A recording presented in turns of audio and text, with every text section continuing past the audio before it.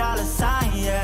To remind myself why I'm living this life. Look at all the late nights, it'll all come in due time, yeah. Made for the fight, for the pain and the climb. Tied to the life I chose.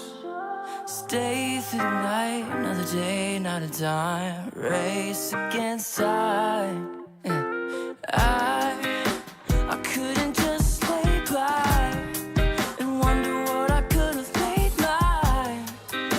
I'm closing on the moment, no one's gonna hold me down. I pack my suitcase, headed out the door, I keep my shoes laced. 2,000 miles away from home, a couple dollars in my pocket, never stopped the boy before. I load my bags and hit the road.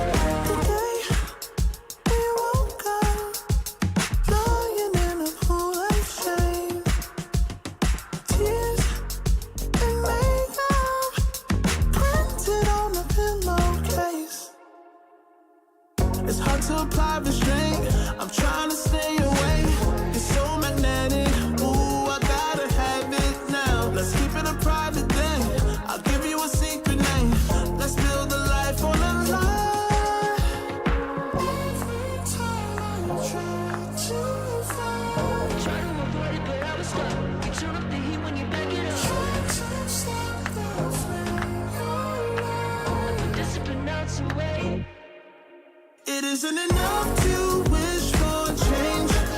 You either give in or pull away.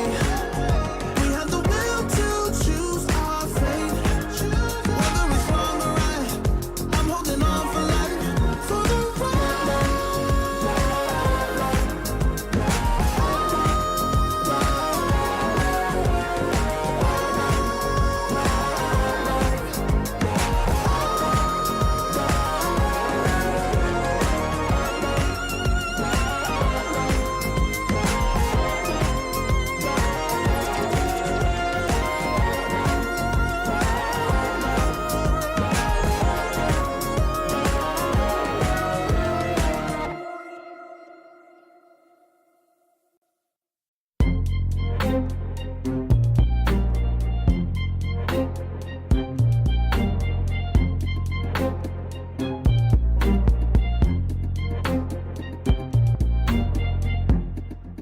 for me to feel, yeah.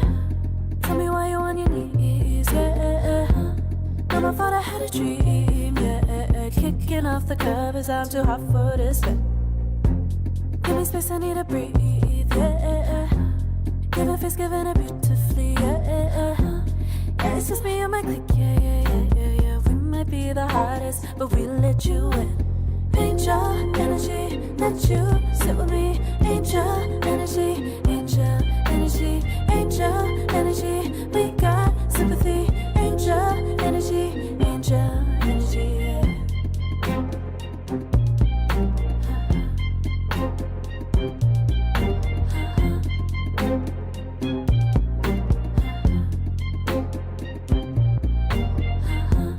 Take the time to breathe and rest.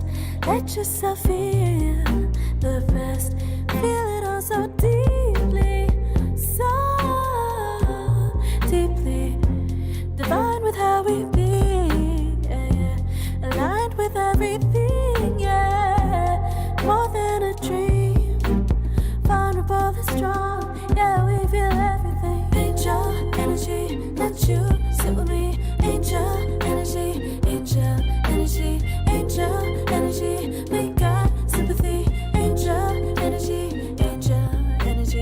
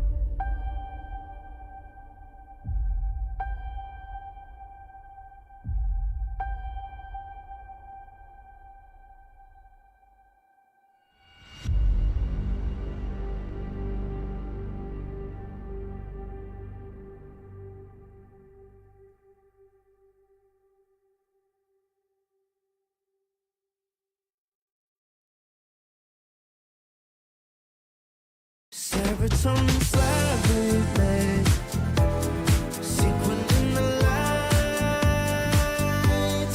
involving your energy. Riding through the night. Serotonin slide. Slide on over here by my side. Stars up in your eyes, keep up.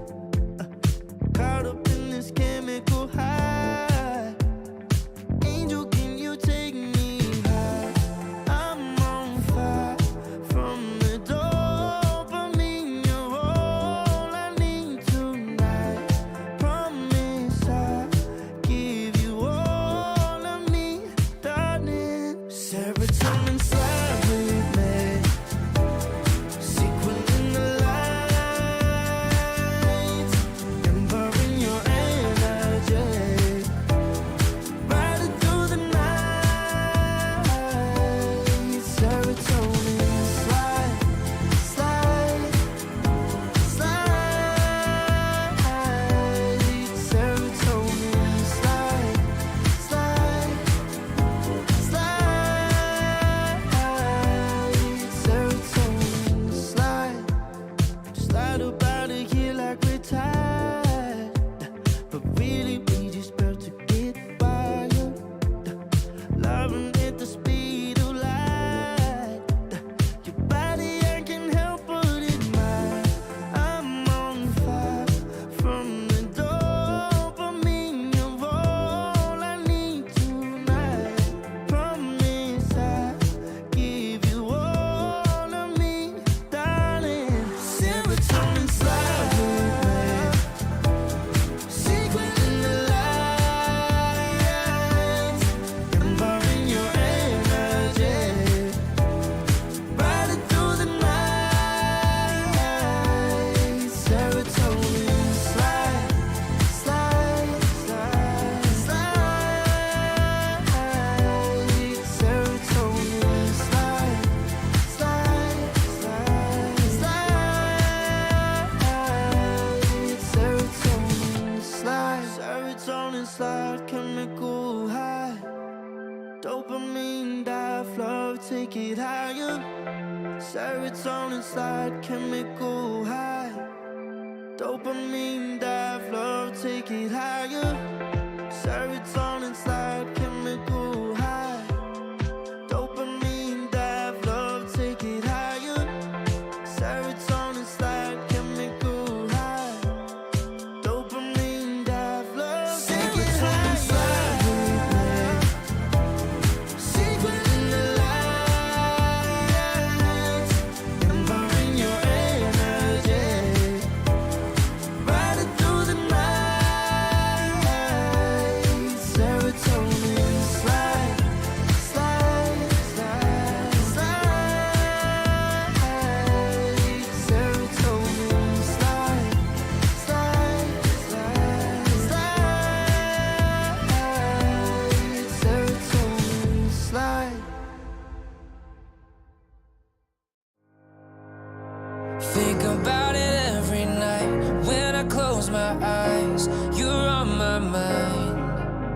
I try to quit a million times, but it takes me high. Like you're so divine. You give me everything. Don't know what's happening. I need you like medicine. You're my everything, everything. And when I think about us, sweet lullabies, I wanna keep this moment here forever. No goodbye.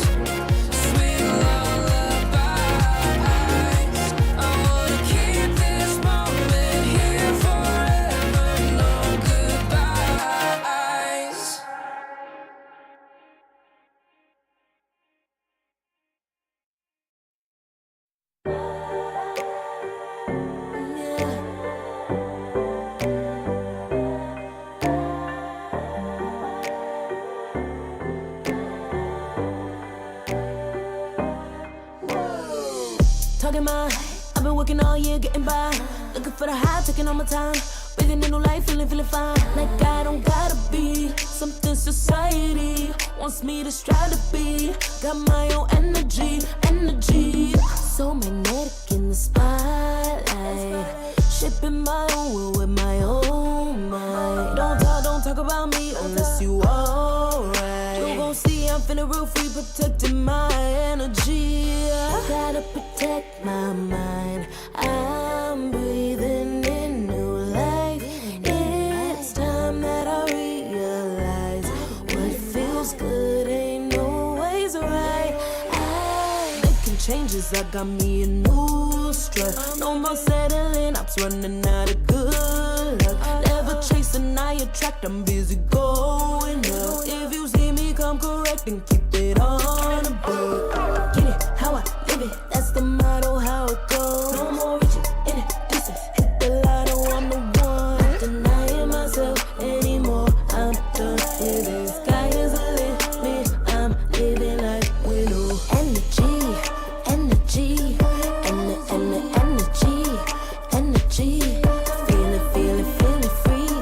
Feeling free. And the energy. Gotta protect my mind. I'm breathing in new life. It's time that I realize what feels good ain't always right. I'm feeling good, feeling free. Feeling good, feeling free. All I need is me and my new energy. Feeling good, feeling free. Feeling good, feeling free. All I need is me and my new energy. Feeling good, feeling free. Feeling good, feeling all I need is me and my new energy.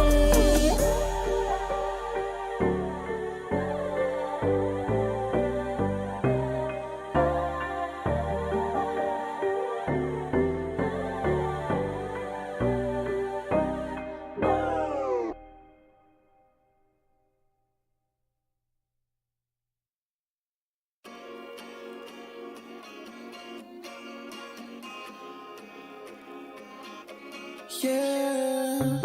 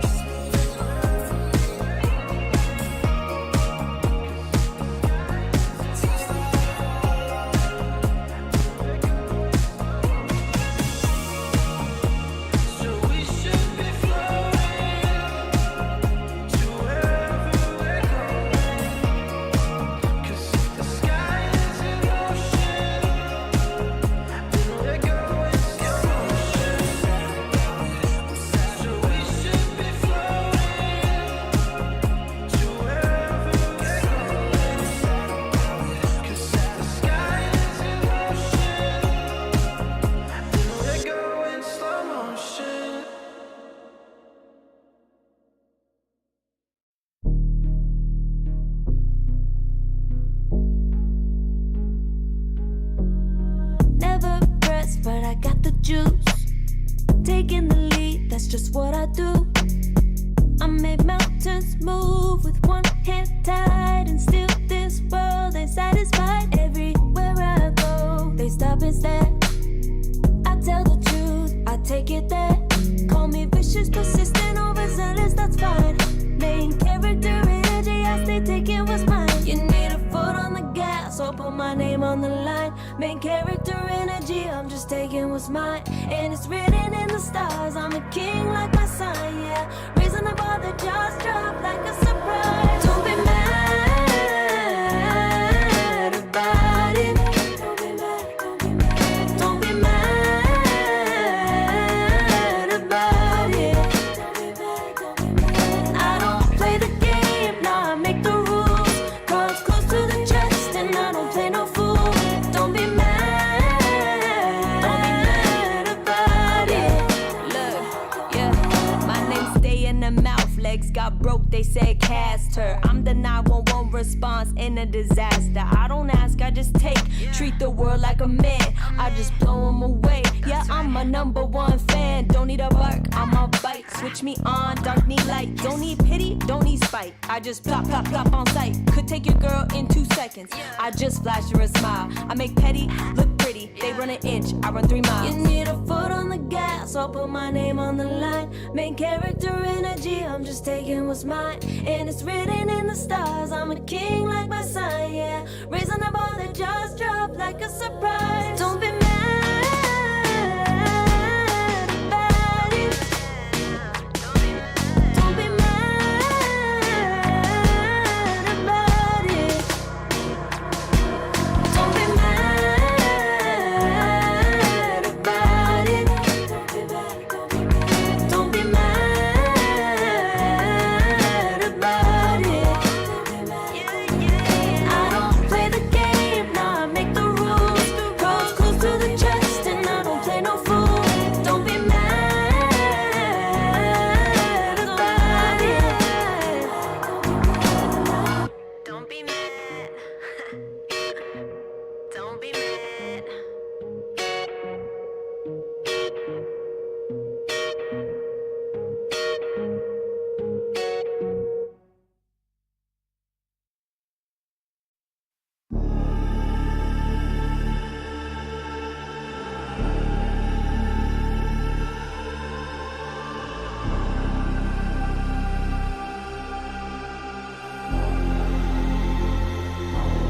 You'll be free. When I set you free, I breathe you in. But all your sins won't disappear. You can see it's true that I want only you when we'll break free. Together, you and me. Take me in your arms and let us rise high up to the stars where we can fly. So come with me and pray. I want you to play my games and fulfill my black desires. So break my heart and leave me. I only need your body. So I'm saying I'm in love with you, but I don't care much about you. When you've gone, I would find someone new. I cannot lose. Fall into my arms and let us rise high up to the stars where we can fly. So come with me and pray. I want you to play my games and fulfill my black desires.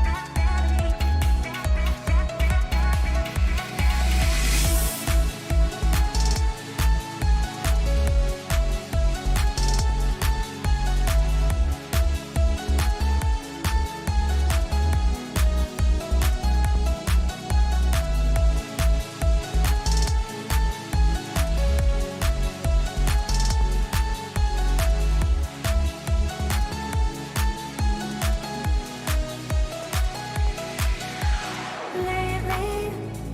I've been feeling lonely.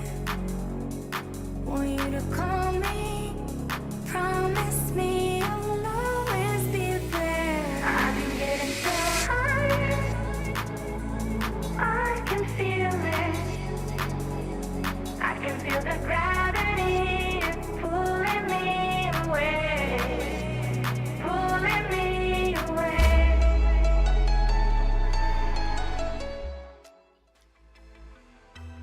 Welcome, one and all. We are back again for the second day of the qualifiers on the way to ESL One Bangkok. We are here in the Chinese region, and we are here for some elimination Dota. Spiky Gaming about to take on Ascent Esports. One of them, well, they're already home, but staying home. The other one keeping their hopes alive. And to get there, they're going to have to play the best Dota of their lives. My name is Snare, and I'm joined in the early morning by my brother Harry Freak. How are you always so cheery? It's not even sunrise, bro. Come on. Be more sad. Be more upset. We can't be this happy about the morning. Yeah, no, of course you can't be happy about the morning. I don't know. A lot of people are tired in the morning. I'm tired in the evening, my friend. In the morning, I'm fresh. I just had a lot of sleep. Okay, my camera froze. Look, magic. He's gonna quickly, which I don't know which direction he is. Look, there we go. Magic. Now he's out here. Okay, don't know why that happened. Apparently, it seems to be not working properly though. Oh, yeah, you're like glitching out. What you see, this is what happens when you're too excited about the morning. You have to have this dour attitude, be down to earth, and then everything's gonna be okay. While my boy is unglitching himself, you're dealing with that for a hot second. We always have camera issues. It is what it is. Just to remind everybody what the stakes are. Of these teams, only one squad gets the opportunity to go to Bangkok and compete there amongst the best in the world. If you are not one of those teams, then you are screwed. There's almost nothing that you can do in that particular situation. So really am hoping that these teams, especially considering that they're generally considered underdogs, many a qualifier involves Spiky Gaming. Seeing them eliminated in like the first portion of proceedings, not always that fun for them. It means they have a lot of experience in these elimination games, which might count for something against Ascent Esports, who are sort of one of the new kids on the block in the sort of China/Southeast Asia collaboration. It hasn't necessarily always gone for the best for them in these tier 1 tournaments, but they have been picking up results in some other offshoots, the smaller leagues that are happening in and around China. So they have also played against this team, up against Spiky Gaming, generally getting themselves the W, but who knows what ends up happening in these kind of qualifying matches. I do think also, in my personal opinion, that we should probably be paying a bit more attention to Ascent. Even though they are a young team, they've got something about them. Very intriguing drafts emerged from them yesterday. The execution wasn't necessarily always there, but you could see what they were attempting to accomplish. It was always on point what the idea was, even if they didn't necessarily execute that idea the best. Maybe a little bit less greedy today, boys. I don't know if y'all were there, but yesterday they had that epic game where they just refused to buy BKBs. Guys, it's acceptable to buy BKBs. You know, it's fine. That, of course, not buying BKBs yesterday cost them that game, ending up with them now here in the lower bracket. So if they don't make that kind of mistake, make the appropriate adjustments. I do think that Ascent Esports probably are the favorites here, but who knows? You're going up against a team that does have more experience than you in these kind of scenarios, in these elimination games, to try get yourself into one of the big lands. So let's hope that they perform well, especially considering that your reward for performing well is going up against Yakul's brothers in the next round. A squad that has been doing really well since their inception at Belgrade and doesn't seem to be dropping off in steam. I mean, they lost yesterday to Extreme Gaming, but close affair. The first 2-1 that we've actually had in the tournament so far. The only one, in fact.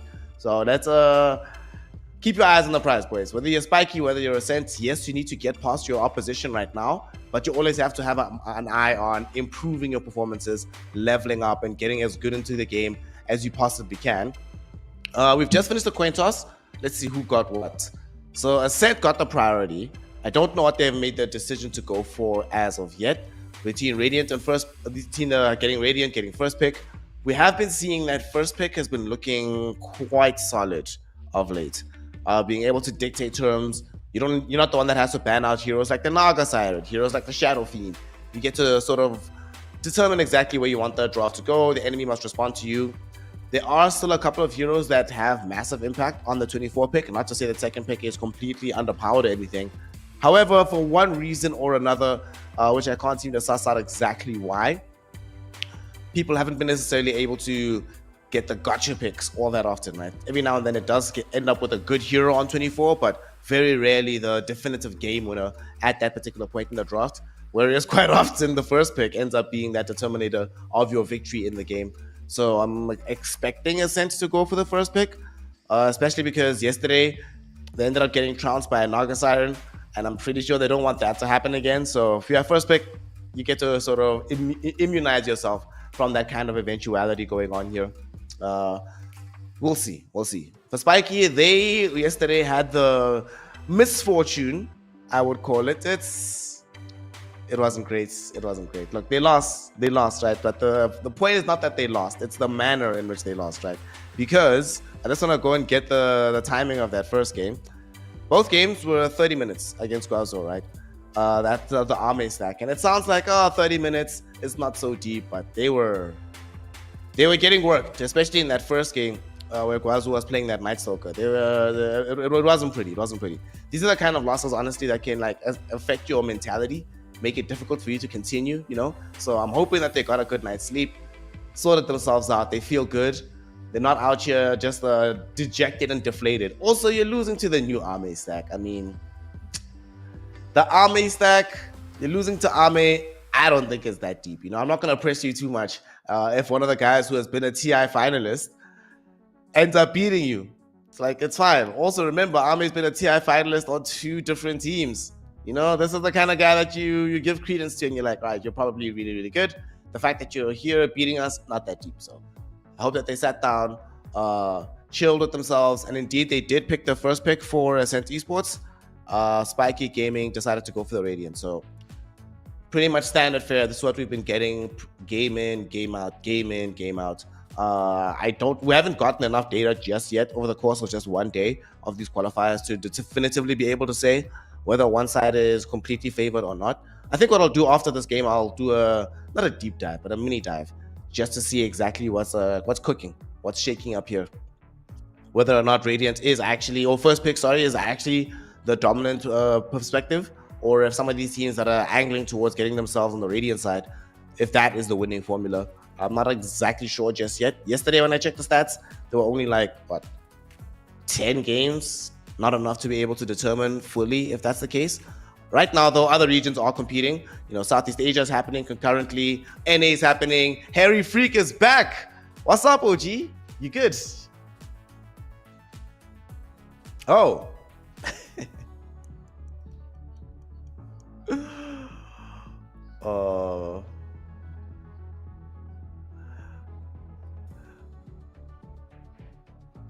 All right. There's nothing we can do. So our boy Harry Freak has managed to get back on the mic. He's not going to be as his beautiful face. You're going to be bereft of that, at least for the first series. But as he says, my boy is going to be good to go. We're going to get him in and make sure that we actually get what's important from him. It's the insights. It's the knowledge that Harry Freak brings. So my man is in the game. Is he in the lobby? Yes, he is. Sweet. Good to go. So since you've had time while you were dealing with your camera, right? Talk to me about this, right? I was just talking to the viewers about the difference between having first pick, having second pick, dictating the tempo of the draft. Right now, in your opinion, if you were the team captain, you've just won the coin toss, are you opting for Radiant or are you opting for first pick? First pick, I think. I think as a drafter, it's currently much easier to do so. The second pick, there are certain metas where I think it might be beneficial, and there might be a certain reason versus a certain team to go for a second pick, but generally I would say that the first pick is better, right? Because in a meta when you can't really cheese people, it's not that wide in terms of hero pools, and not really those heroes that are easily countered are being played. No meepos, Huskar comes out from time to time. Tinker is not what it used to be, right? You know, Dota is no longer that type of a game. I think because of that, it just makes sense to just go for the first pick more often than not. The 18 pick for me is the strongest one that kind of decides the draft most of the times. That I definitely agree with. You know, some people might miss the old days where every now and then you'd get last pick rooted, last pick Nepo, like you say, where you just had no solution. But, you know, I kind of am enjoying these more understandable days of Dota where I'm not as stressed. I'm not worried about, oh my gosh, 24 pick techies. There's nothing we can do, boys. We're going to lose the game. Right now, Dota is, I think it's now a gentleman's game, you know? It was chaotic before. It was kind of crazy. But now Dota makes sense. You know, we can have adult conversations about the game. It's not just a bunch of kids throwing cake at the wall and just having a food fight and seeing what sticks, you know? Yep. Makes sense. But you know what? I kind of miss. I think it made Dota, the old techies, the thinker and stuff. Just having that as a possibility was fun. Let's put it as fun, right? Other than that, I will see something like that again. Well, we'll see if we get anything entertaining, anything completely out of pocket in this upcoming draft, because the first one of the day is now starting. Spiky Gaming versus Ascent Elimination Dota. So you make sure you have to have the best draft humanly possible. Let's check out what they've got going for themselves. As mentioned, Ascent Esports, they won the coin toss. So they chose the first pick. Spiky Gaming chose the Radiant side. And what are we batting? Boys, we are first pick, so we can leave Naga in. Are we just going to take out Shadow Demon? Are we taking out Shadow Fiend? What's the play here? Yeah, well, I think the standard is going to be the case. Let me just check what Spiky played yesterday. For me, Ascent have been very much around the place, so I think they can play quite a lot of things. Spiky did play a Tinker, so maybe that's something that is going to get banned out. They played the Lesh, which I don't know if it's first phase material, and a Pango, right? So Pango, in my mind, might be first phase ban material from Ascent to Spiky. And when it comes for Spiky, it just has to be standard heroes. I just don't see you finding something that Ascent is really good at that you want to take away. I mean, they played two completely different drafts yesterday. I'm seeing a conspicuous lack of a Naga Siren ban here. Maybe they're gambling on the fact that Ascent doesn't have a great Naga player. So you say, you know what, leave it in the pool, y'all take it, and we have a way to be able to defeat it. But I don't know if I'm taking that gamble against Naga Siren. Just ban it out, boys. Don't make life more difficult for yourself than it needs to be. And if they ban Naga, then I presume you just take Shadow Fiend because they banned Clockwork for you? Well, it is not a bad opening, and Ascent does play a lot of SF, so yeah, I wouldn't hate that. I'd actually love it. Naga, SF. Yep, perfect. Sweet. The classic here, the Shadow Fiend going. They don't have Tusk. They banned the Tusk. All right, I'm feeling a bit bad right now from Spiky Gaming. So what do we go for here? Ench? Nope, that's gone. How do you get close to the SF? This is not easy now. Maybe go for the Pango that we mentioned. Okay, they go Dawnbreaker. That is a gap closer. Not bad at all. Yeah. Big gap closer, some heal potential, some potentially, depending on who he has as a lane partner, we could see that Dawnbreaker with Hoodwink combination, putting in some pressure on the Shadow Fiend. So lots of options just immediately opened up by having the Dawn. Yep, I like it, right? And especially because SF is not going to be in the mid lane. He relies a lot on the BKB. He relies on standing his ground versus the Solar Guardian. You cannot stand your ground. The stun does go through BKB now. People still tend to forget that, and I think it should not be forgotten because it's so freakishly strong. But the laning stage here is the biggest problem for DSF. That is where he could struggle versus this hero. We'll see what is paired with the Shadow Fiend to keep him alive. You know which hero I miss, that I really miss seeing, like one of these big, bonky support heroes. We see him from time to time, but we don't get nearly enough Treant Protector, man. That hero is so much fun. How is he fun, man? He's literally a tree. He moves super slow. Yeah. What do you mean? How can he be fun? You know how fun it is? This tree is playing next to me. He runs up. He bonks a hero in the head and they lose like a third of their HP level 1. That's very enjoyable for me. I'm like, oh, sweet. Much less harass work for me to do. Dude, it's only enjoyable for you because you're a carry, right? But if you would need to play that crap, you would understand just how unplayable it is and annoying, right? So I wasn't even trying to go pro back then. Maybe it was like 4 or 5k MMR playing with some friends. It would be, if somebody screws up, their punishment next game would be to play the Treant Protector. Given he was a different hero back then, but you still get the gist. Whenever I see him, I feel like it's the guy who's playing it is being punished. That's funny. Punishment heroes. In this game, I feel like this Crystal Maiden has the potential to get punished quite a lot. There's a Lion, there's a Dawnbreaker, there's a lot of damage coming from those heroes. And Ascent, CM Crystal Maiden. So that does mean that we're going to be having CM Shadow Fiend lane. How do we feel about that particular combination? Well, if you look at the CM and the Dark Willow plus the SF, I mean, in terms of laning, SFCM can be strong, but also the thing is you cannot allow the lane to get pushed out too much, and that is not super easy with heroes that have AoE spells. So that in itself might be a problem. But if you can keep the lane in place for level 1 and then level 2, go for the kills, you don't have to kill them, just get the enemies low. That could be the way for you to secure this lane. This safe lane of Ascent cannot be passive. It has to be aggressive all the time. And from what their lineup needs to do, just run at the enemies. Remember yesterday when we talked about how CM lineups need to work? Well, this is pretty much the same thing. Every single time you see a CM in a lineup, it means that in the early mid game and the mid game, you have to run towards your opponents, because once the BKBs come out, the CM is a non-factor. So you need to utilize your strength before that. But now this puck is a problem because, well, the CM doesn't really do anything versus him, and we got a Pudge! Let's go. You were calling for this yesterday. You finally do get it. The fat man himself has shown up.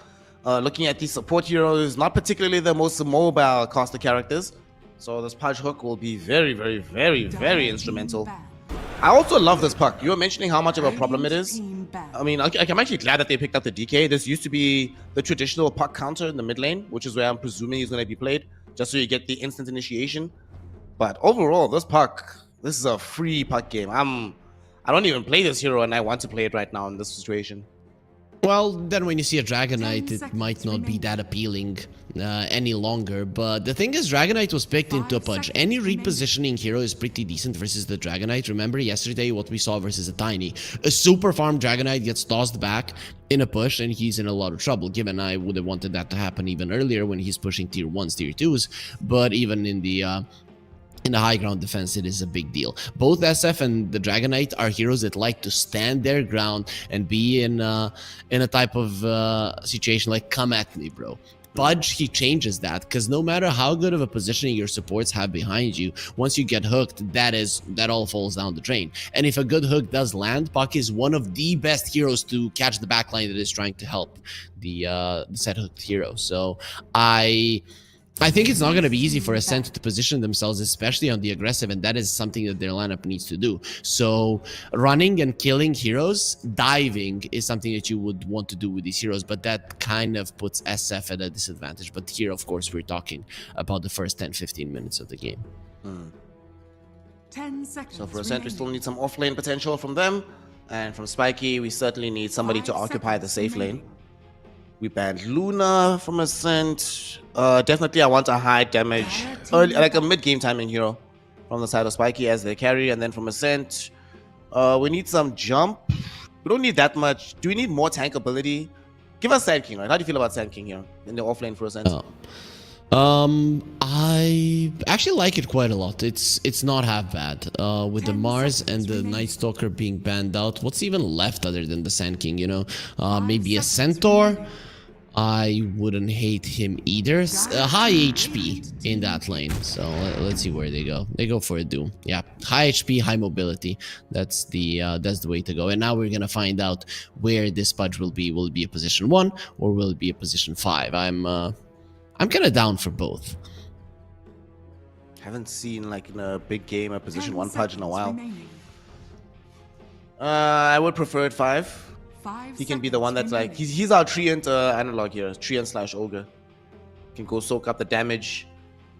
But where's the damage gonna come from? Ursa used to be played quite a lot versus... Dude, okay, you know Ursa's kind of a dead hero. If you can't play Ursa in this game, then you can't play Ursa at all. Like, Ursa with BKB just demolishes everybody here. I doubt they're gonna What pick about it, a but Morphling? nice. What about Morph? just a Morphling? Looks good, right? Manta is a good item here. You have some initial burst. You naturally buy into Lincoln's, which is awesome versus all of these heroes. I wouldn't mind that. I like Water Boy. And it's Drow. Dude, I even gave up on calling for games on Drow Ranger. And the reason they go for the Drow here is I'm looking at these Ascent lineup, and it's not that much reach. And even if they do reach me, I've got my boy Pudge to hook me out. I've got my homegirl Dawnbreaker to bail me out of trouble. Yeah, but I usually look at the Drow Ranger as a hero that you pick versus heroes who have a lot of base armor. This is not the case here. Heroes in this game have a lot of added armor. We're probably going to be seeing an AC, some Shiva's guards, and stuff like that, and that mitigates the damage of the Drow Ranger by quite a decent margin. So that is why I'm scared for her. So if the time does come when they can overwhelm her, it could be an issue. Plus, we already talked about that first 10, 15, maybe 20 minutes of the game, where with the CM lineup, you just want to run forward. The Drow Ranger in the early stages of the game, if you run at her, it's going to be a problem. So in my mind, Ascent, they're just going to be going full on in. In Spiky Gaming, they need to respond properly with the puck coils, with the pudge hooks, and of course with the Solar Guardian. This could be a very fun, clowny, and all around the place bloodbath game. So there is potential for that to happen, and I hope that Ascent makes it that way, because that is kind of what they need to do. All right, my boy, mechanics question. If I proc my sidestep on the Drow Ranger, right? During the sidestep animation, I get allied hooked, right? Ally hook from Pudge. Does it cancel my sidestep, or will it still keep going? It should not cancel your sidestep. Shouldn't, right? Yeah. Yeah, it should not cancel your sidestep. Oh. If it does, then it needs to be changed. Not gonna lie, because you can move. It pretty much isn't. But did he even get the sidestep? He did, yeah, he did it. Okay. I've learned that whenever I see like in any of these pro teams, whenever they pick sidestep with a movement hero in the game, they probably have tested it. I started to see a lot of, since like TI, I'm seeing a lot of Drow Centaur. So I was wondering if Drow Pudge works in the same way. So you see, Drow can move slowly and use items while casting multi-shot. So some kind of a similar interaction would be if you use a Force Staff. Force Staff does not cancel multi-shot, so it only makes sense that any kind of repositioning won't be doing it, apart from something that stuns you, which the Pudge Hook isn't the case if you are an ally. Well, we're out on the game right now. Real mechanics are going to come in the form of some competition. Wards being planted out. Not going to have either team doing these big early smokes, which is surprising because Ascent, both of their games yesterday started off with them trying to find something with the early smoke. This time around, taking it a little bit more cautiously. Let's see, it is... nobody's gonna be fighting. They put 2 wards in the mid lane, so they really want to make sure that this puck is not gonna be having a good time. Even if a ward does get dewarded, you're gonna have another one, and they want their DK to be protected. This might be a Pudge approach, right? We are afraid of a hook in the mid lane, and we don't want that to happen. Though leaving the Drow alone would probably foolish. Okay, he only got the bounty rune. I thought he was going to be getting the CM there. No. 2 bounties a piece, it looks like. Oh, 3 actually they got for the side of Spiky. Okay, that's a nice start to the game. Thankfully, it's Pudge not factor. like the old days. Remember the old days, how strong the initial bounty runes were? Well, yeah, it really did change the game, but there were only 2 back then, right? Yeah. Yeah, so it made sense, and it made it more fun. People were fighting for bounties more often than not, because it would be much easier to guess where your enemies are at, and the map was a lot smaller back then. So I would want that to come back. These bounties were very rarely we see. Level 1 fights are kind of, not that fun to me, at least not in terms of watching. Yeah. It feels like, because it's so often that you trade 2-2 regardless, that like, just give me the extra gold at the beginning of the game. What's the point of the objective? No, we're always looking at Dota like from a competitive perspective. I'm guessing in like lower MMR, which is the majority of the Dota games that are being played, it's just a lot of fighting does happen across those rooms. You see a hook Fighting. again? Looks like Takahashi. One more right click from Manic. Gets Got the him. first blood. Draw Ranger able to pick it up. Very nicely done. And that's how you want to start off a lane like this. Okay. Yep. I mean, they killed the CM as well. We talked about the SF and the CM needing to be aggressive, considering that the Dawnbreaker hit level 2 before they did. It goes to show that they weren't aggressive enough, so immediately you're gonna be in trouble versus that. And another one. Yep, the punch hooks are coming through, and this is just the case of this hero is not being played a lot, and then you're gonna be making mistakes playing versus it. That's 2 kills in that lane. Pudge now also starting to get up with the flesh heap stacks. This is not supposed to happen. Draw Ranger is one of these heroes that you normally pick her expecting that the laning phase will be fine. She'll farm in the early mid game, but giving her a hot start like this, suddenly her weak points gets completely derailed. She's too strong too soon. Yep, you have 12 CS. Usually with her, yesterday we talked about the best animation. Drow has to be one of the worst in Dota, and the thing is that with 13 CS that early on, it is a huge deal for this hero. Takahashi is kind of playing with fire right now. He's banking on the fact that Hara is out of mana, so these hooks are gonna stop for a little bit of time. But Hara has a clarity coming in. Next time might not miss again. So Takahashi needs some regen somewhere. This is dangerous. If you do get hooked, you're gonna be taken out. Pudge is no laughing matter, and yeah, the clarity is gonna be getting him up to a point where he does have mana for a hook.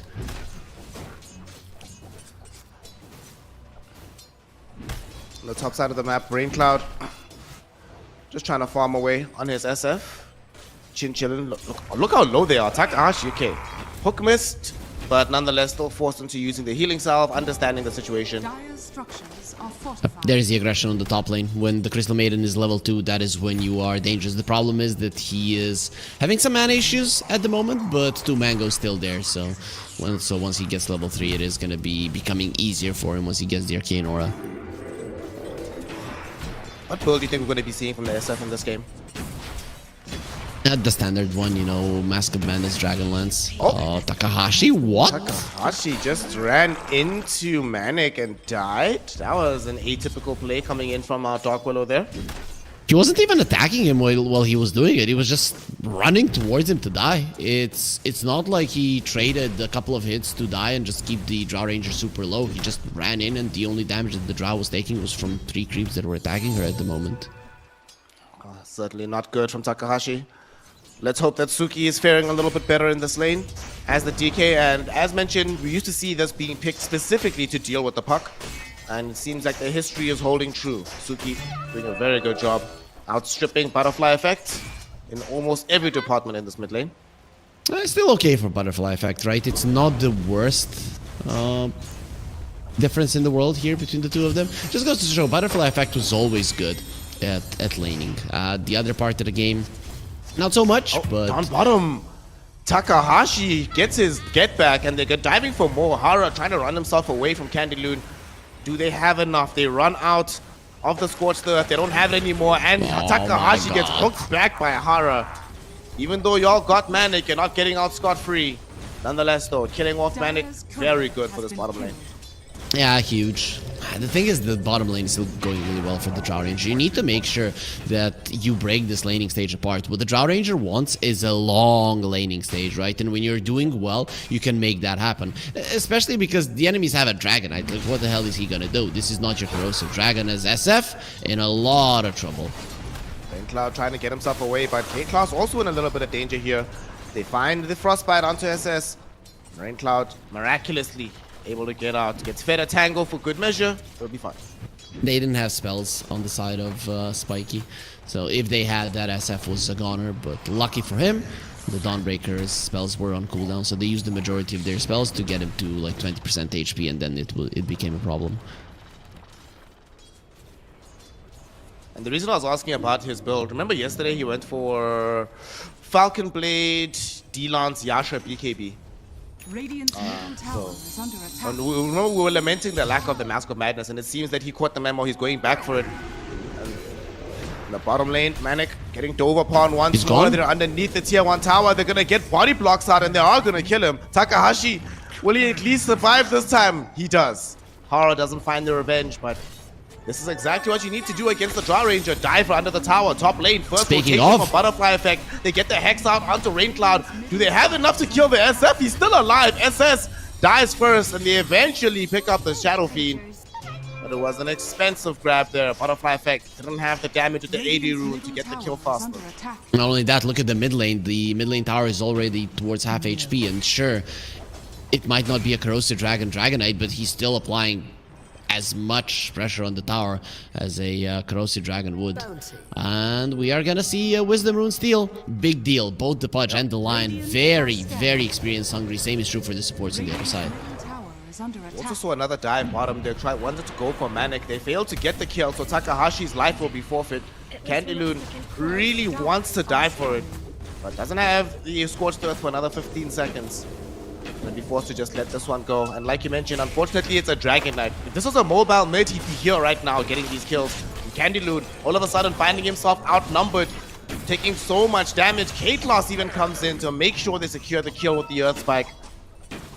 You see Spiky Gaming, twice now they've overloaded bottom with additional numbers, and twice now it's been successful. Yeah, very smart. This is what you do when you have a Drow Ranger. You cannot allow this hero to go into the jungle even when she hits level 6. It is not ideal. It is not the old Drow that one-shots creepins in the jungle with the piercing shot. You need some time to get them down, even with the power treads in level 6. So you just want to stay in that lane indefinitely, and to do that, you're going to be needing a ton of rotation. So next, we might even see the puck go towards there.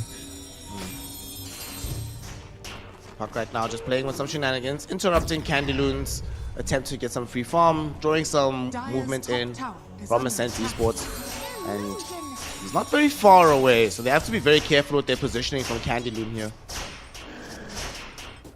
The Butterfly Effect, the only thing he wants is to be between the mid and the bottom lane. He's farming a bit. Okay, that's deep. Level 6 Pudge. Hey, nice Pudge hook.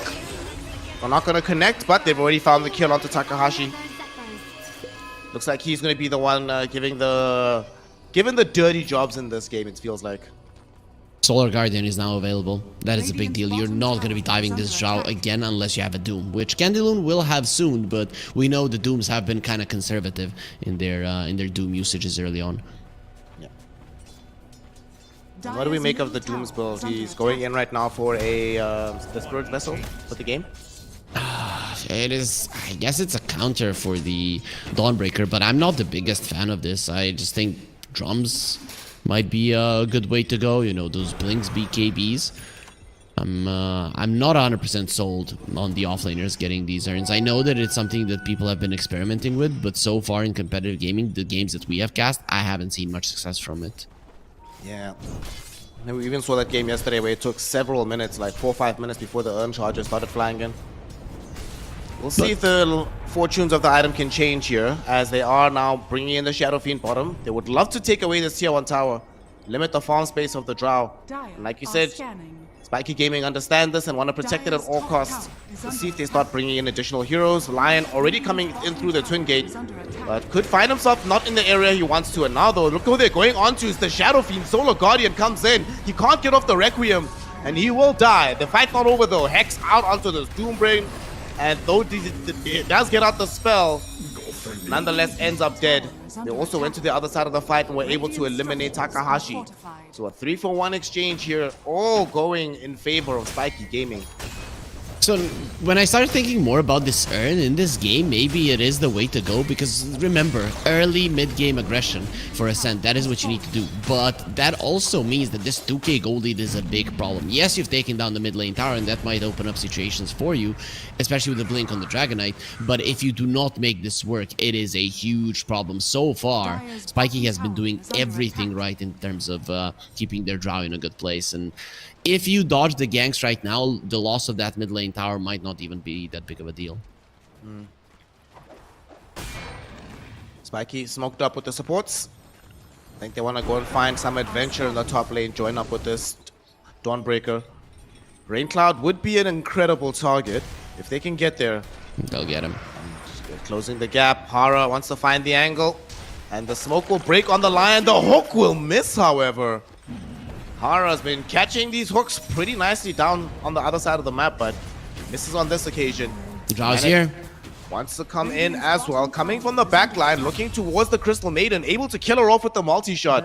So though they do not get the SF just yet, they're still on the hunt for him. They know where he is. Hiding in the trees. Stay in the trees, my friend. He cannot. He gets found out by Hara, burst down by the crew. That's one less Shadow Fiend on the map. Is under attack. That steal of the Wisdom Runes is one of the most influential ones I've seen lately. It is just so important for both of the sides of their supports to have very high levels, and Ascent supports are just in the dumpster in that regard, whilst the other two are in such a good position. This is why the game is looking so far so easy for Ascent. They are taking down towers, and once they do get those levels, it might become scary for Spiky, but you've already had a pretty much perfect early game. These supports are level 5 on the Dire side. Radiant supports are level 7, but now the levels might come in from a kill onto Manic. This is going to be a dead Drow Ranger for sure. And they get him. Won't be able to find more because SS has wisely backed up. But okay, K-Class walking a little bit closer here. Dangerous territory to be in. Suki has the Blink Dagger with Dragon Tail available. On the right side of the fight, Hara will end up missing a hook. There's the Infernal Blade. Now Blink in from Beautiful. the DK. Catches onto the Lion while they hold in place and kill off this Pudge. That's one down. Can they get more? We still have a long cooldown on the Blink, so it's not going to happen just yet. Candy Loon actually gets the Spirit's Vessel out onto this Lion. Is K-Class going to die? Let's see. He's going to be fine. 30 HP, but he lives.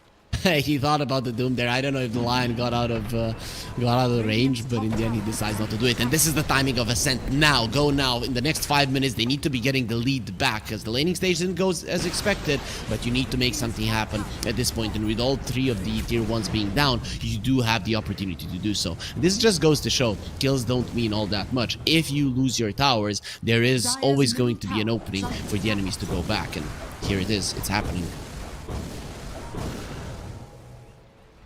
Ascent Esports, like you said, have opened up the map for themselves. This Dragon Knight's the most farmed hero on the map.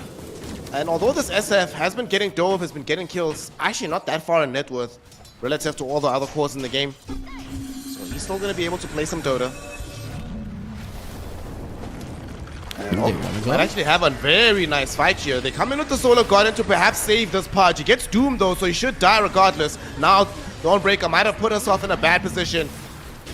The Dark Willow getting herself figured out, killed by the Puck, and now the question is, can they escape with Ascent Esports, because Puck is on the chase. Butterfly Effect in SS, killing off the Doom. Requiem being channeled by a Rain Cloud, cancelled out by the Manic Gust. Shadow Fiend doing his best to escape. Channeling the Requiem once more, he does get it off, and here comes Suki now with the turnaround Beautiful. play. They kill off the Puck. DK able to stun off the Drow Ranger, but unfortunately there's enough tick damage that they still lose the Shadow Fiend. Massive bloodbath in this mid lane. However, when all is said and done, it's 4 deaths on the side of Ascent and only 3 for Spiky. Still, Ascent, they're doing what they need to. If you go for more fights like this in the next 5 minutes, you will be forcing your enemies into a mistake here and there, and that is what you want to happen. So now there's no Solar Guardian, and you can reset and go in again. The one thing I'm seeing from this Drow, though, he's going for an Aghanim Scepter, which, yeah, it is very strong in this game. But I can't help but think that a Yasha is a necessary item for you just because of the mobility. Yeah, Yasha would be very, very nice. I guess maybe the idea is that you transition this into the Hurricane Pike and you use that for your mobility. I guess you will be getting that for sure, but then get a Hurricane Pike now and then get an Aghanim Scepter. That's right, I think it's dangerous. There's the Orchid reveal. Speaking of danger, ends up being killed off. Orchid reveal, like you mentioned, for the DK. And you were mentioning earlier that what a difference levels can make for these supports, right? I mean, just see the difference in how they've been taking these fights. Once they got the Bedlam, once they got the Freezing Field, Ascent just became incredibly dangerous, and they're going to show that danger up in the top lane. K-Class, sorry, my friend, your pursuit of the Blink Dagger on this side of the map is over. You are dead. Not really much you can do about this one. Maybe not. Oh, wait. Is he actually going to live? Suki not going the right direction. He comes in, and Manic is right here as well. Manic! Run, Manic, Get please. out, my friend. Drow Ranger standing her ground, but might live to regret it. Puck trying to bail her out of trouble here with the Dream Coil. They've thrown in the Hurricane, though, dragging her back, and Hara there for the got defensive him. hook as well. In the meantime, Freezing Field goes down. It's going to be able to kill off SS as we have a Dismember onto the Doom. Hara wants to try and kill Candy Loon, but the laning phase is over, my friend. This Doom is very, very strong right now. As this chase is happening, down a little bit to the south. Suki trying to go 1v1 versus Butterfly Effect. Butterfly Effect, the one that's forced to retreat from this one. So both him and know where he Manic is. somehow live, but Butterfly Effect been found, got doomed, got killed. Go the way I planned. At least takes Takahashi with him into the grave, but makes it a very, very chaotic fight where they lose 4 on the side of Spiky. Oh, ballsy approach coming out from Spiky. This is what I was talking about. The mobility item on Drow Ranger, it is missing. She cannot do the damage that is necessary for a team. Manic? No. Deny, Manic. You got this, you got this. Okay, you got this. It's still not good. You're dead for 44 seconds. It means that all 3 of your cores have died in a span of a minute, and that is not ideal. Also, him being dead does open up for Ascent to continue with their aggression, and I don't think they're going to be stopping. I mean, why would they? Why would they indeed when things have been going so well for them right now? Just DK. Suki has been playing some really good Dota. Even yesterday, on when is it? It was the Storm Spirit, we had a really impressive game, despite the fact that they lost. Likewise, from this guy. Did he have the very early Blink Dagger on the Shaker? Yes, he did. Second fastest on the patch. Yeah, and then lost miserably. Yeah, but still. Yeah. It's still quite nice. Dire's courier. Oh, SF's career is gone without anything in it. Why was... what? Okay. He just wanted to send his career there to die. That is the only reasonable explanation that I can come up with. I mean, maybe the courier just needed some exercise, you know, took it on a walk. He was just trying to make sure that it's nice and healthy, and then it gets assassinated. These monsters on Spiky, man. How dare they? Has fallen. Yep. So now you're targeting tier 2s.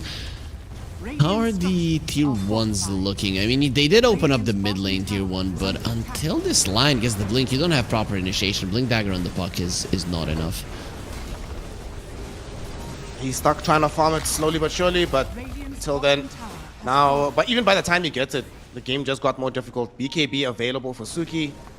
BKB being built up by the SF, not done just yet, and they're going top. They want to yet again. Bro, K-Class, what did you do to these homies? I don't know, but they are not happy with you right now. He runs headlong into all of them. They see him. Suki finds him. Suki able to bring him down. They're trying to find the Drow.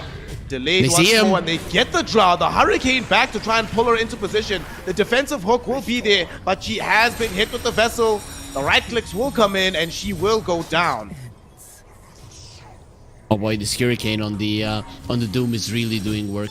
He's just making sure that he's catching heroes left and right, and you can see just how good the aggressive vision on the top lane is for Ascent. When you're the dire side and you have vision on the top lane, that means that you want the fight. On the bottom lane, you would be farming. On the top lane, you want to murder people. And then, when the enemies are on the bottom side of the map, it's very hard for them to escape. So even without vision, smoking there, it has a much higher chance of working out. So I really like how Ascent are playing this game. If they hadn't gotten dumpstered in the laning phase, this would be a very hard game for Spiky. But alas, they didn't do too well in the laning stage, so Spiky are still in the game. Radiant's top tower is under attack.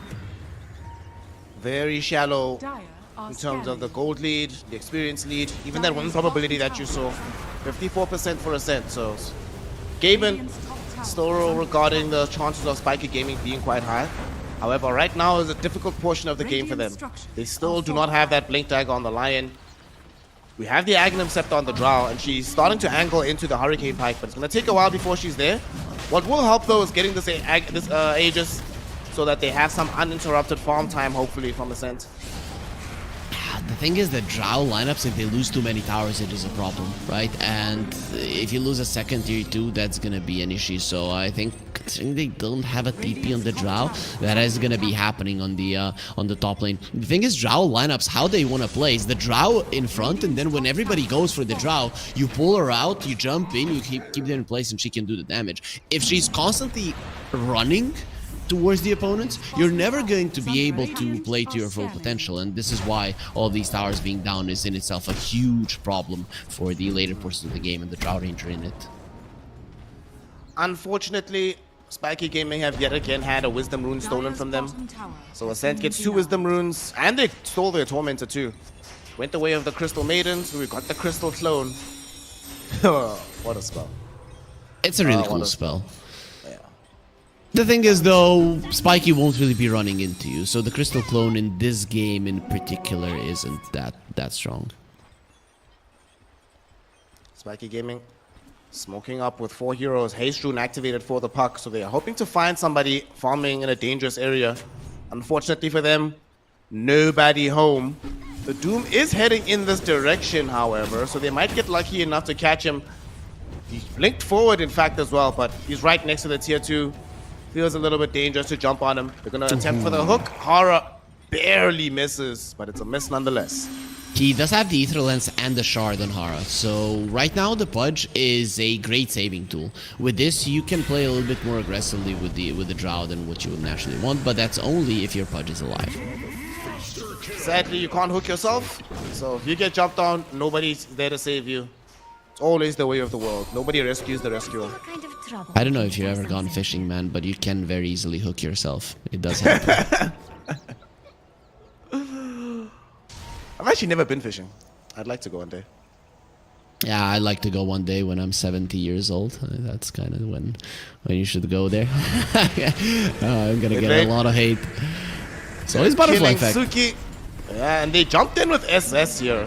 That forced to immediately activate the BKB so he can get out. But it's an open question as to whether that'll actually happen. The arms were raised from Interlude to activate the Doom, but he cancels it just at the last moment. And they'll be content with just grabbing the puck. This is the problem. You cannot play a Drow lineup when you have no towers. I don't know what they're supposed to do. Sure, a lot of people can say, oh, they can hold high ground, blah, blah, blah. Hook people inside of the fountain, sure. But that's not how you win games. And she's no longer progressing as Slyan. But I think you need to accept you're not getting Blink Dagger this game. I don't know if Ascent's just never going to allow it to happen, but doesn't seem like it's a possibility. You have to get the Blink Dagger though, and he's gonna have it in 150 gold. Come on, Snare, give the guy a break. He's close. You know how close he's been and how many times he's died while he's close? I don't know, man. I'd just be so despondent if I was him. I'd be like, seriously, guys. Just one, bro. Just one item. That's all I want in the game. He'll get it. He'll get it. He might get it a little bit too late, but there it is. You see, when things go. Sell some items to get there, but you know, not this is like, right? That's when you have to go to the pawn shop out of necessity. Yep. You know. Yeah, out of necessity. I have a lot of friends who sold their childhood gold so they could go party. So, you know, there's the reveal. The reveal is here. Will it be a successful one is the question. No, Suki on the backline got caught by this DK. He's going to be able to get out, and the Doom is still alive. Instead, they turn and kill onto the Crystal Maiden. Manic finally able to kill off this Doom, but not before the spell comes out. They've lost the second one, though, with the Crystal Maiden, but Manic has now been caught. Still has an Aegis to play with. The Requiem comes out. Life number 1 is taken, but there's no BKB, there's no Hurricane Pike, there's no mobility as we've been talking about. The Gust will be there on top of the huge one with a beautiful Budge is coming back in, the swirl from the Dawnbreaker. Manic with the damage help from this puck might actually be able to find this kill. Aura brought back, came in on the back lines, finds a hook onto the Shadow Feed, and that enables them to kill him. Means a dieback onto Hara, but hashtag worth. It keeps Manic alive, enables Spiky to win the team fight, and reset some of the advantage Ascent has been gaining. That's pretty good. And also, what a hook coming out from the Pudge. He gets Hurricane piked back away from DSF, but he uses the hook at the same time. And it catches DSF, brings him in an even worse position than he was previously in. But overall, it's still showing that Ascent are stronger. This is a initiation from Spiky onto the Doom. Doom forced to Doom a Lion. While he's doing that, just to get a kill, while he's doing that, he dies. Right, so a lot of things went wrong for Ascent in that fight. So this doesn't give me too much confidence for Spiky, but it just goes to show that once they got the Blink Dagger on the line, things are changing. Because, well, now they have something to make plays with. Buck Blink Dagger is just mostly for reinitiation once your Drow is attacked. And the Lion Blink Dagger is the one that finally allows you to start the fights. Now, though, they also have a better tool for defending this Drow Ranger. They picked up an Aghanim Scepter out onto the Dawnbreaker, and she's changed her mind. She had the Hurricane Pike we were talking about earlier queued up. Instead, Drow's now going straight for the Butterfly. I think it is the Aghanim Scepter and Dawnbreaker that made her change their mind. Meanwhile, doing that again. Nice. Very nicely done. And yet again, who's the culprit to set this up? It's the Lion. Like you mentioned, this Blink Dagger changing everything. Dire's bottom tower Yep, is under attack. it took a long time. He gave up his life a couple of times as well, but now he finally has it, and it really is and will continue to make a difference in this game. Dire are scared. SF not going to be able to help his allies. He has to just watch this Dark Willow getting taken out. Dawnbreaker right in front of her. Get the hook back and a quick kill. Another one towards Manic. Oh, and you get to get a neutral item while I'm killing you. Beautiful. So, only 7 Flesh Heap stacks on the Pudge. I expected him to have more, not gonna lie, especially how good his early game was going, but still, good enough. Drow Range now with the Butterfly will be able to stand her ground. You want a BKB and a Hurricane Pike. If you get those 2 items on a Drow and you do not lose this mid lane tower, you have a chance to win. But if in the process of getting the BKB, of getting the Hurricane Pike, you die, you lose the mid lane tower, it is gonna be a problem. Game hanging on a nice edge. There's a hook thrown forward, but not going to catch on to anybody. Suki will pick up a shield rune. They might decide to try and do something with this. Indeed they do. The opportunity feeling too good to pass up. Suki gonna want to lead this charge. With their vision, they see Lion. Katlos, remind you of the old days, buddy. I wanna come say hello. Your friends from the top lane. But he blinks into safety. Blink Dagger proving to be very, very valuable. Little does he know that he actually might have just stopped this team. But SS, not so lucky. Does have BKB and the Solar Guardian, but will not have the opportunity to use either. Killed off as Ascent Esports continue to put a lot of pressure on this map.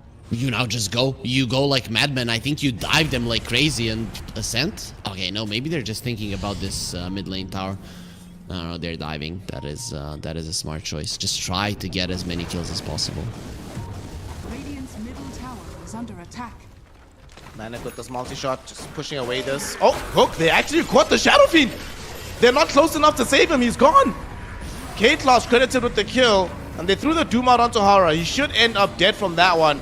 Let's see if they can get anything more. Katlos managed to evade the stun coming in from Suki. You know, the multi-shot though from the Drow Ranger almost immediately killed off this Dark Willow. She will eventually die though, chased down by Butterfly Effect. This is why. They thought they were playing aggressively, but like you mentioned, these towers, they can play so well around them for the side of Spiky. This is why you dive. This is why you do not just attack the tower. Though that was NSF making a mistake. Let's not lie. He does have the movement speed necessary. He has a Hurricane Pike. He can dodge that hook. But he just somehow got caught by it.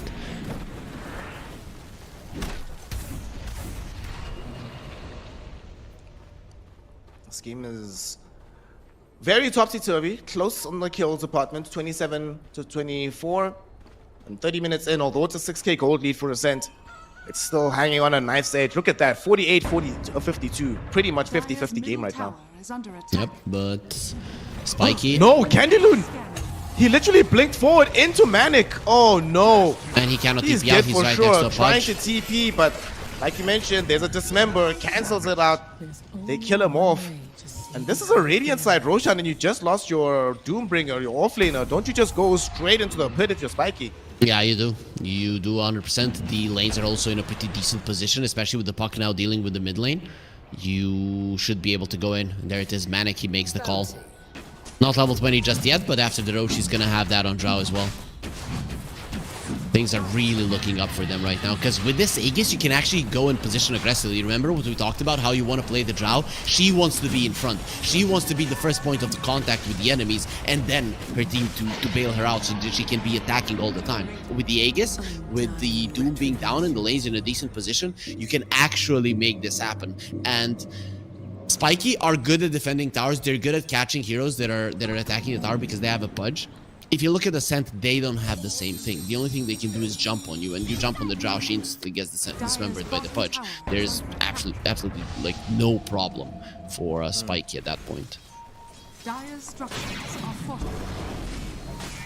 As you mentioned, Manic leading the charge, peppering the damage in onto this tier 2 tower. Nothing they can do to stop this. And Ascent, they don't want to play passively in this situation. They're actually smoking up. And they just TP'd home on the Dawnbreaker, but it is a Dawnbreaker, of course. She can come right back in to save somebody. Drow, not the person you want to fight first, but the puck is great. They get on top of him. Unfortunately, not the full silence. They kill Hara almost immediately. Puck trying to get out here, able to get the blink away. So Hara is dead, but he's done his job. Question is, can the puck escape? Interlude not going to be able to find the Doom. Oh, wait, he actually didn't jaunt away. Butterfly effect. Oh, no. Oh no! Was that the jaunt bug? I think it was the jaunt bug when you need to press the D button twice. It is. Dude, I hate that. I hate that when I play the puck. I don't play him too often, but when I do, when I want to jaunt, I'm smacking my keyboard because of that. Oh well. Butterfly effect definitely smacking his keyboard right now. As his life will open up the space for Ascent to take the tier 2 tower in this mid lane. All the outer towers are gone, and even though they're playing into the Aegis, they're still playing on the front foot. Okay, so still, if this mid lane tower was taken like 5-6 minutes ago, then it would have been an issue. But I think Spiky survived long enough that you've gotten to a point where you can actually get the luxury items that allow you to play into the late game with the Drow. The win probability because of that is 50-50, because the Drow can kill the entirety of the enemy team. I would still give the advantage to Ascent, considering that they do have towers and they're always going to be controlling the majority of the map. But very easily, with a good line initiation, you can open up the map with one hero being dead. The Drow can posture aggressively and play in a way that you want to. Plus, she has a 9-second BKB. 9-second BKB this late into the game is a big deal. Surprisingly, the Shadow Fiend's BKB is still at 8 seconds. Same is true for the Dragonite. Like, they have been very conservative on those usages, and I like it because that also now mitigates the strength of the 9-second BKB of the Drow. Okay, reconnecting, coming in right now for Crystal Maiden. We're back, baby. Ascent definitely making this a very entertaining game. Top net worth is this DK. This DK is crazy farmed. Bloodthorn, Silver Edge, BKB, a Blink, and an Enchanted Quiver, fam. Yep. If he gets on top of the Drow, he's gonna destroy her. Even through the Butterfly, you do have your Bloodthorn. Also, very cool item from the Crystal Maiden. We really haven't touched upon the Boots of the Bearing. You're playing versus so many slows. The Drow, the Dawnbreaker, Puck with his Witchblade, soon to be Parasma, and then the Pudge. If you pop the Boots of Bearing at the right moment, it can bail out your heroes, allow you to re-engage if need be. I really like this item choice coming up from the CM, and it is a hero that naturally does buy the green boots anyways. Courier kill, that was the plate mail from SS, so we're delaying the AC somewhat. And we do see a smoke out from Spiky, heading on a little adventure. Of course, I have the Dawnbreaker to back them up if need be. I don't have the best vision in the world right now, though, so it's not easy for them to find a target, and They're going to be running into a fight with a numerical disadvantage here. The puck is not with them at the moment. They're going to jump forward. They do find the Crystal Maiden. The Drow has been found. She is still alive, and at the same time, they found Drow. Suki got into the backlines, and now here comes Raincloud as well, chomping through these heroes with the right-click damage. SS already went in with the Dawnbreaker ult. Can't do much more. BKB now activated by Manic. He's getting out of here. Might keep him alive. The chase potential is still there though. Suki not letting this one go, ensuring that Candyloon can find the kill. And Spiky, they were the ones that went on that adventure. It turns out that here be dragons, and the dragons are very scary. Suki's way too strong in this game. He just understands what his role is. Always jump on the Drow Ranger. She's the only constant output of damage of the other side. And also the Dawnbreaker, her main purpose should be to bail out the Drow. The main purpose of the Pudge should be to bail out the Drow. And they just focused on, let's go in and kill this guy. And sure, you got the kill in the Dark Willow. Nobody cares. Now your axes are going to be in trouble. Yep. No buyback available for the Drow. Like you said, is all the damage. I don't think this is just one lane. This is probably two. Yep, for sure. I mean, you have an SF on your side. He's level 21. Plus, you have an overfarm DK. The amount of push that they have is insane. Hook coming in from Horror. Hey, this time around, Raincloud presses the buttons. Will not get caught again by Horror. Tier 3 tower in the bottom lane will go down. They still have a Clipper Fortification if they want to use it. They will indeed pop it. Okay, a spell out onto Suki. They hook him back. There's the Dismember. Can they save him? The Finger of Death is out. Do they have enough damage? He's still alive. Suki will eventually die though. And now SS coming in. Solar Guardian looking towards bringing down Candylude. And they've already lost both of their supports. Do they have the damage? BKB ends. They yules him up into the air. That should be death on the Doom. Butterfly effect with the double kill. It's very scary to go up the high ground of Spiky, but it's the only place that they are scary. Any other place on the map, it is going to be an issue for them. And this comes down back, again, to the towers. Not having the towers with the Drow lineup that generally is very slow. You need to be following her around the map, waiting for her around the map. It means that you're almost never going to have all of your heroes together. I'm looking at this bucket and I'm thinking maybe the bots too might be the next item that you think about. And considering that he still has an open slot to buy, I don't know, an Octarine Core and Aghanim Scepter, it just doesn't seem like that good of an idea at the moment. But maybe you buy an Axe now. You get to your level 25, it allows you to defend the base for a long time, and you gear up for the ultra late game, because the puck with the Drow aura and an Aghanims later on, if he can, in the later portions of the game, get that bots too and always be with his team, then it is going to be a completely different story in these fights. Yeah, I was about to mention that the fact that he's now got Parasma with the Enchanted Quiver, about to hit level 25, it's a lot of right-click damage actually that the puck deals. Yep. But he wants the Octarine first. I really would have liked the Axe. SS toying around with their two supports from Ascent. When the DK is away, Spiky Gaming will play. But now Big Daddy DK is back. You gotta play a little bit more carefully. And he's approaching his level 25. We all know what that means. You have no break for him in this game. Nobody's buying a Silver Edge. The Drow Ranger not thinking about that one just yet. This DK is going to be unkillable when he gets the Regen and Armor. At least from the damage of the Drow. He gets hooked and then the supports kill him before he pops the BKB. They are the ones that can take him out. Top lane, Doom. Candyloon might... They just walked past each other. What? Okay, and then Candyloon blinks into the creep wave. All right, guys. He is literally begging to die. We have to kill him. It's illegal gameplay if we allow this man to live. They find him. His team is coming in, though. Look at a good positioning. Suki, he finds Hara first and foremost. They take out the saving tool of the Pudge. Can they get out as the Solar Guardian coming in right now from the Dawnbreaker? Dreamcoil catching only onto the Dark Willow. She snaps it immediately. Manic goes in with the multi-shot. They kill off the Dark Willow. It's now 3v4, but they take out the Lion. Raincloud with the right-click damage, normalizing this fight. But now the BKB from the DK is down. However, it is still a very farm DK, so Spiky might not want to keep the chase up. That being said, Suki, he's coming back. Blink available with the Dragon Tail. BKB available from the Drow. She goes in on top of the Glacier, putting in the right-click damage. They kill off the SF. Suki, though, is still so goddamn strong with the help of the Level 25. who came in with the Freezing Field. It looked so solid, but unfortunately, Butterfly Effect picked up the 25 in the middle of the fight. They've had a huge Blade Mail That blade mail from SS just completely broke them, enables them to win it all and completely team wipe Ascent. SF forcing himself forward, thinking that he can fight a Drow Ranger on the glacier. She annihilated him in a second. And then when you don't have the second source of damage, and there was a BKB on the Drow, big deal. This Drow Ranger won the fight. With the damage, with the BKB usage before the Dragon Tail. That Dragon Tail connects with the Bloodthorn, the Drow dies in a second and the fight is over. But because he responds with the BKB, it wins them the fight.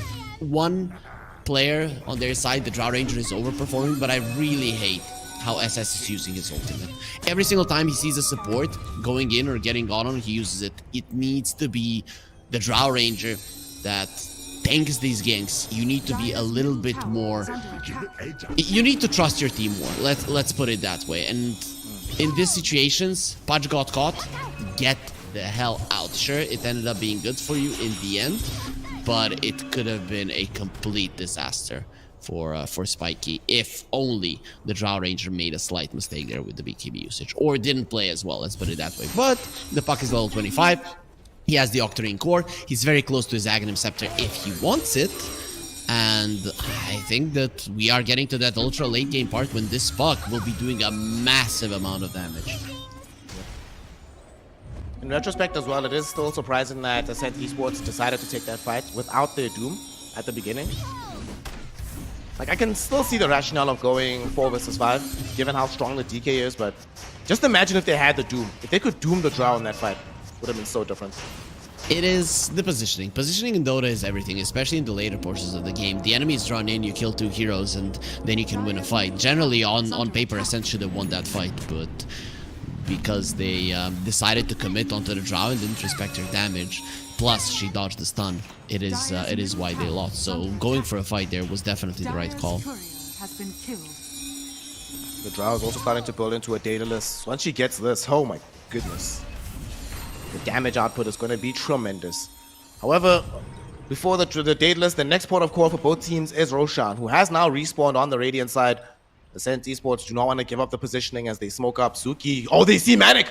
They got the Drow, but the save there immediately from Hara. Yep. SS going in with the ultimate. Let's see if they can catch everybody else here. Starbreaker finding the stun onto the Doom, but they get the Doom out spell onto the Drow Ranger first and foremost. They now need to run because this SF is just sitting back, laying in the right-click damage, getting himself a triple kill. He wants an Ultra. Dawnbreaker, there's no escape for you, my friend. She dies as well. As Ascent Esports recognize the importance of the Roche, win the fight around it, and don't even need to get the Roche. They're looking towards another lane of racks. Yeah, they can in the game right now. The Drow Ranger doesn't have a BKB. That was a perfect start to the fight for the side of Spiky. Your Drow gets gone on, instantly eaten by the Pudge, but once again, the Solar Guardian being used.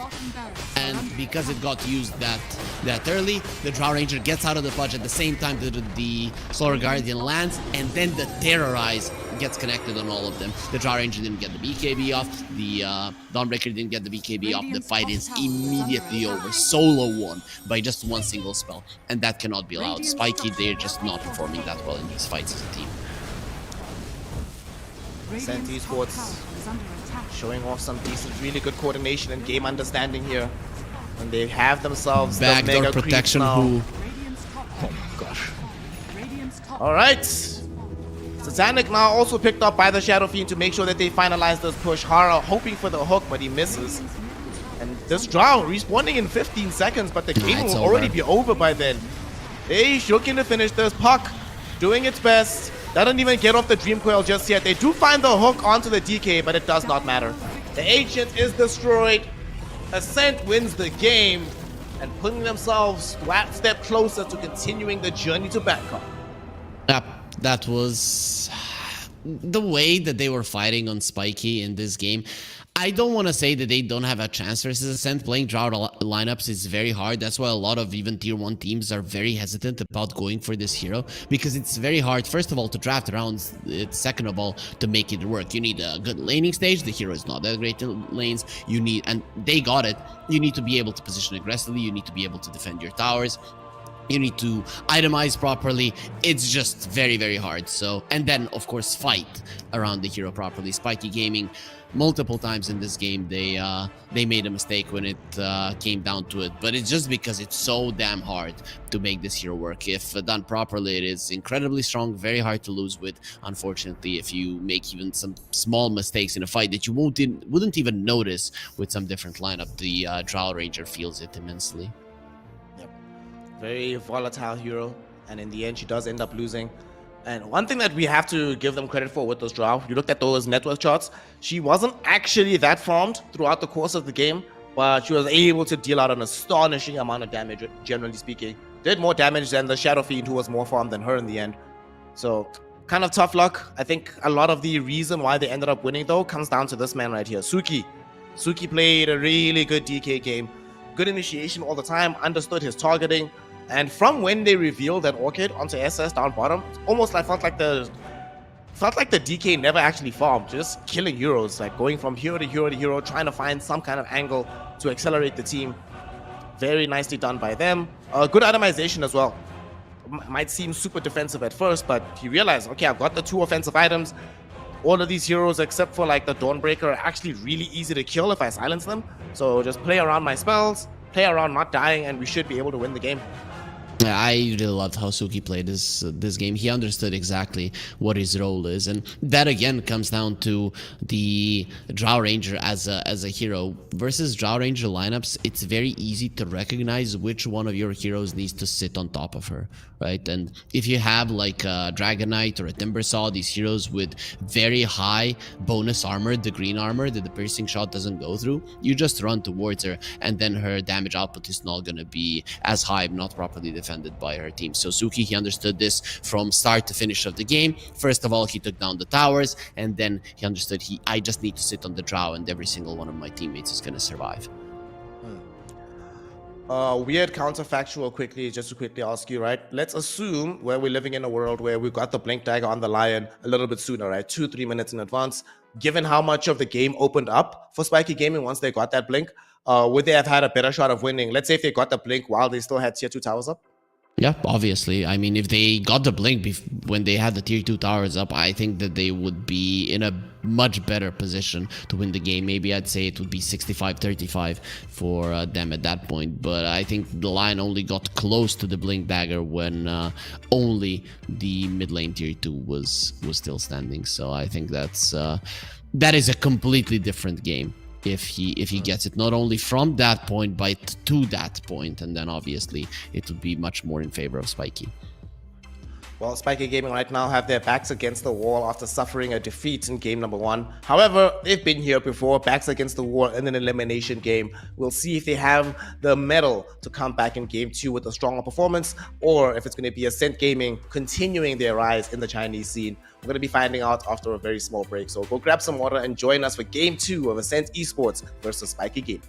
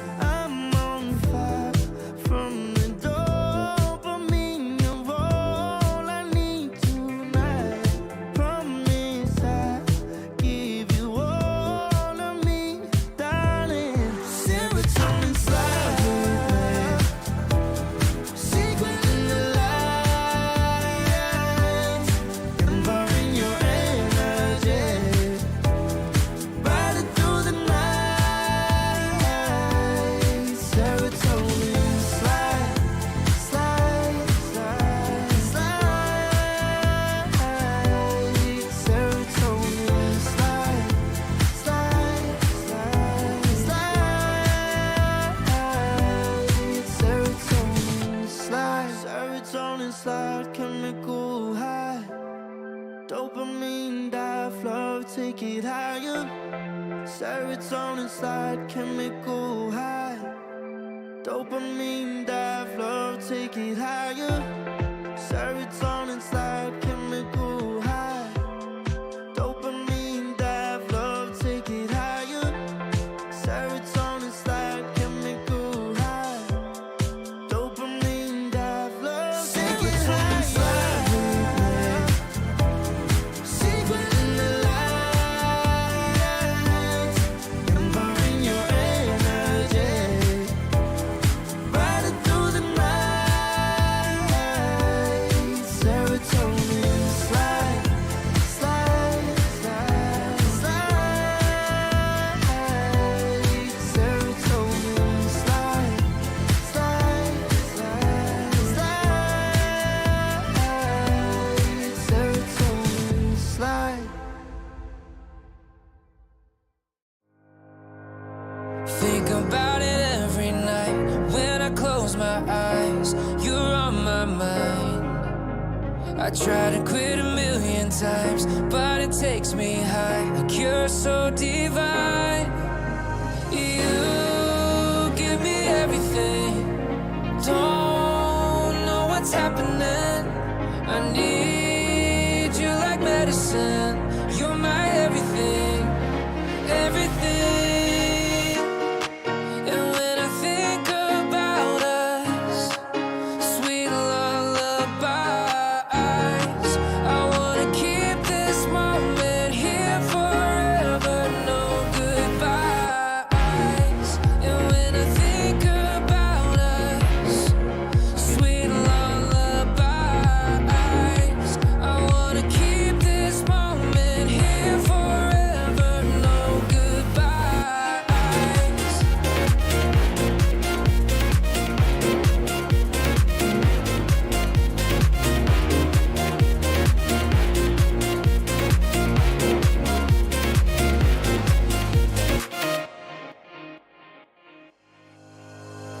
Think about it every night when I close my eyes. You're on my mind. I try to quit a million times, but it takes me high. Like you're so divine. You give me everything. Don't know what's happening. I need you like medicine. You're my everything, everything. And when I think about us, sweet lullabies, I wanna keep this moment here forever, no goodbyes. And when I think about us, sweet lullabies, I wanna keep this moment here forever, no goodbyes.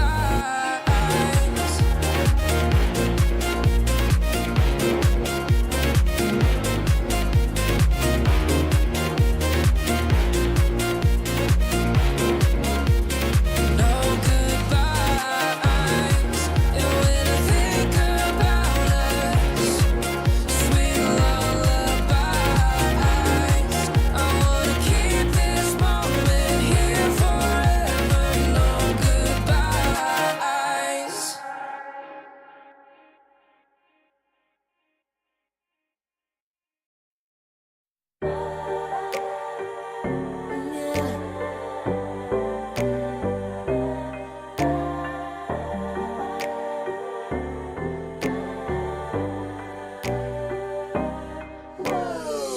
Talking my, I've been working all year getting by. Looking for the high, taking all my time. Breathing in new life, feeling fine. Like I don't gotta be something society wants me to strive to be. Got my own energy. Welcome, one and all. We are back again for some more Dota 2 action. The road to ESL One Bangkok. And right now, Ascent Gaming is one game away from eliminating Spiky Gaming from this competition. However, that game was close. There were several moments where it really came down to decision making, primarily on the side of Spiky Gaming. That's why they lost. you could see what they were trying to accomplish with the strategy. So going into game 2, Harry Freak, you're the coach right now. What changes are we making on the side of Spiky, and exactly how will we be adapting our draft going into the second game? It's hard to say. Okay, I do think that Drow Ranger seems to be a big bite for them, especially because Ascent Esports strategically know what to do, right? We saw that yesterday when they played against a better opponent as well versus Titan. Both of the games, they had a general idea of what they need to do. So I'd go with something standard if I was Spiky and just see if that's going to work, because putting yourself in a situation where it's very hard to execute just doesn't seem to be the way when you are the underdog. Well, let's see if this underdog squad is going to be able to make those adjustments. So let's get into our second draft. Hopefully not our last one of the series. However, it's all on Spiky Gaming to show us something new here. And they're going to lead that off by picking up this Clockwork. So Ascent unlikely to be going for the Shadow Fiend now. I mean, they still could, but much more difficult proposition when the enemy has the Clockwork. And they still do regardless. They're not afraid of it. At least in the early stages of the game, you're kind of okay. Versus the clock, and you can itemize versus this hero. Versus a Tusk, it's much more difficult because he has a spell to get close to you, and then BKB is not good enough because there's a Walrus Punch and the shards, and sure, Hurricane Pike is good versus the Tusk, but versus some heroes you might need a BKB. Whereas versus a Clockwork, both the BKB, either or, is gonna work, and then you just see what's better for the game, and you go that route. So it's not ideal, but it is doable. Spiky Gaming, we ban out the Omni Knight. We did get to see obviously yesterday the Omni Knight Shadow Fiend Invoker combination. So that's something that's going to be on their minds. Invoker could still come out. Well, they could actually go for the Invoker themselves. They have the Clockwork. And we've seen this particular combination of heroes many times. I just want to see an Ogre. I mean, we won't even hear him talk much, but I love that hero just because of his lines and the way that they talk, because there's two of them. But I kind of feel like that might be the way to go for Ascent, because a lot of the melee heroes are going to be taken away. I would actually like to see Ogre Magi. And also a Bloodlust on Shadow Fiend is always really fun to see. Radiant team banned. Dawnbreaker also gets banned out, so they're not going to have that option either for themselves. SS is going to be playing something different. Ascent get into the second phase by picking up the Marcy for themselves. Okay, this is a hero we do not get to see all that often, especially in China. A couple of teams play it, but not that many. Talk to me, where do you think it's going, and what does it do for the game? Position 5 protects DSF, gives him the extra lifesteal, and allows you to be aggressive in the lane, right? Imagine a level 2 raises on the SF, plus the Marcy getting somebody close to the SF. It's very easy to line up a triple raise and get kills. So I like this, right? A squishy, heavy damage dealing ranged position 1. Marcy always does well with those. Yeah. Marcy. I do kind of miss the days of carry Marcy. How quickly she would annihilate teams was really hilarious. But different days now. Spiky Gaming, they pick up this Dark Willow, so they recognize that lane potential you were talking about. So now they have a little bit of a combo breaker. You have both Shadow Realm and the Bramble Maze, neither of which Marcy particularly enjoys playing into. Yeah, Bramble is annoying, but the thing is that the Bramble doesn't stop your rebound. So even if you use the rebound, yes, you will get brambled if you jump through it, but it will not. Very fast Nyx pick. This is a hell of a Nyx pick. The only problem I see with it is the laning phase, because Nyx hates playing versus the Clockwork, but Dark Willow and Magnus, they really hate this hero. Yeah. I like that whenever I see Nyx Assassins in the game, I want it to be paired with a mid laner that can chase around the map and find quick kills. And with Nyx and Puck, you certainly can achieve that in a game like this. And Spiky, though, they come in for the TA. There is a non-zero chance that this TA ends up going into the mid lane. Where would you prefer it here, mid or safe lane?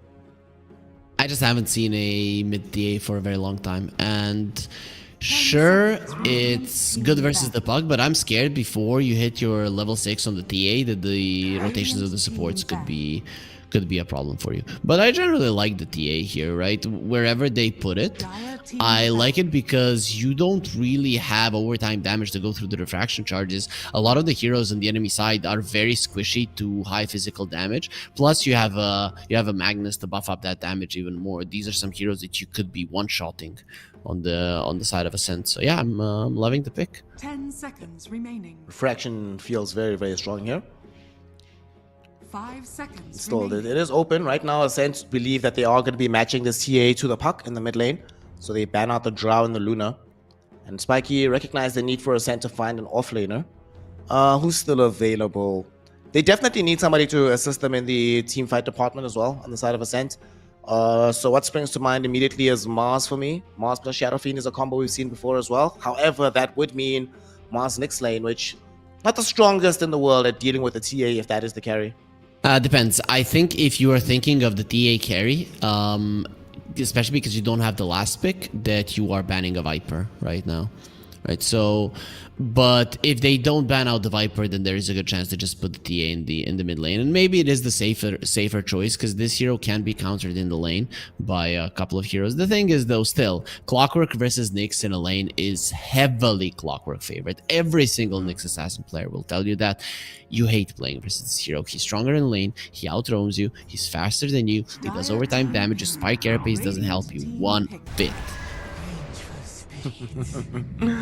Well, looks like we're having some more interesting things coming in from Spiky Gaming. I think TA is going to go safe lane, and we're playing the buffer up. Oh, Vengeance actually the carry. All right. TA nonetheless is still going to have a fair amount of buffs here. You get some more minus armor from the Wave of Terror. You get the Vengeance aura. Okay. How do you feel about this carry Venge? That's something I haven't seen TA mid. I've seen it more often, definitely, than the Vengeful Spirit safe lane. To be honest, I'm loving the Spiky Gaming lineup, right? Because again, you have an SF, which is a hero that needs to stand his ground, and he doesn't like being repositioned. Now you have two ways to do so: the Magnus and the Venge. I'm not going to be counting the Clockwork, even though he can move heroes around quite a bit as well. I have to say I'm really favoring the Spiky Gaming lineup because if you look at Ascent, you went for an Underlord. What does the Underlord do versus heroes that have a lot of bonus damage, not that much base, and a ton of minus armor? Not really a lot. I think he's just not going to be the tanky guy that you want him to be. Plus, he doesn't contribute to your hunting of the Nyx in the puck. So I'm thinking if there's a game that Spiky should win, it should definitely be this one. Okay. We'll see how it all pans out. My other concern when I'm looking at this Underlord pick, it's a strange concern, but just like for whatever reason, I always feel more comfortable with Underlord games where he has options in terms of like the items that he wants to buy. Here it feels like there's no point buying pipe. You kind of have to buy the Sea God, but even with the Sea God, they have ways of getting through it. It's like a lot of actual damage, like you mentioned. I'm with you. Spiky should win, but we'll see. We'll see. Some decision making in the last game certainly wasn't in their favor. Hopefully it pans out differently since SS is now playing a hero that requires him to be the proactive one instead of waiting for the team. So hopefully when he's not reacting, the initiation will be a lot cleaner from the Magnus. This is one of the reasons that maybe I could see Ascent winning, of course, other than the fact that they're obviously the favorites in the game, is that the enemies are pretty much solely relying on physical damage. Sure, Dark Willow does some magical, but other than that, you are physical damage dealers, right? So you can get Guardian Greaves on the Underlord and then the Crimson Guard. And if you get an AC at some point, you really will be countering this thing quite a lot. So it's easy to itemize versus Spiky Gaming. You need 4 staffs, and you need the armor. You're really not gonna have a problem killing them at all, right? All of these heroes are very easy to bring down. Still just paused up right now. I'm also really hoping that we at least get one big team fight where SS catches multiple heroes while the Empower is on Butterfly Effect. And we can see those classic massive melt strikes that just demolish the enemy team. What about a Vengeful Spirit with the Empower? Just cleaving through those heroes? That would be even cooler, not gonna lie. Right? Especially because the Soul Strike. hoping that when Soul Strike was introduced that people are going to be getting Battle Fury on Vengeful Spirit. Just never happened. She's got a Battle Fury from the SS, so it's fine. Nah, it's not good enough. It's just 30%. I want more. 40. Speaking of Battle Furies, I really miss the days when Ember Spirit was a carry hero. And you'd buy like Battle Fury, double Daedalus. You press W, everybody dies. Good times. That was a long time ago, man. And I still cannot believe that every single time you're taking me down nostalgia lane. I really have to stop doing 30 that. seconds to enter. That's what happens when you put old men on the broadcast, man. You start Yeah, you are. reminiscing about the good old days. You are very old, right? Super old, bro. 32 years old. I might as well start collecting my pension. Yeah. When are you retiring? Are you retired and then just, you know, in your spare time? Yeah. This is casting like when Dota? you have a hobby of being a mechanic. And Takahashi, looks like your hobby is going to be being dead, my friend. Manic going to go to draw that first blood. It wasn't bad enough that the lane matchup was going to be tough. Now the person that's going to counter you in lane also participated in the kill, so he'll have more experience too. This is a... that top lane is going to be a problem. I really don't know why they went for the Underlord. Nyx Assassin, fine. When you have a Clockwork on the other side, fine, because you want to be hunting people, that's okay. But why? Why get an Underlord? Now you're two melee heroes versus a Clockwork and Avenge. This is not going to be an easy lane for you. They're already going in right now with the battery assault on Hara. Takahashi, how much harass are you going to take, my friend? Not that much. Manic focusing on some of the creeps for now. Yeah, very smart. They're just using their spells on the side of Ascent to shove in the wave, right? You use the Impale, you use the Rain of Fire or Firestorm, and you just make sure that the wave is shoved in. This is a problem for Candy Loon. Well, it might actually be an additional problem for Takahashi here. Getting slowed down by the Blood Grenade. I think this is a dead Nyx Assassin. One more. Second kill of the game, and might actually get a third because they find the Got Magic him. Missile out onto Candy Loon. Wave of Terror is out, and it's a double kill for Manic. Oh boy, this is very reminiscent of how the early lane phase was going in game 1. Yeah, the thing is, I don't see it changing, right? In the previous game, it's a Drow, so at some point you think they're going to be able to dive her, and they were able to dive her and push out the lane killer a couple of times. How do you dive a Vengeful Spirit when there's a Clockwork there? First of all, it's a tanky hero on the Venge. Second of all, Clockwork is one of the best heroes in deterring you, and you have to melee. Rain Cloud in trouble as well. Taking quite a bit of damage. K-Class, one more right click of all that is needed, and they do find the kill. Rain Cloud gone on the Shadow Fiend. I mean, last game for Ascent, things weren't perfect in the laning phase, but this is just abject disaster. Yeah, he decided to turn around with the double raise, and it ended up costing him his life. That's wasn't great. Looks like top lane, they're not going to stop with the aggression. This time it's Hara taking some licks, but unfortunately just not that much lockdown. Candy Loon is level 2, so no points into the Pit of Malice. Hara will be fine. And very low CS on the side lanes overall, right? Usually we see a little bit more, but because there's just so much brawling, it just makes sense that they're not going to be farming that much. The Underlord is getting a decent amount of CS. Despite dying, this is very important for the hero. Bottom, we of course see that SF is going to try to do his best to recover his own position in the CS department. At the same time, Magnus is also like, yeah, we've already gotten a kill. I probably do need to hit creeps at some point. This is one thing that we haven't talked much. The Magnus and the Dark Willow are a hell of a combo. You can use the Shockwave to pull people into the extra Brambles, and then of course the Skewer to do that as well. The damage output with the Bramble Maze and all of the spells that the Magnus can utilize can be insane. And SF is, in generally, a very squishy hero, so this Marcy is gonna have to work overtime. Top lane, speaking of overtime, Hara is putting in aggression overtime here. They're going in onto Takahashi. Hara will die first though. Fine. Manic will not have anything left in the tank to keep the chase going. Okay, so Ascent might not be able to push them out, but they're not dying. On bottom, speaking of death, Raincloud, his death may be coming. SS getting the Skewer into an additional Bramble. A couple of more right clicks is all that they'll need, Fine. but they do not find them. Rebound from the Mossy, trying to pull the Dark Willow into danger. Instead, it pulls K-Class closer to deliver damage with the Shadow Realm hits. SS finishes it off with the Shockwave. the very least, can they kill the Dark Willow? Marcy just needs a little bit more. Does find it, but with the Brambles being dropped down, her life is probably forfeit. And SS will gain a double kill. And in the meantime, top lane Manic also able to run the get back for his boy Hara, killing off Candyloon. Spiky Gaming, they couldn't have dreamed of a better start to the laning phase for game 2.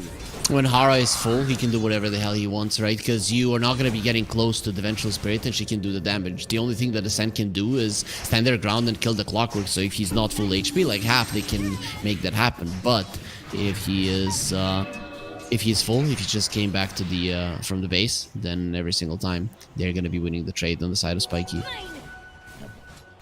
Well, let's talk about some good news for Ascent Gaming. Mid is going decently. You know, they're tied up. Top, never mind. There's no good news anyway because it's just constant, ruthless aggression. Hara putting out this pressure onto Takahashi, trying to close the gap for the magic missile. Manic able to find it, but perhaps now wishing he'd thrown it onto Candyloon instead. Nonetheless, forcing both heroes back. And man, they just will not stop brawling. Guys, relax. Hit creeps for a while. And these scary players that hit each other. This is perfect. This is what we want to see. This is the type of gameplay. Takahashi has been caught again. Oh my god, dude, Takahashi. Can my boy catch a break? Apparently not. Candyloon will be able to at least finish off Hara. But Takahashi has just been getting ran at constantly in this game, in this lane. I really hate level 1 magic missile. The level 2 increases your damage by so much, more than 50%. So, okay, actually, exactly 100%. That's what I meant. It increases it by double. I really like when Vengeful Spirits get a second point in it. It really increases the damage output of the spell by quite a lot. Doesn't seem to need it though. Still on a lot of kills. 4-0-1 in the first 6 minutes. I count that as a win for the Venge. For sure. He's 3.6k net worth on the Venge. The next hero is the TA with 2.8. This is just an overfarmed Vengeful Spirit, and I can't wait to see which item he goes for and when he goes for an Aghanim Scepter. If it's a very early Ags, and it could be because you have a TA in the mid lane, so you have another carry. Well, she might be delayed in that regard because she's about to die. Candyloon ending the dominating streak. That's a lot of gold for 6 minutes into the game. But just goes to show how farmed she is at the moment. The thing is that Candyloon was farming quite well as well, so with this skill, it's going to be propelling him to the second spot of the network chart, which is huge. We talked about the itemizations of the Underlord. He's the one that's going to be getting the Guardian Greaves. He's the one that's going to be getting the Crimson Guard, and once he does, it really changes the game quite a lot. He has a Chainmail, he has a Ring of Protection. If he gets a Vanguard now, he's not going to be dying in quite some time. One of the big things as well is that because the enemy team has a Templar Assassin in the mid lane, not some puck or whatever, you're not worried about them prioritizing the rotation into you. It's just going to take quite a while before the TA is ready to make such moves. So your gold lead in this will be protected for quite some time. How does Ascent keep allowing this to happen for their Wisdom Runes to be taken? I mean, it's just a lone Clockwork going there when you have a Nyx Assassin who has a hero with 2 stuns. And you just allow him to steal it from you once again. It is not that big of a deal as it was in the previous game, but still quite a big deal for the Spiky supports to get their level 6s early. Spiky, they're going to be losing out potentially on their tier 1 tower in the top lane. The question is, will they lose more? Hara getting thrown back with the dispose. That should be a dead Marcy. And as mentioned, it is a TA in the mid lane, not a hero that can make these moves, so can't really protect the tower. It's going to go away. One thing you can do is push the enemy tower, right? That is what the DA is very good at. So if the puck tries to rotate, you are immediately going to be shoving in the waves quite heavily. But second power rune goes towards the puck. It's a haste one, making him an even more formidable enemy when it comes to diving towers. Or if he wants to dive you with the haste rune, he can actually get himself into a good position. They got the tower in the top lane. SF finally able to start farming a little bit. Really was having a tough time down bottom, but that particular portion of the game is over. We'll see him just occupying spaces in the jungle, finishing off this Mask of Madness, and farm we go. Yep, he is gonna be getting a ton of it. Everybody in this game is going to be getting a ton of farm. The Vengeful Spirits farm should slow down a little bit after the laning stage ends, which is the case right now. But if you get that Dragon Lance, you can start pressuring the towers and get the farm that way. So we can expect Manic to go that route, especially because it's relatively close to the D-Lance, right? Another 450 gold. We have a Dream Coil middle onto K-Class, which turns into a quick kill from Suki with this Haste Rune. And not done just yet. It's actually going to trigger it and go bottom. But by the time they get there, TA sees him, says, oh, hey, y'all. They found Manic. Be a little bit careful, but they found Manic. This is a big deal inside the power cogs. Unfortunately, there's not enough protection. Hit of Malice was there. The right tricks were out from Raincloud. Hara should be able to get away. Nope, Puck coming in on the other side. Has the rune, giving the additional mana, and the mana will be enough. Get the right click at the very end, and that's an additional kill. 2 for nothing. And pressure onto the tier 1. Center just playing better Dota. The way that you play with Spiky at this point is play around your traps. You do not fight if you do not have traps around, and they're fighting without them. Now they're bringing in this Magnus. How do they find... Oh, swap back. Will they have the necessary stuns onto the Puck? Oh, Shockwave. Pulls him into the Bramble. No escape from that one. So Suki will end up dead. Going a little bit too deep, you know, in an area that is going to be laced with traps if you're Butterfly Effect. He doesn't have that many traps set though. This is what I would like, the mid lane to be surrounded by traps so that you never allow that tower to fall or the enemies to enter your triangle, because that is where you're going to be getting the majority of your farm. Butterfly Effect now pressuring the tower with the Sea Dragon in tow. Doesn't seem like anyone's coming immediately. They'll come towards the tail end of the HP, but you have to deny the tower. That was close. The Siege Wagon was charging up that last attack, so Candyloon, he almost missed up on the deny. This is gonna be finishing off his Vanguard, so Candyloon now is extremely tanky compared to the damage of the enemies, and once again they find the Nyx. They find the Nyx, but who found 2? The Sentry Ward that was down ended up being very, very good. Unfortunately, Manic can't get away in time. Thrown back towards the waiting arms of the Shadow Fiend. Rains down the damage. Raincloud with the double kill. And Spiky Gaming, yet again, being outmaneuvered. The Sword was pretty decent, but they couldn't respond fast enough to get away. So what Spiky are doing is that they're just putting a lot of sentries on the top lane and trying to farm around those. That is too much of an investment. And also, you do not want to be separated, because even if you find the Nyx, you're not going to be bursting him down. The way that you should be playing this lineup is getting together on the bottom lane, shoving in the wave, trying to push down the tower. The thing is, the longer that you're waiting, the more unkillable Candyloon is going to be becoming, and then it's going to become increasingly difficult to do anything about it. But at least they have a Blink Dagger on the Magnus, so that should be starting to allow them to make plays. Oh, Suki got swapped back into the river. Manic hoping to try and find this kill with the magic missile. Unfortunately, not going to be able to connect it onto Suki.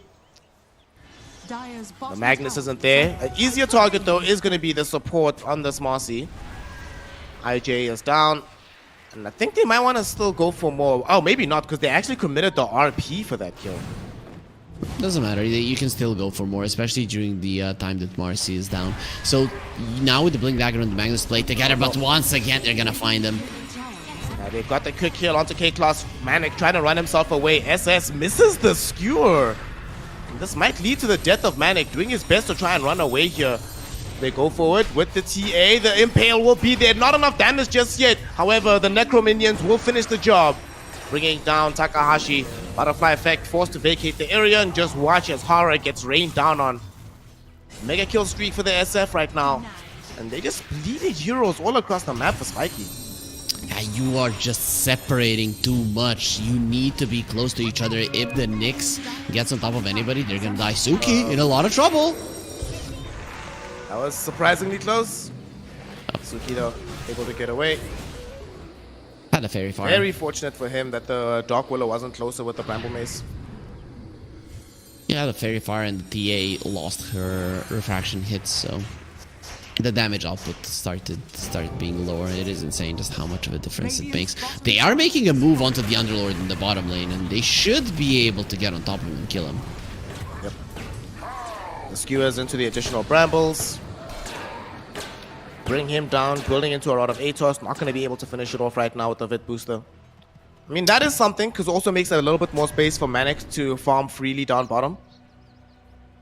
Yep, this is what you want to do. Open the bottom side of the map. It's not that easy for Ascent to go towards the bottom lane at this point, so you can only go there with a smoke with multiple heroes, and that's not what you want to do with the Nyx Assassin lineup. So now you can see the Nyx is there, but he cannot really do much other than steal the Wisdom Rune, which in itself is not half bad if Takahashi can get there, and I think he might.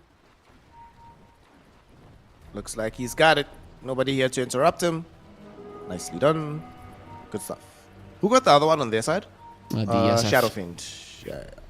Alright, so Ascent finally being the ones that control the distribution of the Wisdom Runes. Good shot from Hara. Going forward onto the Marcy. Can they burst her before reinforcements show up? It looks like they will. They commit to a Bedlam for it.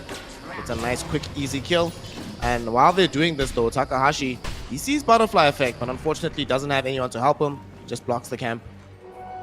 Laying dagger on the puck. Now Ascent do have a way to make plays a little bit more between the puck and the Nyx, so these two might just be going for kills. But overall, at the moment, Ascent don't have that many plays to make. They need to be utilizing the Fiend's Gate of the Underlord quite a lot. Did he finish his ATOS? Not just yet. That's also another catch that you most definitely need. Bringing heroes down bottom. Looks like we're going to have ourselves a good old-fashioned scuffle. SS is here. SS is looking for the Blink RP, but they cancel his Blink Dagger. In the meantime, Hags on it's going to be the Nyx Assassin opening some space. They bring in the Abyssal Underlord with the pit. And can they surround Manic? No, they're going north. They're avoiding Manic for now, but they finally refocus onto this Vengeful Spirit. They bring her down. The illusion will come out, killing off Marcy. At the same time, SS yet again prevented entry into the fight by Puck Takahashi, is coming. who will die for his sins. But like you say, the Puck en route wants to try and have some impact in this fight. Manic rushing forward with the clone. Does have access to another magic missile. Butterfly Effect, Blink Dagger online once more with the Melt Strike. So it looks like this is a particular engagement will end. It's 2 for 2, but because they killed the Magnus, it is in favor of the side of Ascent. 2 cores for the price of nothing. They did kill 2 cores, but they used a lot of spells on the side of Ascent, so this push will continue. And if you get this tier 2, it is a clear opening to, once the daytime comes, to take the Rosh. And I think that is the main idea right now that Spiky have in their heads. Even if they don't take this tower, but continue to control this area, once the daytime comes, it is going to be easier to take it. And Ascent at this moment, it feels too risky and too long to go that route, so they're just going to continue diving. They are, but this time around, Hara will regret that dive, ends up dead. They also find a lot of ATOS in the Pit of Malice onto Manic. He just came back, sent back into the fountain already. All of a sudden, they have broken Spiky Gaming. They need to retreat. And also, what's crazy about that entire last fight, I think the MVP of all of this is Takahashi. 2 separate occasions, he prevents the Magnus from finding a good angle for the Blink RP. And though it is available now, they might still try for it with this TA, but I don't know about this one, gang. This is dangerous. RP will be there. They bring the heroes closer. The Melt Strikes are out, and it turns out to be a genius maneuver. Butterfly Effect with the patience ends up finding massive grabs here. Can they get more? The attempt to take the Twin Gates. Nyx Assassin can't do it. Too much damage from Butterfly Effect. That's a double kill on the TA.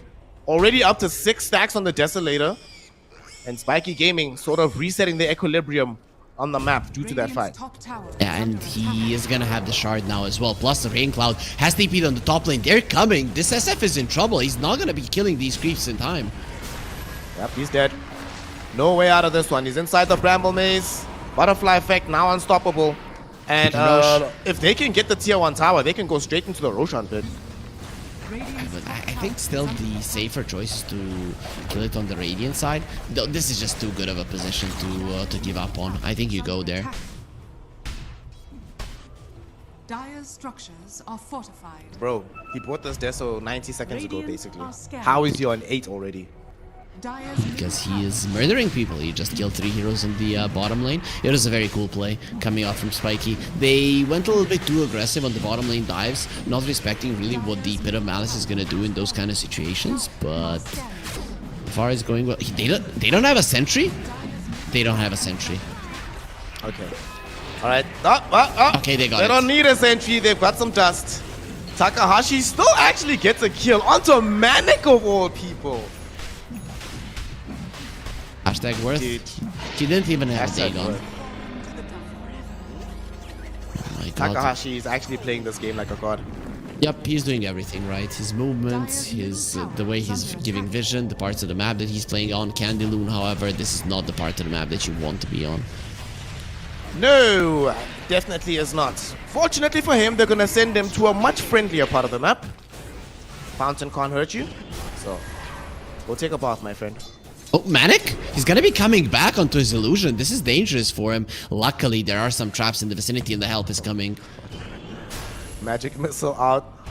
Will he swap back? He's Yep. thinking about it, but he's also thinking about the fact that he'd be swapping into the SF, so probably not the wisest move.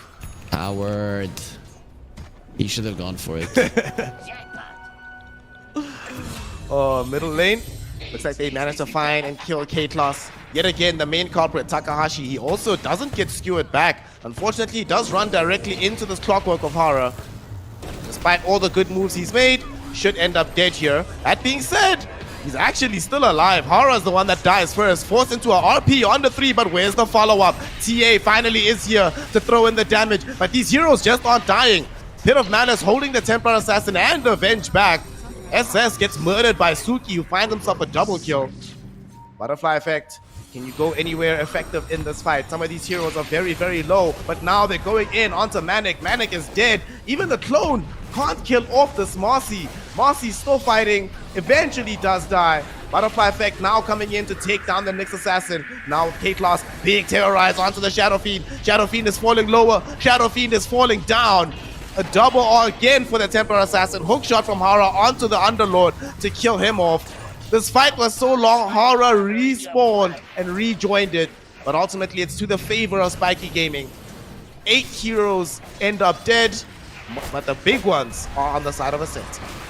It was 4 for 4, and the Aegis on the other side is still active, and it is the timer getting reduced. So not the worst thing in the world for Ascent. It is a slight victory for Spiky, and the only reason for it is, oh guys, let's kill the Venge Illusion. Why? Why didn't they just go away? They could have escaped, maybe gave them the Nyx because of the swap, and that's about it. Use the Requiem maybe to just cover for the retreat, but sometimes you get greedy, and if they did kill that illusion, then everybody else would fall. Even the supports that respawned, if they would want to re-engage, they'd be in a lot of trouble.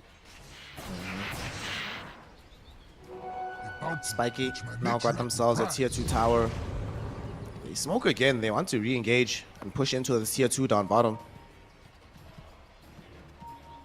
You want to catch somebody first, right? You don't just want to straight up be attacking the tower, because then the Pit of Malice and the Firestorm could be an issue for you. So you're trying to immediately assert the dominance here behind the tower while the TA is shoving it in. I like it. It's actually quite smart. The thing is, Ascent don't seem to be interested in any kind of defense. Bottom tower is under attack.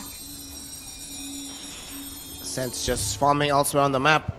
They're trying to finish off this 4-star for the Shadow Fiend.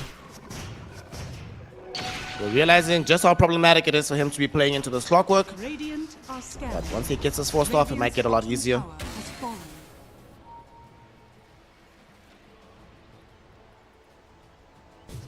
Thematic is going for a Manta. Okay, I like that. One thing I don't like is no Guardian Greaves on this Underlord. It's just such a good Guardian Greaves game because you're playing versus a Dark Willow, then at least a Lotus Orb, but he wants a Shard, which sure, it's gonna help you shove out the waves, but your towers are already in trouble, and Spiky, they don't care about waves, they just care about asserting dominance by positioning aggressively on the map. Dire's courier has been killed. Hara has a courier taken out by the Nyx Assassin. However, with this AD rune, Spiky want to use the vestiges of this Aegis to take down this tier 3 tower. Is under attack. It's already down quite a lot. They need to be careful. SS was hoping to find somebody with the Horn Toss. Fails in that regard, but he does get out of the map. He's safe for now. Tier 3 tower already taken away. Butterfly effect. Will he still choose to stick around? Getting pushed back a little bit by the puck. But with some 4-stars, they get out to safety on the high ground, and they will count it as a win and retreat safely. It's 20 seconds before the Aegis expires, so Ascent, it seems like they want to go for a chase. This is a very nice defensive positioning for Spiky. They need to move themselves back and cover with traps if they want to go for a fight. Manic, yet again, the first one out the gate to get caught here. He's already gone down. Yes, the Spiky don't really want this smoke. They don't want this action. Manic, 4-star. He has a Onto the high swap ground. though. He actually has a swap and he has the magic missile to bounce around here. Gonna throw in the magic missile. It gets dodged by the Mantis style, unfortunately. So nothing that he can do. In the meantime, Butterfly Effect might be in more danger down bottom. Oh, RP to the north. They found the Puck. Puck is in danger. Puck is gonna die. Butterfly Effect activates the BKB to find that kill. Manic still running around with this illusion, respawning in 10 seconds. They get the skewer back onto the Underlord. One more right click from TA kills him off as well. The shockwave doesn't connect onto Takahashi. However, the Cursed Crown will. Manic comes back, throws in the magic missile, and it ends up being a 4-for-2 exchange in the end. Ascent overplay their hand despite having a phenomenal start to the fight. TA doing most of the damage there, but that 4-staff onto the high ground actually won the fight. Manic would have lost his illusion, and then without it, you don't have vision, you have to run, he doesn't do the damage. But his illusion was on the high ground. This hero is actually very tanky, so the SF with the misses from the low ground, he couldn't do much. Then with his swap, he finishes off the Marcy, and not only that, he also sandwiches the retreat of Ascent, so they cannot get away. If he's trying to run away, they're going to the Vengeful Spirit illusion. And because of all of that, the fight was lasting long enough that at some point you're starting to think, oh god, he's gonna come back to life, and then we're dealing with an alive Vengeful Spirit all over again. So Ascent, every single time that they kill this Venge, it creates a big problem for their lineup, because they're very good at killing the first hero because of the Nyx Assassin, but then the follow-up damage is lacking, and that is where the SF needs to elevate his damage, considering that he wants to go for a Butterfly, which generally is a good item in this game, but I think you might need to kill these heroes faster. Yeah. Might be looking into some Daedalus or something like this. 3k gold lead for the side of Spiky Gaming. They have a pretty amount of the map that they can play with, but now a fight's coming into them. Manic, yet again, and they find first. Should be able to kill him off. He swaps back to safety though, away from the Requiem. Oh no, this is a very big problem. Hookshot now catches Raincloud. They stop him out of the cogs. They dropping a Pit of Malice. Terrorize interrupts that from happening, and he gets right-clicked down into oblivion. Manic still alive on the first life. They missed the skewer back with SS. Manic will lose life number 1, but able to get the swap back onto the SF, who's now surrounded by very hostile heroes. RP to hold SF in position. And with the right clicks coming through from TA, gonna be a double kill for Butterfly Effect. These fights are just looking way too easy for the side of Spiky. They're not increasing their goal lead that much because their quote-unquote carry is dying every single fight. But they know exactly what needs to be done. We dangle the Vengeful Spirit. Even if she dies, we know who the real position 1 is, and it is Butterfly Effect on this TA. Their draft is just working so well, and despite the scent, I'd say playing most of the time better Dota, you just don't have a play at the moment. I think their itemization in this game was just wrong. You need to itemize to be able to survive this physical damage for a long period of time. Only having the Crimson Guard, it's not good enough. Now you're dealing with the Daedalus from the CA and a lane of super creeps in the mid lane, as they didn't manage to take down the melee Rex. Oh boy. Game is starting to look very complicated for them. TA has more than 400 damage per hit without the refraction activated. That sounds fair to me. Is Manic dead again? They're hunting him. They really want this. Takahashi has a blink dagger. They have blink, they have coil, but they don't have vision. Oh no, he's trying to TP out right in front of their faces. He didn't know. He didn't know. What's really funny is that had he literally just A-clicked into the middle of the lane mid, he would have lived. That's pretty much the only possible move that could have gotten him killed. Unfortunately, that does happen. He still does keep his illusion alive, so it's not going to be an easy fight for Ascent either way. They find Candelou, and they jump in with the Puck, who did find the Dream Coil on the 2, but they have Manic here with the illusion, so they can't keep this fight going. On the bright side, they did force out a BKB charge from Butterfly Effect, but you're losing Candelou again. We talked talked about, is just not that tanky of a hero, and I thought with proper itemization that in this game at least he's going to be getting to a solid point, but he didn't properly itemize. At least now he's going for a Lotus Orb. I think that's a good choice once you get the plate mail, which is going to be now for the Underlord. It will be increasing your survivability a lot, but yeah, you know, there's a Daedalus on the TA, as you mentioned. It's a little bit too much damage, and now they're going to have the Roche as well. Is under attack. A big thing as well is they just picked up a BKB for this Magnus. And we've seen that there have been several engagements where he wasn't able to enter the fight specifically because of Takahashi. But now with this BKB, that's not going to be happening anymore. And because of this Venge, the Magnus is allowed to stay out of the fight for a long time. You don't really have big AoE damage or something that's going to be preventing the Magnus from blinking in. So you can just wait, and then at one point Ascent, when they think that the fight is going their way, when they think that they can run their enemies down, the Magnus can just turn it around. It is a very easy game to get a 3-4 man RP. Dire's bottom tower They're trying to swap back onto this Underlord, and they'll succeed in that endeavor. Kill onto Candyloon. Does have buyback, but will be out of act commission for the next 45 seconds as they easily clean up the tier 2 top. Hello, plate mail. Radiant's top tower has I still fallen. don't. Dire's bottom tower I is don't under understand why they picked the Underlord, and then I definitely don't understand why he itemized the way he did. He does have a buyback, and the smoke is being used by Ascent, so they want to fight. Radiant structures are fortified. Suki's leading the charge right now. Really want to be able to find a good combo. Catch these heroes. There's what it is. Dream Quail on the 2. It's TA and Venge. Both of them hit with the RP though. Onto Puck and the Nyx Assassin. They get blown up in a hurry. No buyback available. Marcy on the backline of the fight trying to have some impact, but that impact is muted. And now with SF being thrown right into the thick of things, he gets right-clicked down. No buyback available for the Shadow Fiend. And I feel like this game might just be over. Nothing left in the tank for Ascent.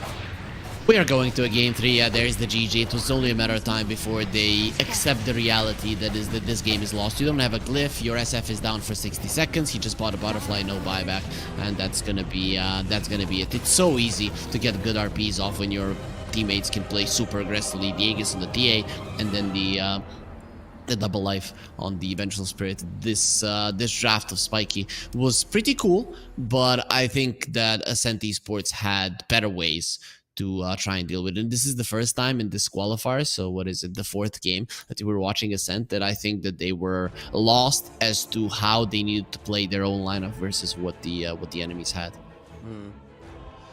Ascent Esports end up going down, giving us a game 3, only the second game 3 of these qualifiers so far. And the one consistent thing, looking at that net worth, dude, look at our boy Butterfly Effect. The gap between himself and everyone else, just before, pretty much like just before the 20-minute mark, just kept ramping higher and higher and higher, dealing an astonishing amount of damage in his own right. But like you say, the way that they played it, and I like how selfless Manic was in this game, willing to just constantly hang himself on the front line, didn't really care if he's the one that's dishing out the damage, if he's the one getting all the farm, provided they win the team fight. That's all that really matters in the end. Just a solid team play coming out of Spiky, but let's be honest, all of this started in the laning phase. I don't think they get this kind of result if they don't absolutely dominate the first 10 minutes like they did. Yeah, for sure.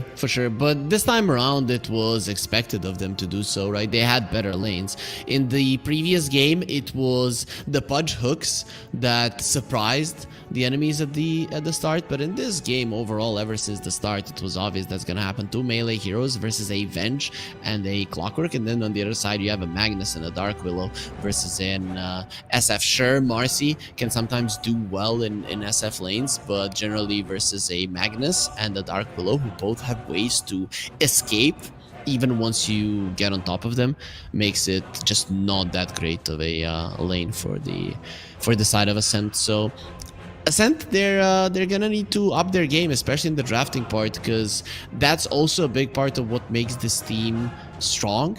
And if you screw up there and then you don't know how to properly play versus what the enemies have, it's going to be an issue. It showed in this game, so it is going to be showing that Spiky can win the series. Yep, I love this. Look at these stats. The supporting at full 10 for the carry hero with 11 deaths. Yep. You do what you need to do to win the Dota game. It's not about posting up good numbers, it's about posting up Ws, and they managed to do that quite well. I do also think that the Shadow Fiend, in retrospect, right, he was in one of the worst possible positions, right? You're already playing into the clockwork. Okay, fine. I immediately have to buy 4-staff now. Oh, they have a Vengeful Spirit. They have a TA. Damn, okay, I might want to get some kind of evasion. Let me angle for the butterfly.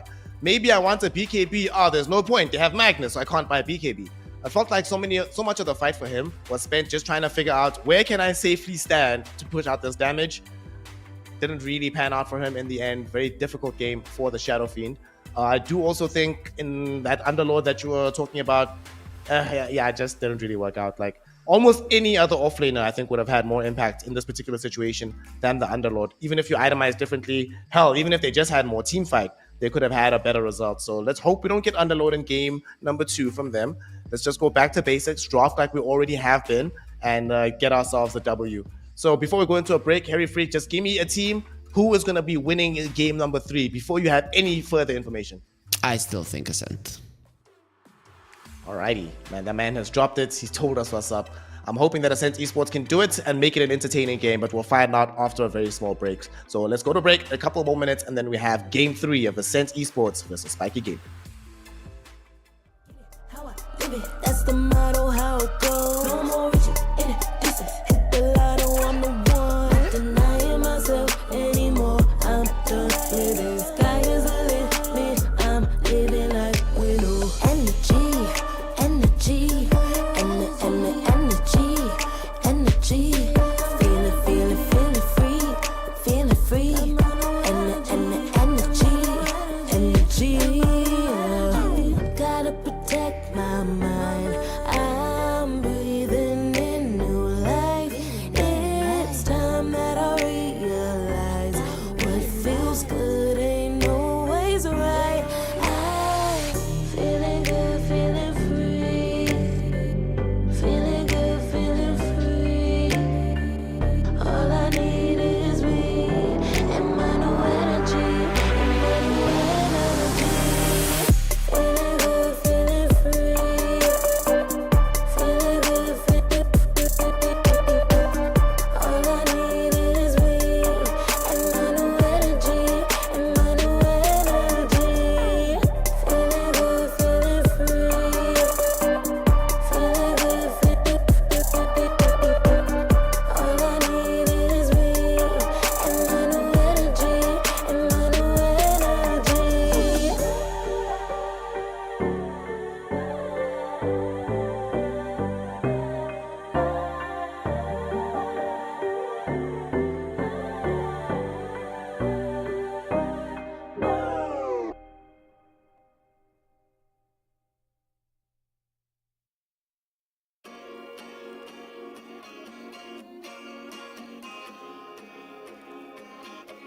Yeah.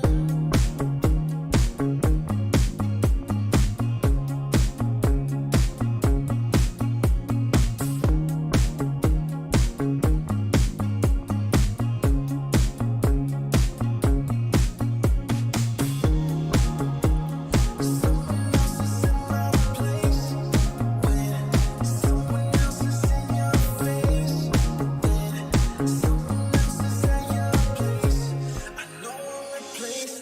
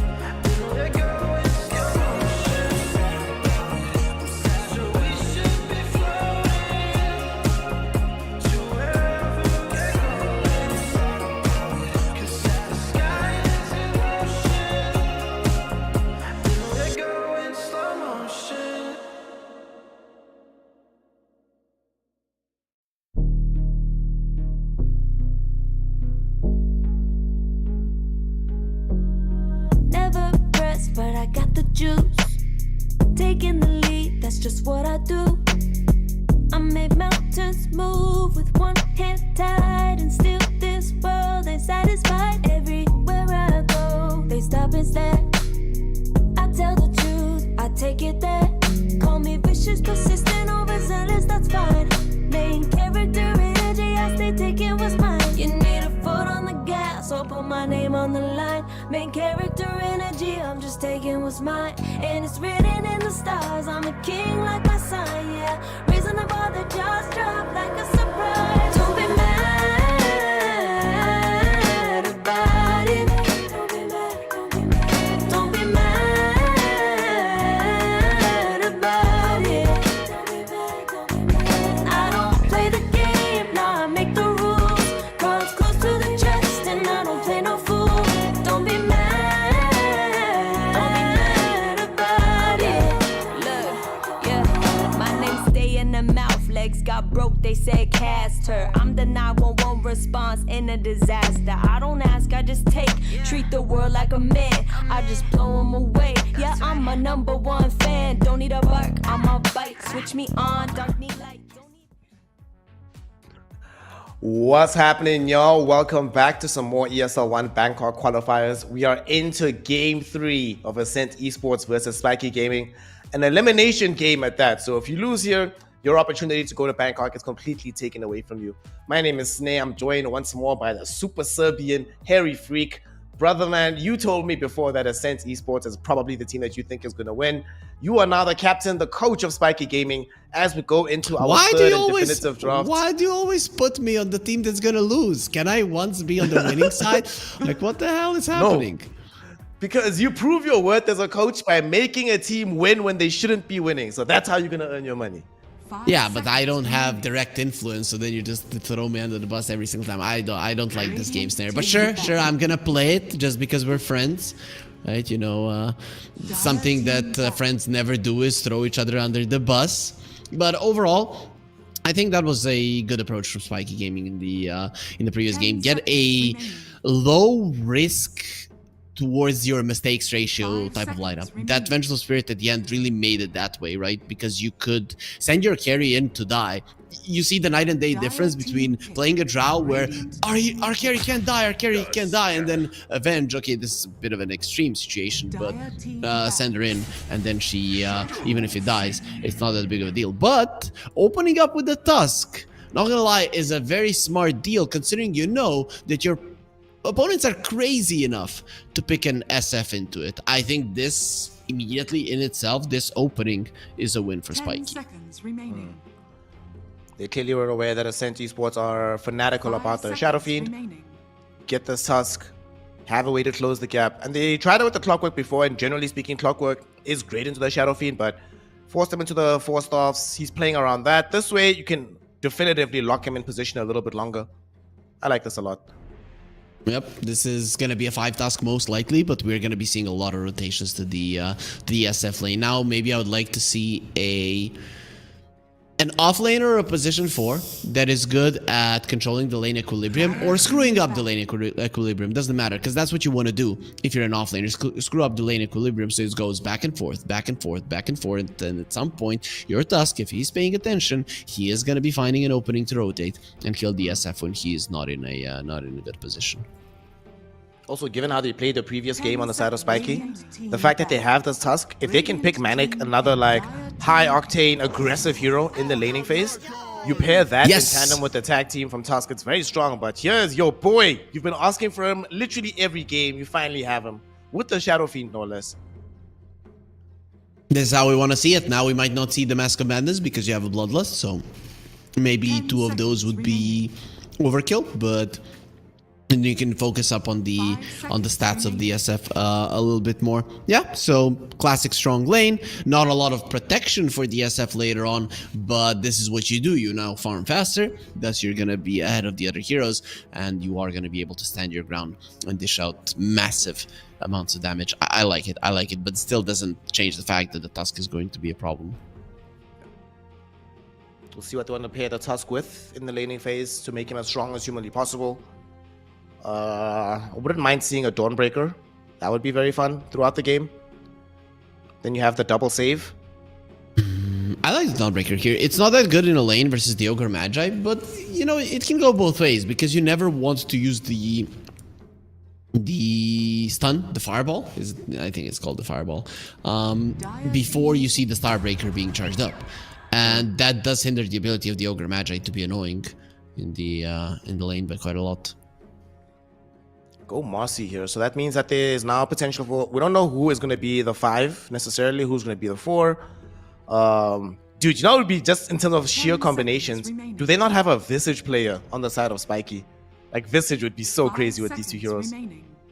It's not half bad, right? Because Ogre Magi has a lot of armor. He has a decent amount of HP as well, but generally you go through that soft, flabby skin by having some extra magical damage. Still, I think Marcy, you put it now on 5, you put the task on 4 so that he can annoy the SF and you get that Dawnbreaker. Dawnbreaker with the tag team, it is very strong. Okay, so is this an offlane Marcy? It looks like an offlane Marcy. What if it's the carry Marcy for with the safe lane Marcy? You play that super aggressively with the tusks together. Like these guys are crazy enough to do it on the side of Spiky, I think. I doubt it. I doubt it because the Dark Willow doesn't lane well in the safe lane. Is this gonna be a co-op? Yep. The second that you see Earth Spirit mid lane, Razor as an off lane, you want to do well in the mid lane versus the Earth Spirit, and you want to have burst damage. Straight up Queen of Pain. There's no doubt about it. Plus, later on down the line, even when the Razor has a BKB, starts running in like a madman, you have the Sonic Wave to push him back, slow him down, so that you can break the static link. Yep.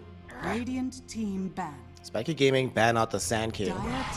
So perhaps not trusting that this Earth Spirit is necessarily going to be occupying this mid lane. And what do we have taken away from them? No Morphling, no Luna. So they're picking first out of the phase on the side of Spiky. And assuming that you're correct about the offlane Marcy, we need someone that's going to be decent into Razor and the Shadow Fiend. Who do we have available? We could go back with a Drow because they only really have the reach from the Earth Spirit here. I'm thinking Weaver. Weaver probably looks like a good pick for them.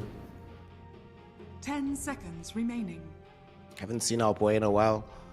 I could see Weaver. I saw a support Weaver the other day that went for the talent with the facet, sorry, the experience facet.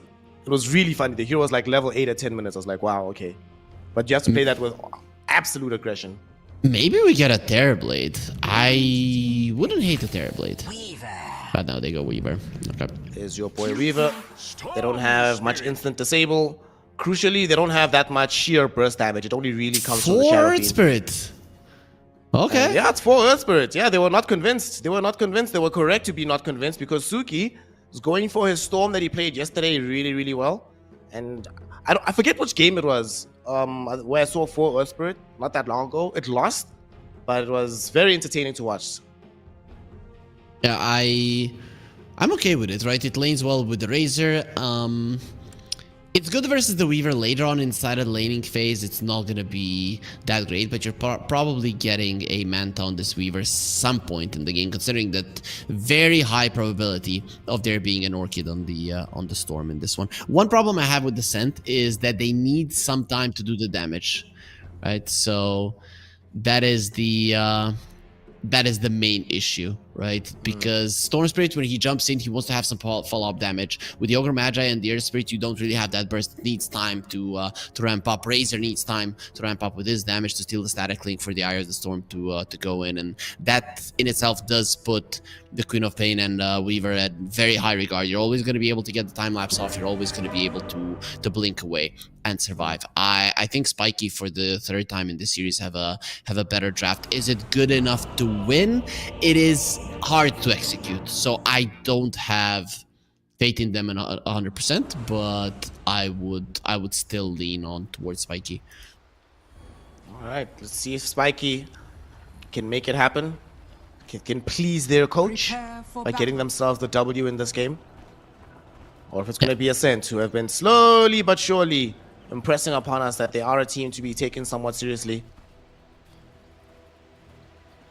I like how you added somewhat right? Because there are still problems with them. I think mainly their laning stage just isn't looking that great, and you know, versus better teams that rarely make mistakes in that transition from the laning phase into the early mid game, you're just gonna lose every single time, and sometimes even get stomped. So especially if they understand that you're that type of a team and really want to draft versus you directly and not just try to, let's say, practice a little bit if they feel like they can win and just play something that they will play versus any other team. But if they really want to target you directly, I would have a pretty good idea as a team how to do it versus Ascent.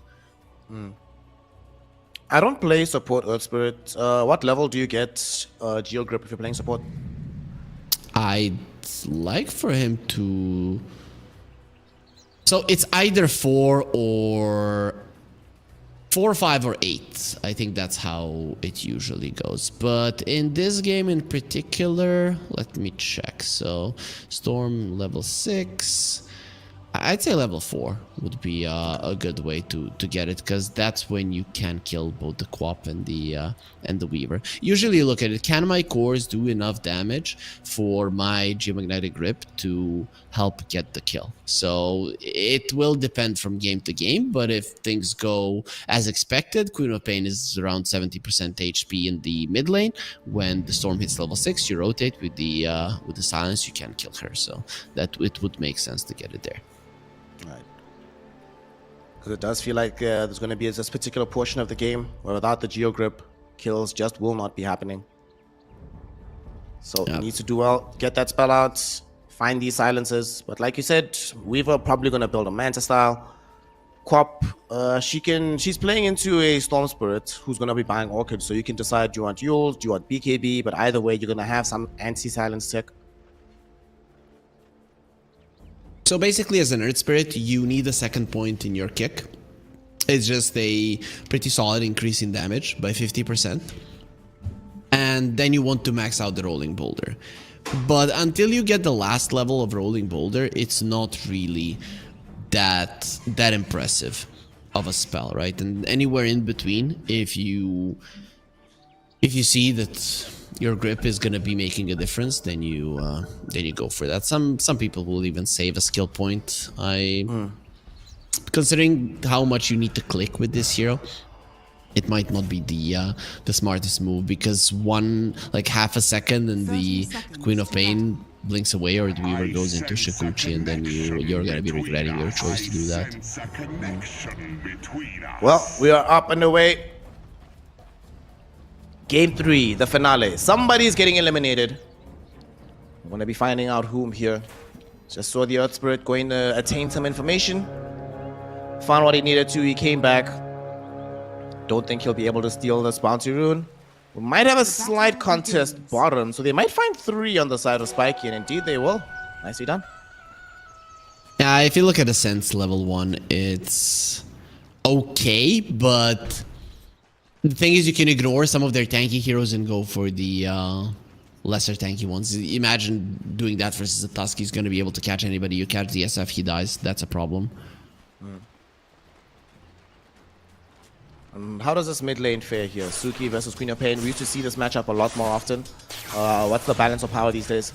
I'd say it's a little bit more Storm favored. It's generally a skill matchup between the two, but because Storm has the static slide and Queen of Pain's Shadow Strike is just not as strong as you would like it to be, then it does make it a Storm favored matchup. So far we already see that being demonstrated somewhat, but first blood actually ends up happening in the bottom lane. They find and kill this Ogre Magi, Marcy, and the Dark Willow. Okay, I did not expect that first blood to happen onto Ogre of all heroes. Yeah, I'm very surprised as well. I see that our observer was surprised as well. Detours in chat, but sometimes you just overestimate yourself, right? As an ogre, if you don't play this hero a lot, and a lot of people haven't started spamming him in pubs that much just yet, you think, oh, I'm unkillable, and then you remember, yeah, I'm not all that unkillable unless I know the limits of my hero, and obviously the limits were not known in that situation. And again, Ascent are just making mistakes in a laning phase.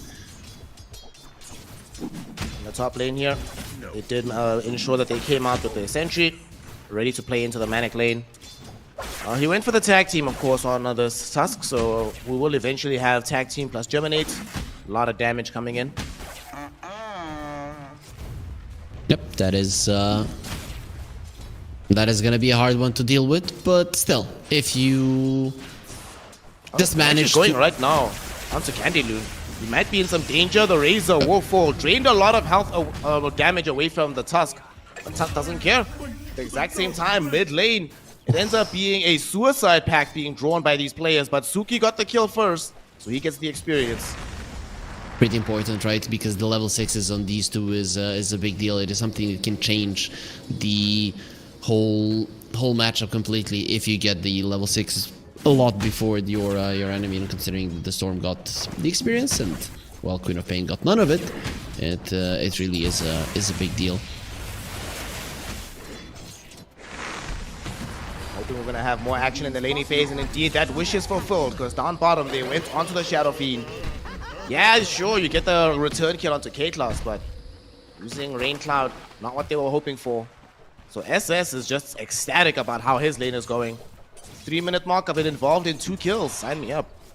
This Orb of Corrosion is such a good pickup, right? The Ogre hates it. The SF hates it even more. You have to buy the early boots here with the SF. Usually you would like to get your Gloves of Haste, maybe even go for the boots of Elven Skin, and Double S, he's going again. Kill. He does manage to evade the Brambles though, walking away from K-Class.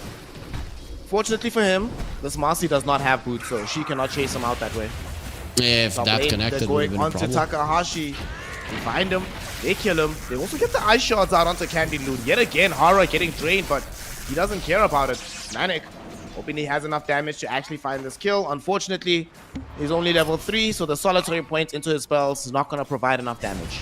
A level 1 static link just sucks, right? He was taking that damage for a couple of seconds, only got 28 of it. Really not that big of a deal. He did have a Styx and a Healing Lotus on Candy Loon, but still not good. Manic is playing super aggressively because he has the 17 one charges. I think he's trying to marinate Takahashi, and then they go in with the round of spells from the Tusk again. But would not be too surprised if in the next 30 seconds we see another kill in the top lane. I wouldn't even hate if Manic just uses his wand charges. You need the extra mana, and it's gonna do it. Oh no! He got outplayed by Takahashi, who pops a boulder into his face. Now, without Manic being nearby, all of a sudden this drain is threatening to the Tusk, and Takahashi will get himself the double kill. What a player Takahashi is, man. I'm almost tempted to give him MVP of the entire series, regardless of if they win or not. I mean, that Weaver not using the wand, I don't know why. He was up to 19. He uses the wand there, you kill the Razor, you possibly even run down the Air Spirit, and you make this laning stage an even bigger disaster for the side of Ascent. This way, they salvage that top lane somewhat. The Razor was farming well, but if he would have died there, it is a disaster. This way, it's doable, but the biggest win for me is this Queen of Pain. I really didn't expect Butterfly Effect to crush the mid lane this much, but this is something that Butterfly Effect does. He wins matchups heavily that you wouldn't expect him to win. You said that it's a skill lane, and clearly he is the more skilled laner in this particular regard. He is owning. 12 more CS than the Storm Spirit has at the moment, and about to apply pressure to the tier 1 with the Siege Wagon. But at this point, you might even call for some of your supports to rotate, just to make sure that if the Storm shows his face before his level 6, you can kill him. But it does look like Suki will be able to secure his level 6 before any kind of rotations are gonna be used to take away his life. Not much mana available, unfortunately, for the Storm. But at the very least should be able to eventually stave off this push. However, Butterfly Effect just picked up an AD rune. Certainly going to be tempted to deploy it in the top lane, and he's already on the way. In the meantime, top lane, they're already fighting. Before he even gets here, Manic wants to be able to go onto this Razor. Has the one charges at the ready. Doesn't need them just yet, but they've already found the kill onto Razor. This Earth Spirit, can he get out? No way out, because a Sonic Wave ensures the kill. Butterfly Effect very happy with how this last couple of minutes has been going. Yep, you got the extra kill. This time around, the Weaver will not be dumb. He will click that wand, and Manic is really playing with his life. Again, he was getting super low. This time around, of course, there were no spells on the Earth Spirit to get you, but you never know what kind of stray spell could take away your life. I think it's an unnecessary risk, but a lot of professional players usually wait, you know, for that last second. Sometimes the bait makes sense, but if you feel that your concentration is dropping, that you're losing focus, then just get it out. It's much better than dying. You made mention in the previous game about how often Ascent Gaming has their Wisdom Rune stolen. It happens again. Hara made the long trek, stole the Wisdom, gets out for free.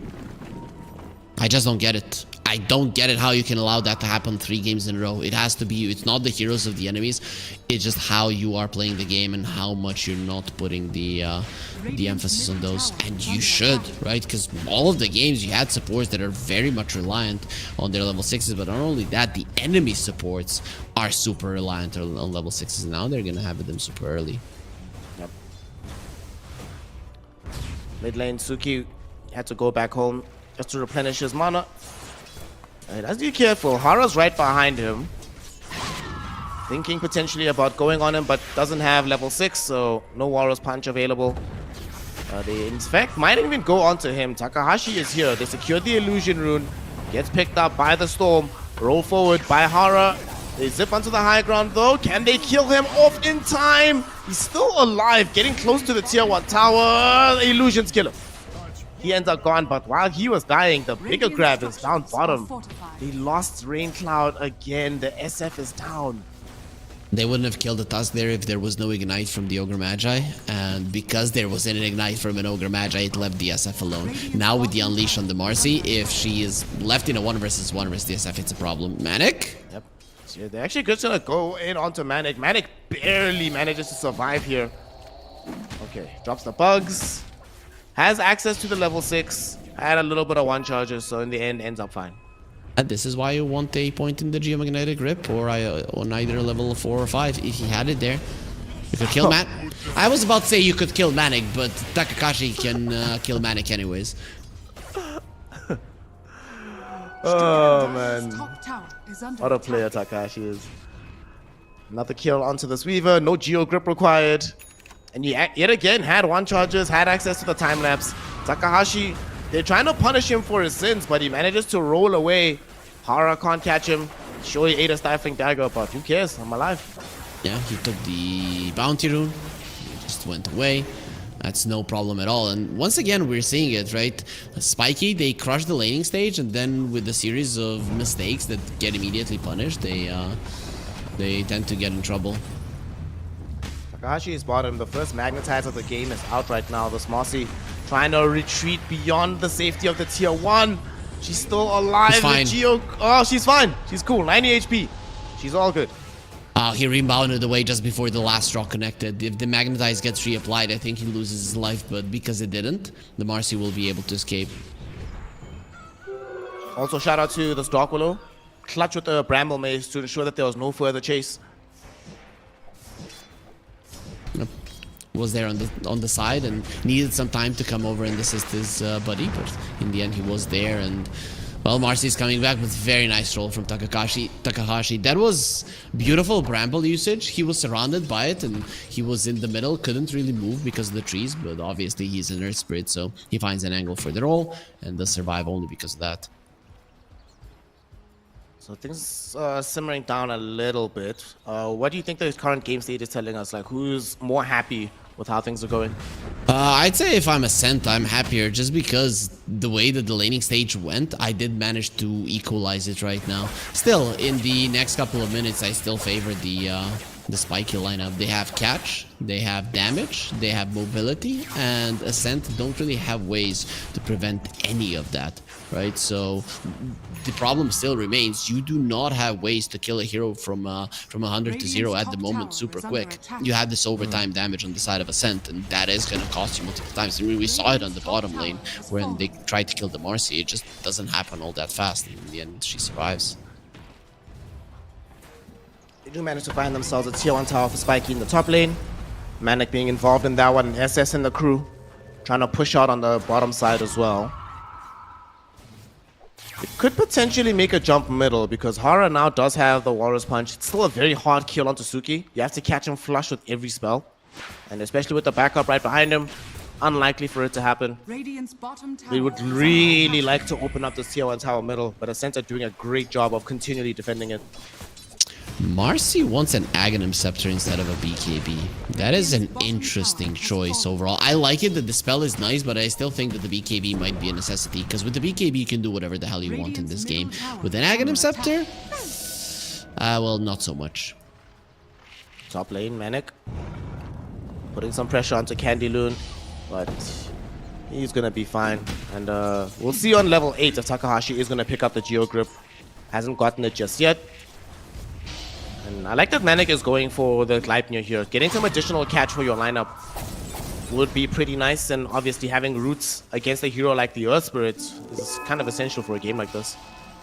Yep, it is great. Plus, it's a perfect item for a Weaver.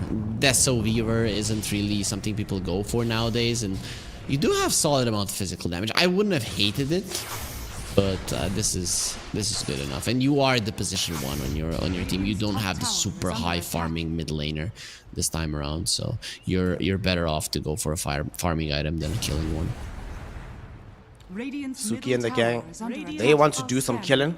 Moving into the bottom side of the map, they are hoping to catch SS. And unfortunately for them, the Marcy has already vacated the area, retreating to a safe part of the map. So she's chilling. Radiant's middle tower has fallen. Yeah, he's gonna be fine. This smoke is gonna be completely wasted. I'm just looking if they have even placed some good vision. Not even that. The Air Spirit is gonna try to do it. But is this even good vision if he places it? Nope. He was trying to get to the high ground there, to the cliff. That would be a good ward, but no such luck. Very good positioning from the Marcy and a beautiful read. Yeah. She found herself getting scouted. Or if I scouted out the Earth Spirit, gets away. And while they were trying to make this maneuver, one of the reasons that Spiky Gaming knew is because they were pressuring mid with the Dark Willow and no one responded. So you have to know that, hey guys, they're trying something fishy here. And they managed to get the tower as well, opening up the map even more. Yep, now DSF doesn't really have anywhere to farm. If you're farming in the big jungle, that is when you can be easily found. And the Razor, because he's going to be the space creator, once he gets his Manta, he needs to be given some priority. So at the moment, the center just going to be fighting for farm between all of them. That's why Suki has to farm so aggressively. Radiant's top tower is under attack. Hate to break it to you, fam, but Ascent lost another Wisdom Rune. Are fortified. It's gone. So more and more experience for these Spiky Gaming heroes. Both the supports level 8, both of the Radiant supports only level 7 at the moment. At the 14-minute Wisdom Runes in the previous game, they took both of it Ascent, and they took the both 21-minute runes, so they were moving better in the early mid-game for Ascent. Now it's showing that they really don't have anybody to make plays with, and even if they do, the damage is going to be lacking. Top lane, Manic. He could get jumped on, but instead they decide to go first onto Hara, revealing the Orchid for the first time in this game, and revealing it to good effect. They get the kill out, and Manic time-lapses back, but he's dead. What the hell? That was a crazy aggressive play coming in from Manic, and he gets punished. Sanity will prevail as they send him to the fountain. Yeah, I like the sentiment to give Manic these heroes that can, for a Vengeful Spirit, have 2 lives all the time, or for a Weaver have a way to get back all of your HP. Suki, he got all of his mana back. He's got him. Oh, he's actually got him. Yeah, laning phase ain't so sweet now, is it, brother? Butterfly effect gets killed off. Suki. He's like, once he gets this Orchid, just been dominating on the game. He's out of mana now, though, so he needs to be careful from this damage of SS. Hara showing up as well, but he can't find the Walrus Punch.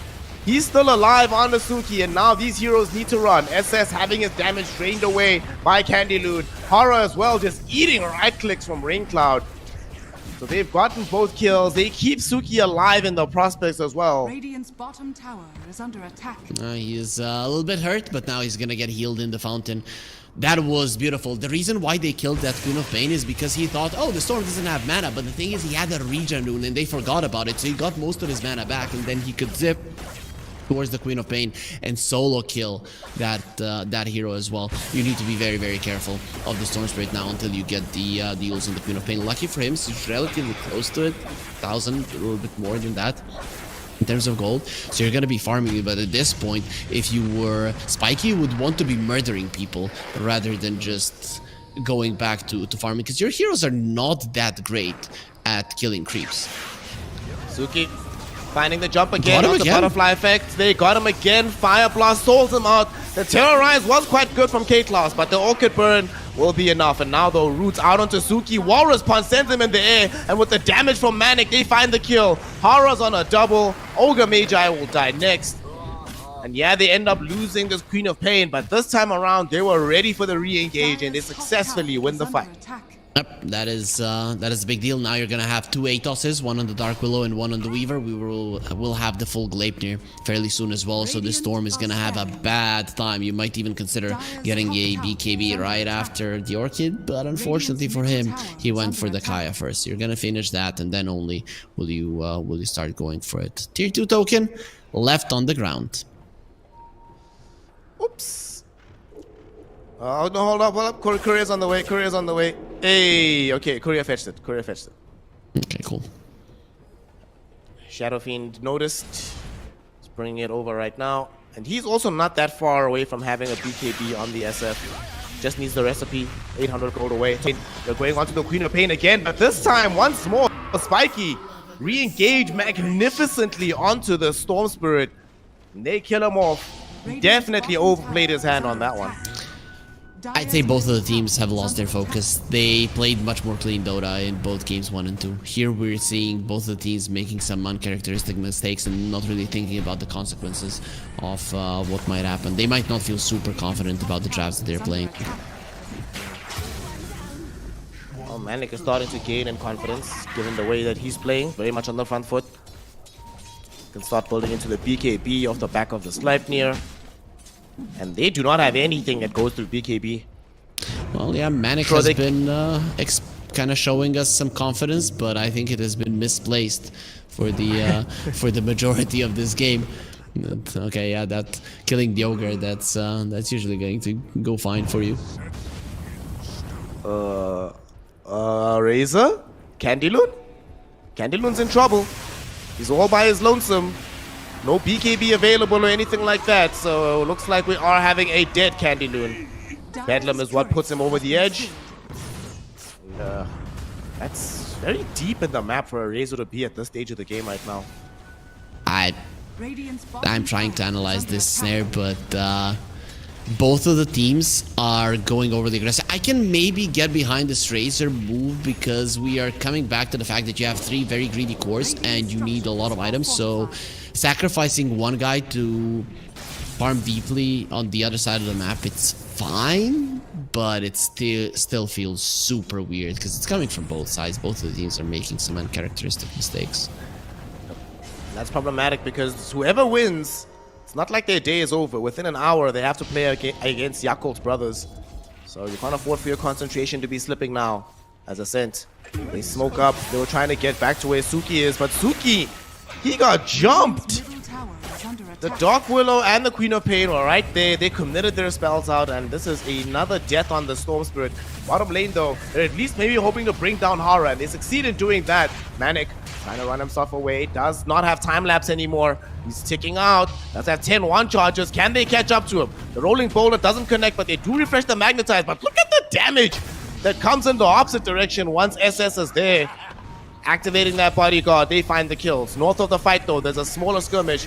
Ogre trying to run back into safety. They run underneath a sentry with Manic. Manic is dead, and with the BKB active from Rain Cloud, there's nothing that SS can do to stop him from raining out the damage. It's a double kill. Pops the duration. 9 seconds of absolute immunity and turret strength. Ascent, make that fight a lot more palatable. That was the Bloodlust plus the Mask of Madness onto the SF. That is a maxed out Bloodlust coming out from the Ogre. The amount of attack speed was insane, and this guy's not playing around. He has 25 souls right now, and you need to kill this SF. If he continues to ramp up these souls, the amount of damage that the SF will have is not going to be something that you're you're gonna be able to survive through. He has the Hurricane Pike, and we can expect the Daedalus to be the next item. Please don't go for your Butterfly. You just want to see like those one shots, because with the amount of attack speed that he has, if he gets the Daedalus, I don't think they're gonna be able to get close to him. If you get even close to, okay, he's buying Butterfly. Oh, that's unfortunate for Raincloud. What can we do? Bottom lane, they found Razor. Interlude, he's gonna be dead. Are fortified. Nobody nearby to help him. So it seems like what you were talking about earlier was correct. Interlude is the one that's gonna has drawn the short straw to farm the uncomfortable parts of the map.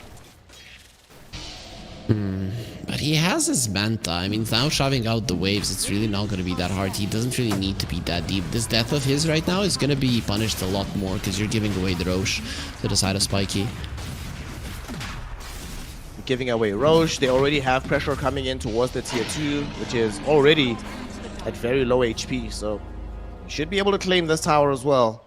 Dire's top tower is under attack. Well, there is no glyph, so yeah, it should be happening. You're still a little bit afraid to show with anybody else other than the Weaver who has the Aegis, and this is a smart choice. Finally, Spiky are gonna be focused to think about what they need to do. Let's say you show the Queen of Pain there, they jump in and they burst it down. It can happen. Good thing though, the Tusk does have a blink, and with that blink, there is a good chance that all the time you're gonna be able to snowball save somebody. For a Weaver, that means time lapse. For a Queen of Pain, that means blink away. Yep. Tormi gets taken out by the Radiant lineup. It gets granted towards the Ogre Magi, so we've got that Fire Shield. So some defensive potential to go along with the Bloodlust onto Raincloud. Yep, that is quite nice. You buffing up the SF so that he can stand his ground is a big deal. The thing is, you don't really have a lineup built that much for the SF to stand his ground. That's why it's good to have a Bloodlust, right? You have Bloodlust, you have Hurricane Pike. His movement speed is quite high, so it's not gonna be your Drow Ranger all over again. Let's say like it was for Spiky, that she is running into a fight and can't get there to dish out the damage necessary. This SF should be able to close the gap and do the damage either way. Some pretty fat stacks sitting behind Manic to be farmed a little bit later. Just wants to finish off the Aghanim shot for himself for now. What big items are arriving elsewhere? BKB up right now for SS, and Candy Lou, bruh. Man, Mans is just not allowed to play Dota today. We do end up losing this Dog Willow, whilst SS also with the Unleash kills off Suki though. A much bigger grab. Ogre Magi will end up dead now as well. SS, the double kill, didn't even need to pop the BKB for that one. But this Aghanim Scepter turned out to be the key to success. That silence on the additional pulse, I think that's what probably caught Suki off guard. Yep, you go in with the rebound, it silences him. You hit him 5 times, another silence, then you use the dispose, another silence as well, and then 5 hits again will silence him. If you combo the spells properly, as you should, it's really not that hard. The Storm won't be coming out of the silence for like 4 or 5 seconds and then he dies. Yep. Now another tier 2 tower granted to the Spiky Gaming lineup. And Ascent starting to feel a little bit lost on this map right now. They haven't been able to connect the kill clean with the Storm Spirit Orchid in quite some time. This Razor just not getting the progression towards his BKB because he keeps dying. Dire's top tower is under attack. Manic, he's gonna have his shard, and okay, he has his shard. So with the shard and the Gleipnir, the damage output of the Weaver is gonna be super high, especially the AoE part of it. Oh, Actually going on to the trouble. Weaver. He still has an Aegis, however, and they haven't actually killed him off just yet. Rolling boulder forward, it catches onto the Queen of Pain. She's forced to yield into the air, but the Unleash from SS, they turn onto Candy Lou and they kill him off. Next on the chopping block is probably this Earth Spirit, but look at the Shadow Feed. He's trying to rein in the damage, but it's just not enough. He dies to the Sonic Wave. Storm Spirit came into the fray, able to take away the first life, at least on the Weaver. Keeping the fight going, however, needing help is this Ogre, who gets caught in the Bramble Maze, killed off by the rest of Spiky. Storm Spirit forced to zip away, as he can't do it all by his lonesome. Ends up being a 2-for-4 exchange. They take the Aegis away, but it was expiring in about a minute and a half anyway. They don't really care that much. This is not looking good for them. Sure, the BKBs of the Storm and the Razor are coming, but the burst damage and the possibility of killing the Razor, even when he does have a BKB, it is there. So I don't know, man. I think Ascent have lost their timing, and especially because the SF is going for this butterfly, it's not going to change the fact that the rest of his team is not going to survive like he is. You can ignore him a little bit with the butterfly, you can most definitely do it, and now they finally brought him down, meaning that they took away the extra souls. Everything is looking up for the side of Spiky, and also after that fight, big items, they're going to be coming. Yep. MKB going to be starting to be built into by Manic. He finished his D-Lance. Aghanim SS. Does she have the full axe? Oh my god, she does. Yes. It is... It might not be something that you necessarily will allow you to win the fights all that fast, but if you want to make the fights long, now you can. BKB activated by Manic as he got jumped into by Suki, and now Candyloo might have wandered too far forward in this fight. There's going to be the first Aghanim Shadow Strike. Thrown out by the co-op. BKB from Candyloo is now finished. He's in danger. The spikes, they're bouncing around. We have a Kleipnir out onto Suki, held him in position. He does manage to zip past this snowball from this Tusker. In the meantime, though, SS jumping in onto the backline. Look at the damage from the Marcy as they push multiple heroes in with the Sonic Wave. They can't There's run. way too much magic damage. They've just killed off Rain Cloud. The lone survivor is Ogre, but there's no way out of this one, buddy. Nice deny at the very least. That was kind of cool. Suki doesn't give away gold. However, they do give away the game. GG, well played is called. Spiky Gaming will continue in the tournament. Ascent Esports eliminated. And we had a very, very, very dominant performance coming in from Spiky on the back end of this one. They lost the drafting phase 3 games in a row, I want to say. Just in the first one, it was very hard for Spiky to execute. In the second one, very easy for them. This one was so-and-so, but still, Ascent, they went too greedy in this one. Then they itemized greedy because they got the Manta on the Razor, and then they never got to play the game. To be honest, this should have been a stomp in 20 minutes for Spiky if they hadn't given the Weaver's life away and the Co-op's life a couple of times. But, you know, the enemies still play Dota. They buy the Orchid on the Storm. It does allow you to get a kill here and there, but really nothing too much. Ascent were definitely off their game, especially strategically and in the drafting phase here for this series. And I mean, they will go home, and I mean, it's to be honest, Spiky, they deserve this victory. They came better prepared. Yep. Something very tragic from when Suki was able to actually pick up this Orchid. You know, he got 2 kills immediately off the back of that. Throughout the rest of the game, only got 4 additional kills after having this Orchid online. Just not the performance we wanted to see from him. Manic, you know, you're completely correct that Manic should honestly only have 1 death that I think completely wasn't his fault. Most of his deaths was flying way too close to the sun. But it ends up not mattering, especially because, in my opinion, the person who really put in the solid performance here was SS. Played an amazing game on the Marcy, was solid in the laning phase, able to, the itemization to go for the Ags. I think he just realized that, well, if we just silence the Storm Spirit, what are they going to do? And like you mentioned, they went for the Manta on this Razor. But very often, Manta was using the Manta before the Marcy would arrive to the fight. She arrives, all of a sudden you're silenced anyway. You end up dying in the engagement. Solid itemization, solid game coming overall from Spiky and Ascent. I don't know, man. You could just feel it, like you said, in the mid game, that they just don't know what to do. And that's definitely a problem for them going forward as a team. For sure. I also want to come back to the Marcy and the item choice. You know, usually the Aghanim Scepter before the BKB would be considered maybe a greedy choice. But because he saw the greed on the enemy heroes and that they're going to be having to separate themselves if they want to do anything in this game. Like, what's going to happen? The SF Razor and the Storm running at you, you're just going to laugh. They're not going to be able to catch you. Even if the Storm does catch you, the other two won't be able to close the gap. So it just goes for the Aghanim Scepter. It helps you farm, reduces the cooldown, allows you to fight more often than it would with the BKB. And you probably thought, guys, we're not gonna fight super hard in a big team fight for the first 20 minutes. Then once you got the BKB, this Marcy, as you mentioned, completely unstoppable. I also loved the Orb of Corrosion. I'm loving that the Orb of Venom plus Orb of Corrosion are coming back into it, coming back to the offlaners. Finally, people are starting to punish these squishy ranged cores, and I'm loving it. Right, we might be seeing a switch in the meta in the next couple of weeks. Hey, we always like meta switches. It's always fun to see how players evolve, even if the patch itself doesn't have to directly change. Changes certainly need to happen in the Sense esports camp. They need to go home, have that conversation amongst themselves, figure out what to do. For Spiky Gaming, they need to have a conversation about what to do next, because now they have to go directly into playing up against Yakult Brothers, and that's a very big step in terms of the competition levels that they'll be going into in their next series. Yet again, it's another elimination game, so if Spiky loses that one, this victory against Ascent will literally mean nothing.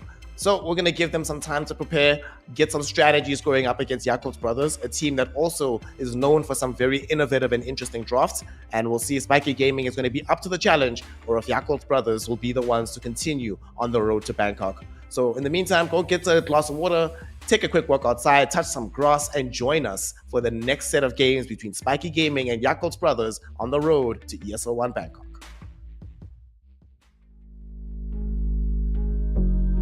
Never pressed, but I got the juice.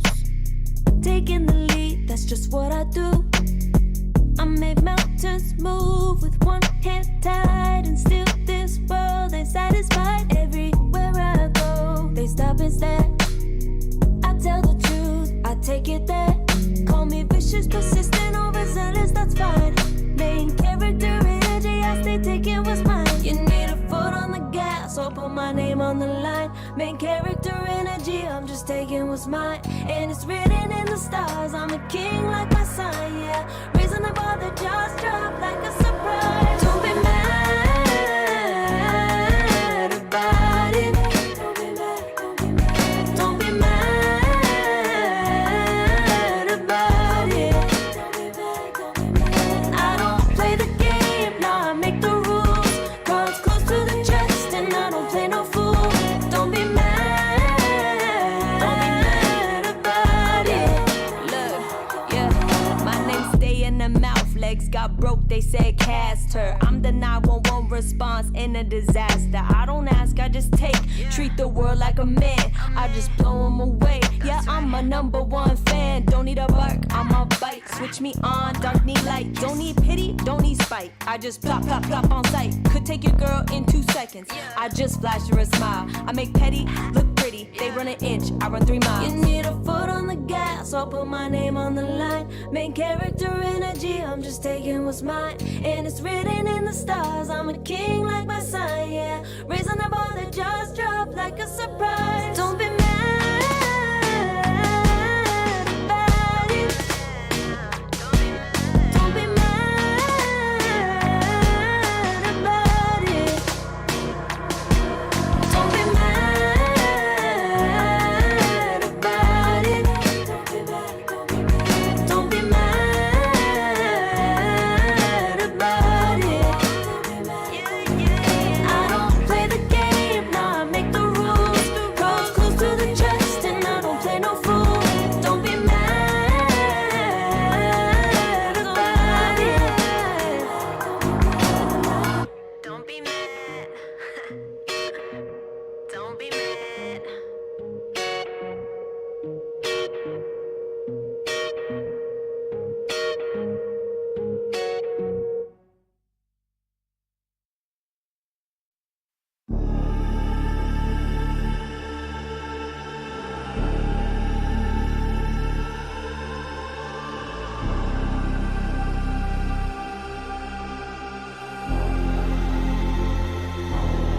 You'll be free when I set you free. I breathe you in, but all your sins won't disappear. You can see it's true that I want only you when we'll break free. Together, you and me. Take me in your arms and let us rise high up to the stars where we can fly. So come with me and pray. I want you to play my games and fulfill my black desires. harder leave me. I only need your body. So I'm saying I'm in love with you, but I don't care much about you. Where you've gone, I would find someone new. I cannot lose. Fall into my arms and let us rise high up to the stars, where we can fly.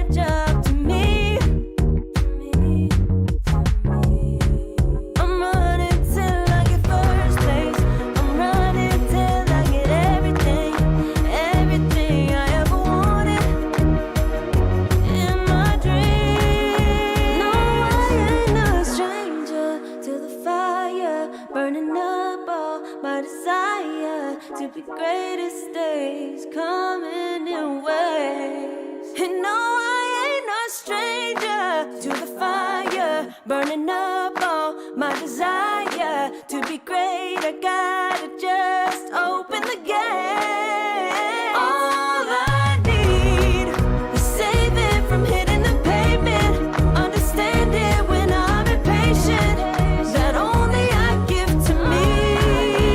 All I need is a little love in lonely places, and strength to stand fear in the face, that only I give to me. All I need, understanding when I'm impatient. All I need, is a little love in lonely places.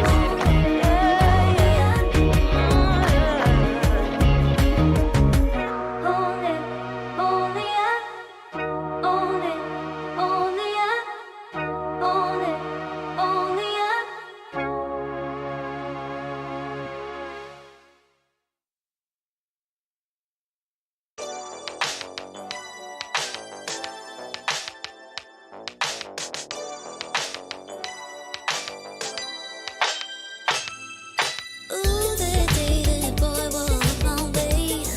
Won't forget his pretty face. It was like we both had something to say. Yeah, but as soon as I saw him, his fine ass was gone.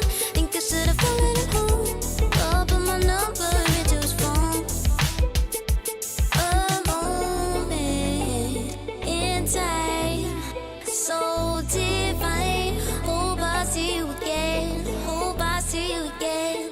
A moment in time, so divine. Hope I see you again.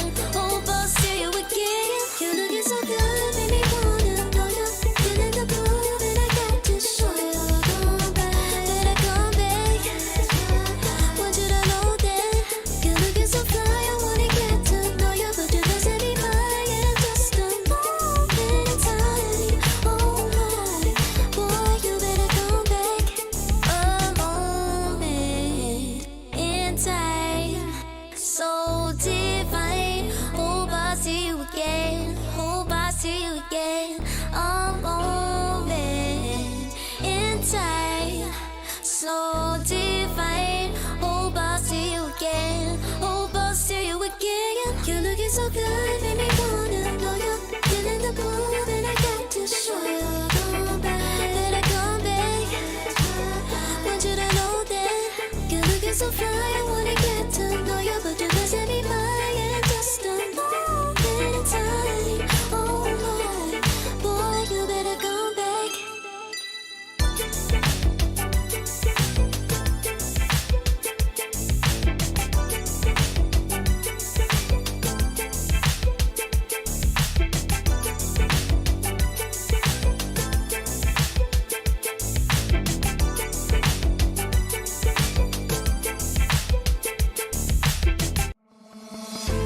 Oh, I don't know how to put it together. Ever since I found you, my life just got better. Better than this, better than that, better than anything I ever had. Better than this, better than that, better than anything I ever had.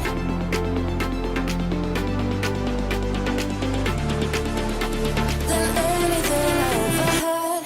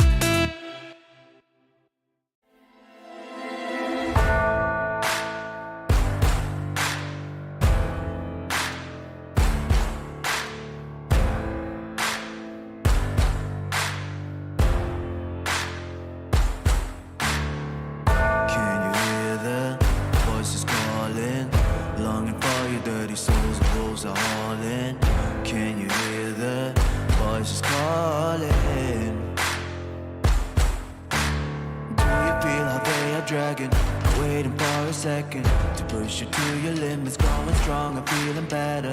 But do you feel them? Can you hear them say?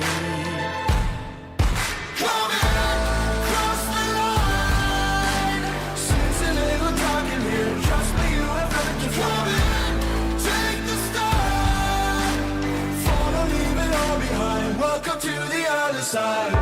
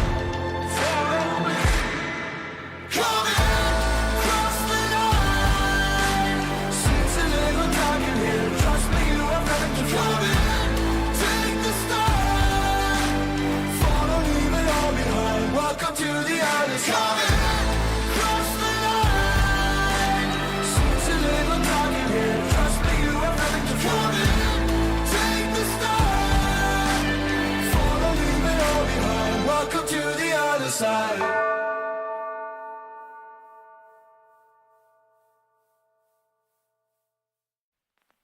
I pack my suitcase, headed out the door. I keep my shoes laced. 2,000 miles away from home. A couple dollars in my pocket, never stopped the boy before. I load my bags and hit the road. Miles past, turning back, found my track, face the fact she a cold one. Never gonna settle for none. Stay up every night till I won. Don't want a slow rise now. I'm confident opulence isn't a long ride out. When I look back now, I'm astounded.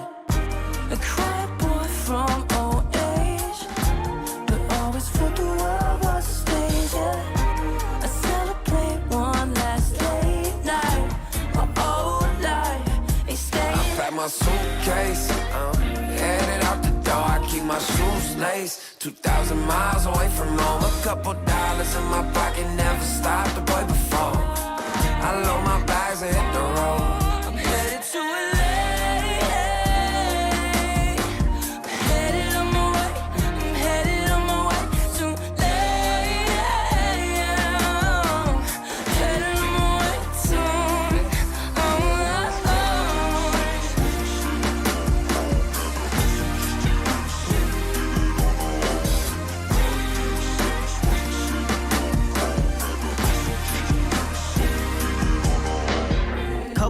Miles, throw it on the dash. Shit, 10,000 hours, can't let them pass. Yeah, well, I was putting time in, you was pulled up wildin'. You always had shit to say, now when I see you, it's silence. Thought I have a Grammy by 25. Commas after commas next to dollar sign, yeah. Had to remind myself why I'm living this life. Look at all the late nights, it'll all come in due time, yeah. Made for the fight, for the pain and the climb. Tied to the life I chose. Stay through the night, another day, not a dime. Race against time. I couldn't just lay by and wonder what I could have made mine.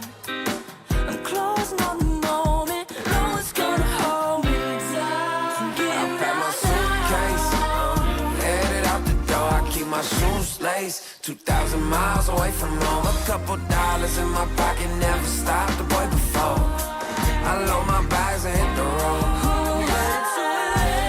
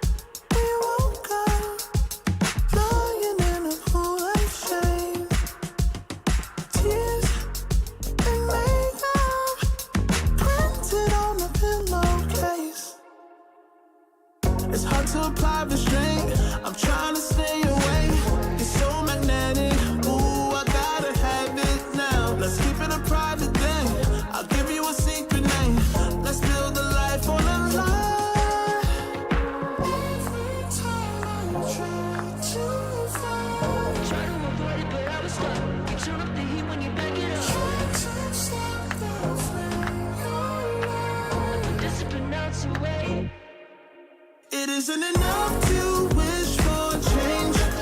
You either give in or pull away. We have the will to choose our fate. Whether it's wrong or right, I'm holding on for life. For the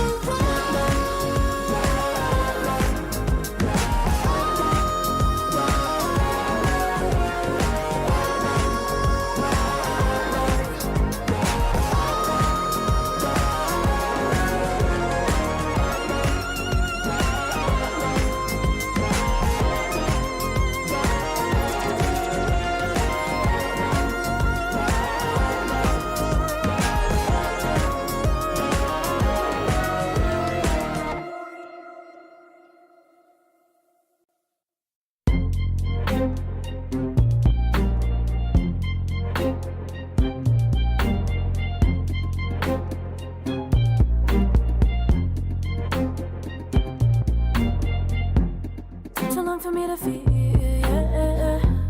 Tell me why you're on your knees, yeah. Now my fault I had a dream, yeah. Kicking off the covers, I'm too hot for this bed. Give me space, I need to breathe, yeah. Give a face, giving it beautifully, yeah. Yeah, it's just me and my clique, yeah. We might be the hottest, but we let you in. Angel energy, let you sit with me. Angel energy, angel energy, angel energy. We got sympathy. Angel energy, angel energy.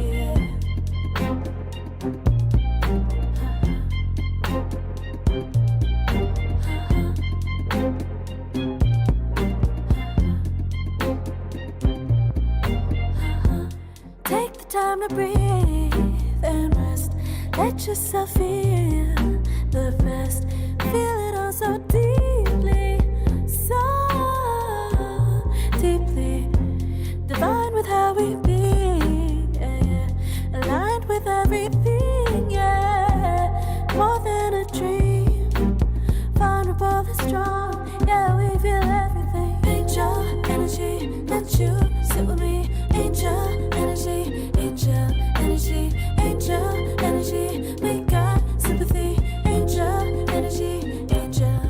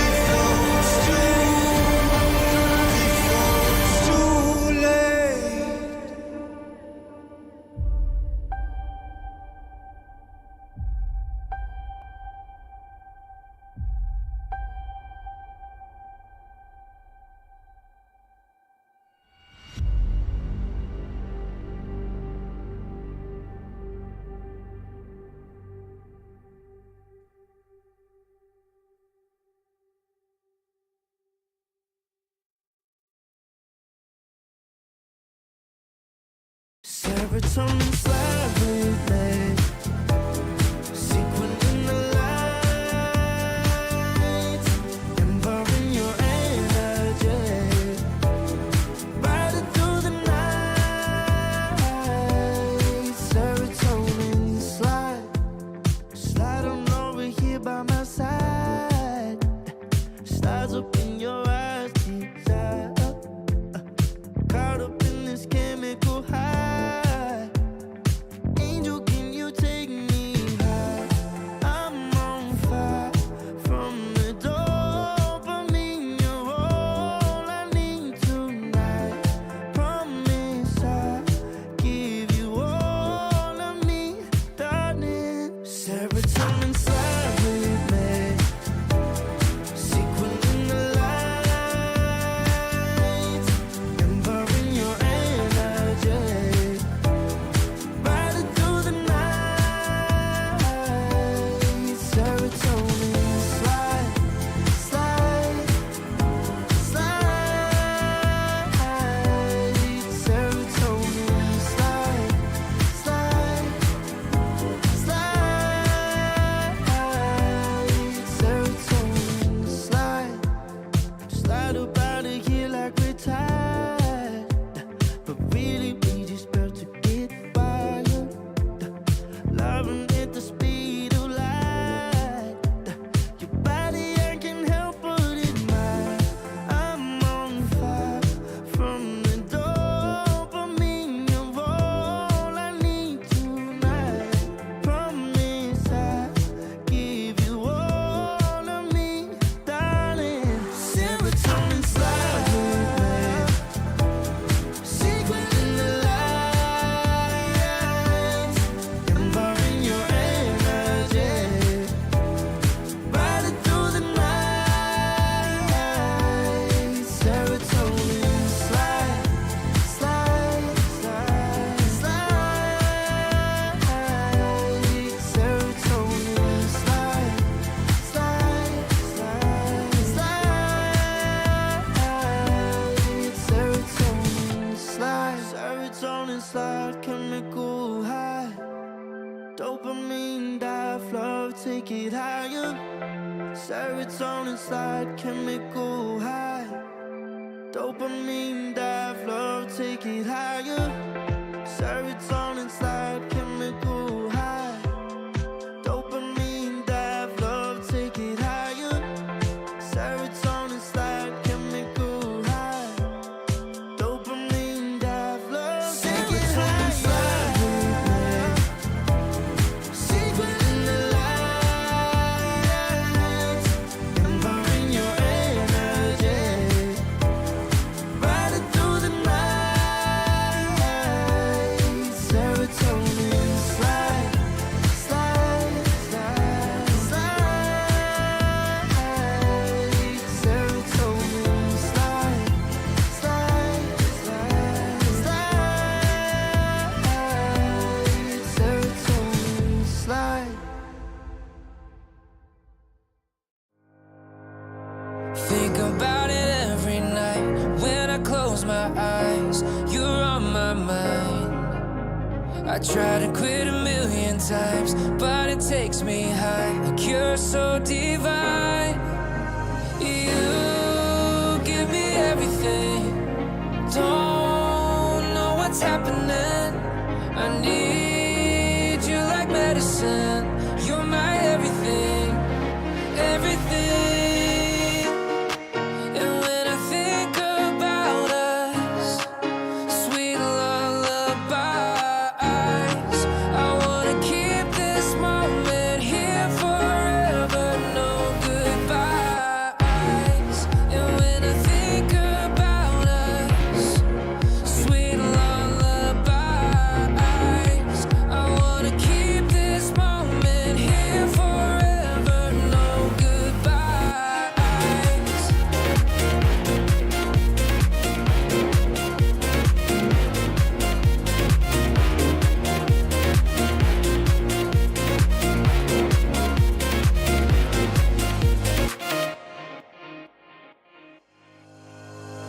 Think about it every night when I close my eyes.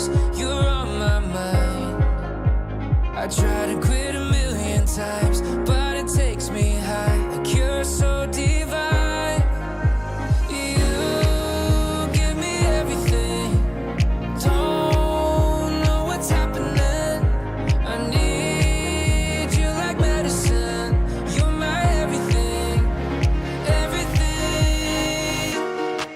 And when I think about us, sweet lullabies, I wanna keep this moment here forever, no goodbyes.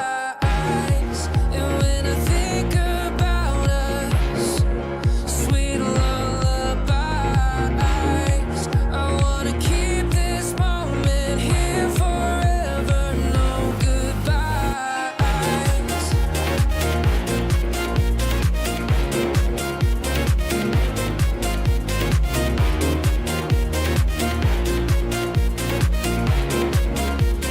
No goodbyes.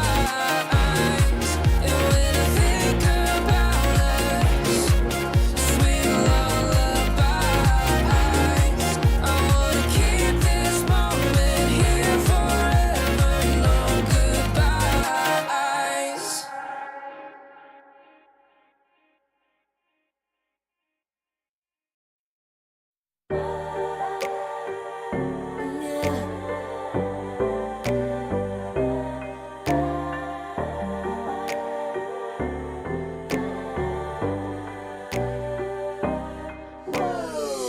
Talking my, I've been working all year getting by. Looking for the high, taking all my time. Breathing in new life, feeling fine. Like I don't gotta be something society wants me to strive to be. Got my own energy. So magnetic in the spotlight. Shaping my own world with my own mind. Don't talk about me unless you alright. You gon' see I'm finna real free, protecting my energy. Gotta protect my mind. I'm breathing in new life. It's time that I realize what feels good ain't always right. Making changes, I got me a new strut. No more settling, I'm running out of good luck. Never chasing, I attract, I'm busy going up. If you see me come correct, then keep it on a book. Get it, how I live it, that's the motto, how it goes. No more reaching in the distance, hit the lotto, I'm the one. Not denying myself anymore, I'm done with it. Sky is the limit, I'm living like willow. Energy,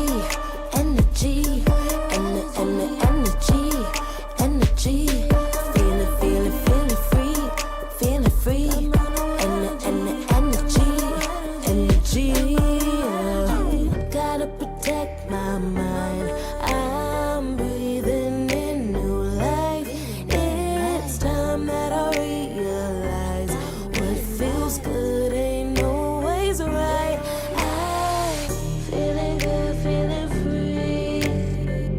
Feeling good, feeling free. All I need is me and my new energy. Feeling good, feeling free. Feeling good, feeling free. All I need is me and my new energy. And my new energy. Feeling good, feeling free. Feeling good, feeling free. All I need is me and my new energy. And my new energy.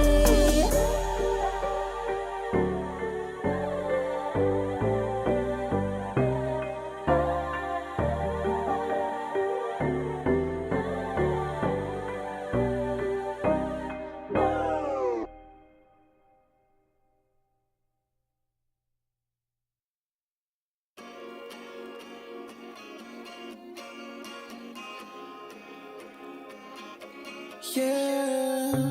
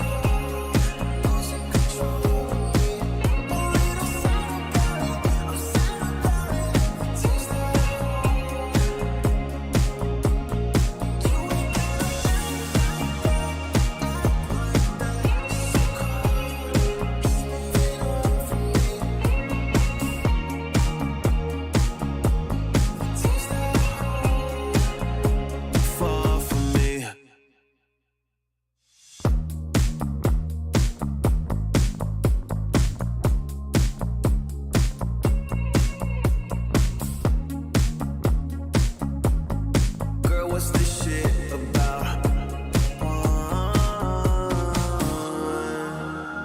You told me I was different then. Now you got yourself another man. I hate to see you out with him. I guess I'm a little sad about it. I'm sad about it. I can't let you go. I'm losing control of me. Oh, and I'm sad about it. I'm sad about it. Tears that you ain't gotta act like that.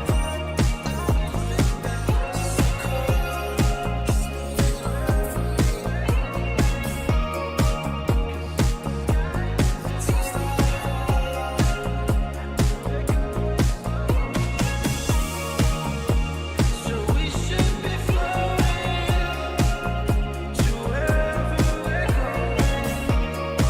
'Cause if the sky is in motion, then we're going slow motion. So we should be floating to wherever we're going. 'Cause if the sky is in motion, then we're going slow motion.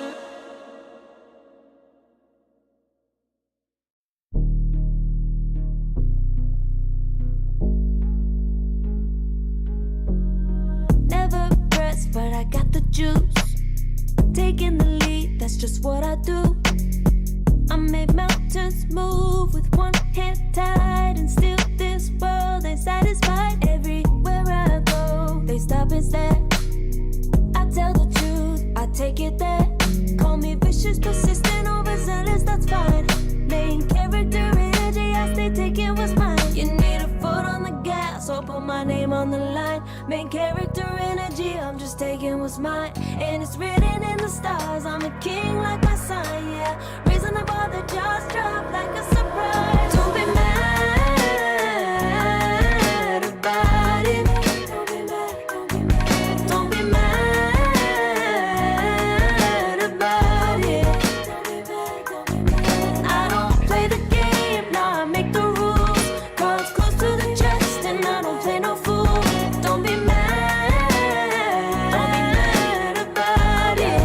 Look, yeah, my name stay in the mouth. Legs got broke, they said cast her. I'm the 911 response in a disaster. I don't ask, I just take. Treat the world like a man, I just blow him away. Yeah, I'm my #1 fan. Don't need a bark, I'm a bite. Switch me on, dark need light. Don't need pity, don't need spite. I just plop, plop, plop on sight. Could take your girl in 2 seconds. I just flash her a smile. I make petty look pretty. They run an inch, I run 3 miles. You need a foot on the gas, I'll put my name on the line. Main character energy, I'm just taking what's mine. And it's written in the stars, I'm a king like my sign, yeah. Raising the bar, the jaws drop like a surprise. Don't be mad about it. Don't be mad about it. Don't be mad about it. Don't be mad about it. I don't play the game, now I make the rules. Cards close to the chest, and I don't play no fool. Don't be mad about it. Don't be mad. Don't be mad.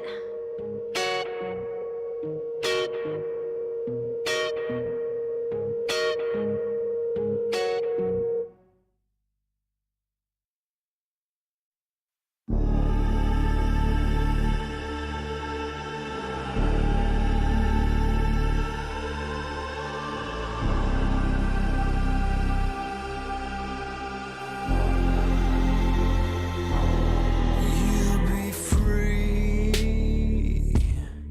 when I set you free. I breathe you in, but all your sins won't disappear. You can see it's true that I want only you when we'll break free. the you and me. Take me in your arms and let us rise high up to the stars where we can fly. So come with me and pray. I want you to play my games and fulfill my black desires. So break my heart and leave me. I only need your body. So I'm saying I'm in love with you, but I don't care much about you. When you've gone, I would find someone new. I cannot lose. Fall into my arms and let us rise high up to the stars where we can fly. So come with me and pray. I want you to play my games and fulfill my black desires. I'm playing in a hidden world. Forbidden love will be observed by you to reveal my black desires.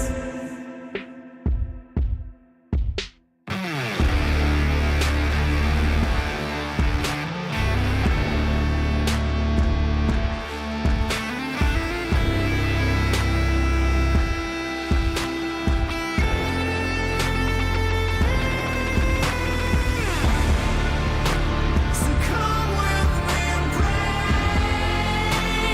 I want you to play my games and fulfill my black desires. I'm playing in a hidden world. Forbidden love will be observed by you to reveal my black desires.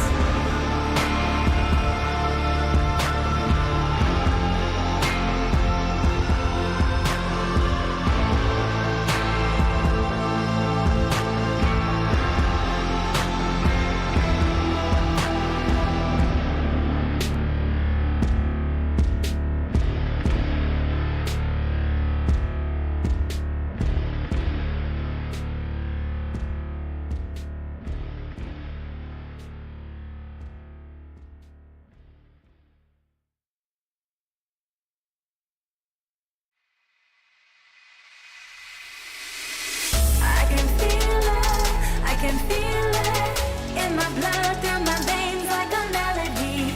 I can feel it, I can feel it, so alive from high, I can finally breathe.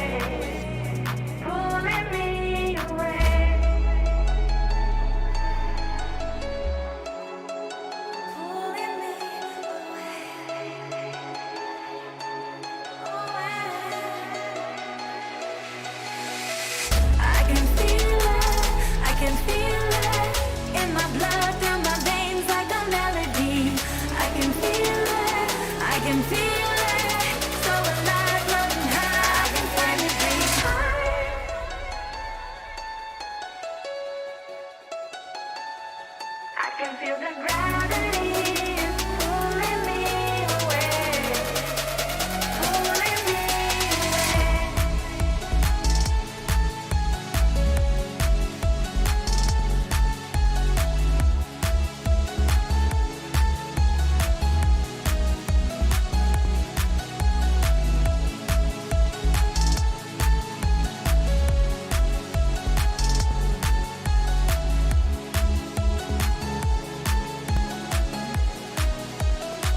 I've been getting so high, I can feel it. I can feel the gravity is pulling me away, pulling me away.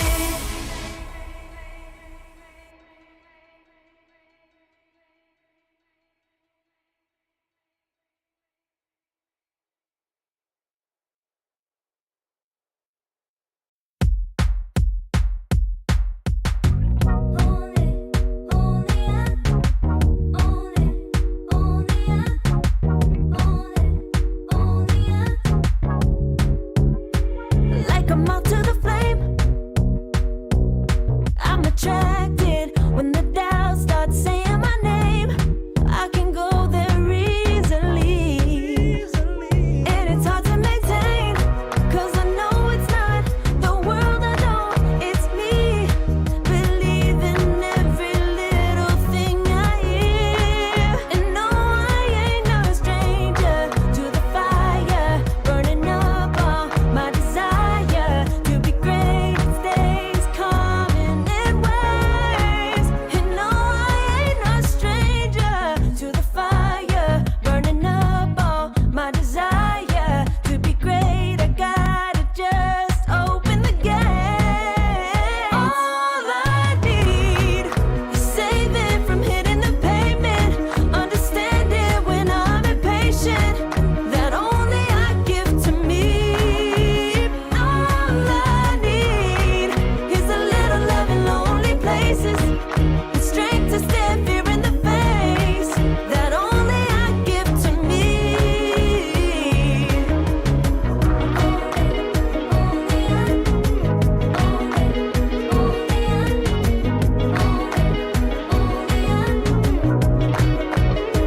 Now I'm running this race, yeah. Stallions couldn't catch up to me. I'm running till I get first place. I'm running till I get everything, everything I ever wanted in my dream. No, I ain't no stranger to the fire, burning up all my desire to be greatest days coming in waves. And no, I ain't no stranger to the fire, burning up all my desire to be great. I gotta just open the gate. All I need is saving from hitting the pavement, understanding when I'm impatient, that only I give to me. All I need is a little love in lonely places, the strength to stand fear in the face, that only I give to me. All I need.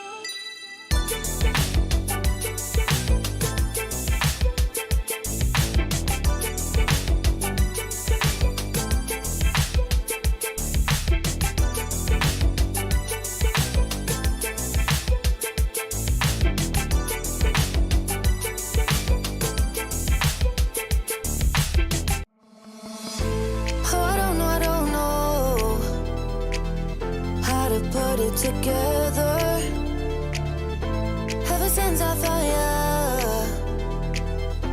my life just got better. Better than this, better than that, better than anything I ever had. Better than this, better than that, better than anything I ever had.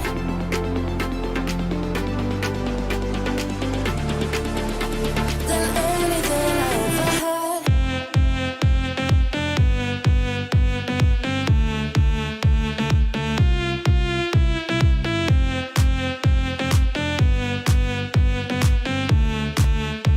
Than anything I ever had.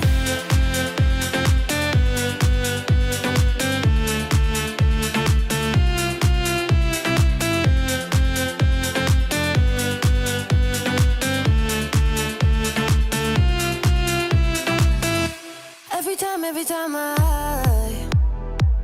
start to doubt if I'm good enough, looking straight in your blue eyes makes me feel better. Better than this, better than that, better than anything I ever had. Better than this, better than that, better than anything I ever had.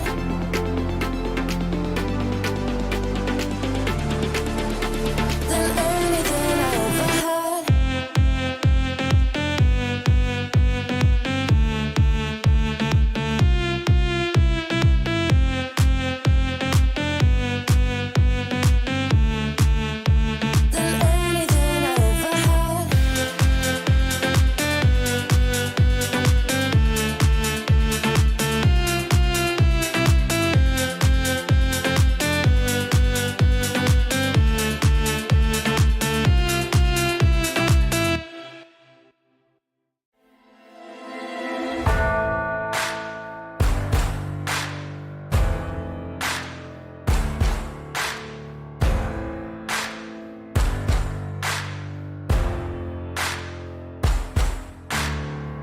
Can you hear the voices calling? Longing for your dirty souls, the wolves are hauling. Can you hear the voices calling? Do you feel how they are dragging? Waiting for a second to push you to your limits, going strong and feeling better. But do you feel them? Can you hear them say?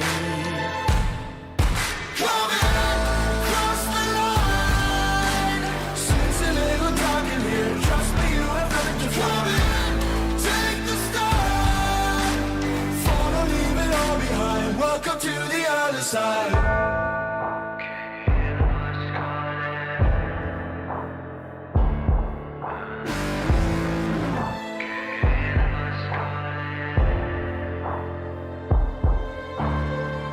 Do you feel how they are dragging? Do you feel them? Can you hear them say? Do you feel how they are dragging? Can you hear them say?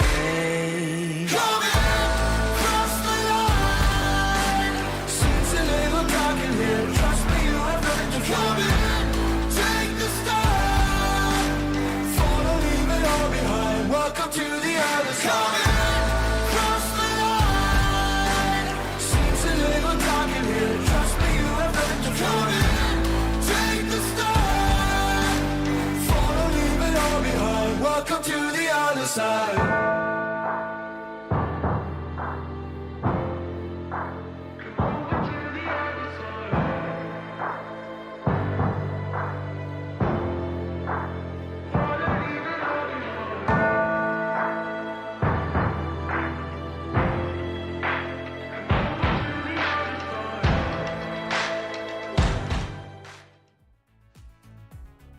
Welcome back, one and all. We are here for our second series of the day. More elimination Dota happening in the ESL One Qualifiers for Bangkok. And this time, we have Spiky Gaming taking on the side of Yakult's brothers. Spiky, well, obviously dropped down to the lower bracket, made their climb through Ascent Esports. Now, though, this is a real test. So I'm very curious to find out what their resident coach, Harry Freak, is going to tell me about how to overcome a squad like Yakult's brothers.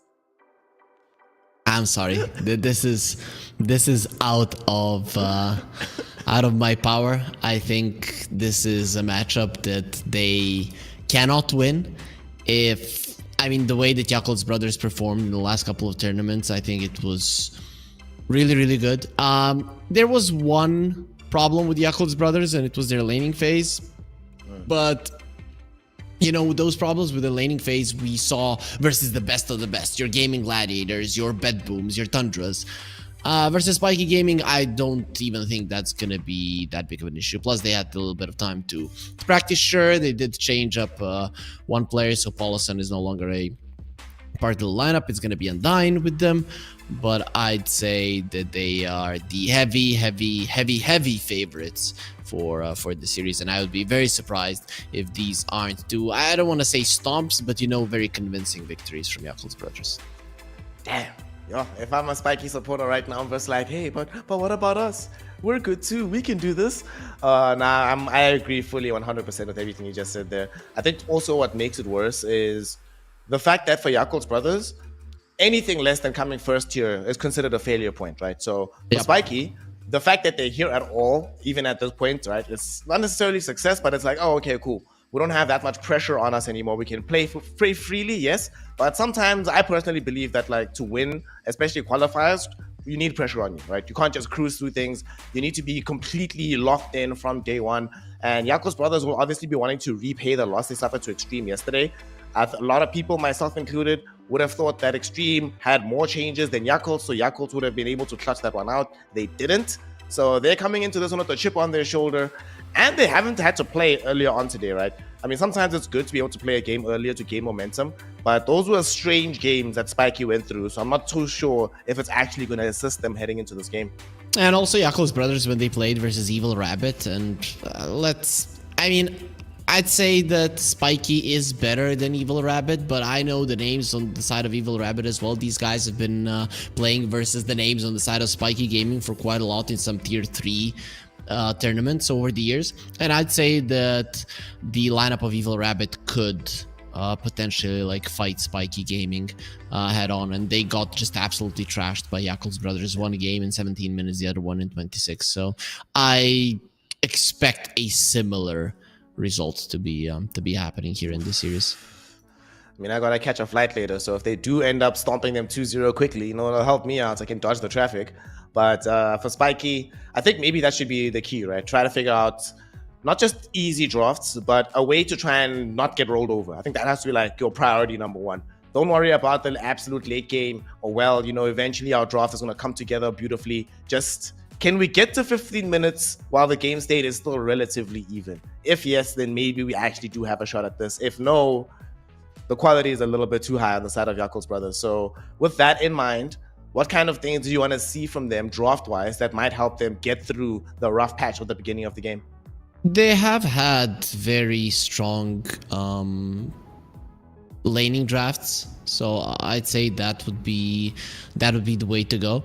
And then try to, if you get the starts of the games that you did get versus Ascent, not to feed off 1 or 2 kills and just completely not throw away, but mitigate the lead that you've accumulated yourself. So I don't think in terms of drafting that this should change much. Of course, they're gonna be versus Yakult's brothers, and I think that Ascent today did drop the ball when it comes to drafting. I'm not sure if Yakult's brothers are going to be doing the same, but if there is one weakness, it is the laning phase, and the way that you draft would be similar to what they were doing in the previous series.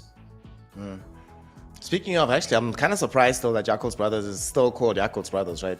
Normally in China, you get one tournament as a stack and then immediately get snapped up by somebody, but they're rolling strong together. We also have it on good authority that none of the players are being paid salaries. They are legit stack, and I'm kind of liking the fact that they're sticking together. Their carefree attitude, of course, not gonna last forever, that we saw at Belgrade. I hope they're more serious now, but if they get through this, even though they lost to Extreme in the upper bracket, I have a feeling that we're probably going to be seeing them in the grand finals tomorrow. If they win. This is still China after all. Upsets can happen. Maybe somebody during the game, somebody drops coffee on their keyboard. They start raging at each other. Maybe somebody sends a question mark at Emo. He gets mad. Who knows? So That's what Spiky Gaming are relying on. Some degree of volatility happening with the personal side on the side of Yakult's brothers. Unlikely, but, you know, we have to account for any kind of scenario here. If you send a question mark to Emo, you will lose. So I think there was only one team, an NA team that shall not be named now, because they're not part of Dota any longer, that did that, and they made a mistake. It cost them a major victory. So I would assume that you do not do that. If somebody writes a question mark to Emo, he might have screwed over every single team in the tournament, because he might just go mad and win the tournament on his own. No, what I mean is somebody on his own team. So maybe it's like Undyne, Emo dies, and then he question marks him. You know, then it's gonna be mutually assured destruction. He's gonna get mad, but put that destructive energy towards his own team, and that's the only way I can see them like getting blown out here by Spiky. I really think that's not gonna happen. But if you if you question mark your own teammate, you know, maybe Undyne is an agent for some of the other Chinese teams here, like Gozu and Extreme, who also have a good shot at qualifying. You know, now that we've seen some of the games, do you have a favorite? Are you sticking with Yakult's brothers, or do you think that Gozu and Extreme Gaming are better contenders for the #1 spot? Based on the games that I've seen, I still favor Yakult overall. I think Yakult's ceiling is still the highest, I think. But I think Guazo has shown the highest floor. Like, they just played very smooth games of Dota, right? They haven't been involved in any kind of chaotic games. So floor-wise, Guazo, but ceiling-wise, Yakult brothers. And I think tournaments like this always come down to the ceiling. So I'm still going Yakult brothers. And we're going to see, hopefully, whether or not they give us an entertaining game to start their day as we get into our first draft. Yakult brothers versus Spiky Gaming. Elimination Dota. A road to Bangkok continues. And because they do not have first pick, Yakult's brothers, they don't want to lose, even if they're the favorites. Just ban the Naga Siren, baby. 5 seconds remaining. Yep. Well, we're always going to be seeing that. And Spiky, they get rid of the Invoker. A lot of the times we didn't see this, but it seems that Spiky Gaming are preparing quite well. I don't know if they have somebody behind the scenes that is also helping them with the stats and stuff, but this is definitely a ban phase that is directed towards Yakult's brothers. And if you remember, when we saw Yakult's brothers in a LAN environment, you and me were casting them, that every single time their bans were different. Now, versus Spiky Gaming, it seems like they're going just for standard bans. With this Dark Willow ban, it might be showing that they want to get the Tusk themselves, or maybe force the enemies into a Tusk and they have a different idea of how to deal with that particular hero. 10 seconds. I'd actually sort of even forgotten just how tailored their drafts were for each team that they were playing against. 5 seconds. Yeah. It's kind of remarkable to watch. Very But cool. Obviously with Spiky, I don't know if it's the case that they just don't have as much information on Spiky, or if they just don't respect them that much. But either way, just more standard here. It's fine. Could be both. I really would have wanted, if you were in the arena, the last LAN was here in Belgrade. I could see Yakult in the audience and how excited he was getting for every single game. So it was really fun and kind of, you know, wholesome to see that. So yeah, I have a little bit of a bias towards Yakult's brothers, but let's not be kidding ourselves, man. Paparazzi is going to the LAN. Oh, Paparazzi. He's going to be in action later on today. Spiky Gaming, they open up the campaign with an Enchantress pick, grabbing this hero right off the bat. Yakult's brothers, as you said, does seem like they want the Tusk, and they get the Tusk. Unlike in the previous series of the day, though, Shadow Fiend not at all involved in this first phase. Yeah, now with the Tusk pick, you assure that the enemies are not going to be picking the SF. They're probably not that crazy, and you might have just forced the enemies to ban it out, even if you don't want to get it. Let me check if Fly has been playing a ton of SF. He hasn't been playing a ton of pub, so I'm just guessing that Yakult's brothers have been doing a lot of practicing. Scrims behind the scenes. Spiky Gaming, they just ban out the Visage. Not gonna try and roll around with the Tusk Visage. No tag team birds today. And I wonder if they're gonna go ahead and if they feel like it's necessary to ban Doom in a game like this. But I suppose Enchantress will be playing the 5 role anyway. But I think, what do you think? Is Doom that high of a priority when you're playing the Ench these days? I mean, Enchantress is pretty decent versus the Doom, so I guess you're fine-ish. Yeah, the laning stage could be problematic, but I don't think that Yakul's brothers necessarily wanna get that one. So, considering that it annoys you once you get the Helm of the... Oh, actually, with the Doom, you don't get it. Why did I switch over to the Beastmaster? Because I'm looking at the Beastmaster right now, but I don't think so. I'd rather get rid of the SF here. Shadow Fiend also does provide that big burst of magic damage. They ban out the Dawnbreaker. I mean, we do sometimes see Dawnbreaker with the Shadow Fiend. But Dawnbreaker in general has been on a rising in priority. And Yakul's brothers are the ones that actually banned the Doom, and that's quickly explained because of the fact that they wanted the Alchemist. Okay? This is probably their lane together, right? Could be their lane together, but I think they're keeping it flexible on the Tusk side, right? Sure, the Visage is not in the pool, but there are other offlane heroes that could go with the Tusk, and we know that Baboka can play this hero if need be. Sure, any position 5 currently in the meta can play the Tusk, but it is a possibility. But sure, with the Acid Spray and the tag team, there is a lot of synergy between the two. Spiky, what are we getting for ourselves here, gang? You're going to be playing at the pace of the Alchemist. You're going to try and overrun this early game with this Enchantress in tow. Let's see. So, there's an Elk. You go for the Bristleback. That is a flex pick, but I would assume that maybe you want to lane. Would you want to lane versus the Alchemist Tusk? That could be problematic. This is a strong lane, but inside of the Acid Spray, both of these heroes are squishy. So I'm very curious to see how Spiky Gaming goes for this one. It is a risky approach to go for the Bristleback Hoodwink into an Alchemist. That can backfire for sure. 5 seconds At remaining. the very least, it does give them some additional damage from this Hoodwink. You didn't really have any stuns prior to this, so now you get that Bushwhack for initiation. And both supports have damage in the lane, so you're not going to be playing passively, which is the kind of thing I want to see from Spiky. But now you're going to be dealing with this Primal Beast. Who can go through the trees, find where the Hoodwink is at. Eventually, you will get this break as well, so both Bristleback and the Enchantress are not going to be safe in this game.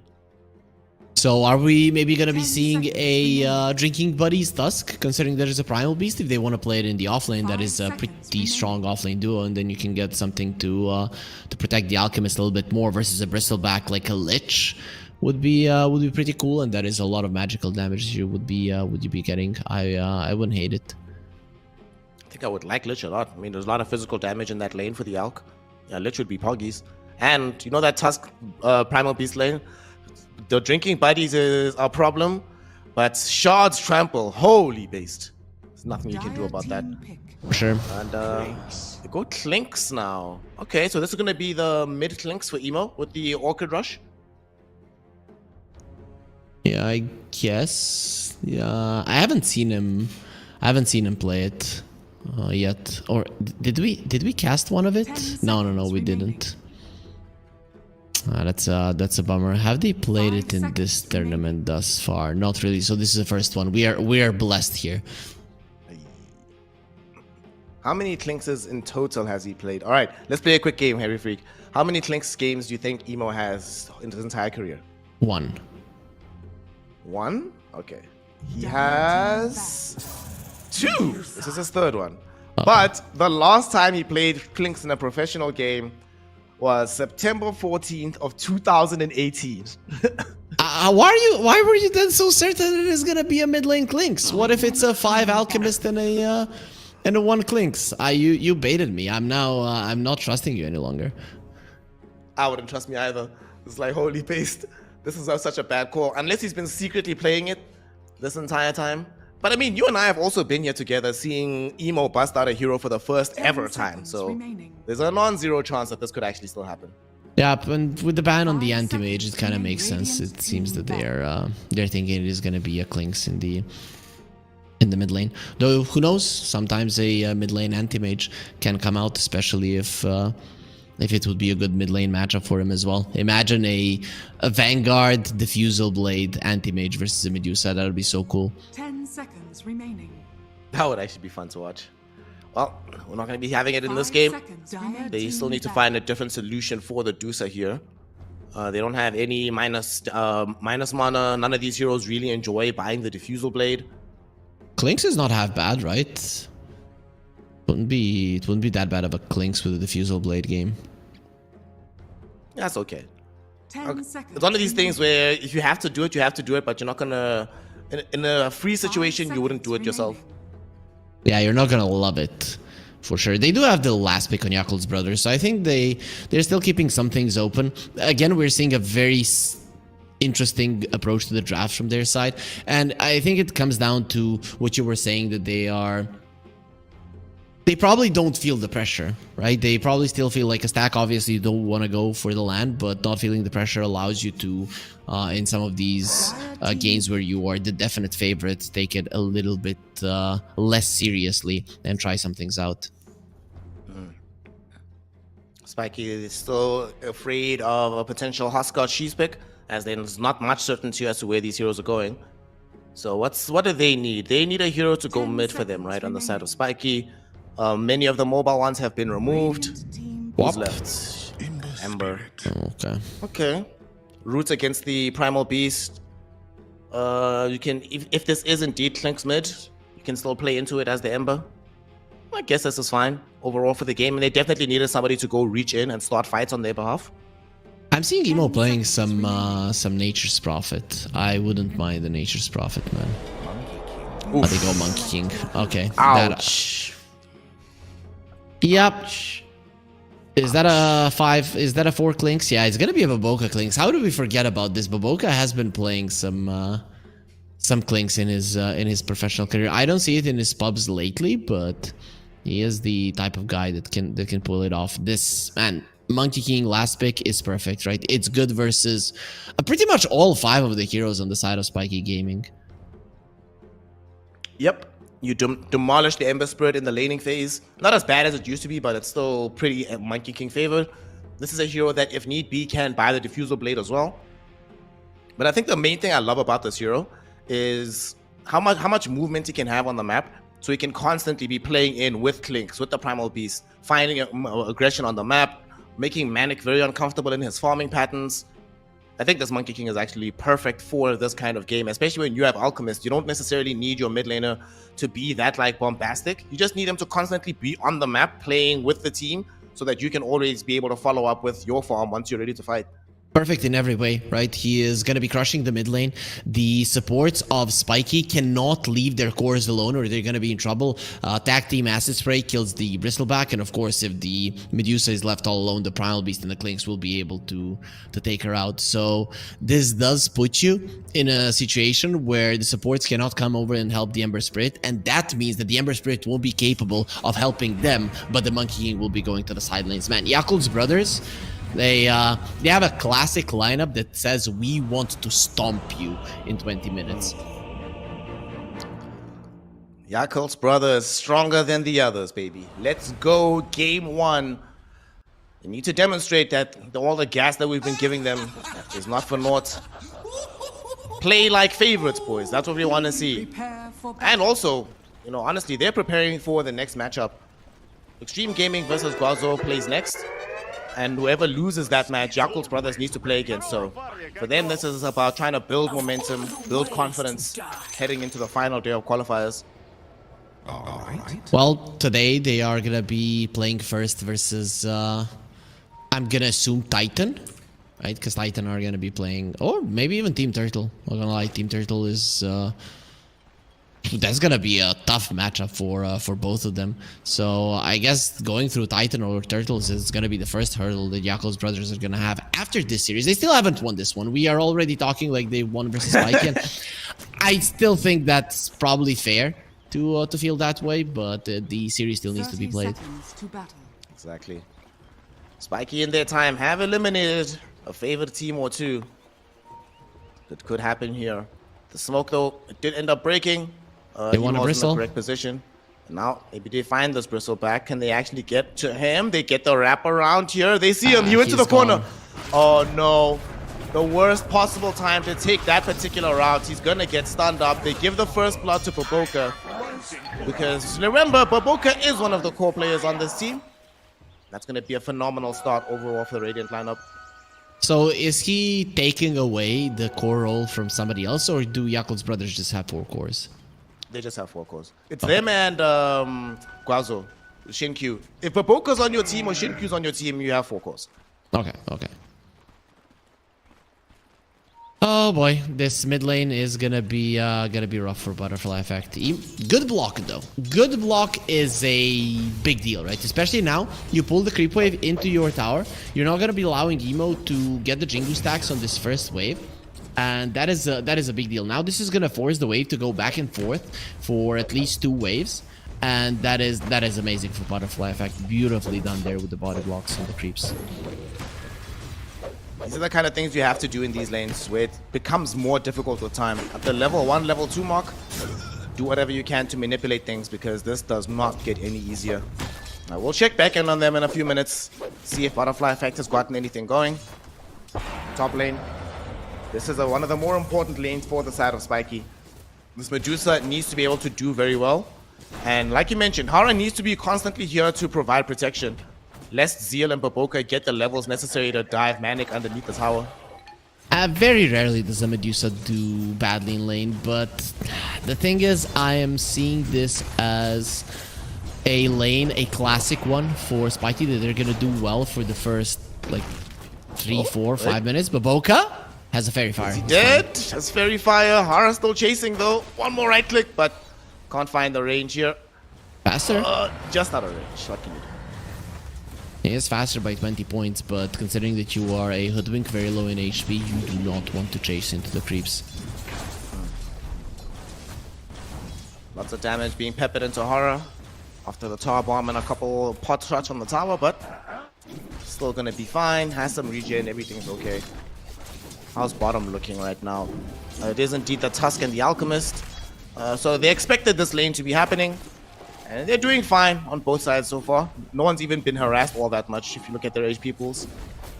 Okay, they're gonna be harassing K-Class now a bit. Right, they're hoping to get a straight up kill here. Can they chew through the attendance? Yes, they can. Tag team, baby. You were mentioning it. Tag team plus acid spray. You get to see the power of it unleashed in the bottom lane. Yeah, until you get the Untouchable on the Enchantress, you die to that all the time. And it's... The thing is, you don't even need to get the Snowball and the Tusk in this lane because you have the Unstable Concoction, so you can get away with getting the second point to the tag team once you're level 3.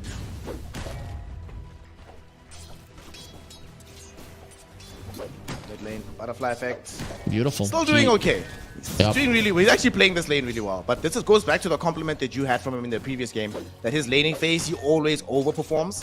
It's just about the rest of the game. But if he didn't overperform here, the mid game would have been even worse, but he's doing really decently considering what this matchup looks like. Yeah, now that's gonna change, right? It was all because of his early block. He did a really, really good job at making sure that the creep waves go back and forth, but now you're gonna start suffering a little bit.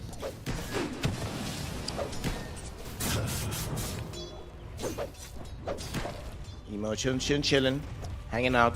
Is this a game, actually speaking of this Ember Spirit, is this a Mage Slayer game? There's not actually that much magic damage on the enemy team. I don't think so. Let's see. Yeah, they're gonna be lacking damage on the side of Spiky. Maybe you just go straight off Maelstrom. We see that from time to time, and I think this would be a pretty good game for it. Monkey King now has the Orb of Venom and the boots, so good luck, Butterfly Effect. Your laning stage is... I don't want to say officially done, but you're not going to have a nice time. Lucky for him, he did bring the boots out right now. He's doing everything right on the Ember, though. Telling his buddies, gang, I hope your lanes are going much better than mine. But they're To not. be fair, you know, the bottom lane, not really. Top is going okay, but it's not a resounding success either for his team. Yep. But still, it's a solid start to the laning phase for Spiky, but of course we talked about it. The one weakness that Yakult's brothers were showing in versus some of the stronger teams in the world is their laning phase. And here they're winning. Quick trample kill out onto this Hoodwink. Zeal happy to be involved. And Medusa, fortunately, is underneath the tier 1 tower, so she should be safe here. They even glyph the creep wave. Put as much harass onto her as humanly possible. Yep, you're softening him up for the Monkey King rotation, and Oh my Manic gosh, now. Mikey! Gone. 3-6-minute rotation. Manic is dead. Emo claims that one very happily, and they had to cancel the TP that was coming in. Undyne also made the twin gate rotation. They might go to Fly, but unfortunately, they don't really have stuns. They just TPs out, or at least tries to. Too much quill spray damage stacked up on top of him, so Fly does end up dead. He could have done that earlier, but Fly going down without a TP, that is a huge deal. Of course, with the TPs being cancelled in the top lane as well, that's going to be a lot of creeps that just died under the tower and nobody gets the experience for it. While on the bottom lane, sure, there's no Alchemist, but at least your Tusk is going to be collecting the experience. XP up here. Unfortunately, because the Alchemist did die during the TP, he's forced to waddle himself back into the lane. He's not on quite a bit of CS at the moment. And we have a potential kill onto this Hoodwink. Kara in danger. What a Emo tree cut. putting in the damage. That was so sick by Emo. Immediately as the tree gets popped down by the Acorn shot, he's like, no thank you, buddy. Butterfly effect. Got pushed away by the shots instead of held in position. He doesn't have level 6. So that could have been a very dangerous moment for him. Really doing everything right on the Unspread. Sure, he's at the bottom of the network chart, but considering the cards that he was dealt, he played really well. Right, if you look at the net worth right now, the laning phase didn't really go that badly for Spiky Gaming. It probably is gonna get worse very soon now with Emo starting to rotate, but so far it's okay-ish. Emo now going for another kill. He comes across this Bristleback. Ice shards are at the ready in 5 seconds.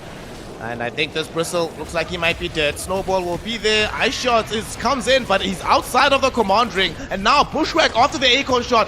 Hara holding them in position. They've killed off the Tusk. Next to fall is gonna be Emo. SS doesn't even die. A double kill for the Bristleback. Butterfly effect got involved and got level 6 off of this. So Yakult's brothers push the advantage a bit too far and get punished for it by the tier 1 tower.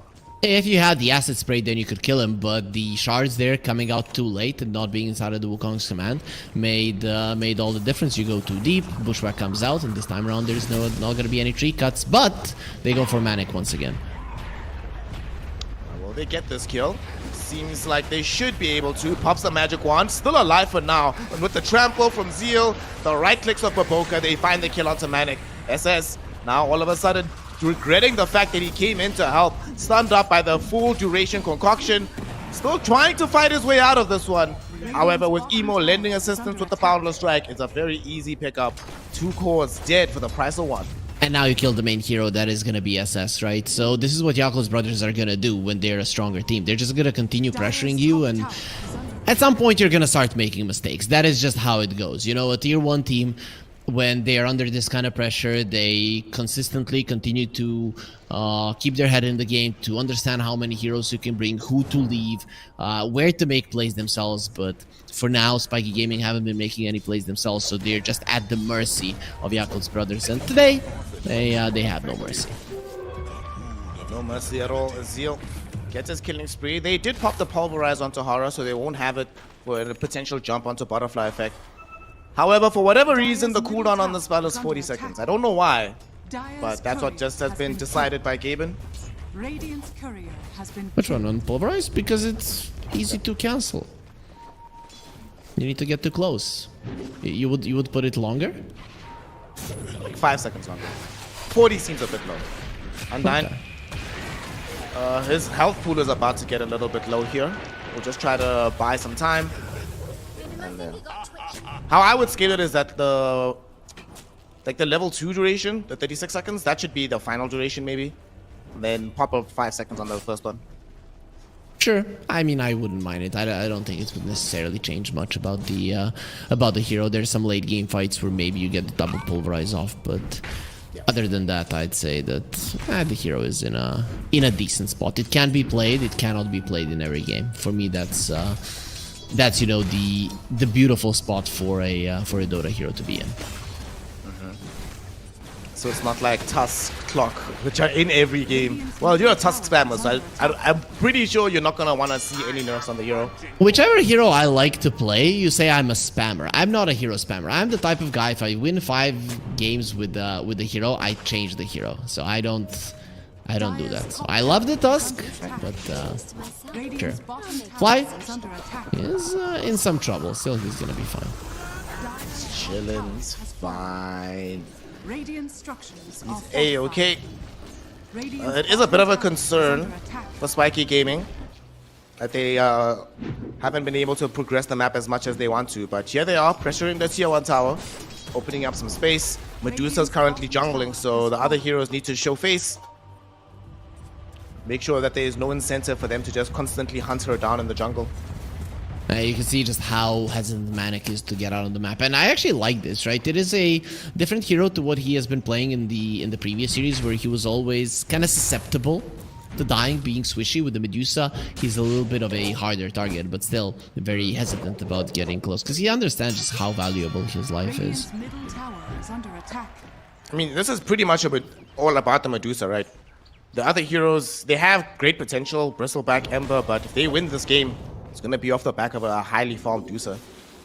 So Butterfly Effect is going for a Mage Slayer. I guess he is afraid of the trample damage, because that's the only damage that you should be afraid. Middle tower is under attack. Kate Lost just dies to Undyne in the gang. I'm genuinely quite surprised about this Mage Slayer. I really like your Maelstrom suggestion, just so he also has some additional damage to put out in the game. Worst case scenario, you can even get yourself like a Gleipnir. That's an additional route onto Primal Beast. This Mage Slayer, I guess it's not like it's a terrible item on aggregate, right? But just not as effective as I like to see it in this kind of game.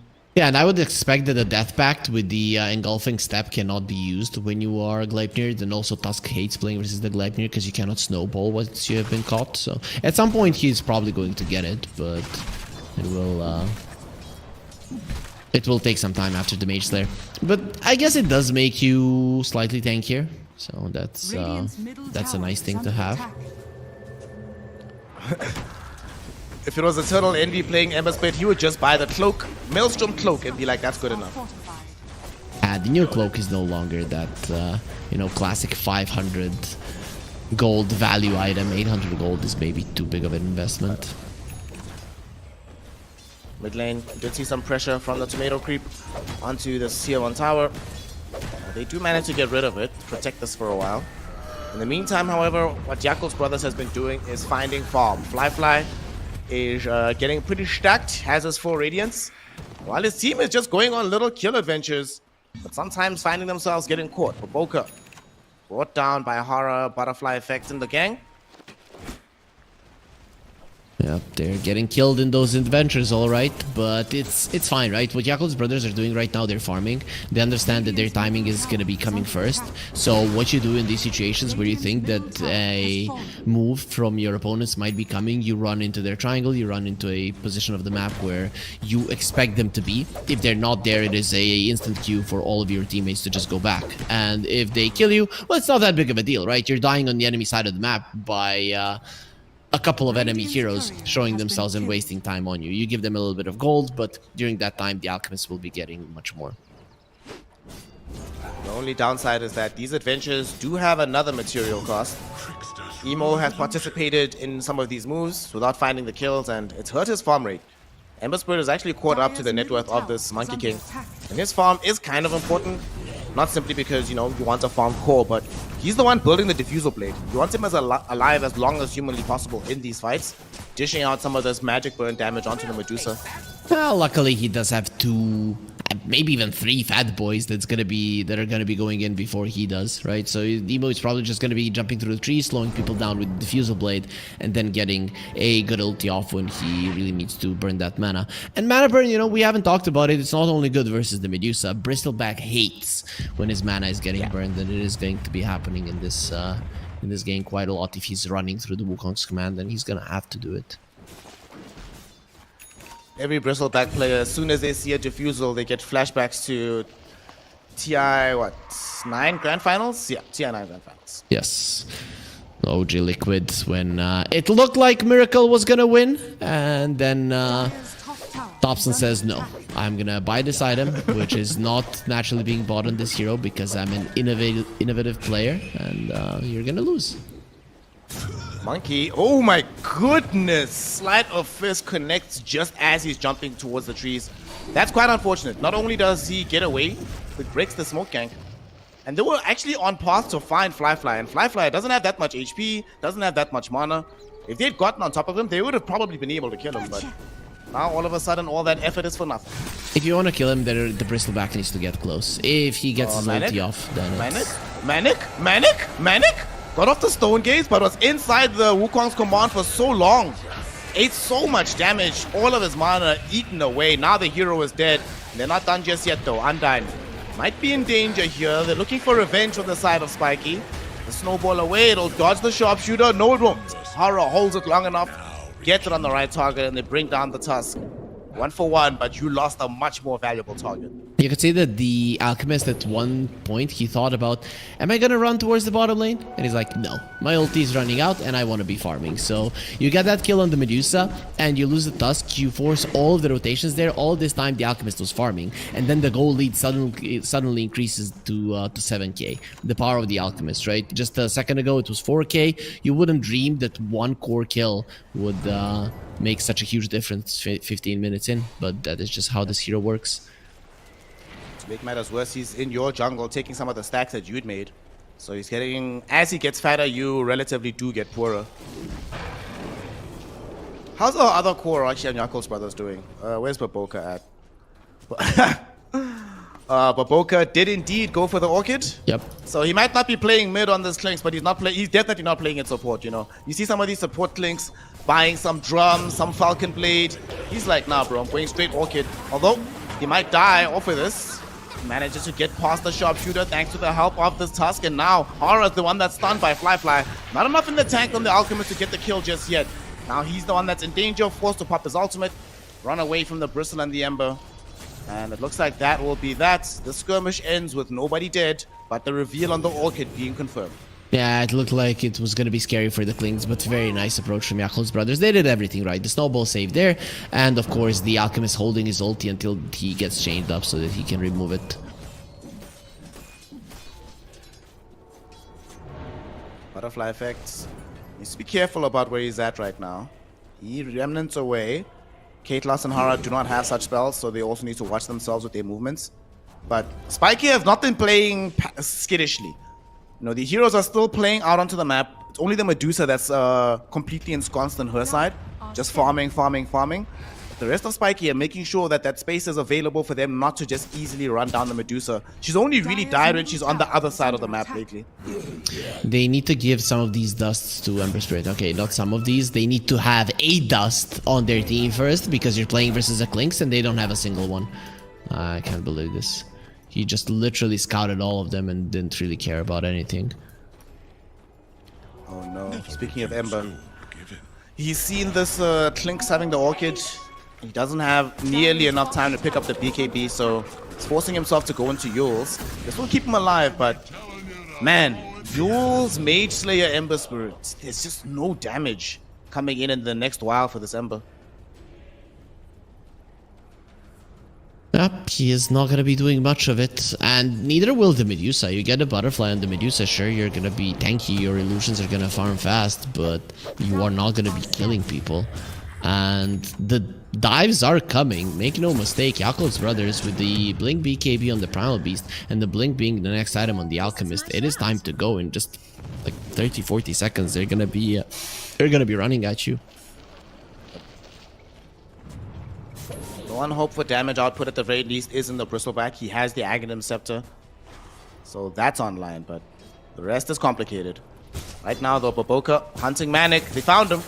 Where's my gang? Where's the crew? Doesn't have Stone Gaze just yet because he's been silenced up. He used the Manta before they arrived.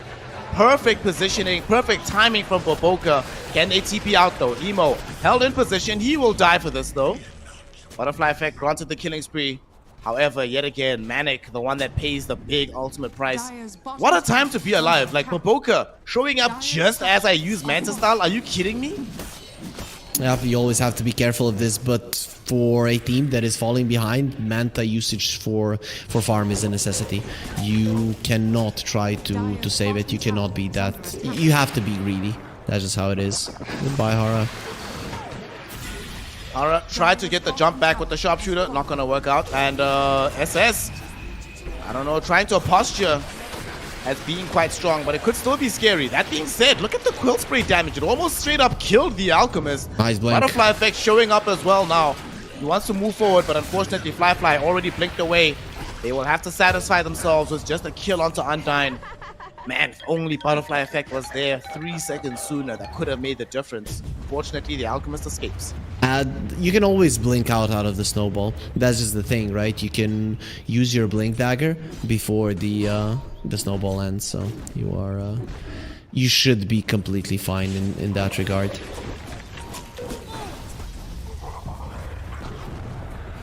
9k gold lead right now, mid lane. They're going on to Zeal potentially here. That's a BKB. K-Class it does have BKB. Still, you feel probably fine forcing out the BKB charge. That was the 9-seconder.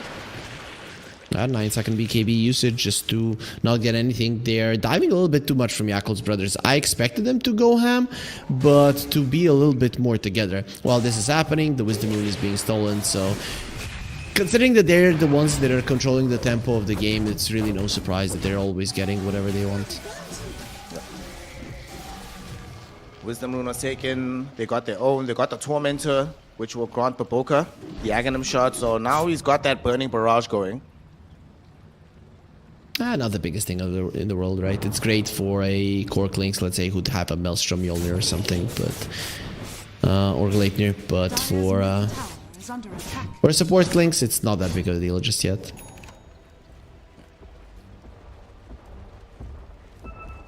This Lynx just running around while they see the Roshan heading back, or heading in, sorry, to the Radiant side. And Spiky Gaming, they're posturing like they want to take it. It's not the fastest Roshan in the world given their lineup. They don't even have the full butterfly yet from the Medusa. And Yakul's brothers, they scan them out. They know this is happening. And they have ample time to get here, but they have to commit and start making this movement now. I don't think you care. Right, because what are they going to do? Their ability to shove in the waves is actually quite low. Their mobility around the maps is also quite low. The Ember Spirit is the only kind of mobile hero. The Hoodwink also likes to move around. But that would leave the Medusa all alone, right? So you can let them have this throw, shove in all of the other waves, take away at least 2 minutes of that Aegis, and then when they start panicking and going for waves, you can pick them off one by one. I mean, one downside to them going for this Roshan as well is that all of them were off-map, not farming. And that gives ample time for Alchemist to increase the lead. Now we're at a 12k lead and they get vision onto the Ember Spirit. They're going to take away the Aegis. They just got it, Harry. What the hell is this? And now with the Orchid Silence out onto the Ember Spirit, they're trying to kill him. Yule Scepter into the air to keep him alive. They have dropped down now some Clink spells, but it's not going to be enough to dissuade them from killing the Tusk. They get the Tusk killed, but unfortunately lose the Aegis in the process. Hashtag not worth for Spiky Gaming. This is what I was talking about, right? The you get the Aegis. I thought they were gonna give it to the Medusa and then they're gonna try to push or go for something like this, but they give it to the Ember. So they had a different idea. We're just gonna run at them like madmen, and then suddenly he just dies. So it's your Aegis down the drain, making that call not to go towards the Roche really, really good. And I really like this. Tier 1 teams have gotten really good at understanding where it's way too risky to go for Roche. You know that the enemies won't be able to get much out of it, and then you just prepare. Team Spirit was, I think, the first team that started doing this, really actively preparing for the fight after the Roche or for a pick-off after the Roche. And Yakul's brothers showing a similar strategy. I mean, T-Spirit would even do that thing where they, even if they're in position for a fight, they'd let you finish the Roche first so that they have a better idea of exactly where you'll be at. Yeah. Ara, I know exactly where you'll be at, my friend, in the fountain. As they take his life out, he's gonna be followed though. He's not alone in that party. K-Class coming through to keep him company. 2 heroes dead already, and no, they found Manic. Does have Stone Gaze, but doesn't have Manta. The Manta is down, Harry. The Manta is down. Floydfly getting jumped out. Here comes Zeal with the Pulverize. The Bloodthorn was already out. Manic on the high ground. Now, no mana. No silence, but no mana. Dead to rights. SS caught inside the Wukong's command. No way out for this one either. Emo with a double kill immediately out onto that Bristleback. And look at Fly. Oh, they're gonna chase. To allow Butterfly Effect to retreat into the base. He chases him in. At the same time, there is damage from the tier 3s and tier 4s, but these heroes are just way too tanky. Emo with the BKB gets himself a triple kill. It's now 15k lead in favor of Yakult's brothers. Not only the map is theirs, your own base belongs to Yakult's. That Bloodthorn, silence in general being a big problem for the Medusa. She got the wand off and then wanted to pop the ulti, and at that point the damage was done just enough so that he can't do that either. And the second that the Medusa dies, the second that everybody else follows, Hara, he's gone as well. Well, at least Fly gave him the honor of actually lost hitting him. I thought he was gonna do the whole walk the dog trick. Dire's top tower This game under is attack. increasingly difficult. If they had this BKB on the Bristleback in that fight, it could have been a little bit different. But unfortunately, this item was not available. He was barely able to just even sit there and get off the quill sprays. The amount of damage and chain disable between Emo and Undyne was just way too much for that BB. Even the Alchemist now got the Diffusal Blade. One good thing is that your tier 2s aren't falling, but I think it's just a matter of time if they're diving your tier 3s and tier 4s and not losing any heroes in the process of doing that. At some point the creeps themselves are gonna be a problem for your towers. And then you can see Yakult's brothers really aren't looking to siege, they're looking to kill. Diffusal Blade up now. They're all gonna hit him with the Bushwhack, holding him towards a tree. Does get some salvation. And now will they take to re-engage the fight? He's held in position now. Undyne inside these shards, fighting against Manic. And Undyne will die. First casualty of this fight. Fly might be next year. All and alone. They catch him in with this Bushwhack. The Sharpshooter is in. And now surrounded by enemy heroes. He will die. SS with the double kill on this Bristleback. So they managed to find 3 in that engagement. Spiky Gaming lose none in the process either. That is an amazing return given how this game has been going. Yeah, everybody contributing on the side of Spiky Gaming, and you need to be a little bit careful if you're at Yakult's brothers, because yeah, sure, Medusa might not be like ultra farmed in this game, but he's also not the only core, the only hero that can carry. You have a Bristleback that can be very, very powerful in the later portions of the game, and then you have 2 supports that scale incredibly well on the side of Spike Gaming. Sure, your supports scale well on the side of Yakult's brothers as well, but it just goes to show once your Alchemist starts falling off, and with the Diffusal Blade that's gonna happen, it's gonna be a problem. Though, to be honest, the Disperser is not half a half bad item in this game, because there's a lot of things to purge off of yourself. Ooh, you must, after this game, I'll tell you the story about Disperser. One I think you'll enjoy. But before we get there, check this out. Guess how many Diffusal Blades have been bought all time on Alchemist? Oh, okay. Do I need to do it now? You want me to answer? Yeah, no one's dying right now. Manic is eating some damage, but he'll be fine, yeah. How many do you think all time on every Alchemist game since 6.74? Oh, since 6.74? Yeah, that's a long time. I'm gonna say like 25? 10. This is the 11th one all time. I would have thought it would have been more, especially when it was always the Manta meta for him. But yeah, because that's a lot of games. Sure, yeah, not that many, so. Very, very rare item to see. And only 8 pickups of the Disperser all time. Radiant are scanning. We have a smoke up right now from the gang of Yakult's brothers. They're also smoked on Spiky Gaming though, so they're gonna miss each other like ships in the night. And Yeah, that but being the said, Monkey oh no, Emo's alone. His crew is not with him. Nobody is nearby this Monkey No King. BKB. They definitely have the damage to kill him. Hara gets the credit. Dominating streak ended. A failed smoke and you lose your mid lane on the other side of the map. Is under attack. They are pushing a tier 2 though, so tier 2 for a mid laner, not the worst thing in the world. You did lose a tier 1, but that is not that big of a deal. If they get this Tormentor, it's gonna be kind of okay. Looks like they are gonna get it. Nobody was nearby to interrupt this from happening, and it doesn't seem like Spiky is aggressing onto a Tormentor of their own, so Dire's good middle stuff for tower Yakult's. is under attack. Oh, Baboka is becoming dangerous with the Dragon Lance. He's gonna be able to stay away from danger. A couple of these fights he gets too close, and the Bristleback just kills him. You know, uses the Bristleback on top of him, and he just dies. But you have a Dragon Lance, now it's gonna be easier to stay away from danger. I love how he's just queued up a casual ultimate ult. He's like, maybe, hopefully I get Skadi, but even just a casual one will be fine. This is such a good Skadi game. If Baboka gets Skadi winning this game, he's literally gonna be a core links, and if you let it worth, he in core territory for quite some time. That's what I'm telling you, brother. Got 4 cores on this team. They almost killed this Enchantress with the Orchid Malevolent Soul Burn. Not enough in the end, though. Oh no, it's the Bloodthorn Soul Burn, right? So Rend on Bloodthorn. I knew it was a different spell. It has been just started like if it's hard there. Right now, they're trying to make Zeal's life hard, but he has a BKB. Now, Alchemist charging a stun. They're looking for SS. They find him right on top of the Bristleback. He is gone in the blink of an eye.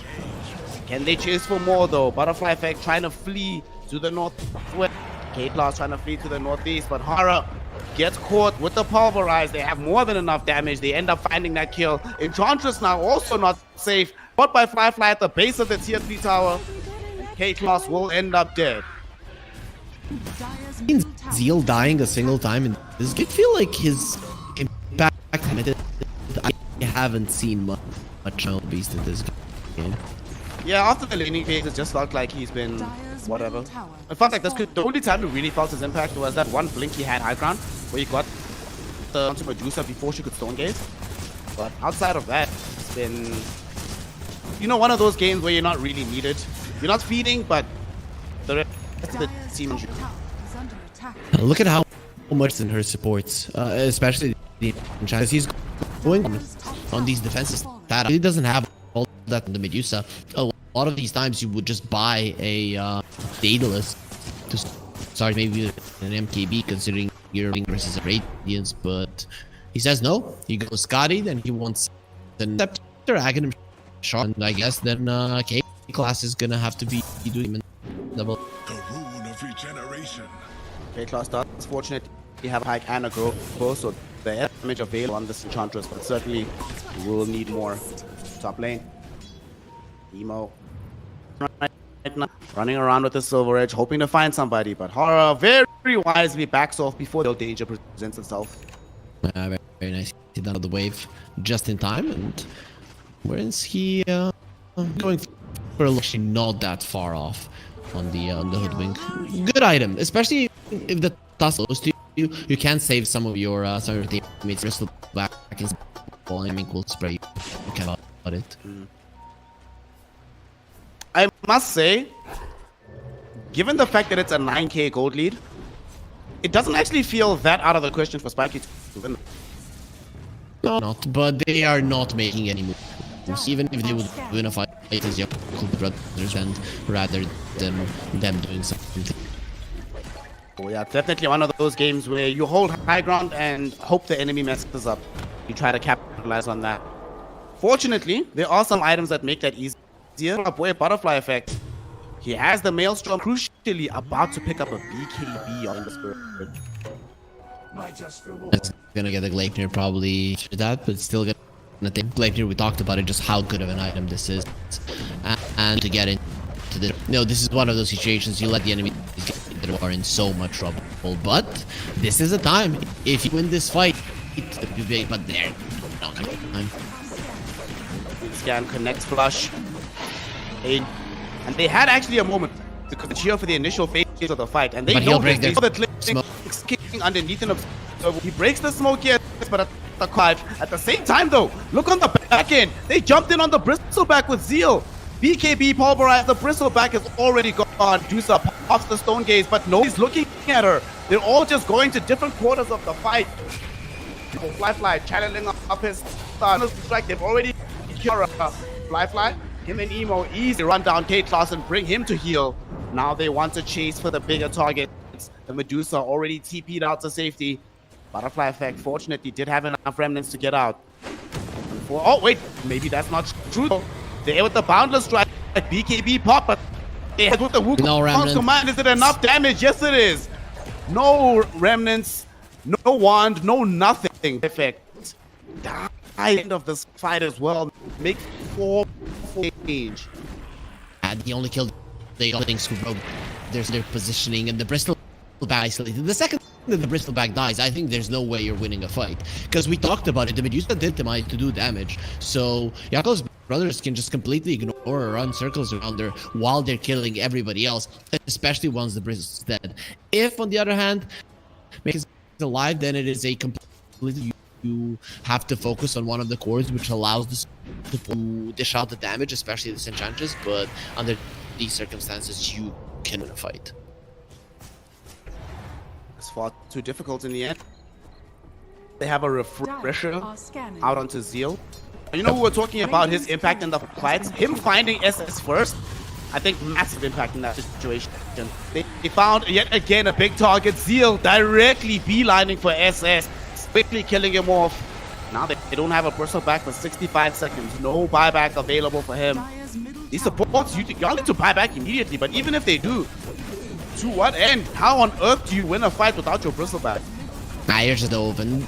The pushing power Yakul's brothers, they didn't even glyph. Okay, it does seem like Spiky Gaming are giving up on this game, and they should. That it is impossible to play it any longer.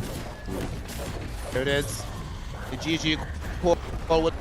And they have finally thrown in the towel on the side of Spiky because the Yakult brothers demonstrating their superiority here in game 1, grabbing a very straightforward victory in style.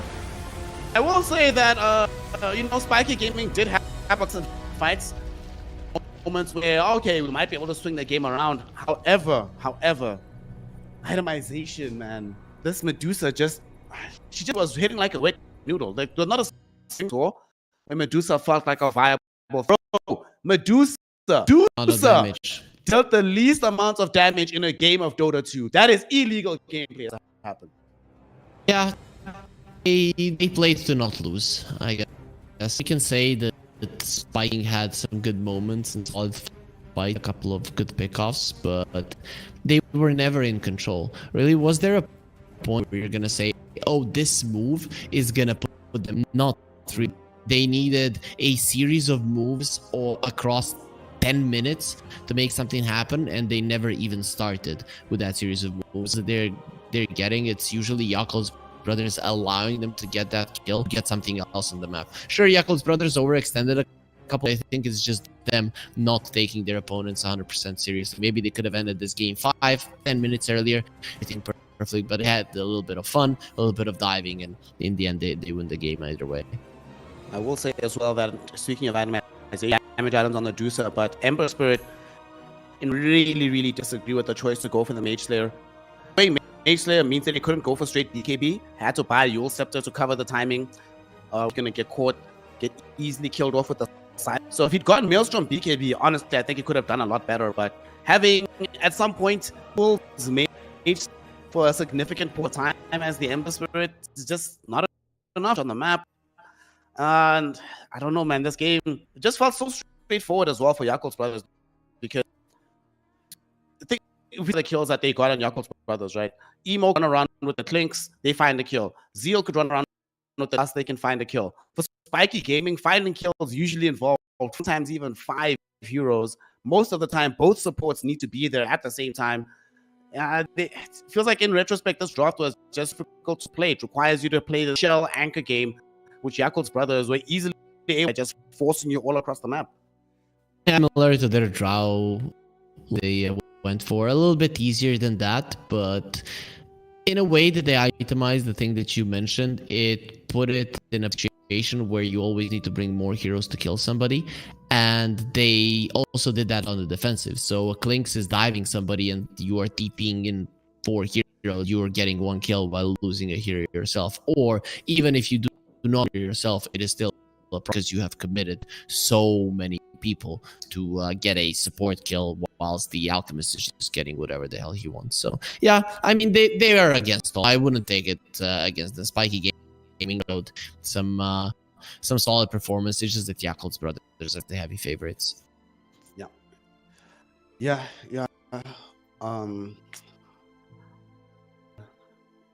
I have no idea what's going to team. Like, I will say at the very least, they did do decently enough in the laning phase for Spiky. It wasn't the worst thing in the world. Certainly not enough to take on the siders.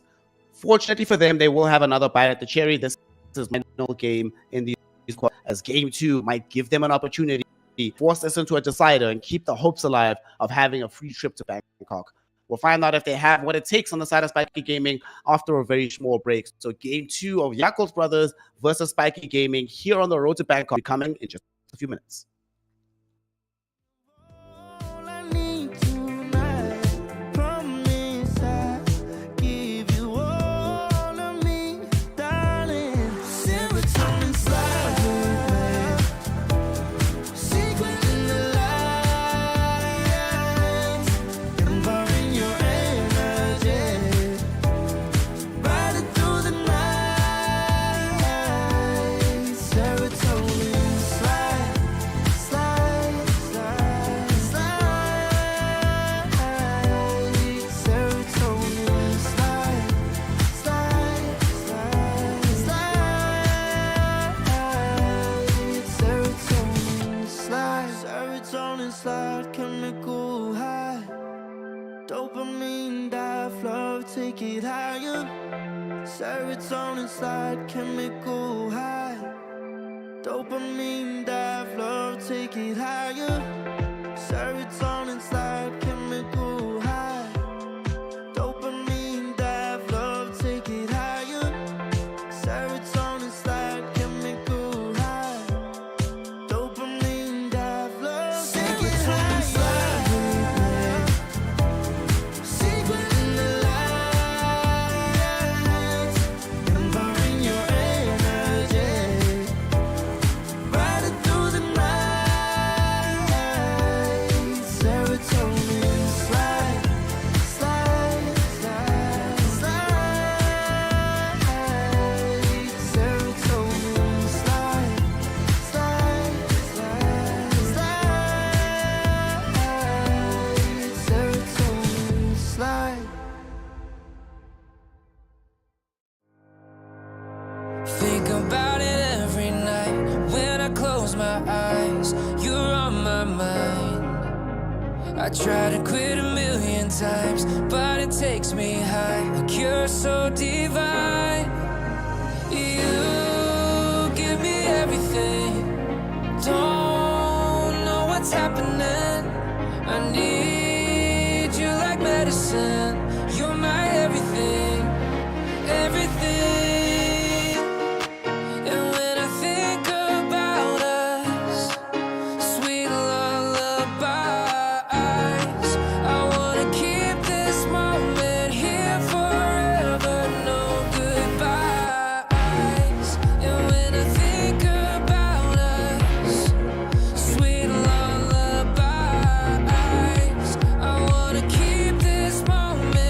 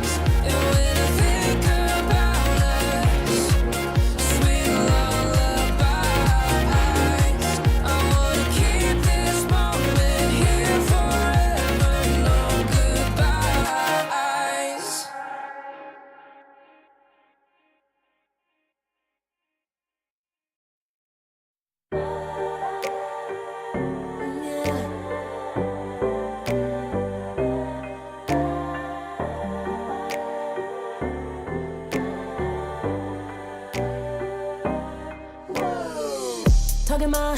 I've been working all year, getting by. Looking for the high, taking all my time. Breathing in new life, feeling fine. Like I don't gotta be something society wants me to strive to be. Got my own energy.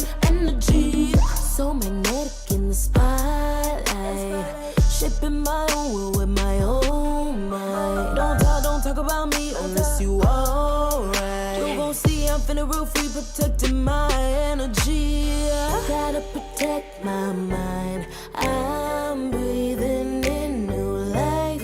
It's time that I realize what feels good ain't always right.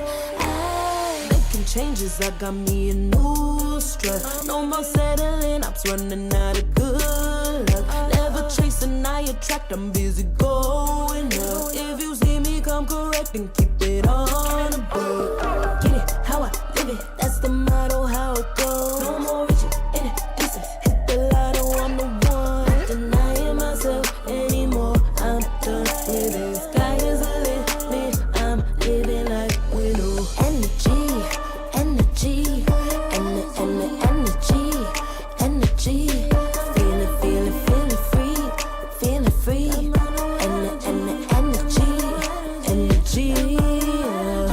gotta protect my mind. I'm breathing in new life. It's time that I realize what feels good ain't always right. I'm feeling good, feeling free. Feeling good, feeling free. All I need is me and my new energy. Feeling good, feeling free. Feeling good, feeling free. All I need is me and my new energy. Feeling good, feeling free. 10 seconds. Welcome back, one and all. We are here for the second game between Spiky 5 Gaming and seconds Yakult remaining. Brothers here in the lower bracket on the road towards ESL One Bangkok. Spiky, let's not make two bones about it. They got their asses kicked. They got jumped behind the back alley. He stabbed him in the neck, spat on the body after they were done. They cannot let that disrespect go, Harry Fruity. You can't allow brothers to do this to you and let them get away with it. Really? But what are you gonna do about it? We're gonna play a hyperactive draft with heroes that aren't playing defensively, where we have no option 10 but to seconds go into remaining. the opponent, headlong into the opposition. By 10 minutes, 5 20 seconds kills. remaining. That's what we're gonna do about it.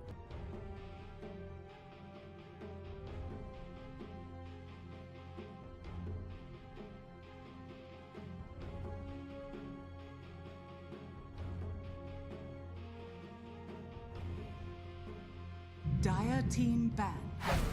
Face the light.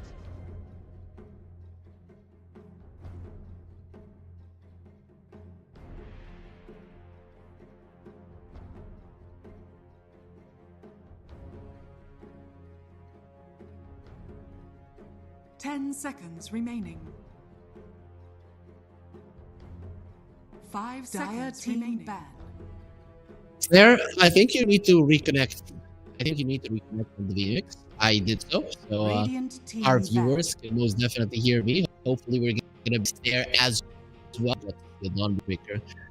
And Mikey, you are back. Return. I see Dawnbreaker. I see Pugna. 10 seconds remaining. Yeah, I like it as well. Really, really solid heroes. 5 seconds I don't know if Yakult's Brothers shirt is considered very, very strong, but are they maybe picking it up just because they want the game end faster? Let me check how the games when Yakult played versus Bit, it was a 26-minute game, so pretty speedy. But considering their first one was 17, team pick. not speedy at all, and it also beat Spiky Game minutes. I guess 32 to 35 has been kind of the some standard of the game China does for. Marta now, we did get to see this being played by, was it think you did much, right? Yes. And he was like, in of core in that particular game. Here, assuming that this is like a muerta sounds very scary to play into, honestly. 5 seconds remaining. Very scary. Right? You pull somebody in, then the muerta then the Dawnbreaker goes for the damage. It is very hard to turn that. And that shot is just such a well to set up things for your offlaner. Yeah. So you have some silence as well, and we've already seen over the course how silences can be for Jakob's brothers. Your response? Show their offlaner as well. Who's still in the pool? Obviously, the Pango is not banned in this. I wouldn't mind seeing Pango actually get to the back ladder. Nope, they don't want to pick offlaners. They're going straight for the carry. We have the Fly Luna coming out. That Luna, the Lucent Beam onto the Muerta during Press the Veil with Kanda. Quite a lot of damage. Radiant team pick. I guess the idea is because we see the enemy off lane that we can pick up now. I hope it is a flex pick, but thus far we have mostly been seeing it as an lane. Razor. 10 seconds remaining. One of my favorite heroes to play. It's very fun. Okay, so 5 they seconds played it remaining. in the mid lane, it seems, on Jakob's brothers, and versus the game one. So that's actually quite cool. So Emo went first item BKB, then into an SNY. So I'm guessing it was Yasha BKB into an SNY. I actually think Mid is also pretty cool. Doesn't have as much reach options as a lot of other Razors, but in the right kind of conditions, this hero can be an absolute unit, providing the anchor point for the rest of the team to play around. But this hero for sure.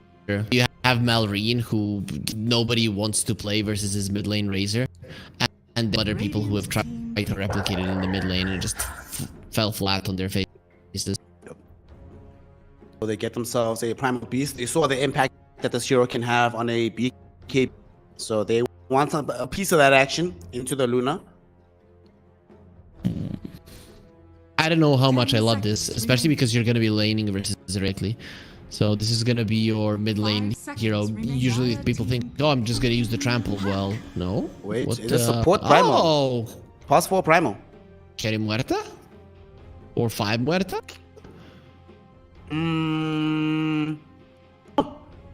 I actually just don't know, because it could be carry Dawnbreaker as well, right?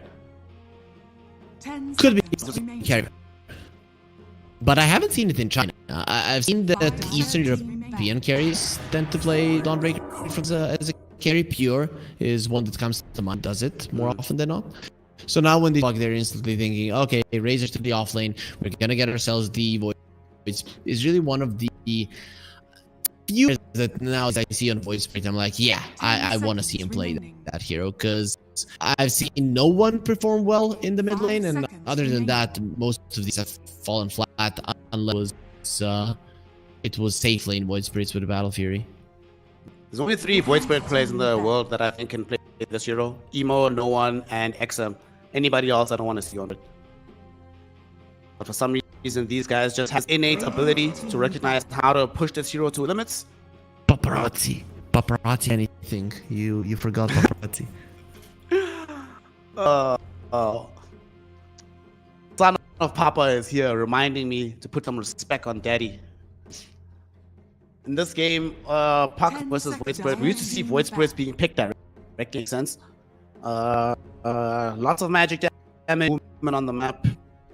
This is just looking at it, this just feels very balanced, right? All the things you want to do in Dota, you can more or less accomplish. The only thing that's lacking really is big AoE disable in teamfights. Shaker, let's go. Position 4 Shaker with the Zero makes a lot of sense, right? Or maybe something like an Earth Spirit. I like that on the position 4. And Baboka is the type of player who can pull it off.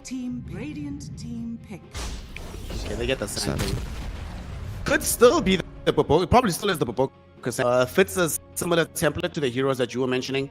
Gives them stun, gives them damage, gives them initiation. So it's not just a Void Spirit's job. Buys them dagger. I'm fine with this.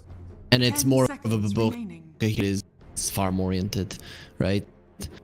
5 seconds remaining. Gotta make sure your fourth core is happy. You don't want him in the game.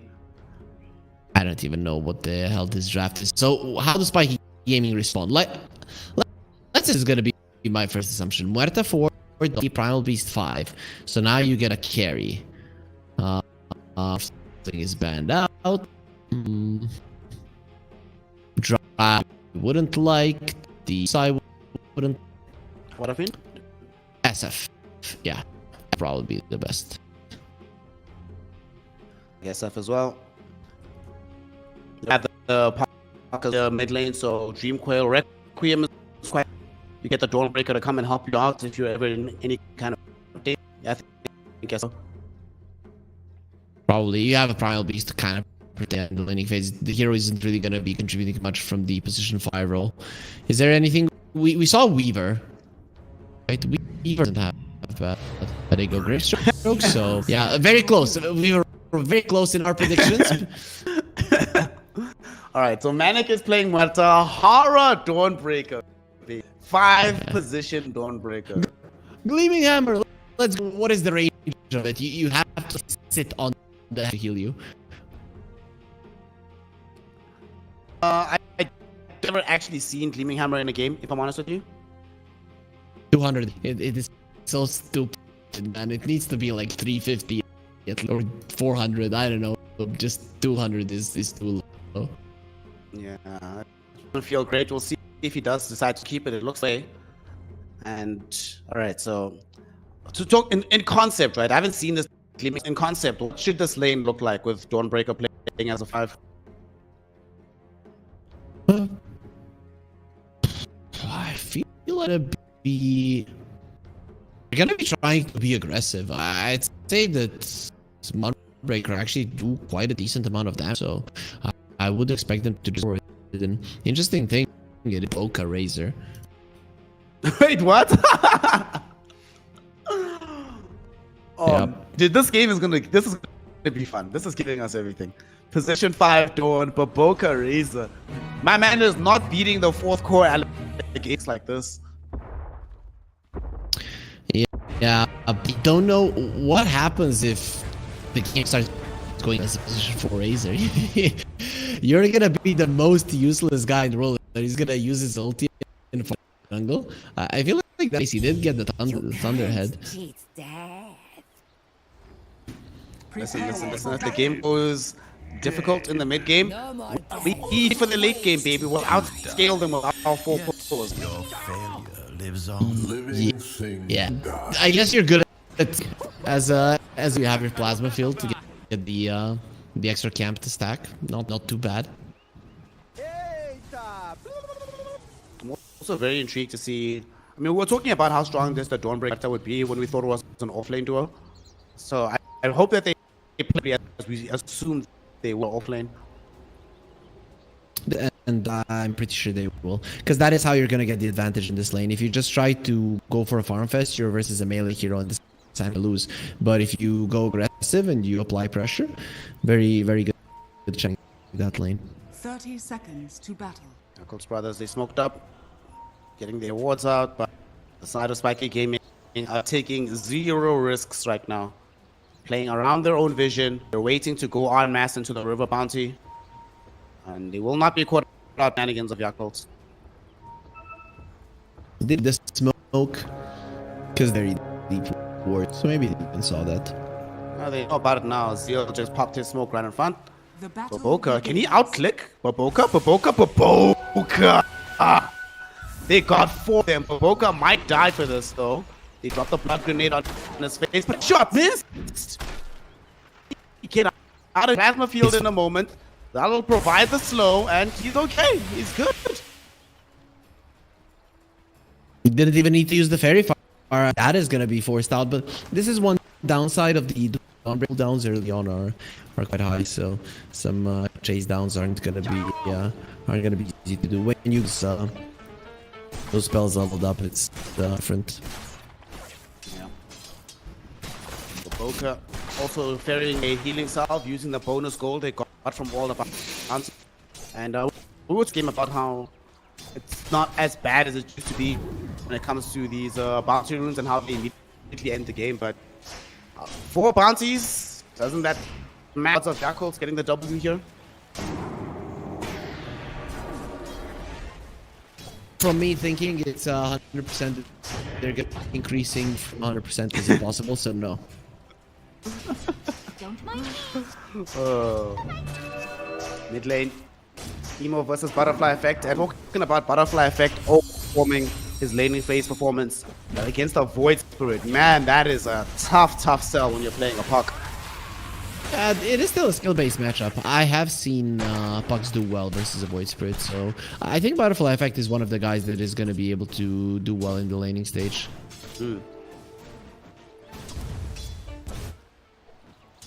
I mean, he did well in an Ember versus a Monkey King matchup, or at least okay-ish, right? So I'd assume he's going to do fine here. Top lane, we have SS, of course, on his Primal Beast, with K-Class on the Grimstroke. Seen this kind of lane combination before many times in the past. It used to be played quite often. And what we've learned from those years is if you're Luna, once you see the enemies at level 4, watch out, my friend. They're going to be coming. Even level 3 is going to be a problem, but the thing is he got the uproar, so that changes things. Yeah. We have the 1-1-1 by the time he hits level 3. Mid. Butterfly Effect just stealing the water rune. He's just chilling. This game so far a lot less action-packed than the previous one. No first bloods just yet. Even the amount of skirmishing in the lane hasn't really kicked off. And especially bottom, I'm kind of surprised that they haven't tried to do that from Spiky. They don't even have a reveal for Zeal inside of his Sandstorm. They're aggressively and applying pressure that way, right? So Zeal isn't really getting all that much farm. So you're fine with this. If there's only one lane that's going well for them right now, and it's the bottom lane, so you really shouldn't be too mad about it, especially now with the 2 waves coming underneath your tower. Manic will be like, thank you very much. Time for me to keep farming. I will say, man, this Murta hero is not the best animation, but it's a very satisfying one to use. It's a solid one. Once you get used to it, it's really not that hard to CS with the hero. So far, though, the CS battle is being won by this Luna top lane. Void Spirit right behind. Murta not doing too badly. Unfortunately, just the natural ebb and flow of the game will mean that the Luna will outstrip you in farm if conditions do not change. Dire's bottom tower is under Yeah, attack. I mean, Luna is a faster farmer than Muerta, but not by much. Once you get the Maelstrom on Muerta, if she has a good lane, and she's having a good lane now, maybe even better. Zeal is dropping low. He's gonna get brought down quite to the brink of death. He gets out of the calling, but with the secondary dirt shot, they do find the kill. Well done for bringing down Zeal, exploiting the moment that Baboka went to try and assist with this in the lane, in the river rather, and they exploit the ping in the lane. I still don't understand what this Razor is supposed to do. Like, if somebody would give me a position for Razor, I'd be so mad. Radiant's courier has been killed. Dude, the other day I was playing a game and I picked, right? And then the guy on our team decided, no, he wants to play carry. He picks anti-mage, right? So that's it. So I was like, fine, let me grief. I'll just play support route then. And it actually didn't go too badly. Like, I just played around Gust. I got the Gust cooldown at 10. Early 4-stuff, so I was surprised by how smooth it went, despite the fact that I was planning to feed and win the game. Yeah, but you can at least use the Frost Arrows in the lane not to track creeps and apply pressure. Razor, if he's a position 5 Razor, I can get behind because you have a long lane to chase people down with a static link. And in this situation, you don't even static link as a position. You have the plasma field. That's it. You are a plasma field. That is what you do. Last time to give us insight as to what this pick is all about. As mid, Emo is starting to slowly but surely assert more of an advantage over. He's a level 6 as well, which could be potentially dangerous. Butterfly effect, but he'll be fine. Meanwhile, bottom lane, the dive is happening, and Baboka is in a little bit of trouble. Boka is in trouble, but so is Hara. That being said, Zeal dies first. He gets taken out, but Boka gets taken out second. The support coming in of K-Class making the difference here with that Inkstrel. Very nicely done. Yakult's brothers overplaying their hand and not only giving away kills, but giving away more uninterrupted free farm time for Manic. Yeah, I would say if while this is happening, or instead of diving, you go and stack. Butterfly effect though. There's the impact of the Razor. Okay, now I get it. Why they picked it. You see, so many other supports have mobility issues. Here, not only do I get my own Storm Surge to slow you down, but the Plasma Field, long range damage. Easy. A position 4 Razor killing a puck. That you see that every day. I think this is the first position 4 Razor in a competitive game that has ever killed. I don't have the stats on that, but I would I'd be willing to say that is true. Okay, there's a way for me to check this, but this is actually an involved search that I'm way too lazy to do right. But I can imagine that that's probably true. I'll give it to you. Yeah, imagine how you go in and you find position 4 Razors that killed puck number 300, right? Yeah.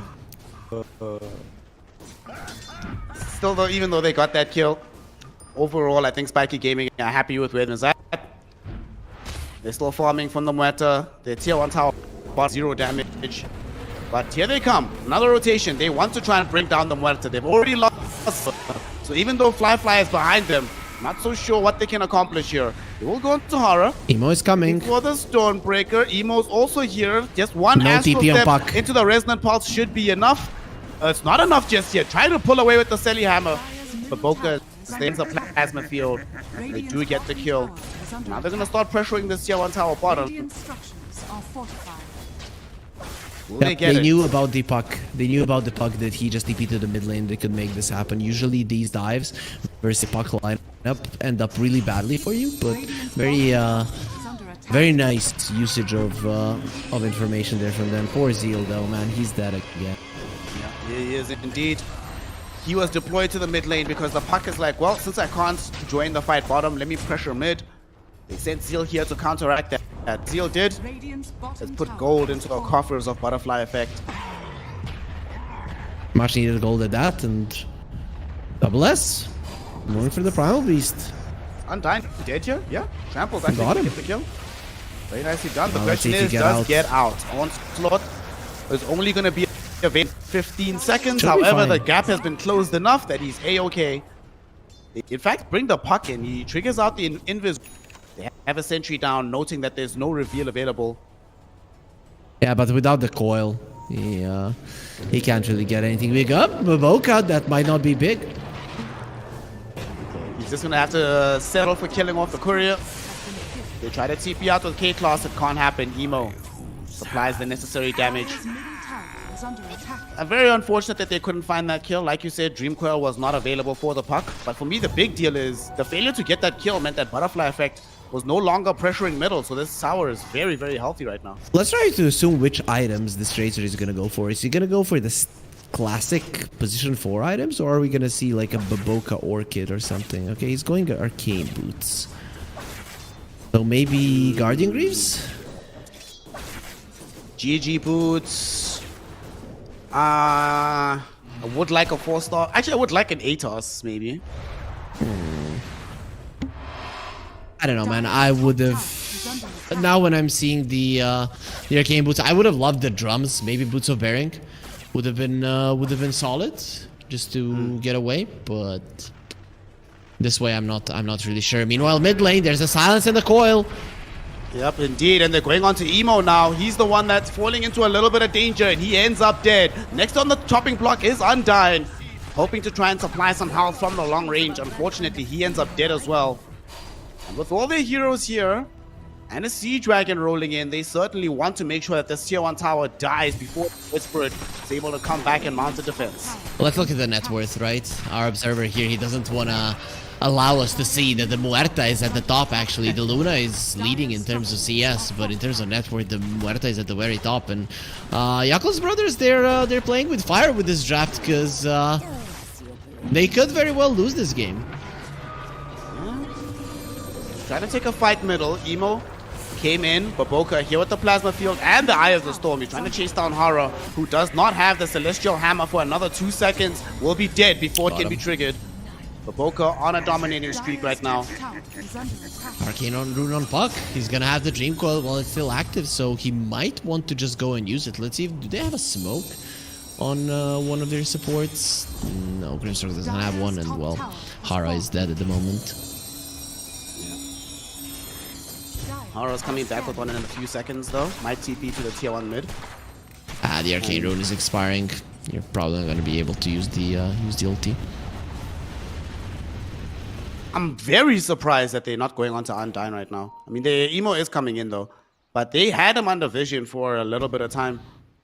But they decide with Kate Loss to just let him go. Yeah, plus Don't you wanna have take a the risk. Primal Beast, right? So it should be a pretty straightforward kill. Though, you know, 7 wand charges, infused raindrops. That is like 1100 effective HP on the Pugna. If he survives, starts getting the life drain off. It is kind of risky, but yeah, you have a Grimstroke, right? So generally a Pugna shouldn't be a problem. Yep. A Grimstroke with level 3 Inkswell should be a dead pug. However, unbeknownst to them, emo is heading over. You know, sometimes when you're playing Dota and you make a decision with like incorrect or like incomplete information, and then you watch the replay and you're like, man, I'm actually a genius. The gank was coming in just as I backed off. And then other moments you're like, wow, I TP'd out when I had free space to farm for the next 2 minutes. What the hell? I'm sure they'll be fine with this retreat when they watch the replay, considering that emo is on the way. Well, let's see. They're yeah, the Grimstroke is retreating, but the Primal Beast is still kind of in the vicinity, so maybe they're contemplating about really going for it. I mean, emo is showing mid. They have Dream Coil online. They could make the jump onto the Void Spirit instead, and that is the decision. We want the guaranteed, man. Go onto him, Waning Rift for the silence. They drop Dream Coil and Pulverize. A bit of an overcommitment, but given the state of the game, a certainly understandable one. They get the kill, and finally, they'll be able to secure this tier 1 tower in the mid lane. Zeal is also in trouble on the bottom. He's not going to be going down, but still, it is pressure being applied from the Radiant side everywhere on the map. And Yakul's brothers, they feel lost, and I would feel lost as well. Like, Pagana cannot make plays, the Razor cannot make plays, and Void Spirit way too underfarmed. Sand King as well, plus he's going for a pipe. Okay, he bought a blink, it seems. Okay, that is... No, he didn't. That is a Ring of Tarask. Okay, so Yakul's brothers, they cannot make a play for the next 10 minutes at least. And also, you know, you're asking about this position for Razor. Usually in these kind of games, for Boca, let's say he's playing one of these more core-oriented heroes. The item that he buys, you can see, okay, we're going to get this massive impact. For example, consider the Clinks buying that Mills or the Orchid. Or he'll be playing like a traditional 4. If I buy Blink, I'll be effective. Here, he's buying BKB. I'm not sure how much of a change it's going to make to the overall game state. They do quickly kill off Hara. However, the Pulverize is in onto the Pugna. They would love to find him before this fight gets really kicking off, and they do. However, they lose the Grimstroke in the process. SS needs to try and get himself out of here. The Aether Remnant pulls him back though. He cannot leave. He's still in the vicinity. He ends up dead. But here is Manic popping the Pierce the Veil, trying to at least bring these heroes down for revenge. No one's dead just yet though. Void Spirit does finally die to the dead shot. Can they get more out of this Manic with a double kill? There's the Solar Guardian coming in from the Dawnbreaker. Baboka will come in to finish off the Muerta. However, with Hara coming back, he ends up dead himself. An absolute bloodbath happens in the bottom lane. 8 heroes end up finding their demise. The only person not involved is the Luna, because Fly has been happily farming on the other side of the map. So that's definitely then a win for Yakul's brothers, right? Plus the Void Spirit was alive for a very long period of time there. The only reason he died is because he got clipped by the Deadshot. He was trying to get close for the Resonant Pulse to finish off Muerta, and just as he's coming close, Deadshot connects, and then one more right click, he dies. So that was a very, very clutch fight coming out from Spiky Gaming. Yakul's brothers still, even with those clutches, come out ahead because, well, their carry was farming all of that time. Yep. This Luna has now bridged the gap between herself and this Muerta. Muerta, though, is closing in on having the Fuel Mjolnir available, which will certainly make a difference. For sure. It is going to be allowing him to farm even faster, and of course in fights the damage output of the Muerta will be even higher. Of course, this hero needs a little bit more in terms of items levels as well, but he's slowly getting there. You know, actually speaking of Mjolnir, because people have been, for a while, where it's just completely meta to buy it Leipnir, nothing else. When I've been experimenting with Mjolnir, one thing I keep forgetting about the item until you play with it is static charge, bro. Like, this static charge thing is surprisingly useful. Like, it's kind of crazy how many times you'll get a random kill while you're retreating from the fight because they attacked you with the charge on. It deals a ton of damage. Plus, this game, you do have people that are going to be running in and taking a ton of hits, especially because there's a Luna and the glaives are going to be bouncing. So, yeah, static charge in this game in particular is going to be very, very useful. Speaking of Luna, unbeknownst to her, she was being hunted down by the Grimstroke and this Zeal Primal Beast. Fortunately, though, she had the presence of mind to back off, not overextend, and that'll keep her alive. Yeah, Fly hasn't been part of this game at all, so he understands if I get caught, I'm literally losing the game for my team, because what Yakul's brothers are doing for the past 10 minutes are creating space for the Luna. And Oh then my just died to goodness! a gank. Emo just died bottom, he got jumped on by SS and the gang. They've already managed to bring him down and they're reaching for more. Baboka caught inside the Dream Coil right now. Zeal in back with the Burrow Strike, but that just gets him soulbound right next to this Razor. They haven't been able to kill them just yet, but with the stroke of fate, one more onslaught, they do manage to bring him down. Fly finally involving himself in the fray. He threw out the Eclipse. They want the puck kill, and they will find it. However, now he's left without defensive How measures. do you get out? Can he get out of this? Luna in so much danger, surrounded by these heroes, stunned up by the Starbreaker. The onslaught will be there, and of course the right clicks finish him off. Pulverized to hold Zeal in position, enabling the team to kill him as well. Yakul's brothers deeply overextend for the puck kill and pay for it. With 4 heroes dying after they've lost the Void Spirit, it turns into a team wipe, Harry. Yep, I mean, Emo got back, so not a real team wipe because he was on the map when the Luna and the Sand King were dying.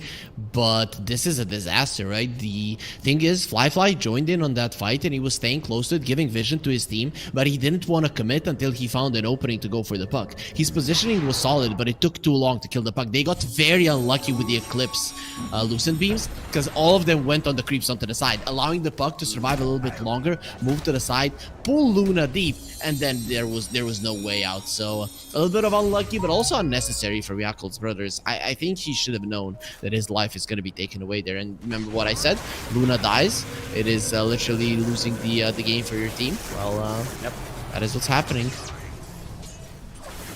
Command a 3k gold lead. They do end up losing the Grimstroke now, however. So Yakul's brothers, they get something out of this, and you can see the clear game plan from them. Constant aggression with 4 heroes, ideally create more space for Fly. He's trying to go shove out the tier 1 tower, but Spikey's also doing a good job of negating this. Normally by now this tier 1 would be long gone, but the fact that it's always here, it shrinks the size of the map that Fly can reasonably play with for fear of these TPs coming in to punish him. For sure.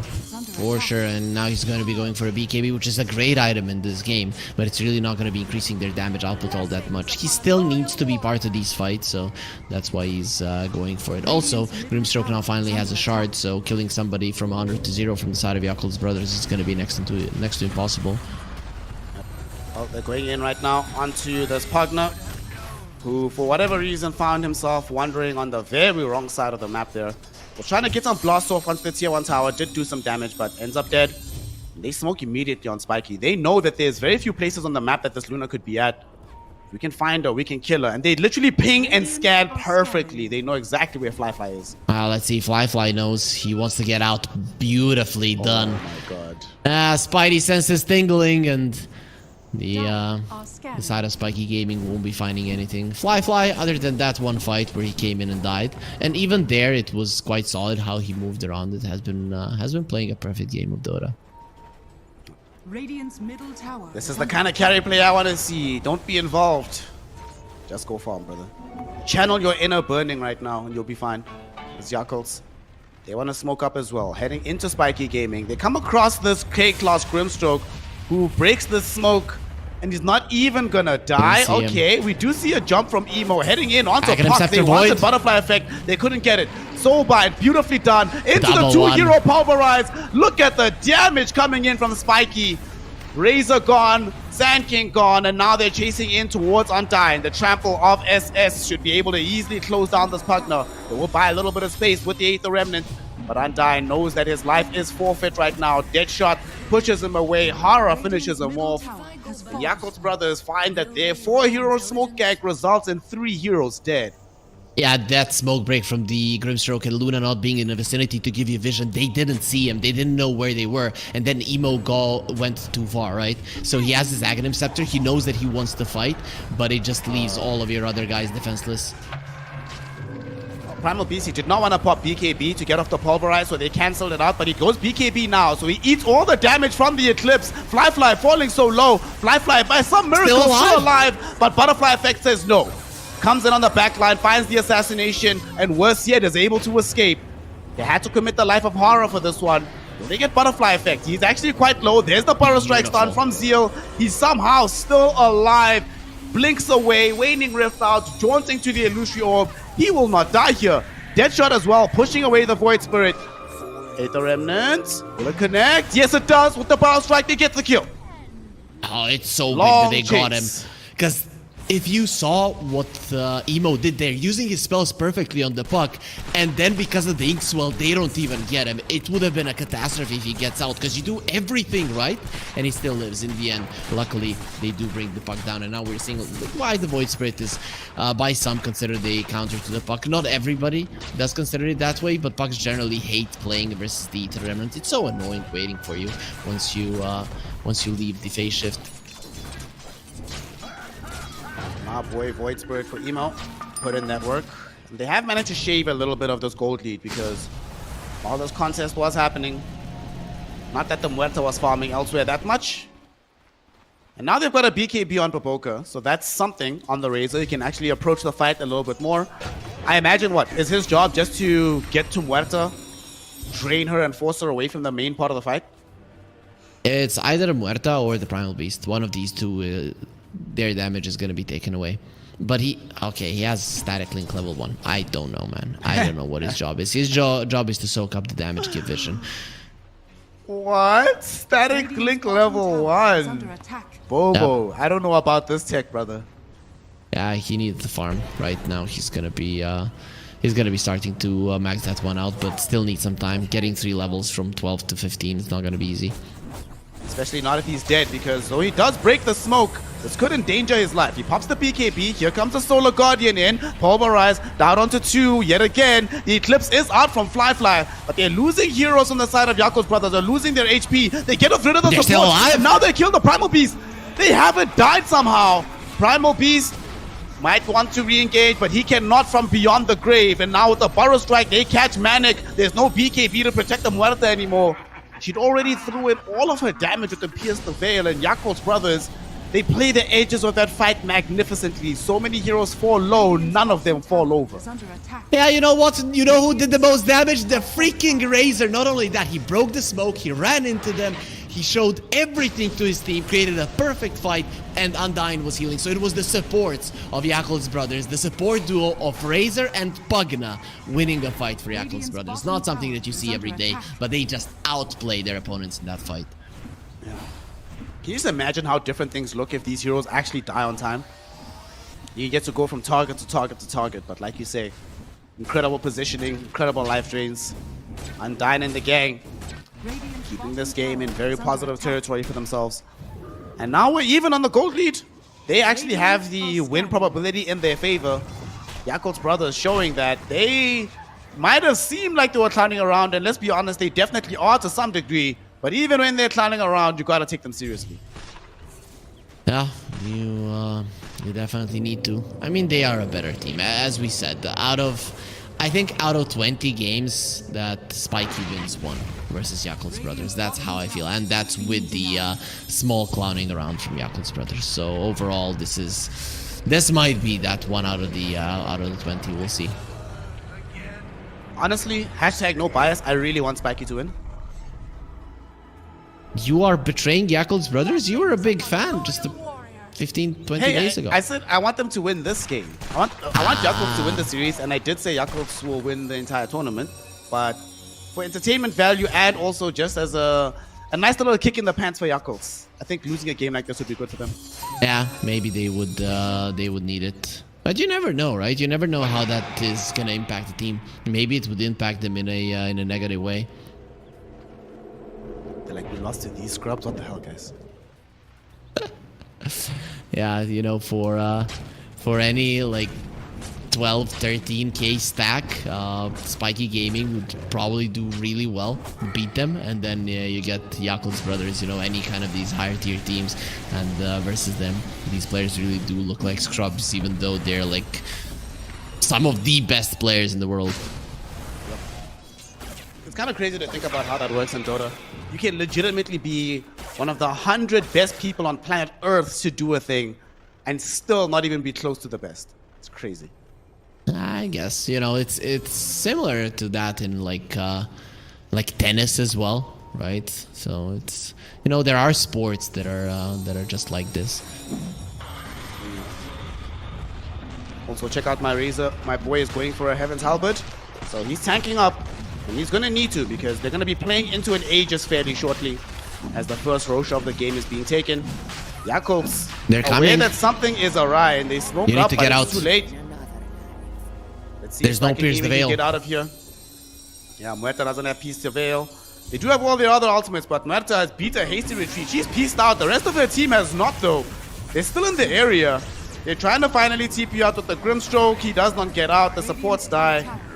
I'm so surprised they stuck around for so long. I thought we were going to try and mass TP the moment that they got the Aegis. Yeah, they had TPs. I guess they thought Yakul's brothers were maybe closer, right? And then a mass TP will just put you in a position where a Luna reveals you during nighttime, and it's a problem. But overall, I'd be happy. It's nighttime, and you've taken the Aegis away from a Luna lineup and managed to get out with only losing your supports. It's not that bad of a trade. Dire's middle tower is under attack. One thing that's not great, though, is the amount of BKBs from Yakul's brothers continues to increase. Zeal now has one. So they have a Zeal BKB, Boboka BKB, Fly BKB, and you only have one source of BKB piercing disabled. This puck is very far away from level 25, but now they're going directly onto the Luna. Look how much damage she's taken. Who needs a BKB if you never get a chance to cast it? She is killed in just a moment, right on time, because as she went in is just when the Pierce the Veil came back. Manic happy to drop it onto the Luna. Perfect. Now you can use this time while the Luna is dead to shove in the waves and then prepare for a real fight. Puck has a BKB. That is huge. Usually Pucks don't like buying a BKB. They would much rather have a Yules, but versus a Void Spirit, the Yules is just not gonna help. It is just gonna be setting up for another Resonant Pulse or another Ether Remnant, and you're gonna die. So this was the only way out. It's sort of like the old days when you'd have like Quap versus Storm matchup, and whoever loses the matchup mid has to buy BKB first because the winner buys Orchid first, whether you like it or not. So Puck doing the right thing. Usually it was the Yules though. BKB is hella expensive. Butterfly Effect is having a good game. Look at the damage Manic is starting to do. Yep. As this Marta is getting a little bit scary, and this is before the Daedalus even emerges. All three of the cores of Spiky Gaming are actually doing quite a lot of damage, and Razor, he is gonna die. Razor is gonna die, maybe. BKB is active from him. He's trying to get himself out of here, and he will live. What? No way. Pause. Okay, Manic is also in a fight, but Manic is BKB TPing out. Baboka's fine, dude. He's actually gonna live. No. They don't have No, onslaught no. for another 8 seconds. Stroke of Fate. Okay, they have Stroke of Fate, and BKB ends in 3 seconds. Nah, he's dead, man. He has to die. If Iboka lives here, I don't know. And I'm... Should I just wager my casting career? No. I'm No, not gonna do don't it. do that. Don't. They've got Blink Dagger in 4 seconds. Okay, he's doing the right thing. SS is just going back to break the link, and then he'll blink in, throw the rock, get the kill onto Baboka. Surely, right? Surely. Yeah, let's do it together. Let's wager our casting careers together. We just stop casting after today's day of Dota if he does survive. Okay, I'm down with that.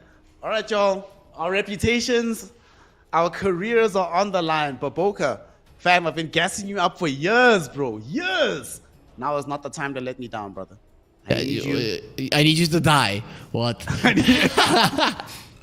I need you to mess this one up, OG. Do it for me, fam. I don't think he needs to mess it up. That's the thing. And also you're versus a Grimstroke, so they're gonna have vision over him, right? People tend to forget about the innate ability of the Grimstroke, so when he attacks him, he retains vision for another 4 seconds. So there's no way in hell that this guy's getting out. You know, until you mentioned that, I'd also completely forgotten about that innate of the Grimstroke. And I was like, oh yeah, by the way, that explains so much when I'm being ganked. It's like, where do these guys have wards? No, they just have a Grimstroke. I'm juking through the trees, huh? I'm smart. So we're just waiting for the Luna to reconnect. So that Fly is available here. And there we go. All right, Fly, you're going to be right on time to watch us. Watch your compatriot get brought down. We're going to watch it in 3D as well. We've got the ground's eye view of Baboka's death. Ways to die. I'm pretty sure Dota is always 3D though, even from the when looked from the top. Is it? Am I being wrong now? Well, technically it is, yes, but like you only interact with the game for the most part in 2 dimensions, right? Okay, yeah. With very limited examples. There's like, I don't know, Monkey King interacts with the game in 3D somewhat. But even that, not really. Aviana's Feather is like a 3D interaction, but even that, not really. Yeah, we could just make it a 2D game. Who cares? Here we go. Here we go. Baboka. Stroke of fate. Throw the rock. There we go. Whew. We still get to be casters, brother. We still get to be casters. Thanks, Baboka. We appreciate your effort. Yeah, sure. We appreciate your effort to leave us jobless in this economy and to starve in the end. But we're gonna be fine there. We're still gonna be eating. Radiant's middle tower is under attack. Emo and the gang, they smoke up. They have the gold lead. They know that there's no... I think most of the smoke is connected to the fact that Dawnbreaker died. So they know that if they can find someone, absolutely no chance of salvation. Unfortunately for them, Spiky Gaming have the exact same intuition, and all their heroes are playing extremely safe in this moment while the Dawn is down. That's fine, right? There's no BKB on the Muerta. There's no Dawnbreaker. You're not gonna be getting out. But it's still pretty good for Jakob's brothers because the side of Spiky Gaming are the ones with the Aegis. So you've already bought 2.5 minutes of time. You haven't really lost much, if any, of your gold lead during that time. So you're happy. Blessings upon a loyal warrior. Most farmed here on the map right now is officially this Luna. It's interesting that she's at the top of the net worth charts, and she's largely responsible for Yakul's brother's gold lead. Pretty much all sitting on her. Beneath her, it's all Radiant cores before we get to the Sand King. I mean, also the Razor, right? He, compared to the other supports, he is ways ahead of everybody else. So, you know, we've been poking fun at Baboka and like, what the hell is he gonna do with his position 4 Razor? He has actually been doing quite a lot, because it seems when you ignore the Razor that it becomes a problem. You want to bring him down fast, and speaking about bringing people down fast, Emo is that. That's the AD room puck for you. I literally didn't even, like, you know, I blinked and I saw his health pool go from 100 to 0. I was crazy. Oh no, BKB from Butterfly Effect. He's just checking that the button works, but that is, oof, that's the 9-seconder. Gone just like that. I need to see Butterfly Effect's picture, because those are some fat fingers. And yeah, I knew the guy's slim. Like, what the hell? Probably like a lot of, you know, working with tools as a kid or something, and that's why. Manic is happy to just sit very far forward, given that he does have an Aegis, but it expires in 4 seconds. He wants to die. That was close, Manic. That was very, very close, my friend. Could have been a disaster. I'm sure his supports were frantically watching him in that moment, but fortunately, it all works out fine. Yeah, he is chill, right? He knew it was gonna be okay. I think the Sand King should have just left the Sandstorm. Then he maybe lives side of Manic and you can go in. But you didn't have Emo. Emo is your big reach, big catch, and without him you probably wouldn't have been able to get close to the Muerta anyways. Okay, here's a question for you. As a support player, right? Are you more stressed supporting Manic or supporting Flyfly? Oh my god. I I'm gonna say Fly. Because with Fly here in Yakult's Brothers, you'd probably be in a situation where you're winning more often than not, and Fly tends to, you know, do some very aggressive stuff in situations when they're winning the game. I'd say Manic is definitely of a lower caliber of a carry, and then you can expect him to change. But I think Fly, he has gotten to a peak, like he's so good, and then he just sometimes makes these mistakes, and it has been happening for years. So I don't know if that can ever change. Yep. That makes sense to me. Also, I loved your reaction of just saying, "Oh my god," thinking about it. There's top lane, Baboka. Our fourth core is dead. Manic takes him out happily. 51 seconds in the grave for the Razor.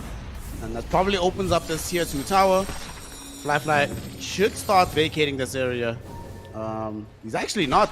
They have a massive wave down bottom, and he's betting that they're going to have to go and address that instead of pushing the tower. And it turns out his bet is correct. But Baboka has been playing a little bit too aggressive the past couple of times, right? Getting caught twice. Sure, previous time when there was an Aegis, okay, but now he's trying to shove out the top wave over and over again. And I can understand the need for him to get farm. If he does get that Hex, it's going to be a huge deal, but he has really lost the momentum that he has had. It'll take quite a while for him to get to that point. In the meantime, Spiky Gaming continue to just keep this game solid. They get some deep push down bottom, and they have to deal with this massive wave coming in middle as well. That's one thing Yakult's Brothers has been doing very well through mid and bottom. These waves are constantly pushing in. Yep. Very nicely done by them. And I think that shows the class difference between the two teams, right? The difference in tiers. Because if you look at Yakult's Brothers, they don't even have a better out-pushing lineup than the Spiky Gaming at all. But they are happy to coordinate between each other to separate and then connect, and they're very fast at doing that. So imagine you have a Puck and a Dawnbreaker, and you're allowing the waves to get pushed in. Just goes to show that Yakult's Brothers know what they're doing, and Spiky Gaming not so much. Speaking of the Dawnbreaker, she is going to die very, very quickly. Fly, of course, gets that kill because he has... Okay, there's not a lot. Honestly, I think Dota right now, I really am enjoying this patch, and I like where everything is at. But look at the fight recap, right? If you click on the fight recap, right, please do me this favor, Observer. Go to the damage numbers on the Luna. 1,347 damage, and she did one spell, just Lucent Beam. One! That's not fair.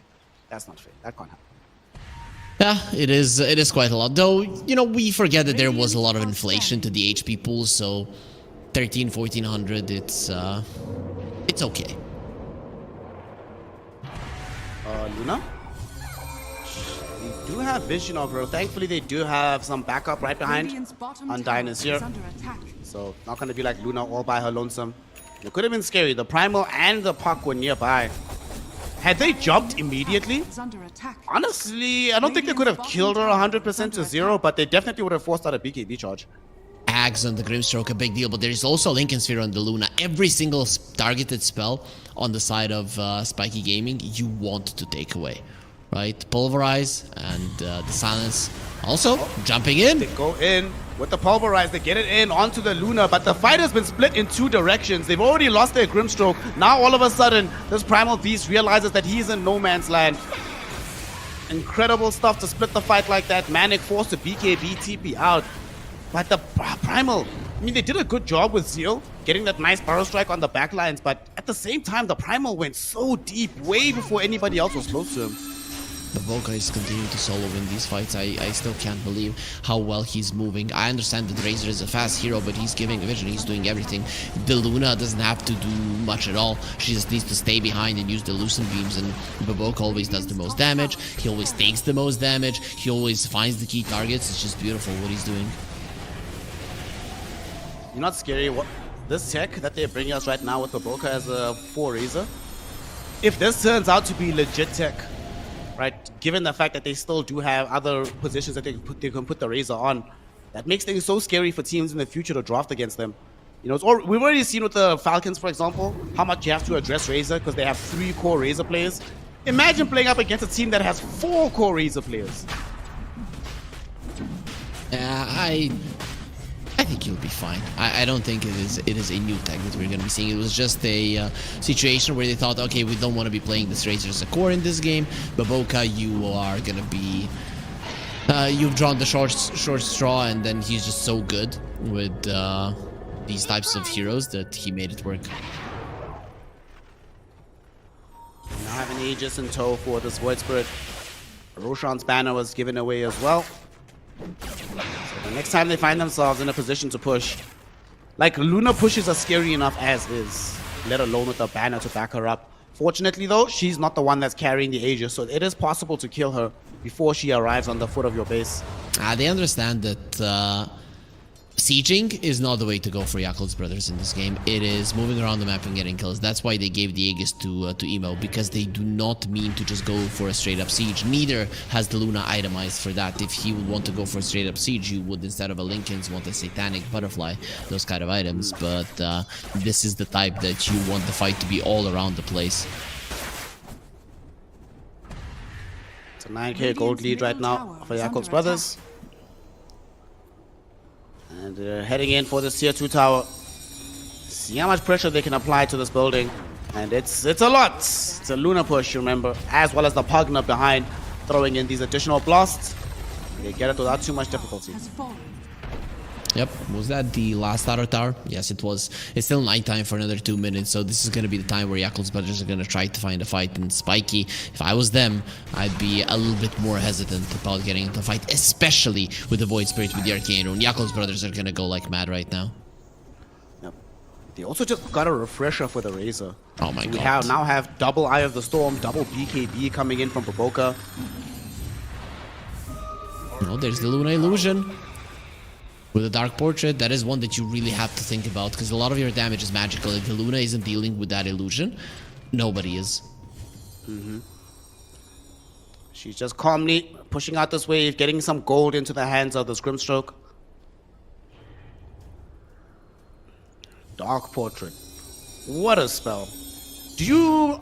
I forget which game it was, but there was a game where one of the teams was playing Carrier Baron, and it got like hard countered by the Grimstroke building the Aghanim Scepter for the Dark Portrait.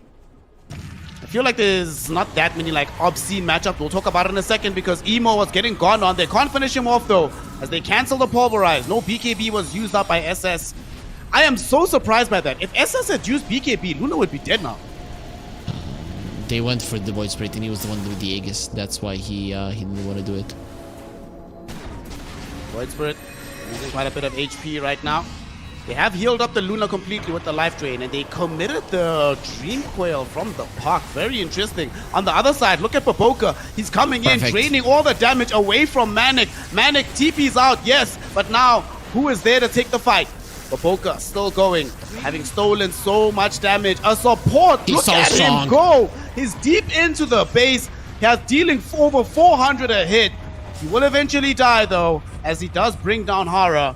Zeal had activated the Epicenter, hoping to follow up on that fight, was unable to do so.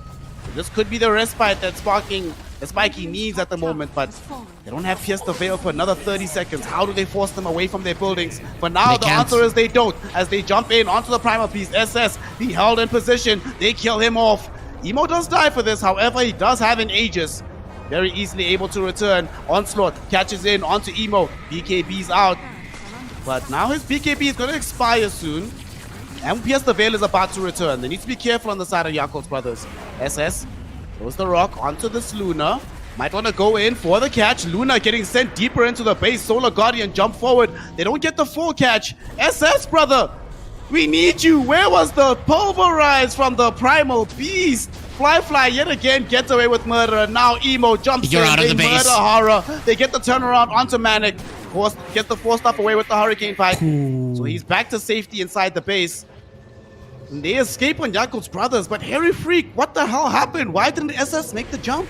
I don't know, SS hesitated there for a second, and that allowed the Luna to get herself away. Also, I don't know if you're noticing, but Fly is constantly spamming the Hurricane Pike right in front of him, and he does have the Lincoln Sphere, right? So that in itself is a thing. You need to wait for somebody to get rid of the Lincoln Sphere, and then you can go in. But also there, just before the fight, send Luna lifting her arm to use the Lucent Beam, potentially killing Muerta and maybe even winning the game, because I'm sure Manic does have a buyback. That would be a huge deal. But then a dead shot comes out just before that connects, saving his life. Imagine if this was a Lucent Beam with a crit instantly. The Muerta is dead, and the game is looking much more difficult than it is right now, which is pretty difficult already. 71 to 29% in the win probability. 21k gold lead for Radiant Yakul's are brothers. scanning. 8 levels of experience Dire in their are favor. But that fight did demonstrate that at the end of the day, despite all of these strength for Yakul's brothers, if Spiky Gaming actually executes, they can kill these heroes. They're just being outplayed right now. Still, this Luna Dark Portrait is something that you have to be careful of. We've seen it do decent amount of damage in these fights, and if you get together with Yakul's brothers and you're not paying attention to that illusion, it could rip you apart. Just a couple of hits and the glaive starting to bounce could make a difference.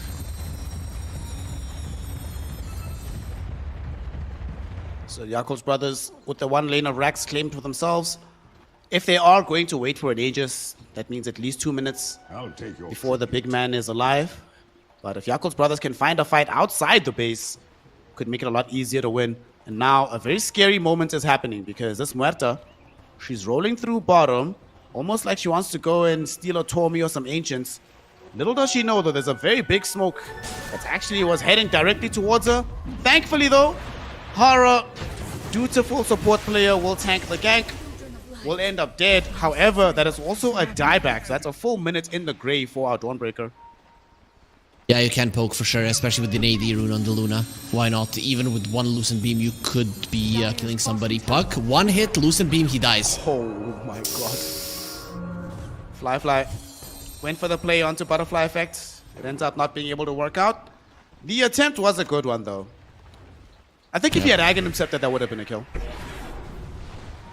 But the second that the Puck uses his phase shift and gets healed up because the glaive's bouncing and them not connecting, then you don't really have a chance. But they find him now. SS and Butterfly Effect. SS able to TP out. Butterfly Effect trying to do the same.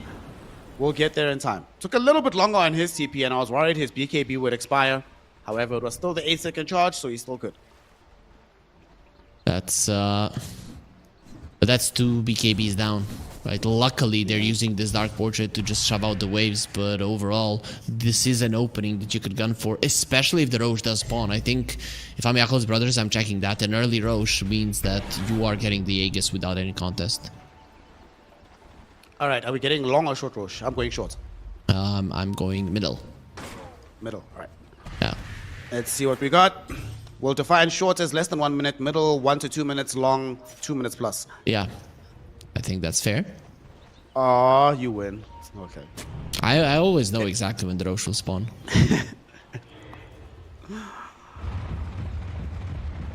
Yakul's brothers. Neither 90 seconds before the Aegis is up, so they can decide to go and contest it. Or they could try and pick somebody off on the map. Looks like it's going to be the latter option, because they go for Butterfly Effect here. Yules into the air. 20 seconds, no BKB for this Puck. Can he escape this? Waning Rift in a moment. He can blink away. In the meantime, though, K-Class, I don't even know how he died. I just know Emo and Baboka assassinate him in the bottom lane. At least he does have buyback. It's Baboka, man. He has a Lotus Orb and he's now going for a Satanic. He's level 25. The Static Link now steals attack speed. This guy, I'd say he's like the scariest hero on the map. Like even scarier than this Luna. Said Luna might not be that scary to these heroes, but terrifying for the buildings. She takes down the tier 3 tower. Now Luna's in your base. Here we go. Jump in from SS though. They get the Pulverize out onto the Luna. She's gone. 100 seconds. Does have buyback if need be. And SS, realizing his mistake the last time around, no hesitation, makes the jump and demonstrating how fragile this Luna can actually be.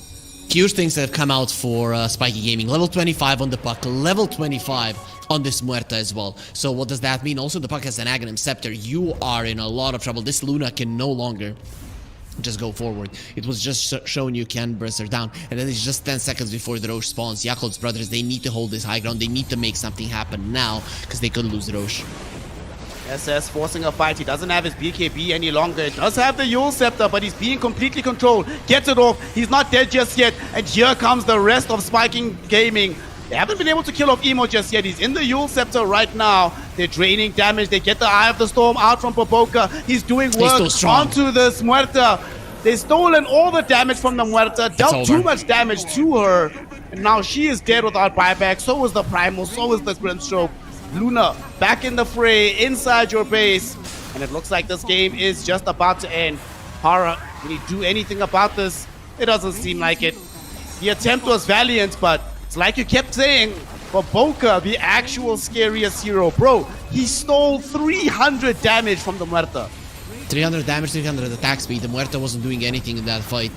It was insane, right? And I mean, we laughed at it really in the early stages of the game. He wasn't really doing all that much. Their bottom lane lost super hard because of this Razor pick, but later on down the line, with his itemization, with his understanding of what he needs to do, with the way that he approached fights, the definite MVP and the main guy, the main reason that Yakult's brothers went through. When we saw the draft, when we saw him pick up the Razor, we laughed. We were like, what the hell is he gonna do with this? Especially when the game started going south.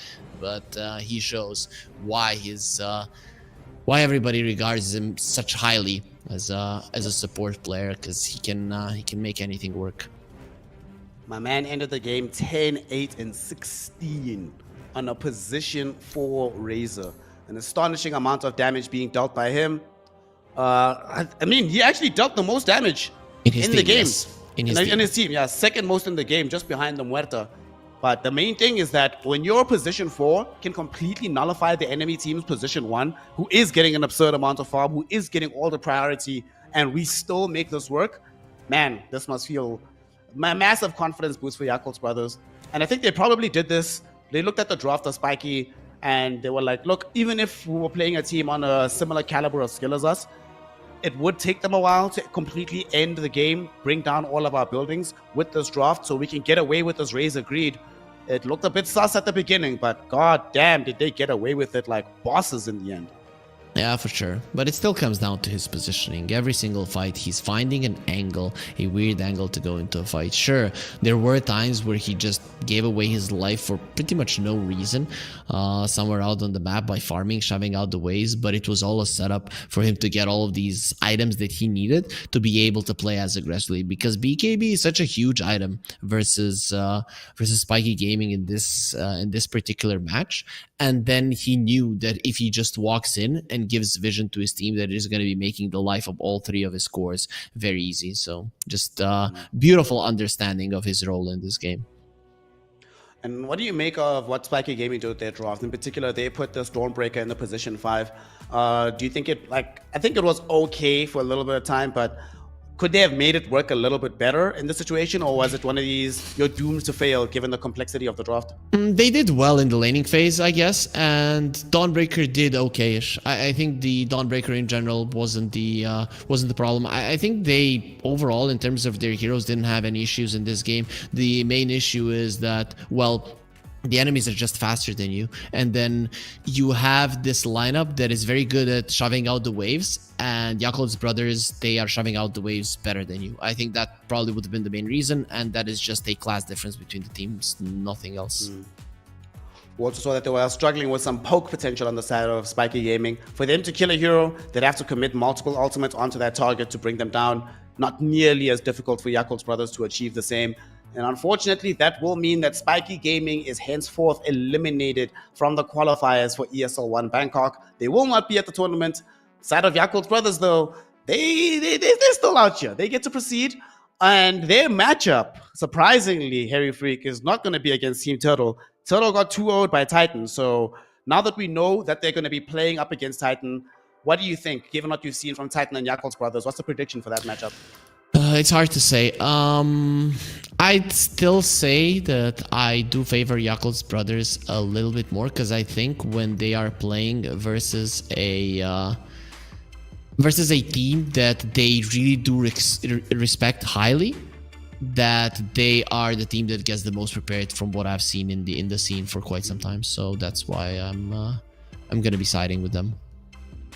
Well, I'm all in on Yakult's brothers, and of course, we're going to be seeing whether or not they'll be able to get that victory in a few hours, because we're going to have a long extended break in between this. Of course, Harry Freak, you will be here. Me, I am done. I'm clocking out right now. So thank you, one and all, everybody, for being with us for these games. In between these breaks, go get some fresh air, take a walk outside. Call your mother. That's the most important thing. Call her, let her know, hey, mom, I love you. I know we haven't spoken in a while, but you're still the best person in the world. And of course, join us here again for some more Dota 2 action on the road to ESL One Bangkok.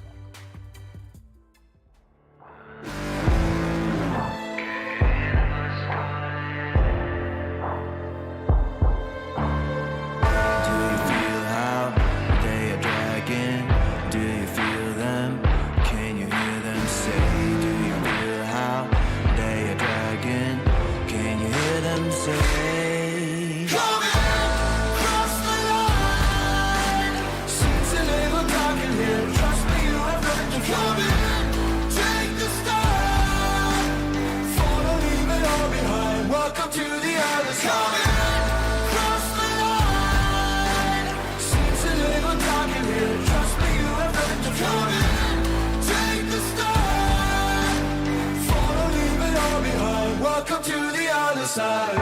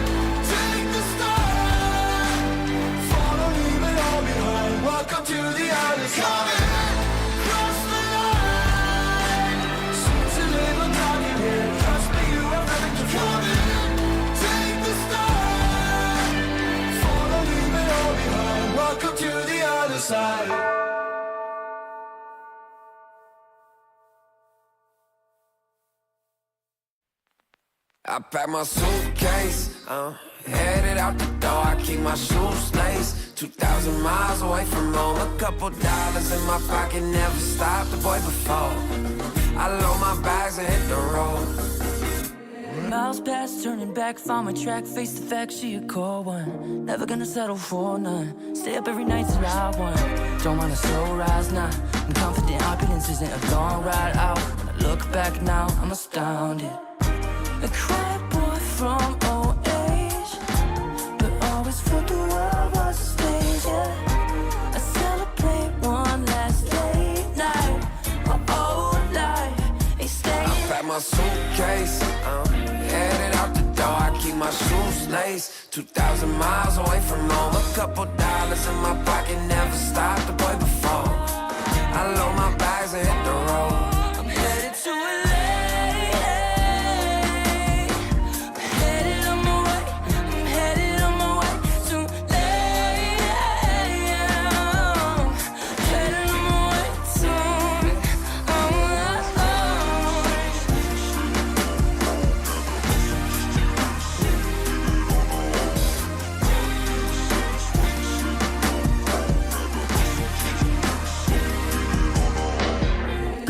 Miles, throw it on the dash. Shit, the 10,000 hours, can't let them pass. Yeah, well, I was putting time in, you was pulled up wildin'. You always had shit to say, now when I see you, it's silence. Thought I'd have a Grammy by 25. Commas after commas, next to dollar sign, yeah. Had to remind myself why I'm living this life. Look at all the late nights, it'll all come in due time, yeah. Made for the fight, for the pain and the climb. Tied to the life I chose. Stay through the night, another day, not a dime. Race against time. I couldn't just lay by and wonder what I could have made mine. I'm closing on the moment, no one's gonna hold me down. I pack my suitcase. my shoes laced. 2,000 miles away from home. A couple dollars in my pocket, never stopped the boy before. I load my bags and hit the road.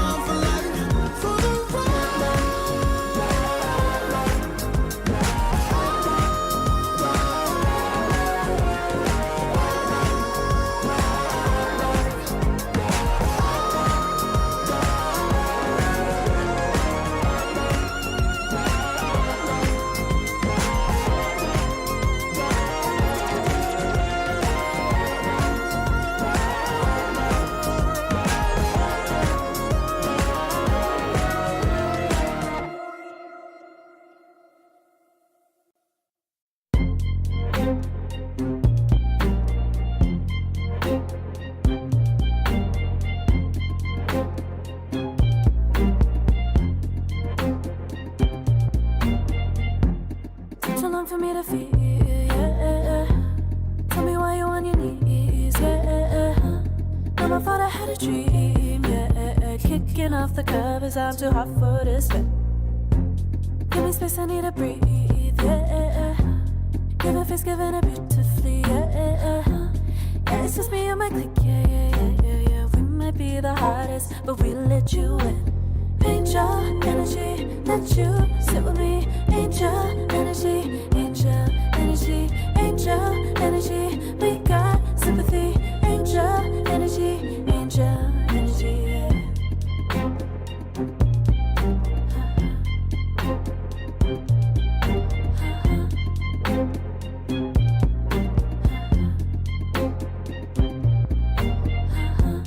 Take the time to breathe and rest. Let yourself in. the best. Feel it all so deeply, so deeply. Divine with how we be, yeah, yeah.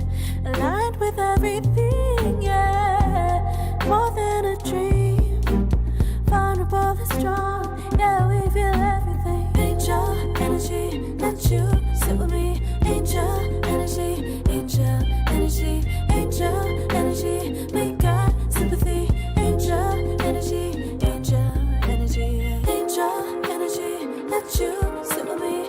Angel energy, angel energy, angel energy. We got sympathy. Angel energy, angel energy.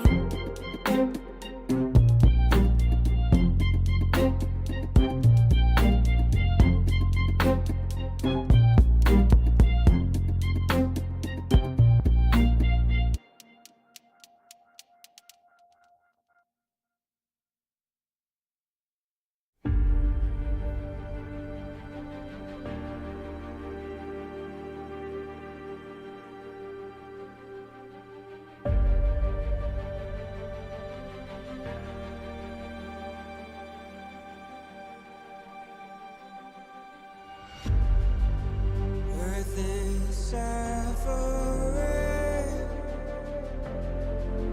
trouble is rising, mountains are melting, there's gonna be nothing left to breathe. Raise the sirens now.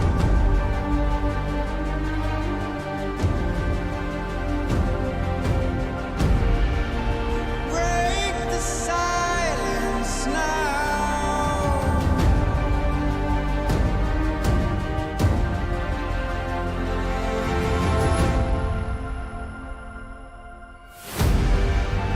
Our hearts are trembling. This can be the ending. We must begin to rise. It's now do or die. Raise the sirens now before it's too late. Break the silence now before it's too late.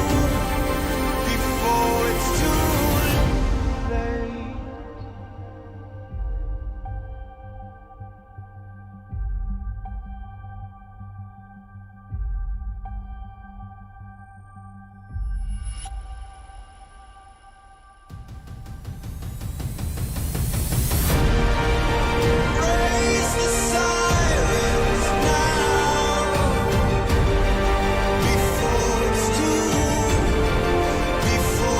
too late. Break the silence now before it's too late. Raise the sirens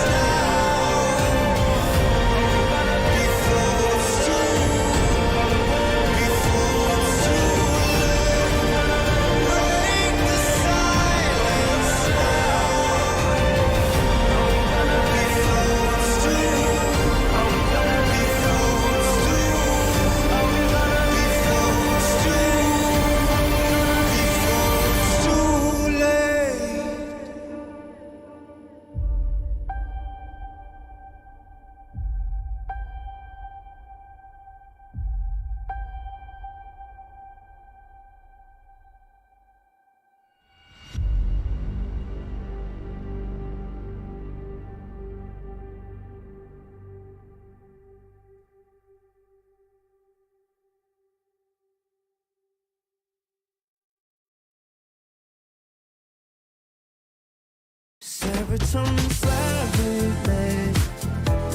sequin in the light.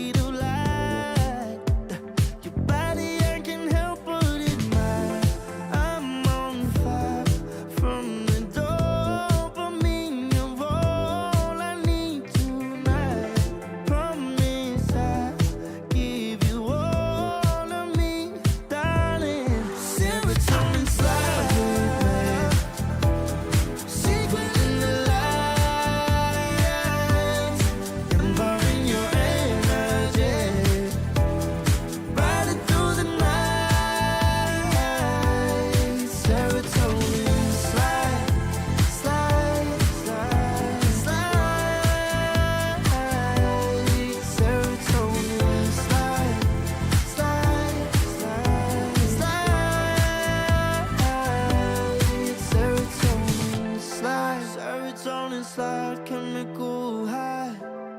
Dopamine dive, love, take it higher.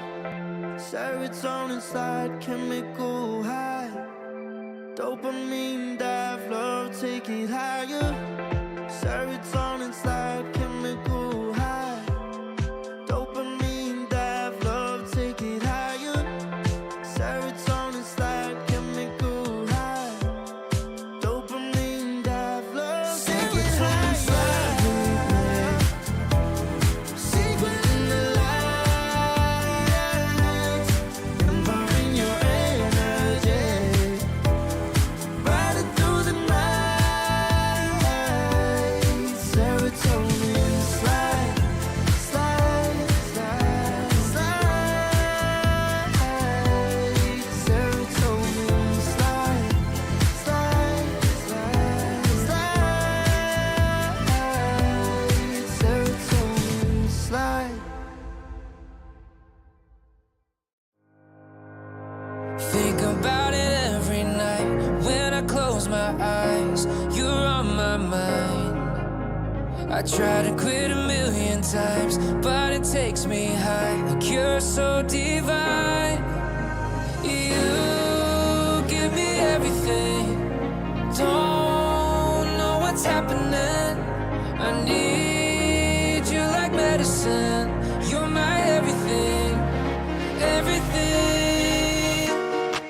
And when I think about us, sweet lullabies,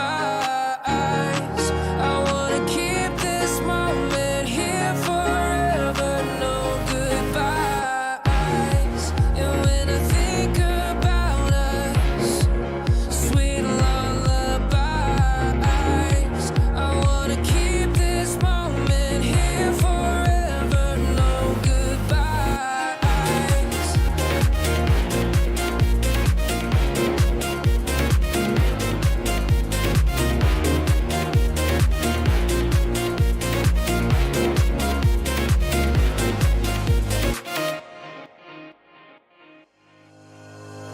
Think about it every night when I close my eyes. You're on my mind. I try to quit a million times, but it takes me high. Like you're so divine. You give me everything. Don't know what's happening. I need you like medicine. You're my everything, everything. And when I think about us, sweet lullabies, I wanna keep this moment here forever, no goodbyes. And when I think about us, sweet lullabies, I wanna keep this moment here forever, no goodbyes.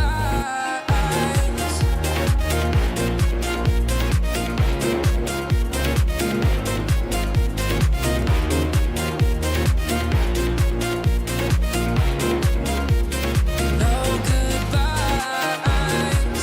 And when I think about us, sweet lullabies, I wanna keep this moment here forever.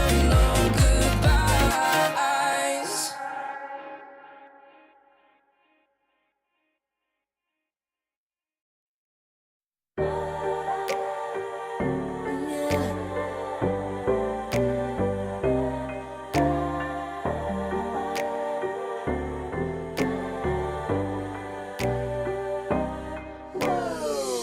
Talking my, I've been working all year getting by. Looking for the high, taking all my time. Breathing a new life, feeling fine. Like I don't gotta be something society wants me to strive to be. Got my own energy. So magnetic in the spotlight. Shaping my own world with my own mind. Don't talk about me unless you alright. You gon' see I'm finna real free, protecting my energy. Gotta protect my mind. I'm breathing in new life. It's time that I realize what feels good ain't always right. changes, I got me a new strut. No more settling, I'm running out of good luck. Never chasing, I attract, I'm busy going up. If you see me come correct, then keep it on the book. Get it, how I live it, that's the motto, how it goes. No more reaching, introducing, hit the lotto, I'm the one. Not denying myself anymore, I'm done with it. Sky is the limit, I'm living like widow. Energy, energy, energy. Feeling free, feeling free. Energy. Gotta protect my mind. I'm breathing in new life. It's time that I realize what feels good ain't always right. I'm feeling good, feeling free. Feeling good, feeling free. All I need is me and my new energy. And my new energy. Feeling good, feeling free. Feeling good, feeling free. All I need is me and my new energy. And my new energy. Feeling good, feeling free. Feeling good, feeling free. All I need is me and my new energy. And my new energy.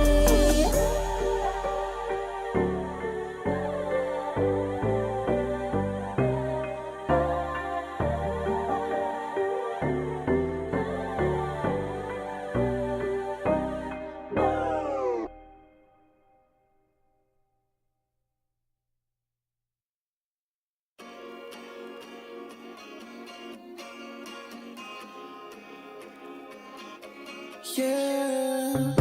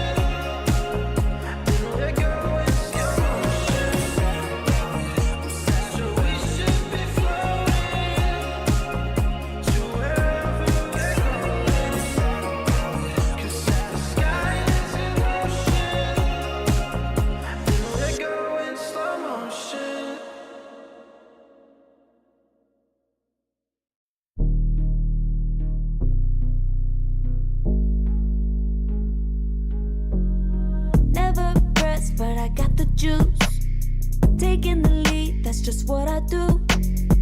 I make mountains move with one hand tied, and still this world ain't satisfied. Everywhere I go, they stop and stare. I tell the truth, I take it there. Call me vicious, persistent, overzealous, that's fine. Main character energy, I stay taking what's mine. You need a foot on the gas, or put my name on the line. Main character energy, I'm just taking what's mine. And it's written in the stars, I'm a king like my sign, yeah. Raising the bar, the jaws drop like a surprise. Don't be mad about it. Don't be mad, don't be mad. Don't be mad about it. Don't be mad, don't be mad. I don't play the game, nah, I make the rules. Cards close to the chest, and I don't play no fool. Don't be mad about it. Look, yeah, my name stay in the mouth. Legs got broke, they said cast her. I'm the 911 response in a disaster. I don't ask, I just take. Treat the world like a man, I just blow them away. Yeah, I'm a #1 fan. Don't need a bark, I'm a bite. Switch me on, dark need light. Don't need pity, don't need spite. I just plop, plop, plop on sight. Could take your girl in 2 seconds. I just flash her a smile. I make petty look pretty. They run an inch, I run 3 miles. You need a foot on the gas, I'll put my name on the line. Main character energy, I'm just taking what's mine. And it's written in the stars, I'm a king like my sign, yeah. Raising the bar, the jaws drop like a surprise. Don't be mad about it. Don't be mad about it. Don't be mad about it. Don't be mad, don't be mad. Don't be mad about it. I don't play the game, nah, I make the rules. Cards close to the chest, and I don't play no fool. Don't be mad about it. Don't be mad. Don't be mad.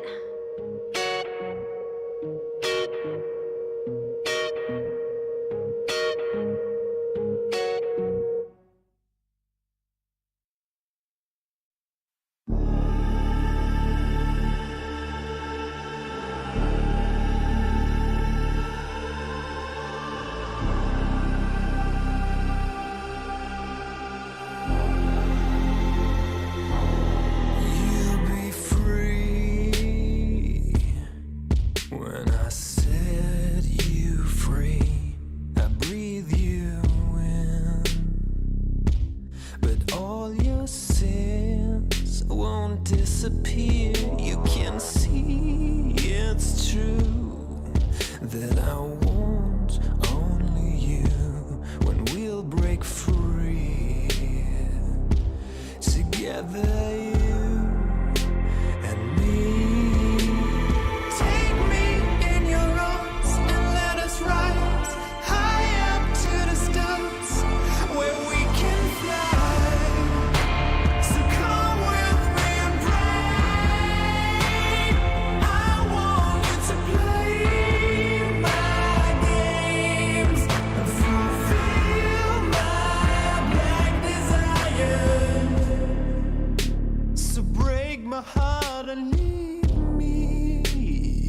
I only need your body. So I'm saying I'm in love with you, but I don't care much about you. When you've gone, I would find someone new. I cannot lose. Fall into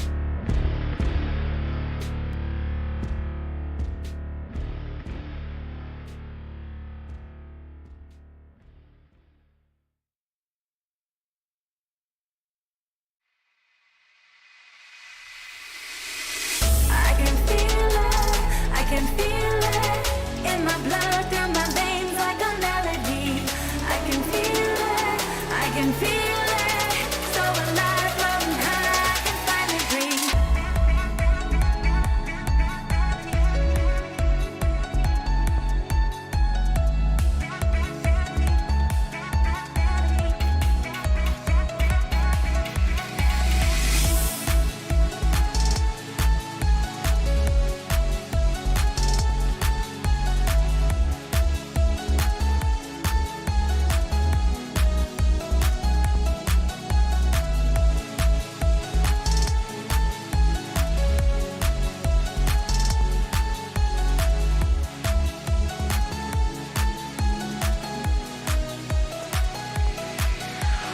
Lately, I've been feeling lonely. Want you to call me, promise me you'll always be there. I've been getting so high, I can feel it. I can feel the gravity is pulling me away, pulling me away.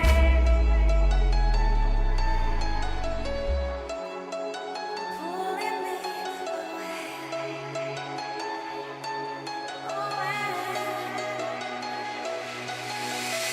I can feel it, I can feel it in my blood, through my veins like a melody.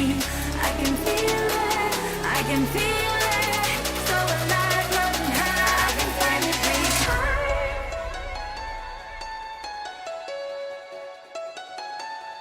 I can feel the gravity is pulling me away, pulling me away.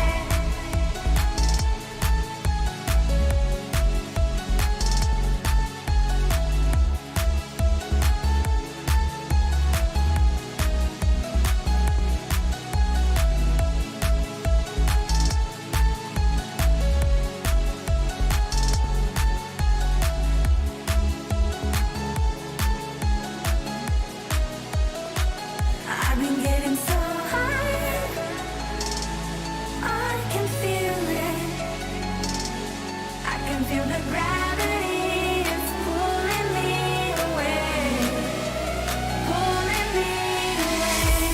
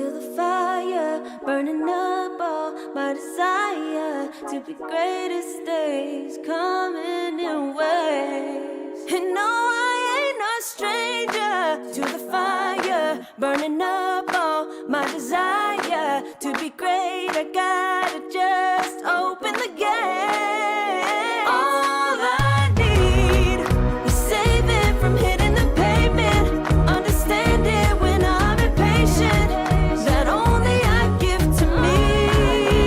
All I need is a little love in lonely places, the strength to stand fear in the face, that only I give to me.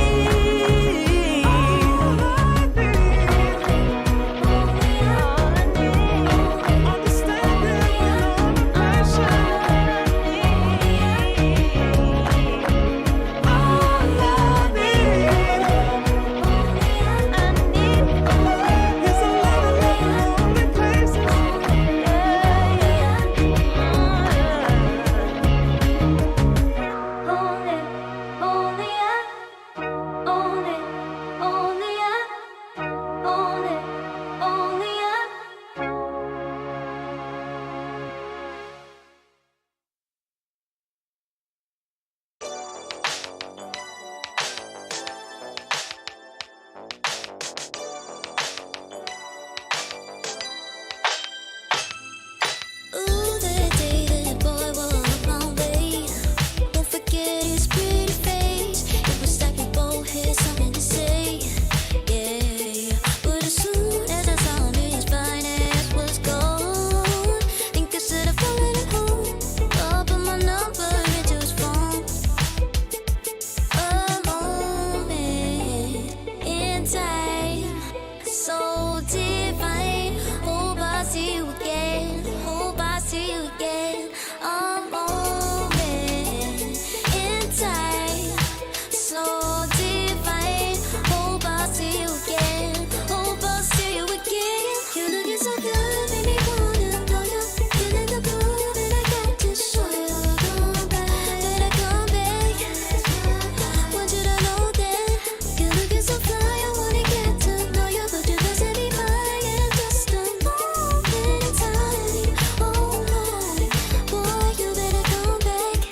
A moment in time, so divine. Hope I see you again. Hope I see you again. A moment in time, so divine. Hope I see you again. Hope I see you again. You're looking so good, made me wanna know you. Feeling the groove, and I got to show you. Come back, better come back. Want you to know that you're looking so fly. I wanna get to know you, but you doesn't be mine. And just a moment in time. Oh Lord, boy, you better come back.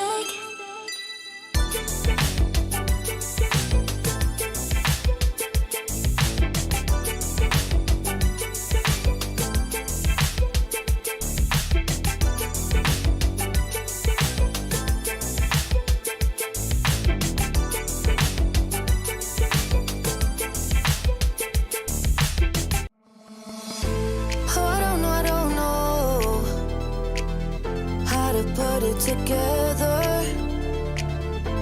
Ever since I thought, yeah, my life just got better. Better than this, better than that, better than anything I ever had. Better than this, better than that, better than anything I ever had.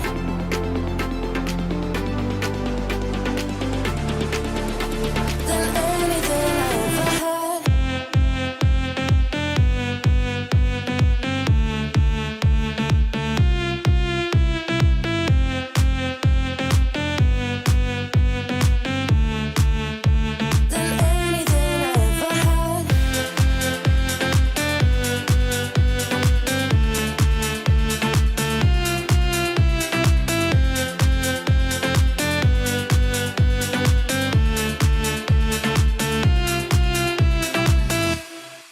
Every time I start to doubt if I'm good enough, looking straight in your blue eyes,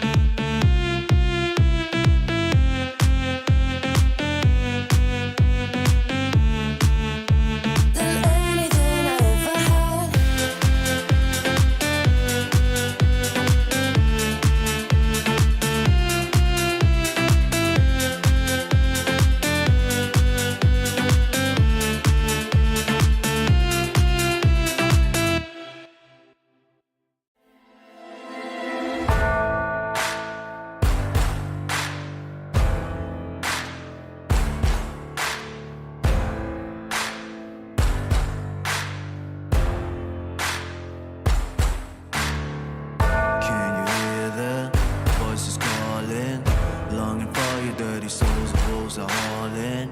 Can you hear the voices calling?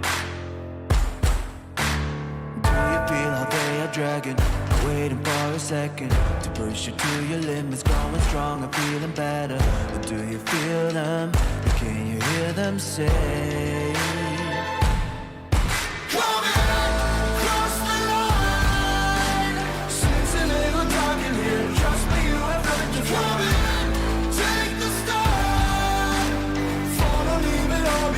Welcome to the other side.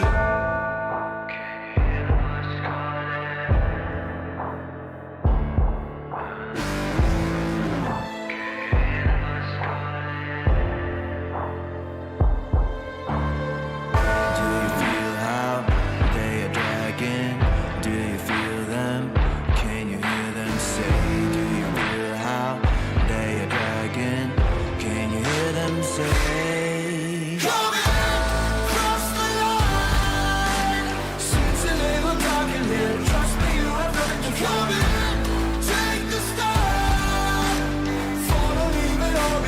Welcome to the other side. Cross the line. Seems a little dark in here. Trust me, you have nothing to fear.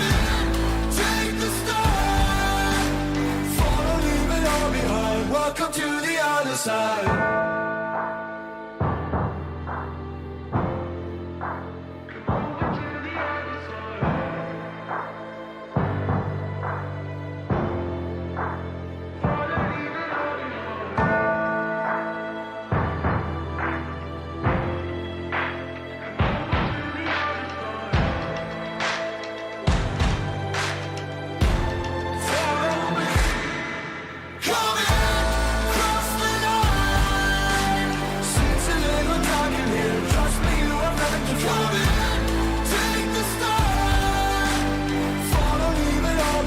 Welcome to the other side.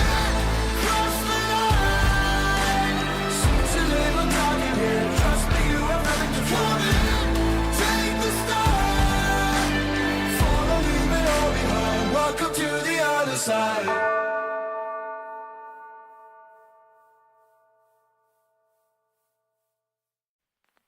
I pack my suitcase, headed out the door. I keep my shoes laced. 2,000 miles away from home. A couple dollars in my pocket, never stopped the boy before. I load my bags and hit the road. Miles past, turning back, found my track, face the fact she a cold one. Never gonna settle for none. Stay up every night till I won. Don't want a slow rise now. I'm confident opulence isn't a long ride out. When I look back now, I'm astounded. A quiet boy from old age, but always thought the world was a stage, yeah. I celebrate one last late night. My old life ain't staying. I pack my suitcase, headed out the door. I keep my shoes laced. 2,000 miles away from home. A couple dollars in my pocket, never stopped the boy before. I load my bags and hit the road. I'm headed to LA. Headed on my way. I'm headed on my way to LA. Headed on my way to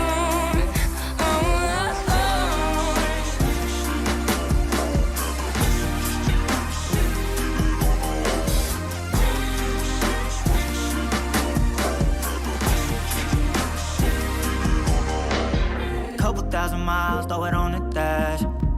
Shit, 10,000 hours, can't let them pass. Yeah, well, I was putting time in, you was pulled up wildin'. You always had shit to say, now when I see you, it's silence. Thought I'd have a Grammy by 25. Commas after commas next to dollar sign, yeah. Had to remind myself why I'm living this life. Look at all the late nights, it'll all come in due time, yeah. Made for the fight, for the pain and the climb. Tied to the life I chose. Stay through the night, another day, not a dime. Race against time. I couldn't just lay by and wonder what I could have made mine. I'm closing on the moment, no one's gonna hold me down. I pack my suitcase, headed out the door. I keep my my shoes laced. 2,000 miles away from home. A couple dollars in my pocket, never stopped the boy before. I load my bags and hit the road.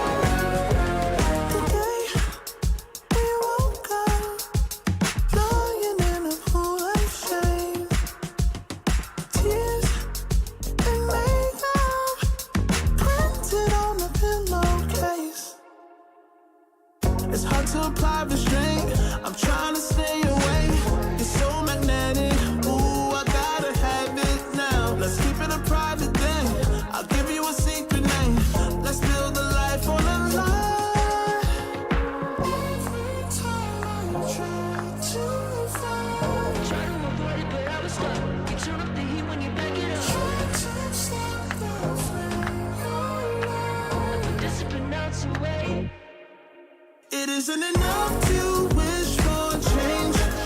You either give in or pull away. We have the will to choose our fate. Whether it's wrong or right, I'm holding on for life, for the ride.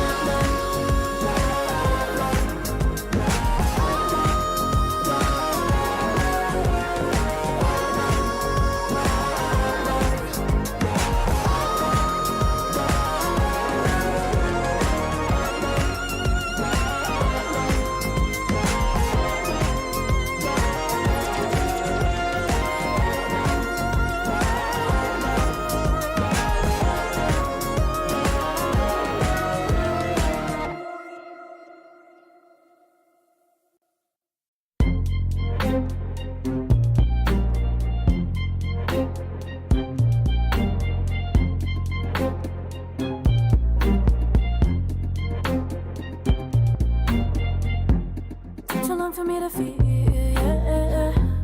Tell me why you're on your knees, yeah. Know my fault, I had a dream, yeah. Kicking off the covers, I'm too hot for this bed. Give me space, I need to breathe, yeah. Give a face, giving it beautifully, yeah. Yeah, it's just me and my clique, yeah. We might be the hottest, but we let you in. Angel energy, let you sit with me. Angel energy, angel energy, angel energy. We got sympathy. Angel energy, angel energy.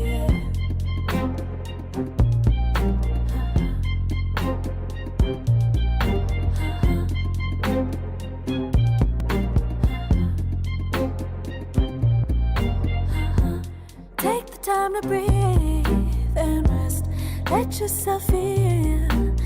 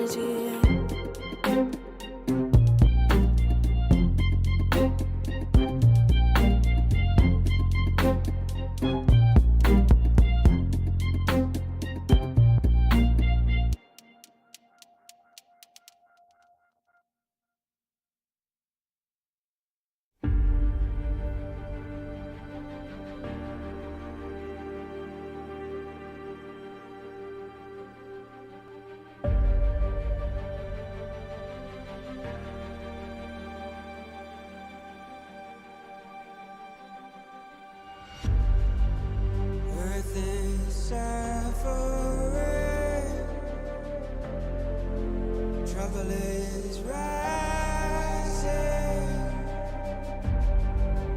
Mountains are melting. There's gonna be nothing left to breathe. Raise the sirens now.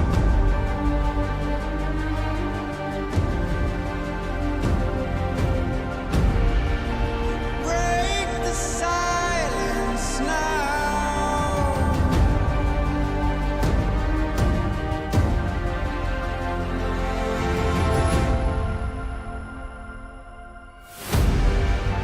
Our hearts are trembling. This can be the ending. We must begin to rise. It's now do or die. Raise the sirens now before it's too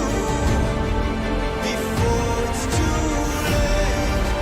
Break the silence now before it's too late.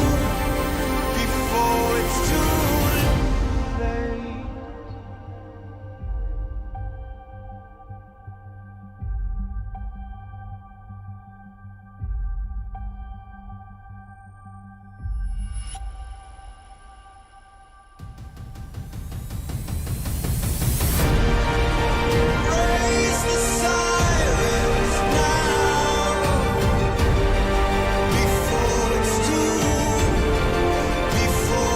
too late. Break the silence now before it's too late. Raise the sirens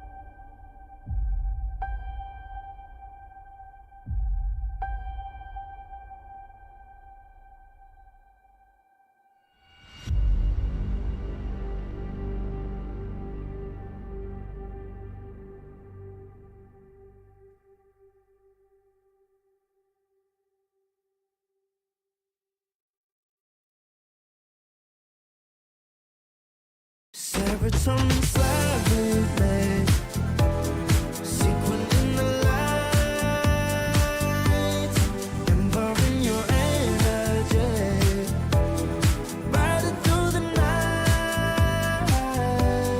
Serotonin slide on over here by my side, slides up in your eyes, deep dive, caught up in this chemical high. Angel, can you take me high? I'm on fire from the dopamine. You're all I need tonight. Promise I'll give you all of me, darling. Serotonin slide with me, sequin in the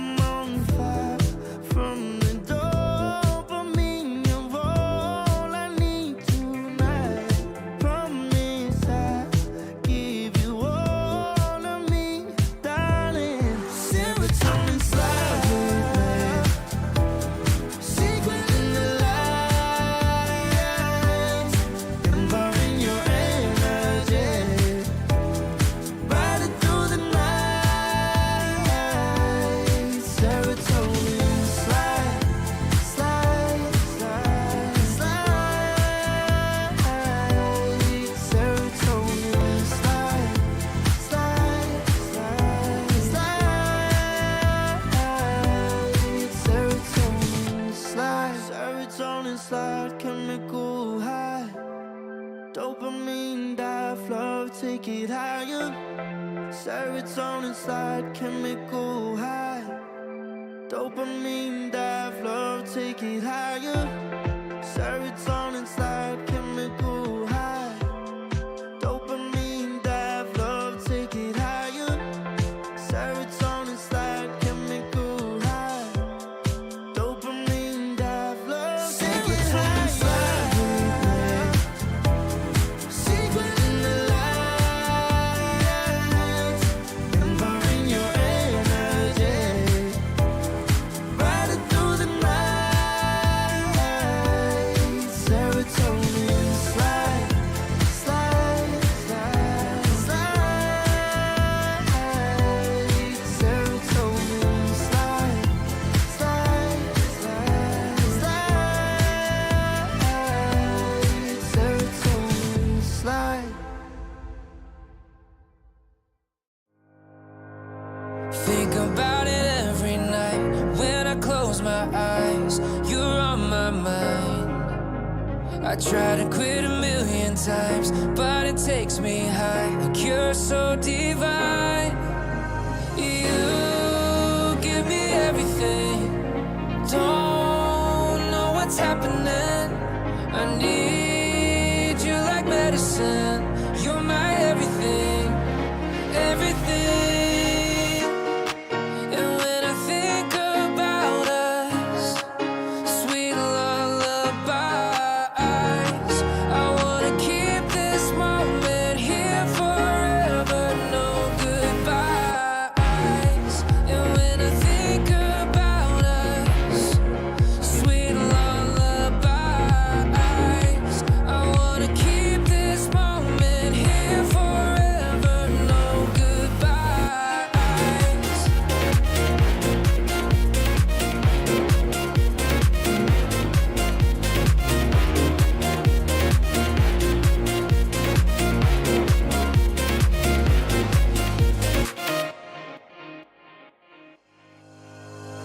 Think about it every night when I close my eyes. You're on my mind.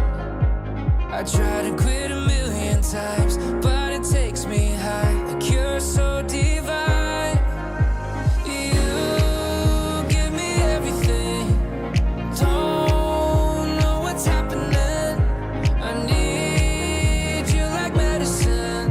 You're my everything, everything. And when I think about us, sweet lullabies, I wanna keep this moment here forever, no goodbyes. And when I think about us, sweet lullabies, I wanna keep this moment here forever, no goodbyes.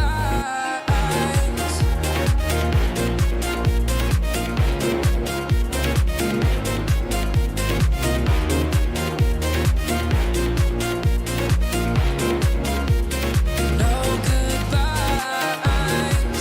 And when I think about us, sweet lullabies, I wanna keep this moment here forever. No goodbyes.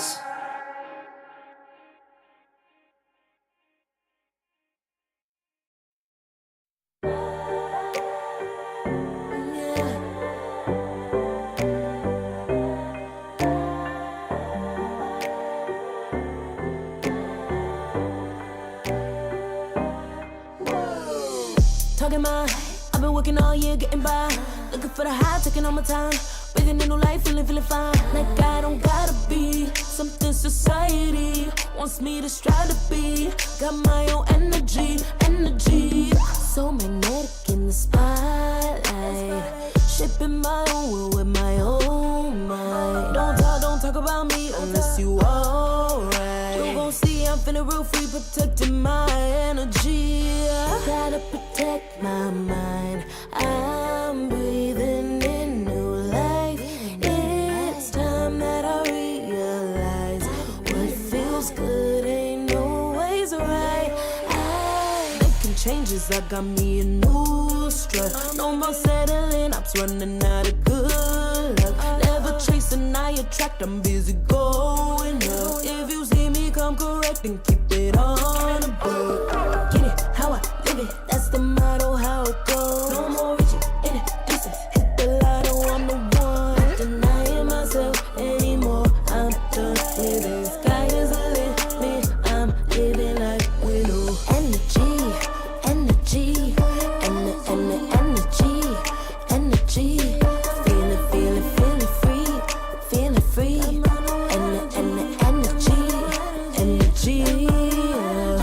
Gotta protect my mind.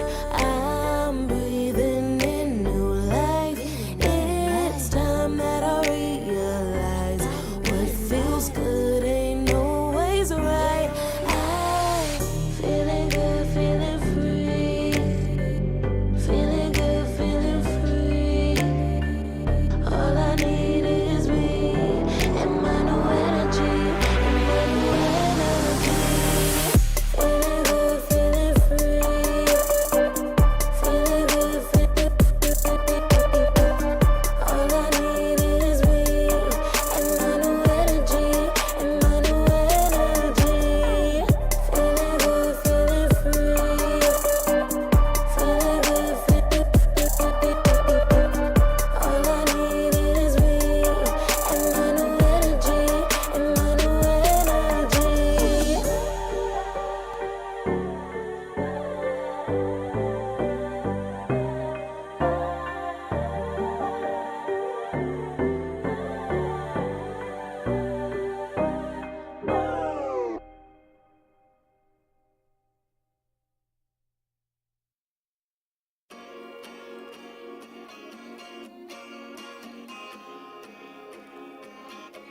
Yeah.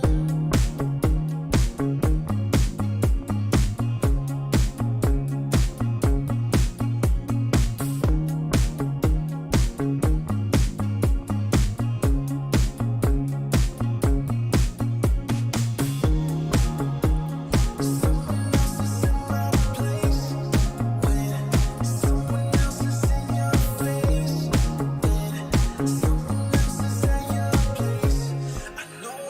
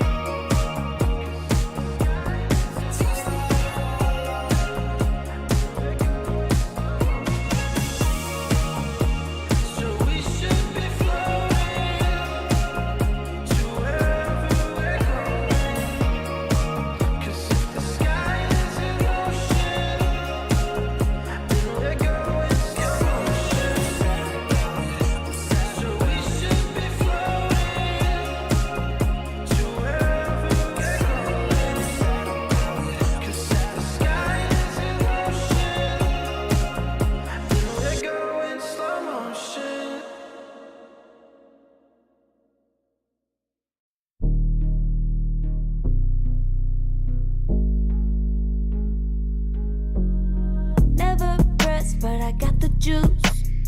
Taking the lead, that's just what I do. I make mountains move with one hand tied, and still this world ain't satisfied. Everywhere I go, they stop and stare. I tell the truth, I take it there. Call me vicious, persistent, overzealous, that's fine. Main character energy, I stay taking what's mine. You need a foot on the gas, or put my name on the line. Main character energy, I'm just taking what's mine. And it's written in the stars, I'm a king like my sign, yeah. Raising the bar, the jaws drop like a surprise. Don't be mad about it. Don't be mad, don't be mad. Don't be mad about it. Don't be mad, don't be mad. I don't play the game, nah, I make the rules. Cards close to the chest, and I don't play no fool. Don't be mad about it. Look, yeah, my name stay in the mouth. Legs got broke, they said cast her. I'm the 911 response in a disaster. I don't ask, I just take. Treat the world like a man, I just blow him away. Yeah, I'm a #1 fan. Don't need a bark, I'm a bite. Switch me on, dark need light. Don't need pity, don't need spite. I just plop, plop, plop on sight. Could take your girl in 2 seconds. I just flash her a smile. I make petty look pretty. They run an inch, I run 3 miles. You need a foot on the gas, I'll put my name on the line. Main character energy, I'm just taking what's mine. And it's written in the stars, I'm a king like my sign, yeah. Raising the bar, the jaws drop like a surprise. Don't be mad about it. Don't be mad about it. Don't be mad about it. Don't be mad about it. I don't play the game, nah, I make the rules. Cards close to the chest, and I don't play no fool. Don't be mad about it. Don't be mad. Don't be mad.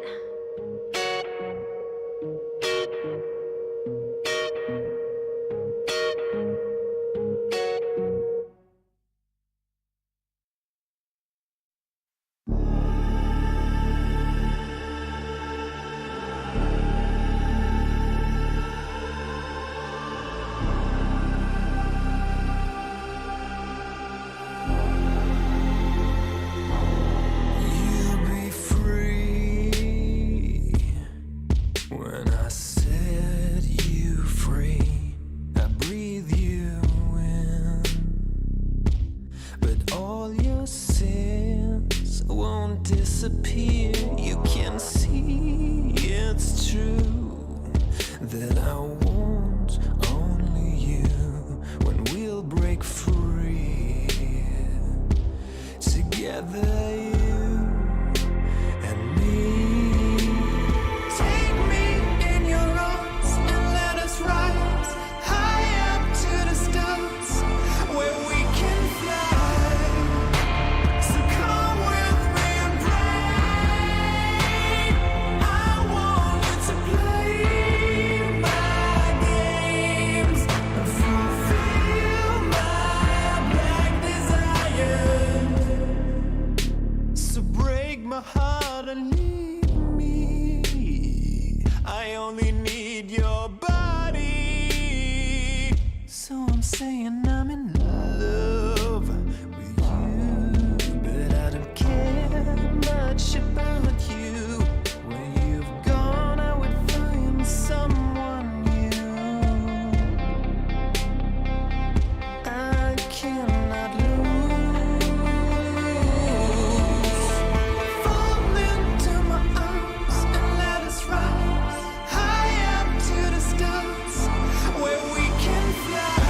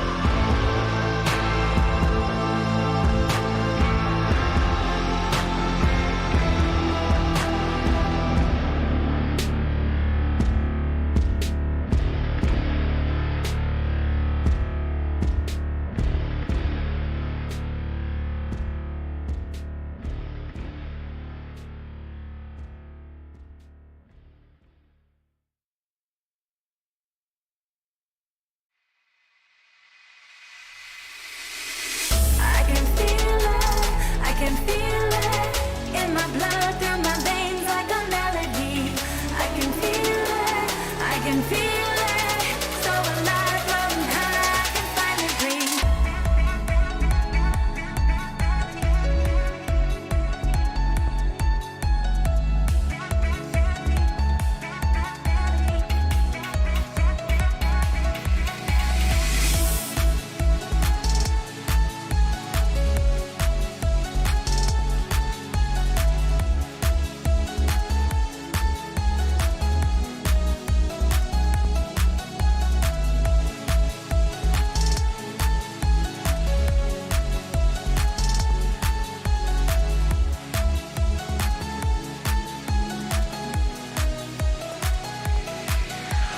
Lately, I've been feeling lonely.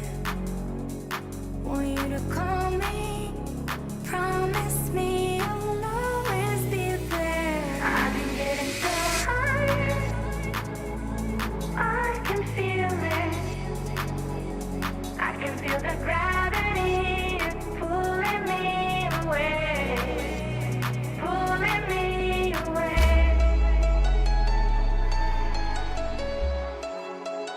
Pulling me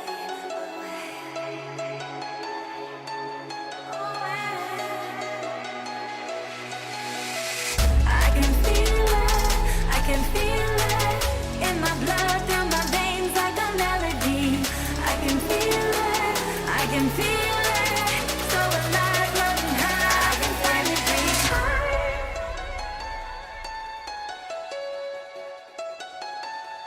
I can feel the gravity pulling me away, pulling me away.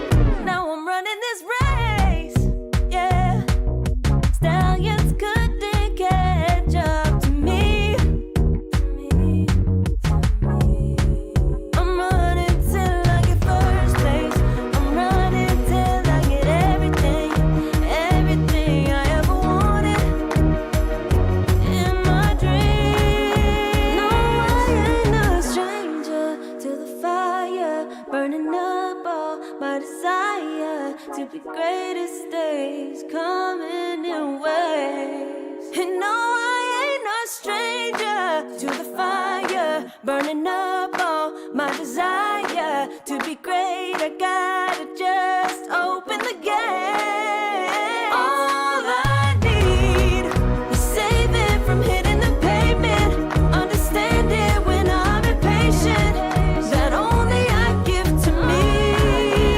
All I need is a little love in lonely places, the strength to stand fear in the face, that only I give to me.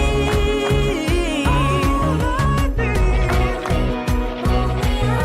need, understand it when I'm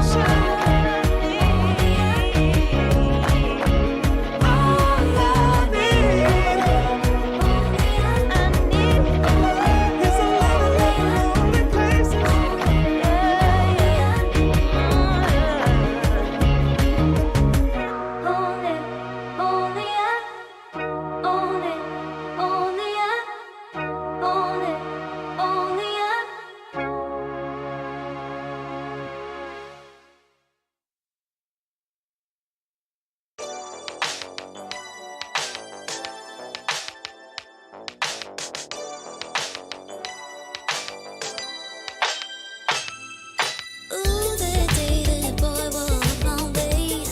Don't forget his pretty face. It was like we both had something to say.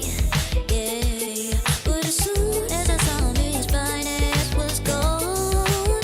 Think I should have followed him home. I'll put my number into his phone. A moment in time, so divine. Hope I see you again. Hope I see you again. A moment in time, so divine. Hope I see you again. Hope I see you again. You looking so good, made me wanna know you.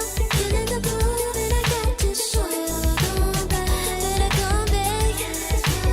Want you to know that you're looking so fly. I wanna get to know you, but you're missing me by in just a moment in time. Oh my, boy, you better come back. A moment in time, so divine. Hope I see you again. Hope I see you again.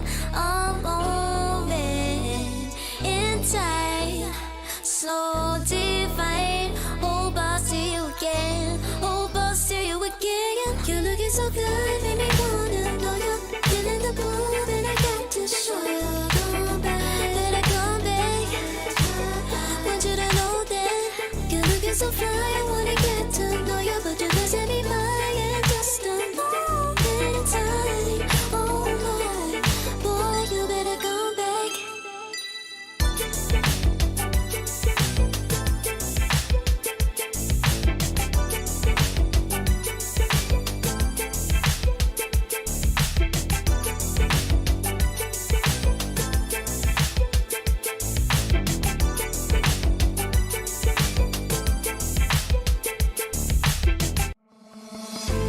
Oh, I don't know how to put it together. Ever since I found you,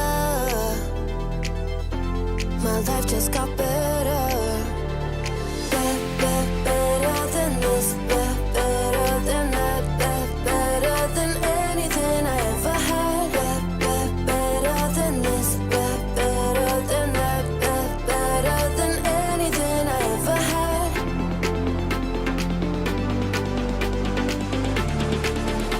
Than anything I ever had.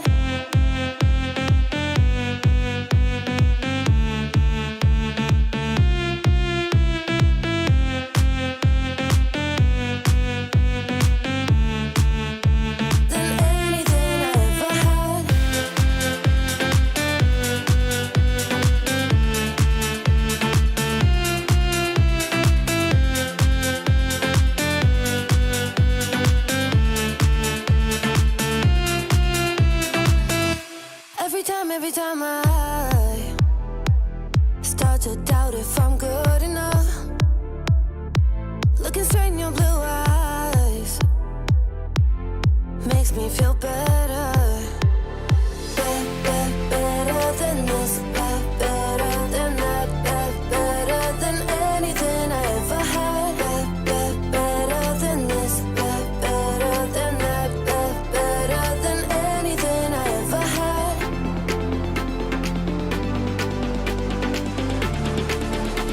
Than anything I ever had.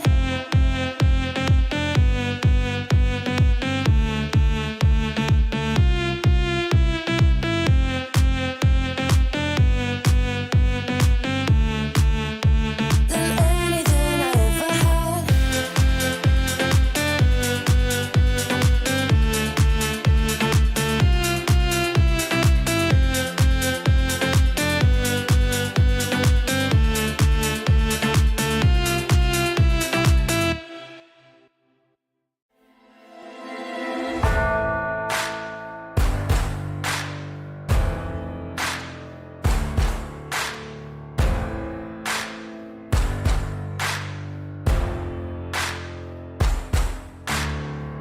Can you hear the voices calling? Longing for your dirty souls, the wolves are hauling. Can you hear the voices calling? Do you feel how they are dragging? Waiting for a second to push you to your limits, growing stronger, feeling better. But do you feel them? Can you hear them say?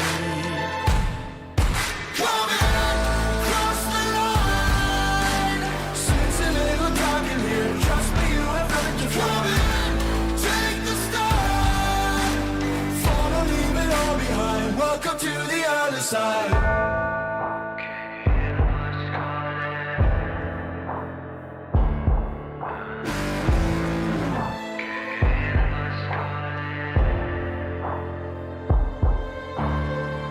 Do you feel how they are dragging?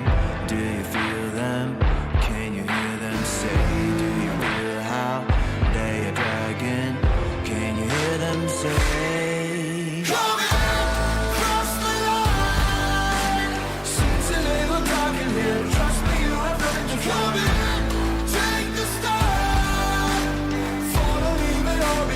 Welcome to the other side.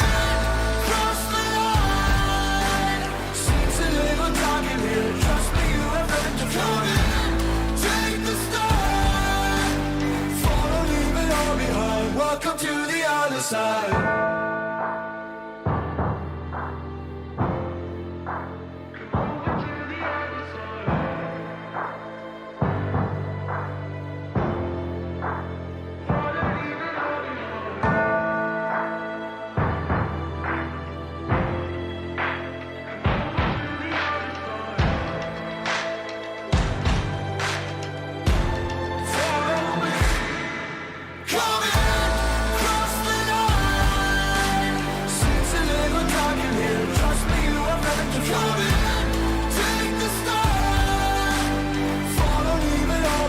Welcome to the other side. Cross the line. Seems a little dark in here. Trust me, you have nothing to fear. Take the start. Follow, leave it all behind. Welcome to the other side.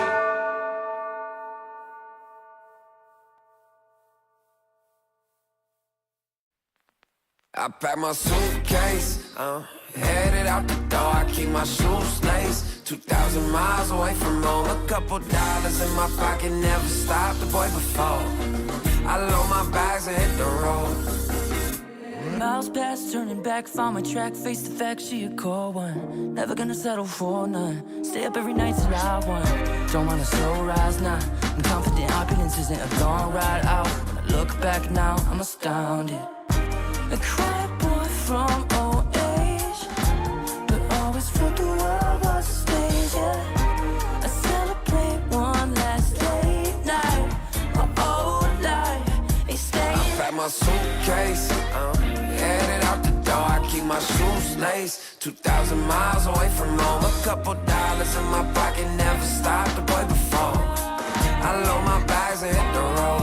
I'm headed to LA. I'm headed on my way to LA.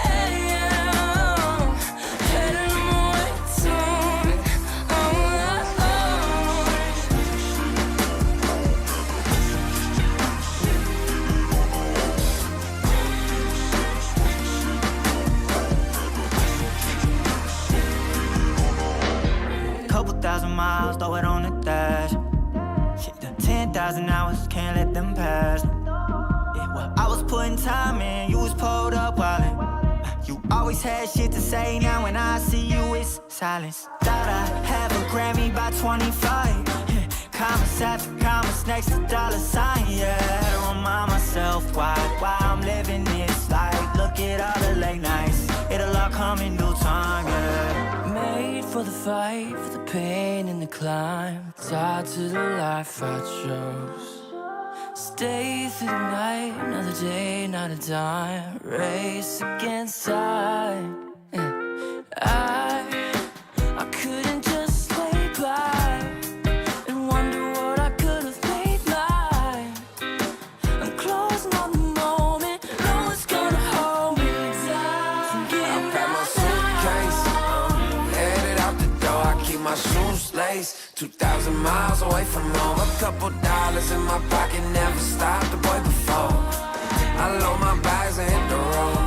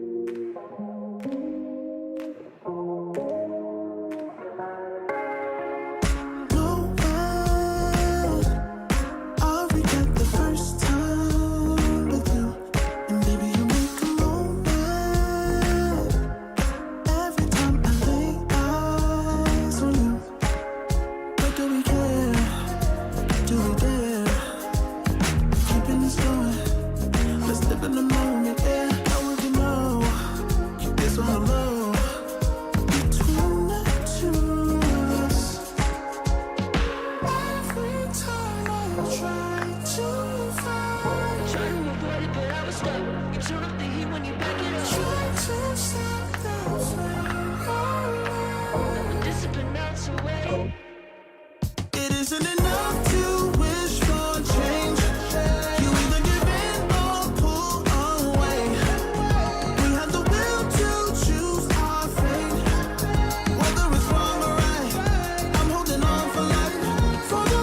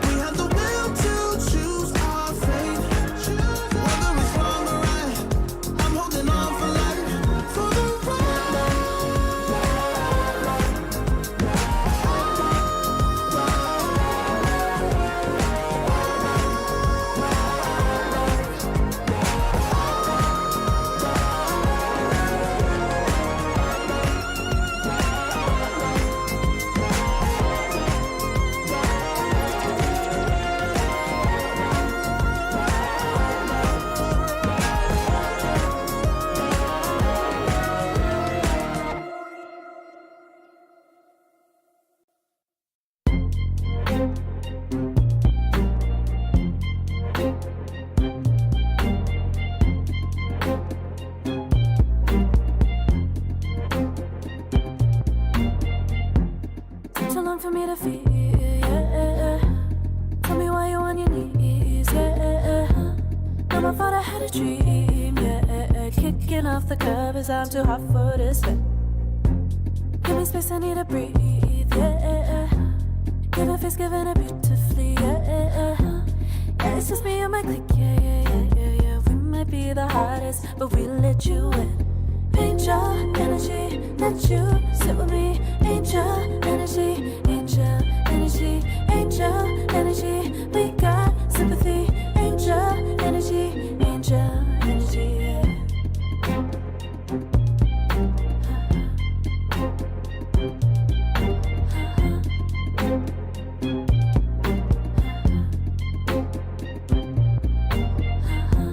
Take the time to breathe and rest. Let yourself feel the best.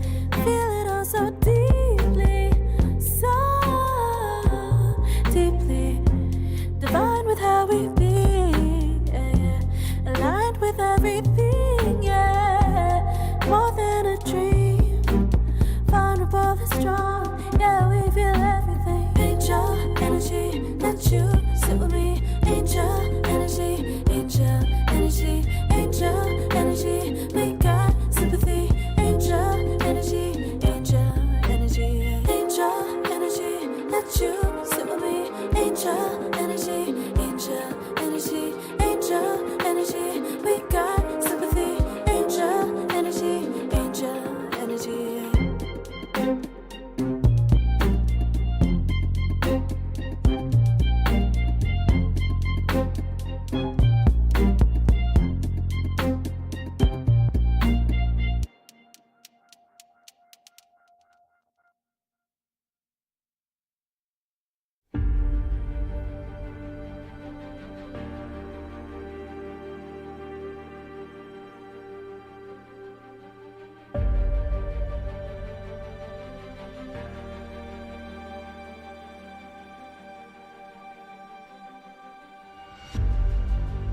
Earth is suffering, trouble is rising, mountains are melting, there's gonna be nothing left to breathe. Raise the sirens now.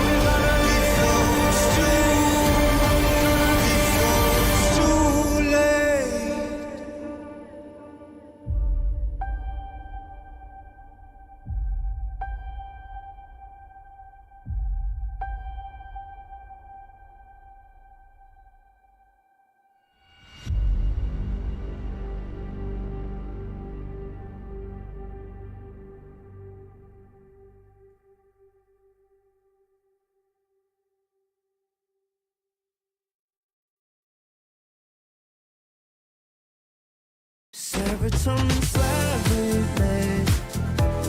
Sequin in the lights, empowering your energy. Riding through the night. Serotonin slide. Slide on over here by my side. Slides up in your eyes, deep down. Caught up in this chemical high. Angel, can you take me high? I'm on fire from the dopamine. You're all I need tonight. Promise I'll give you all of me, darling. Serotonin slide with me. Sequin in the lights, empowering your energy. Riding through the night. Serotonin slide, slide, slide. Serotonin slide, slide, slide. Serotonin slide. Slide up out of here like we're tired, but really we just about to get wild. Loving at the speed of light. Your body, I can help but admire. I'm on fire from The last match of the day here at the ESL One Bangkok, close qualifiers for China. And I mean, I've sent Snare away. I said, get the hell away from here. I want to do this job on my own. So right now I'm gonna be here with you, just bringing you the Dota action between Titan and Yakul's Brothers. These are the two teams that got directly invited, but currently they are in the lower bracket semifinals. In the upper bracket final, Extreme Gaming and Gozu are playing as we speak. So we only have 4 teams left. One of them will be going to Bangkok, and the other 3, however, will be staying home. I'm here alone. That wasn't supposed to be the case, but hopefully I'm going to be getting some company fairly soon. Let's see if that's going to be happening, as we are waiting in the lobby for Titan and Yakul's Brothers to start. Yakul's Brothers may be coming in as the slight favorites, but considering how much Titan did manage to slap Team Turtle out of the qualifier, we cannot write them off. There is a reason that this team was directly invited. Versus Gaozu, they didn't look too good, but versus Team Turtle, they really did show up. Also, one thing that me and Snare didn't do, we have a really cool logo for the ESL One Bangkok, and because our heads are so big, we didn't manage to show you. So we're gonna show you now. There it is. You see the anti-mage, you see Vey. It actually looks quite cool. Somebody has said it's anime style. I'm not sure if I agree. I am not that good at recognizing styles, but it does look pretty cool. And I'm pretty sad that my head is here, just stopping you from enjoying that lovely picture. But we can see Radiant on the left, Dire on the right. Either way, Titan versus Yakul's Brothers, 2 teams with very well-known players here from the China region are going to be going head-to-head there. The 2 teams that got directly invited, all of the other teams went through the qualifiers, 3 of them through the open qualifier, the first one, and 3 of them through the second one. All 3 of the teams that went through the second one, Spiky Gaming, Ascent Esports, and Evil Rabbit, have been eliminated. Gaozu, Team Turtle, and Gozu and Extreme Gaming are left, and Team Turtle got eliminated earlier by Titan. So the only teams that are left are 2 directly invited teams and 2 teams from the first open qualifier, which makes sense. A lot of very well-known names. If people would look at this, they'd think, what is this? The same Chinese players were playing like 5 years ago, maybe even before that, but that's just the case. No new big talent has been coming out of China lately. We are still waiting to get into the lobby. There was a problem right now. The lobby did not connect properly, but hopefully that is going to be dealt with fairly soon, so that we can get ourselves into the game, because that is why we are here. We are here for Dota.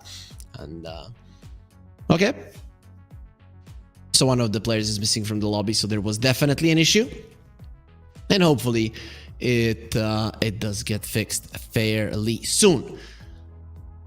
Overall, coming into the series, from my perspective, from the games that I've seen, and also Yakult's brothers, I've cast them in a previous tournament as well, because they were the only team in a LAN that happened recently in my hometown.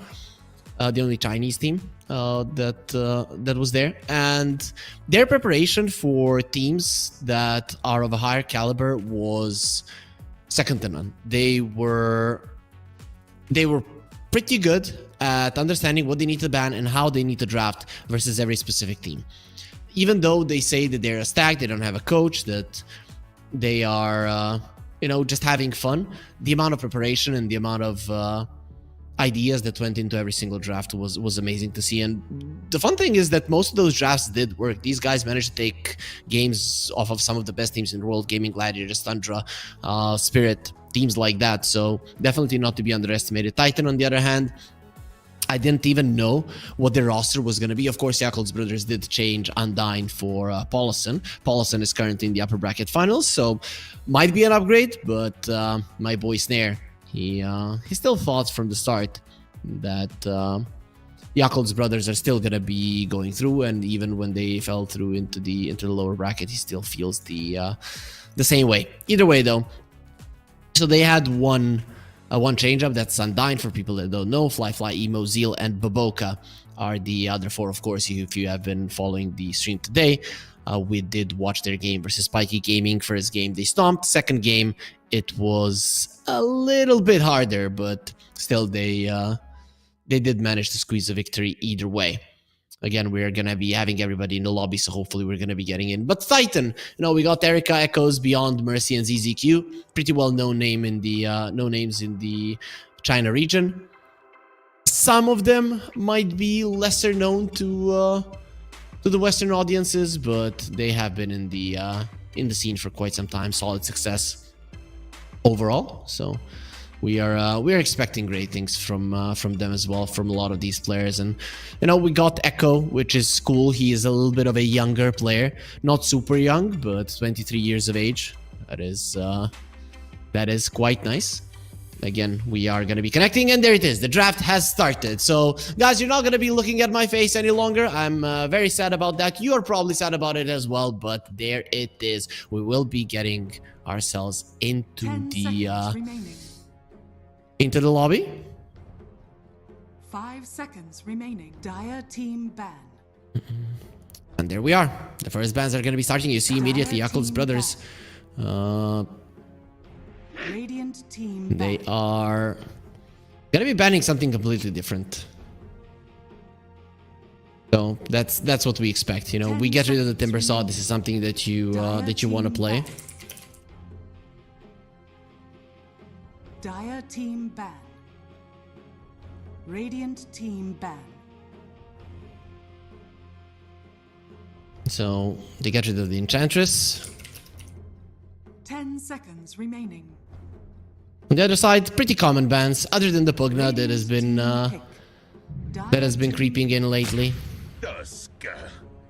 It's, everything else is pretty much the same from the past month or so.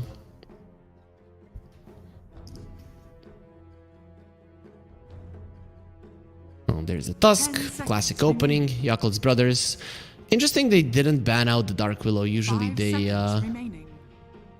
they get rid of that before they pick up a Tusk.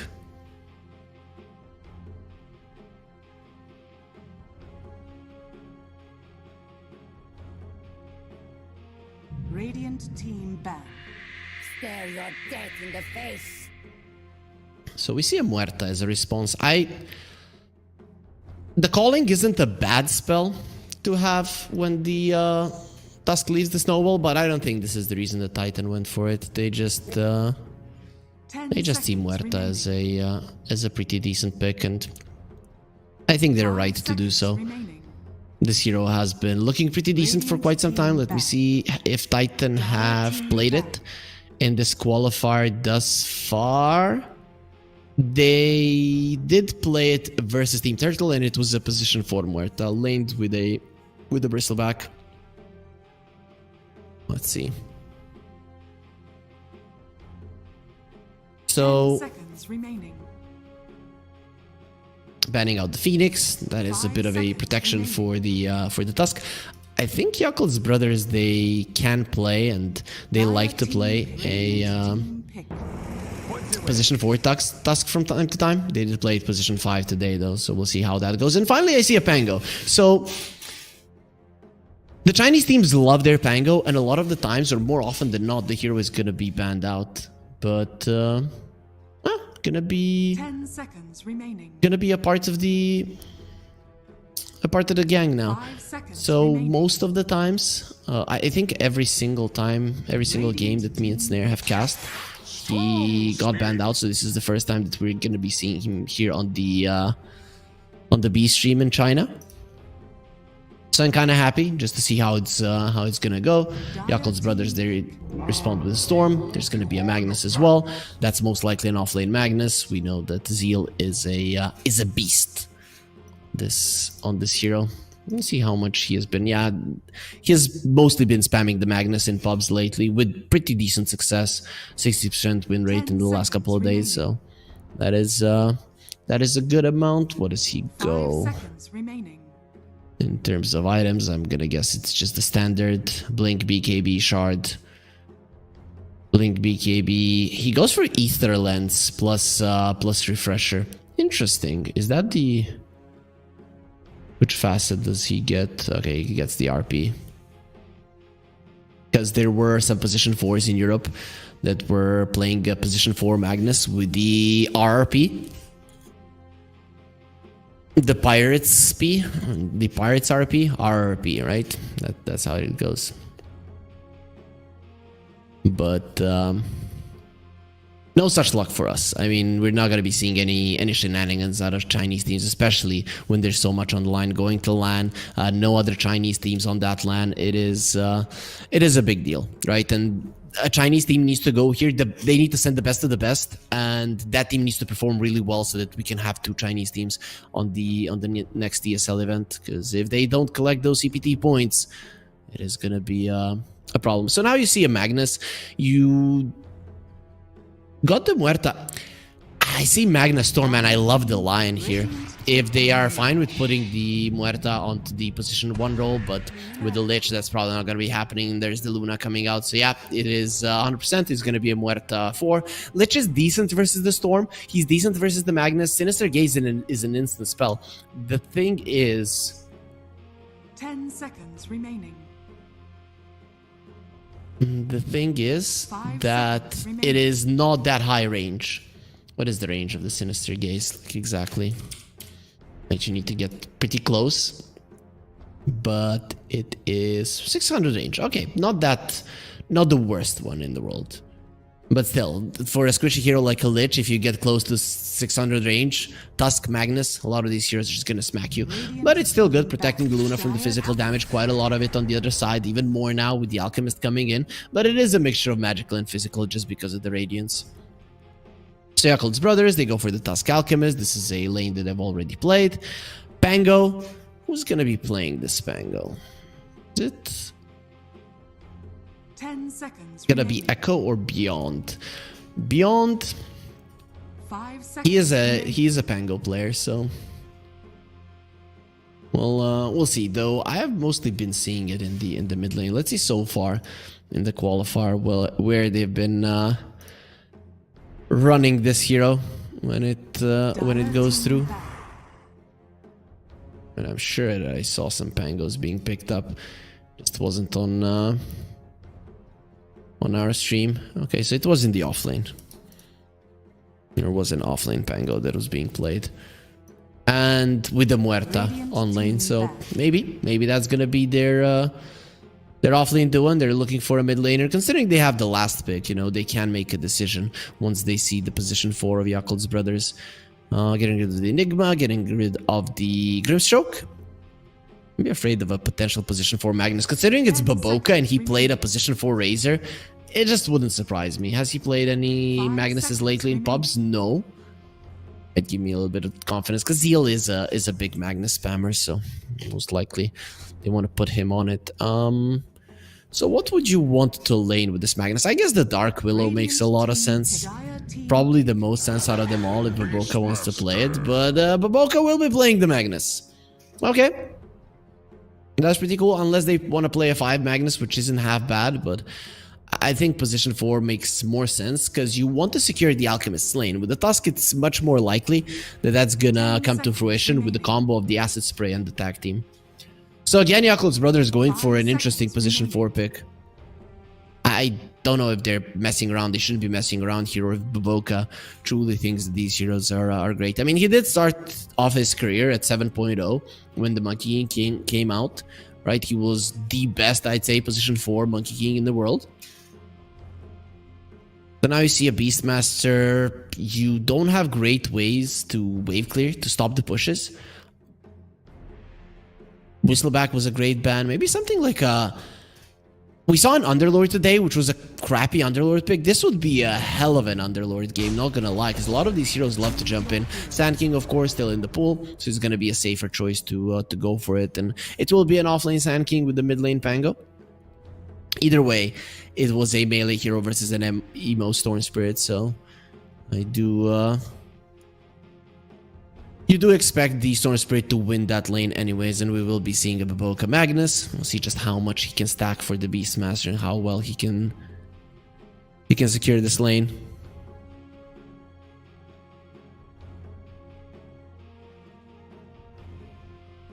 Interesting drafts. Okay, a lot of physical damage on Yakult's brothers, but it is a mixture still. Mostly physical damage lineup. You have a Lich on the other side. Nothing to purge off the Frost Shield, so that's a big plus for Titan. The lanes, mid lane in favor of Yakult's brothers. Safe lane of Titan. I'd say they slightly lose this. Actually, no, it's a Magnus and a Beastmaster. No, they slightly win it for sure. And then Muerta Sand King versus a Alchemist Tusk. I'd say Alchemist is gonna farm better there. So we're 50-50 in lanes. Really, I don't see a big advantage in this game in terms of drafts. Which one would I like to play more? So Yakult's brothers have a draft that is 4 melee heroes versus a Sand King. But then you have a Storm Spirit who can jump in, and the Sand King kind of needs to focus on controlling him rather than controlling the other guys. I think I'm leaning Titan here. Yeah, I'm leaning Titan. The thing is, you're going to be opening up the map quite a lot with the Beastmaster, and sure, that's fine. But good tower defense with the Sand King, with the Pango as well. You have good team fight, and that's always good for a tower defense. Nighttime vision. You can protect the tier 2s for a very long period of time. The ability to die from Yakult's brother is not that great. The ability to allow the Storm to get kills from the 2 supports is solid, but not amazing, especially because you have 2 of the enemy cores who can leave the shards. So yeah, I think I'm going to be leaning Titan here, because these 2 teams definitely are very close in terms of strength. They see for LGD, for eHome. Okay, these guys are just trying to get some sponsorships. Yakult's brothers, I understand, but I think Titan are still a legitimate team as a smoke. This is going to be broken by Fly, a ward being placed, and you don't want to be going up that high ground, even with the extra vision of the Lune. I'm so sad that Snare has gone off for this series. He'd be screaming for LGD just a billion times here. He's a big fan. Whenever we cast China and there's no green screens, he just pulls out his big LGD flag. Well, no more LGD in Dota, huh? What now? What are you gonna do? He's gonna have to find a new flag. Undyne, however, is gonna get pushed back. Not gonna be going down, but still a big win when it comes to the start. He did steal the rune, but in the end, it's still a 2-for-2. So taking that big of a beating is gonna be influencing the first couple of waves for sure. He's gonna be needing to eat up those tangos. Okay, so let's focus a little bit on the lanes. Emo versus Echoes should be a Storm Spirit favored matchup, no doubt about that. Pango has been nerfed in that way. No more double jump. Everybody now goes for the Thunderbolt. So we are gonna be seeing that, meaning that this lane is gonna be even tougher for him. And Emo, great start for him, getting all of the CS so far. There's a Magnus. Usually he's a rhinoceros, but right now he's a mammoth. And what the hell is that positioning? How is he even standing on his back legs? Okay, evolving to a only two-leg walking creature. Pretty nice, pretty nice. Our observer is a pretty fun guy. We've been having a lot of fun. Usually observers, when it's okay, now he's just making us dizzy. We don't like turbulence. As far as I understand, Snare was flying somewhere, and this now has been just a showing how much fun he's gonna have in that plane when it starts shaking.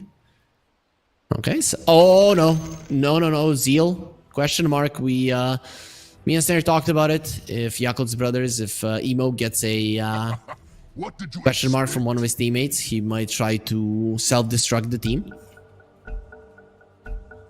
Yeah, as far as I know, this is Shanghai servers, so there shouldn't be many issues for the Chinese players. Top lane, talked about it. Probably gonna be solid for the Luna. You are playing versus a Magnus. We can just expect some shenanigans coming out from him. What was the starting items there? Nothing out of the ordinary. Sometimes we see boots on the Magnus just trying to skewer people back, but Beastmaster doesn't really contribute to you killing people, especially not level 1. So level 1 boots probably didn't want them for that reason. I think Baboka's job in this lane is help secure the range creeps and just make sure that the Lich is harassing you. Because Magnus is pretty tanky. 830 HP, 3 armor.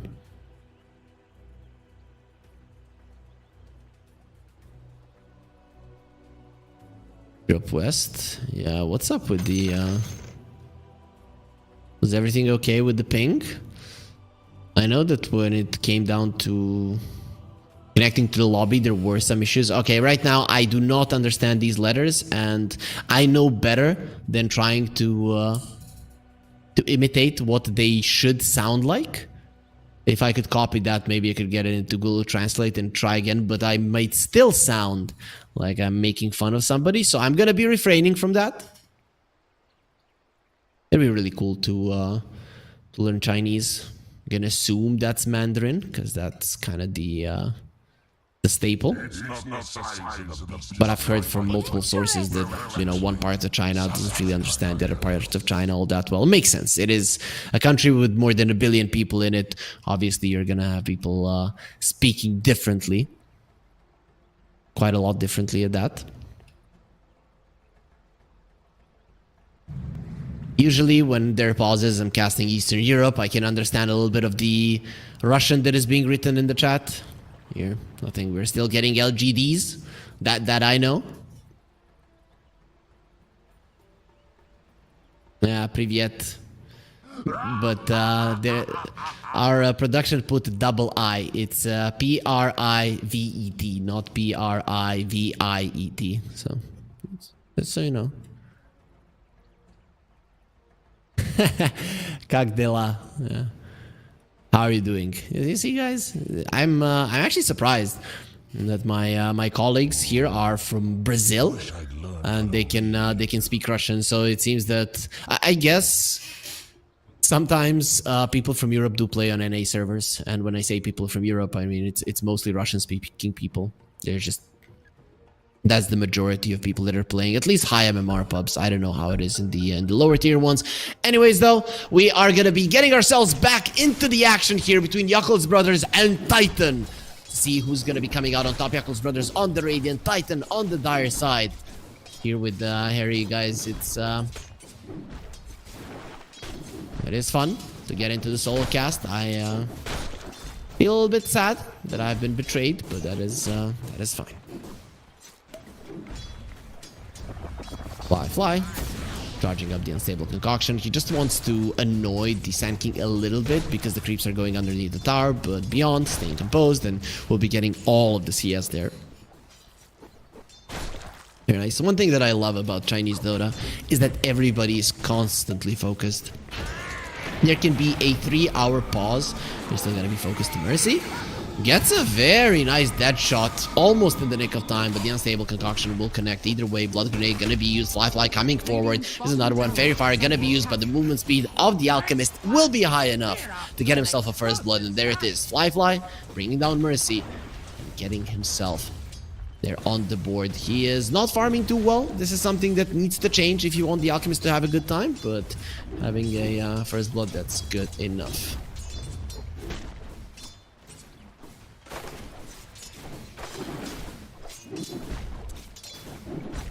So, Fly.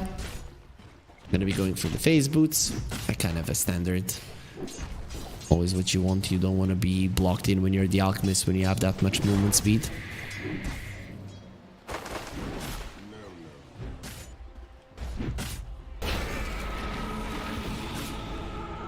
Nice shards. Mercy gonna be smacked a little bit.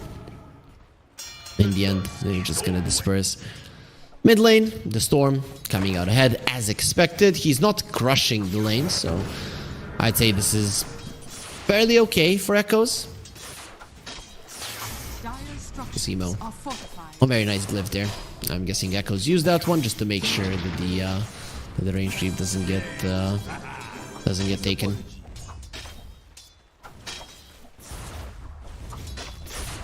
Luna farming very well. Beastmaster keeping himself in it. So all of the lanes going as expected. I think this is solid for Yakult's brothers, considering that they've had some issues with their lanes when it came down to fighting versus some higher tier teams. This looks great. One of the teams that they really had issues with is Bedboom.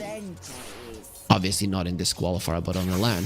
It's because Bedboom are so good at laning, right? So Emo gonna get blocked in. He's in a lot of trouble. Has a Fairy Fire and 4-stick charge. He's not gonna be pulling in this Bango, and there's the skewer into the tower. Baboka making his presence known and getting that kill quite deservingly so. He's the reason they got that kill, saving the Storm and in getting the kill all in one fell swoop. Now that steal on the water rune actually worked against Titan because, well, they thought they could kill Emo. Bango very good at blocking heroes because he has no turn rate, or very low turn rate, let's put it that way. But in the end, doesn't work out. Storm TP's back. It is going to be nighttime. He should be back in the lane in no time. There's the acid spray. Very nice dead shot to make sure that doesn't get close. Blood grenade, one more hit. They don't even need it. Fly will be getting it beforehand. Is Beyond doing his best to run away. Has stand-1 charges. Not a hero that they want to chase down. You are going to be able to farm now, considering that there's no Muerta. Not going to be able to come back as she did try to TP out. Things are looking really good for Yakult's brothers. Very good start for them here in game number 1 of this best of 3 series. Whoever wins will be facing off against the loser of the upper bracket finals. That is on the other screen right now as well. And Por Muerta walking back into the lane, finally gets level 3.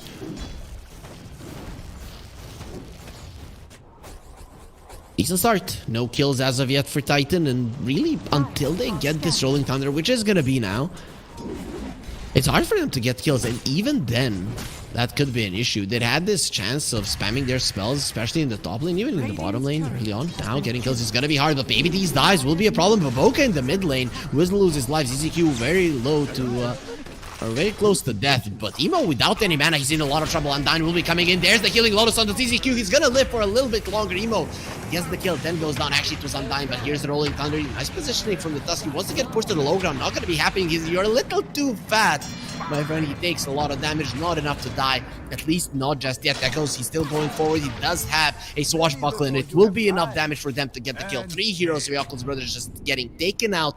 They went too deep, and they'll get punished for it, getting only 1 kill for all this. Very nice deny on the regen rune, and Baboka, the only thing he does there is some little bit of damage, loses 75 mana, and that's it. But the Storm coming back to life. Emo immediately gonna be going for Erika, and that is a very dead Luna. A lot of the heroes did rotate to the mid lane, and now that's gonna be meaning that your Luna is all alone and will get punished. While this is happening, the Alchemist, on the other hand, is just allowed to do whatever the hell he wants, and boy, oh boy, does he have a high net worth at the moment. A big difference between him and everybody else. At Emo wants to continue pressuring top. He's just going to be allowing Baboka in the mid lane. Emo with his plays always allows Boca to get super strong as he leaves in the lane. It's EZQ gonna be taken out, trying to leave the kill to Emo, and just another ball lightning to get himself that proc on the passive and get another kill for Galvanized Stacks. Not that big of a deal. It is nighttime. Killing the Luna, not the easiest thing in the world, but a good ward placement. Erica right under vision. The Storm does not have the mana necessary to threaten this. Dire's top tower is under attack. Dusk staying there, Just another bounty. leeching some experience from the Luna. We'll see if Erica notices this. Probably won't.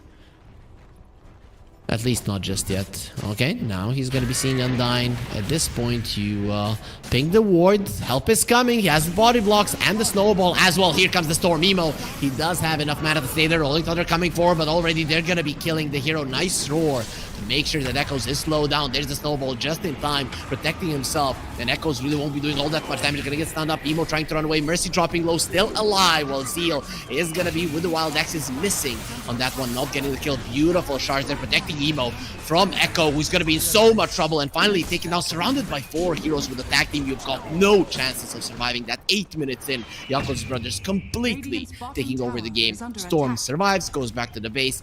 Everything works out perfectly.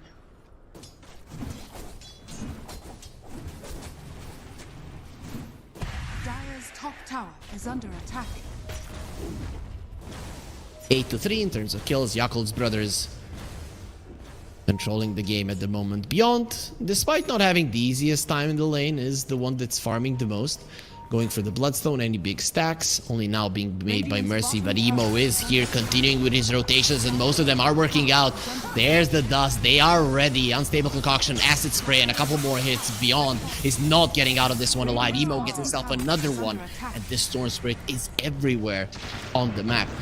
You know, usually if the Pango was farming all this time, would have been okay. He would be the same farm as Emo, but he did go top. He did use his Rolling Thunder a couple of times without much success.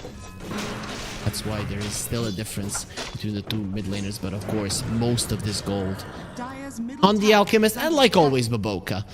This guy, he is not playing around, close to level 6, and 1,000 gold away from his Blink Dagger.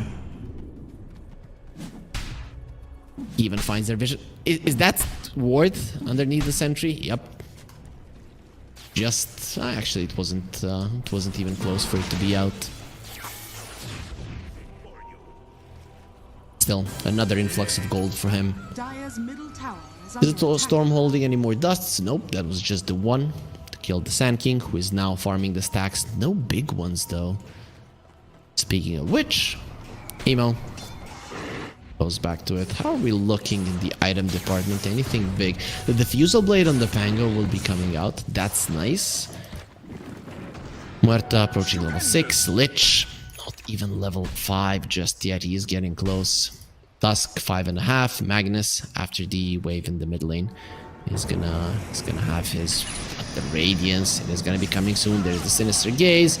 Zip away. Emo wants to be no part of this. Maybe he should have TP'd out when he had the chance. Rolling Thunder will end, and even with the speed facet, Echoes won't be able to close the gap. They're still not picking up the Wisdom Rune. They completely forgot about it, or they just want the double one, considering that their supports are already super high level. The RP is now available. I really want to see what Baboka does with this. I'm gonna assume that he just focuses on farming his Blink. I mean, why not? One of the main things when you have a Blink on a Magnus is having your mid lane tower so that you have from somewhere or into somewhat to skewer people into. So yeah, they're just letting him have the mid lane. Nobody is touching Baboka at the moment, and considering that you are going for a Bloodstone on the Sand King, he is pretty much safe here. This is a disaster for Titan. They're lost at the moment. Of course, that's gonna change once you have the Bloodstone and the Blink on the Sand King, once the Luna gets some farm, but you are versus an Alchemist, and you're allowing the game to slowly progress, so you're slowly gonna be falling behind. And the timing of Jakob's brothers, it is coming. The BKB on the Alchemist, it's gonna be done in just a couple of minutes. There's gonna be a Blink Dagger on the Magnus after this wave in the mid lane. They are ready. They are ready, Jakob's brothers, and this Alchemist, he might start doubling everybody. Ever since they changed the Alchemist, we rarely see him doubling the second in net worth. Not impossible. in this particular game.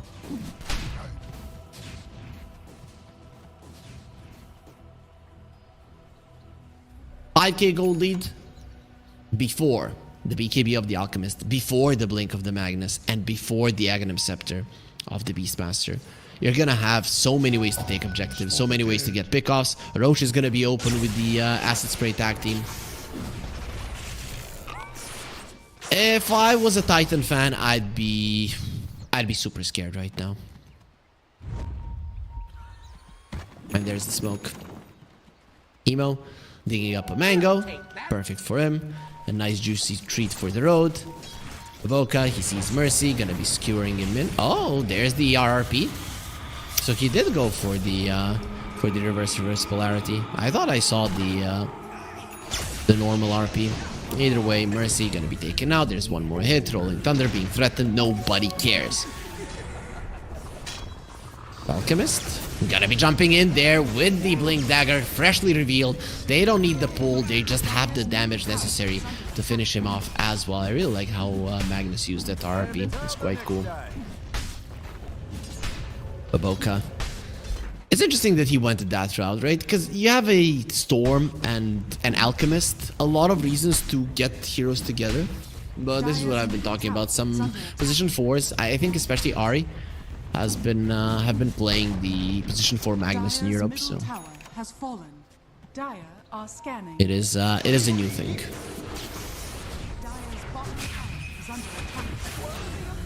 They found Luna. Okay, things are just getting out of control. This is a stomp if I've ever seen one. Yakult's brothers, they did struggle a little bit in their previous series, but here versus Titan, they just put their foot on the gas, showing what they're made of. Like, you're putting these guys in the same basket as us, inviting them directly. We're gonna show the difference. Storm Spirit digging up a water rune, now getting himself an arcane rune. If you get level 12, this Storm is gonna be so scary next fight. Even without it, even a level 1 Bolt Lightning is a problem, but a level 2 Bolt Lightning, you're going in. There's the silence. Won't be able to get the kill. So I guess with that arcane rune usage, it's no longer gonna be that big of an issue. Okay, so you're gonna open up the bottom side of the map, allow the Luna to farm a little bit safer, but look at the vision from Yakult's brothers. They have info on what's going on in the bottom lane, and they have info on the top lane as well, in that little corridor at the mines, to know when the Luna wants to be farming safely. It is very hard to be safe on this map. Luckily for you, if you're Titan, it is nighttime, so Luna is gonna have that advantage for her. If it comes down to a gank, Eric already going for a BKB, he understands the problem, right? His team needs him. Game is looking bad. Need to make a difference. Yakult's brothers, they know that they're stronger. Just gonna be walking into the pit. RRP is ready. Everybody ready for battle. Alchemist doesn't have his BKB just yet. Needs another 1,000 gold.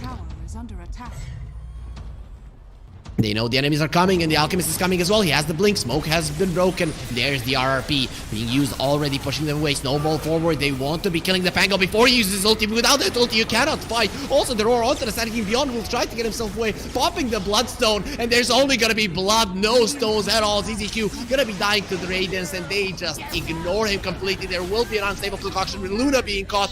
Goodbye, poor heroes, and Roche to follow. This does look maybe like the end of the road. 16 minutes in, feels weird to say, but they got completely outplayed, outmaneuvered, destroyed on Titan. Yakult's brothers just looking like a much better team in the first 16 minutes of this game.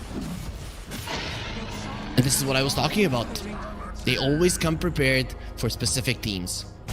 I'm just sad that we only got to see on the edge of the screen the RRP usage.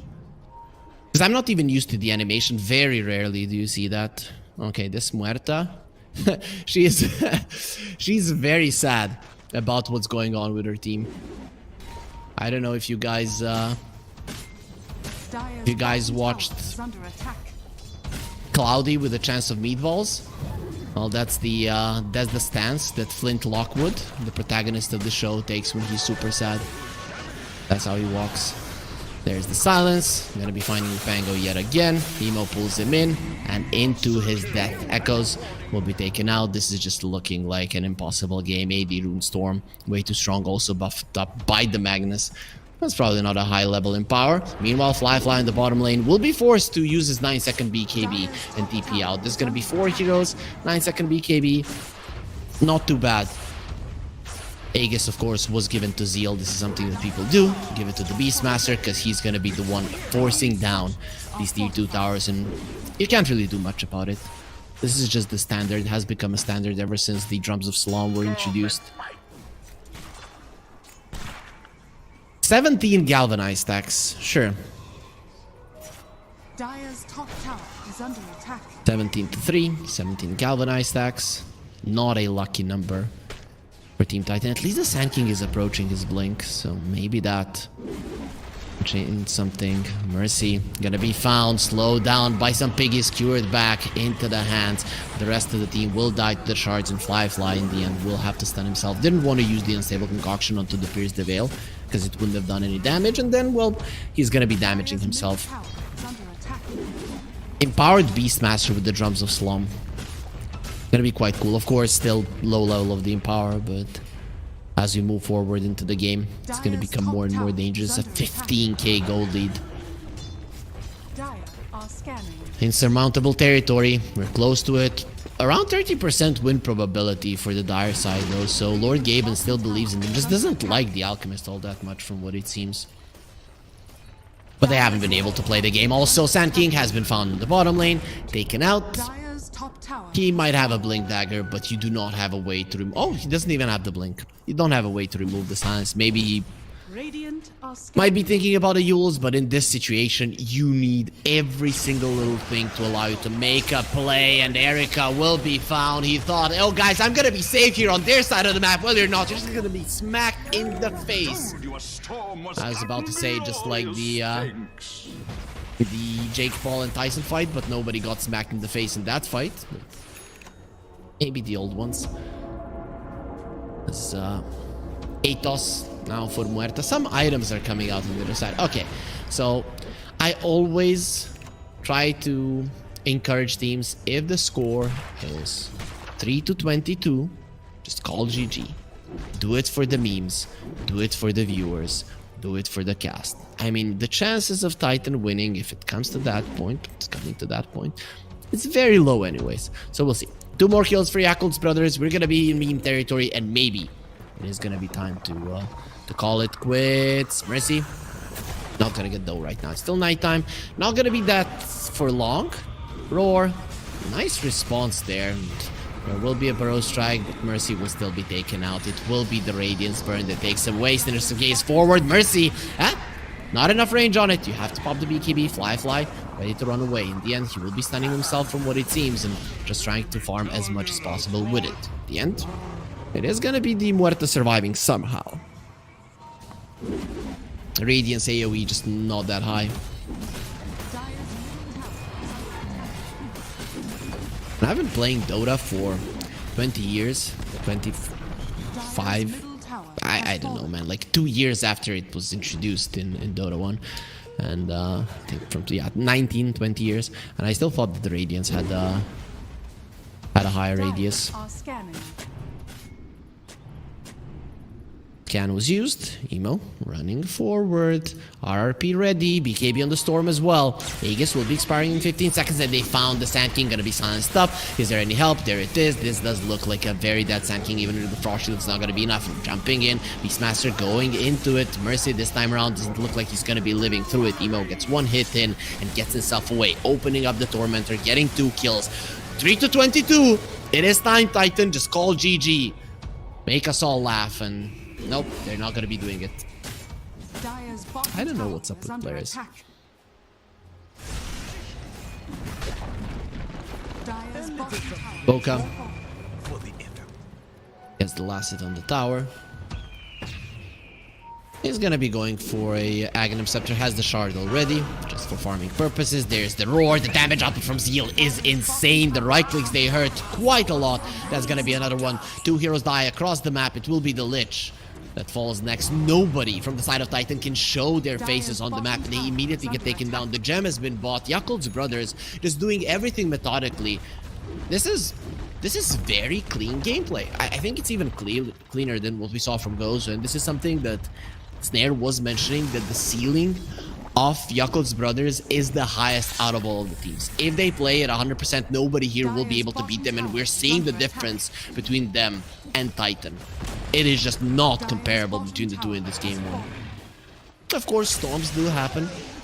Sometimes you make mistakes and then you can't really do much about it. Their laning stage didn't go the way that they planned, and the first rotations from Emo, every single one was successful. So that in itself might not happen in game 2, and we could see a completely different game. There's the smoke. This might be a last hurrah smoke. Luna has a BKB. Ready to fight. It's not nighttime, however. You need good vision, which you currently don't have. No ulti on the Alchemist. We're seeing down from 100 to 0. Not easy. Rolling Thunder being charged up. They need to lock him down, and Rolling Thunder does absolutely nothing. They just blink away with the Alchemist. Get themselves out. Okay, I don't know how you can get outplayed this much. Every single little play, every single little idea that Titan had in this game has been perfectly read by their opponents. It even looks slightly sad, I'm not gonna lie. It is a tough situation to be in. This is one of those situations where you look at the map, where you look at your teammates, and you're thinking, Yep, exactly. Peter Tingle, as they would say. But you feel like the enemies see everything. But it's just with the good movements and good vision, now with the gem as well, that Yakult's brothers have so much information about what's going on the map that it's so easy to read everything. Look at how split they are. And nobody is getting punished. Nobody can get punished. I mean, the Beastmaster has the BKB. You go for him. There's a chance he pops the BKB and kills all 5 of you. We still haven't seen a single Eclipse. It's 28k goldie, 24 minutes in, more than 1k per minute. The win probability is still in the double digits somehow for Titan. So Gaben believes the Lord and Savior himself. I mean, they're being doubled in experience. Come on, 21 levels difference. How can this be 10%? I guess no Raxus have fallen just yet, and this does put pubs into perspective too. But plus, Alchemist is not super highly regarded by Dota Plus. I always notice that. Dota Plus just loves some heroes and hates others. Hello, Muerta. Goodbye, Muerta. Okay, now it's Storm. Way too much damage. She has the shard as well. We're going for more. Boca is going to be finding ZZQ. There's the ward. Oh, they see the Luna. That's a much bigger prize they're going to be getting. There's the RRP as well as the Roar. ZZQ uses the Frost Shield, says, I'm here as well. I want to die too. And now he doesn't have a shield for himself. Finally, GG will be called. They could have done it 5 kills before. It would have been much funnier. But either way, a very, very strong performance from Yakult's brothers without any chance on the side of Titan. They weren't given a possibility to do anything in game 1 versus Yakult's brothers. They did their best, but their best wasn't good enough. I think it was 3-5 in terms of kills, and then it just went to 27-3. I think 3-4. Yeah, it was 3-0. Then they got 3 kills in the mid lane. Lost 1 hero. And then they didn't get a single kill. So the only kills that Titan got in this game was an overdive around the mid lane from Yakult's brothers when the Pango hit level 6. And that's it. You didn't make anything happen. The amount of moves that they made is 0. Or the amount of successful moves that they made is 0. Just beautiful. Emo, definite MVP, did everything right. Baboka, like always, his movement to the mid lane, I think it's what started the snowball. It looked for a second like the Storm was gonna die. The Magnus TP is in and changes everything up from that point onward. No chance. No chance for Titan. Beautifully done, and very, very nice name for Emo in his pubs. Maybe we should move that so that Yeah, we don't want we want to keep it family friendly. Though I don't know if maybe this stream should have been put in an 18+ category, considering how much Titan got destroyed from start to finish. And that's it for game 1. You're gonna be getting me back on the camera just before we send it to a break. Yeah, we want to attract some extra audience. We have Jeeves here. I thought I had a friend, but no such luck. We Dota players, we are just gonna be alone until the end of times, and that's gonna be it for game 1. Of course, this is not the end of the series. Jakob's brothers and Titan, they still have at least one more game to play. I'm just hoping the Titan find it in their heart, find the strength to just show up some kind of a fight versus Jakob's brothers, because this wasn't it. We're gonna be taking a short break, trying to find a friend for myself. Everybody is working for it right now, but if not, I'm gonna be bringing you the action here of game 2, the ESL One Bangkok close qualifiers here in China. Stay with us. We'll be back in just a couple of minutes. You're on my mind. I try to quit a million times, but it takes me high. Like you're so divine. You give me everything. Don't know what's happening. I need you like medicine. You're my everything, everything. And when I think about us, sweet lullabies, I wanna keep this moment here forever, no goodbyes. And when I think about us, sweet lullabies, I wanna keep this moment here forever, no goodbyes.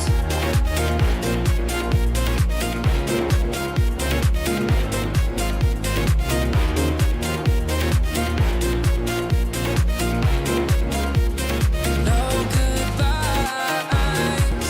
And when I think about us, sweet lullabies, I wanna keep this moment here forever. No goodbyes.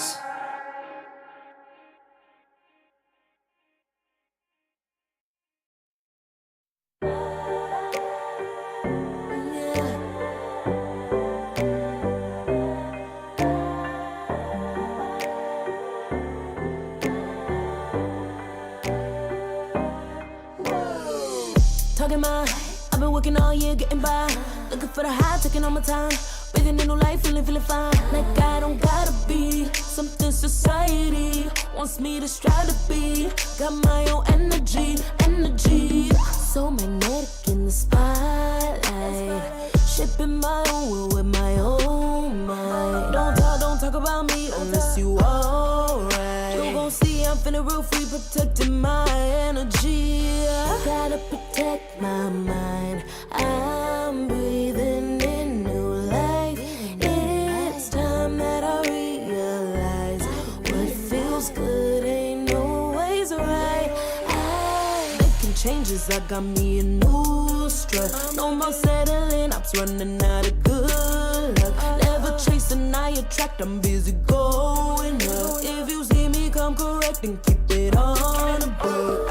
Get it, how I live it, that's the motto, how it goes. No more reaching in it, pieces, hit the lotto, I'm the one. Not denying myself anymore, I'm just living. Sky is the limit, I'm living like widow. Energy, and the energy. Feeling free. And the energy.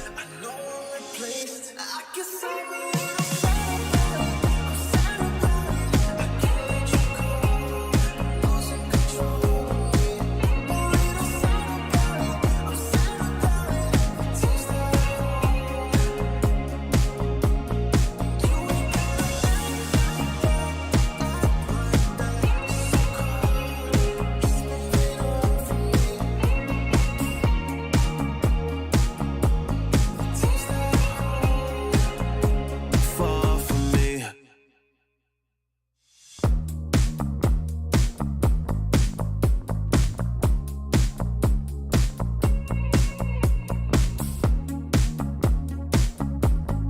Girl, what's this shit about?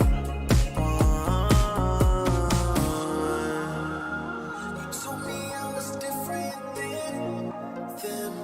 Now you got yourself another man. I hate to see you out with him. I guess I'm a little sad about it. I can't let you go. Losing control of me. A little sad about it. I'm sad about it. Seems that you ain't got a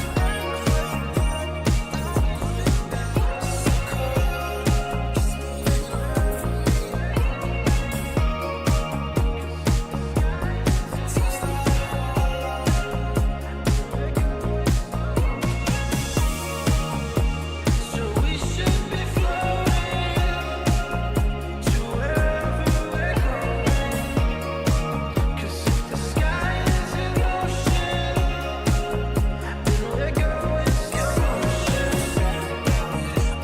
So we should be floating to wherever we're going. 'Cause if the sky is in motion, then we're going slow motion.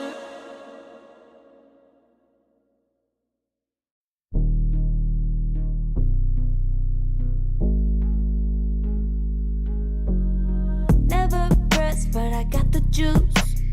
Taking the lead, that's just what I do. I made mountains move with one hand tied, and still this world ain't satisfied. Everywhere I go, they stop and stare. I tell the truth, I take it there. Call me vicious, persistent, overzealous, that's fine. Main character energy, I stay taking what's mine. You need a foot on the gas, or put my name on the line. Main character energy, I'm just taking what's mine. And it's written in the stars, I'm a king like my sign, yeah. Reason the bar, the jaws drop like a surprise. Don't be mad.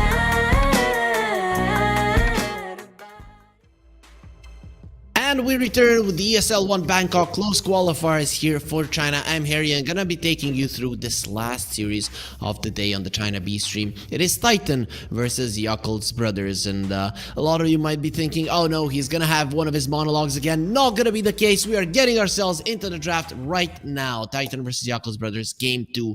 Yakult's brothers at the moment leading 1-0. For people that didn't watch the previous game, go and watch it so that you understand just what it means to stomp your opponents, because that is exactly what happened. Titan this time around, they're going to be getting their Phoenix. It's not going to be getting banned out. Yakult's brothers, they still get a hand on their Tusk. This is just the hero that they love opening with. They can have so many good drafts around it, and I'm curious to see if once again they're going to be getting themselves an Alchemist. Only one ban for Titan.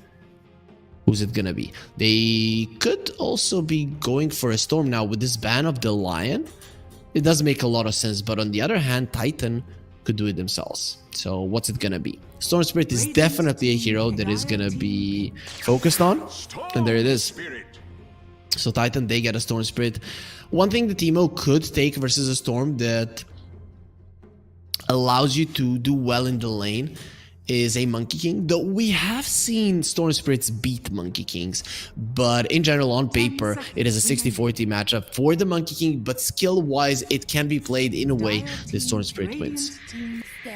It's gonna be a Muerta, could be a carry, could be 4 with an Ember Spirit being picked up. Okay, so we get to see a treat, an Emo Ember. We got to see a Somnus Ember before he got eliminated. Now we're gonna be seeing an Emo Ember. I'm glad. I think Snare right now is watching the stream and just hating life 5 that seconds remaining. that he has to travel.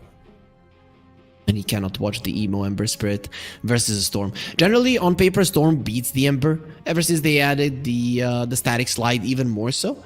But Ember Spirit versus Storm matchup has always been weird. It's this very Storm favored matchup that if you do everything right, the Ember Spirit can't do anything, but some mistakes can be punished. And we'll see. We'll see if the Ember Spirit can come out ahead. A couple of mistakes, a couple of situations where you do not harass him. He cannot kill you. There was a time when the Ember could kill a Storm Spirit. That was when mid lane towers were further apart. I always talk about it. I don't remember when that was changed. I think it was 2016. Dota 2 patch, mid towers closer.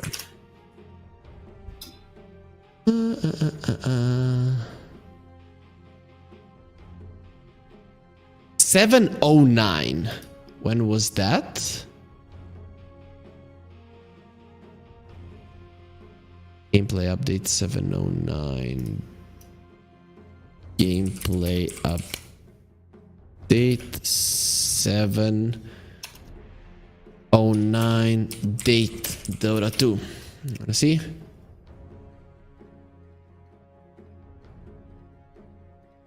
Radiant team pick. Dire team Can't find it. 2018. Okay, so 2018, that is when it was changed. While I was finding info that doesn't impact our lives in any way, but it is a nice trivia, when were the towers in the mid lane put closer together in 2018? The draft has almost been done.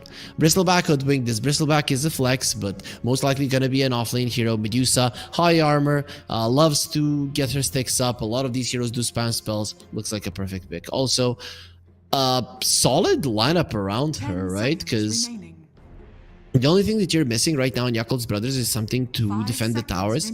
That's why I think Sand King might be on the menu for like the first ban here. Zeal does play Sand King. I guess Sand King plus if you Dawnbreaker, probably not afraid of that.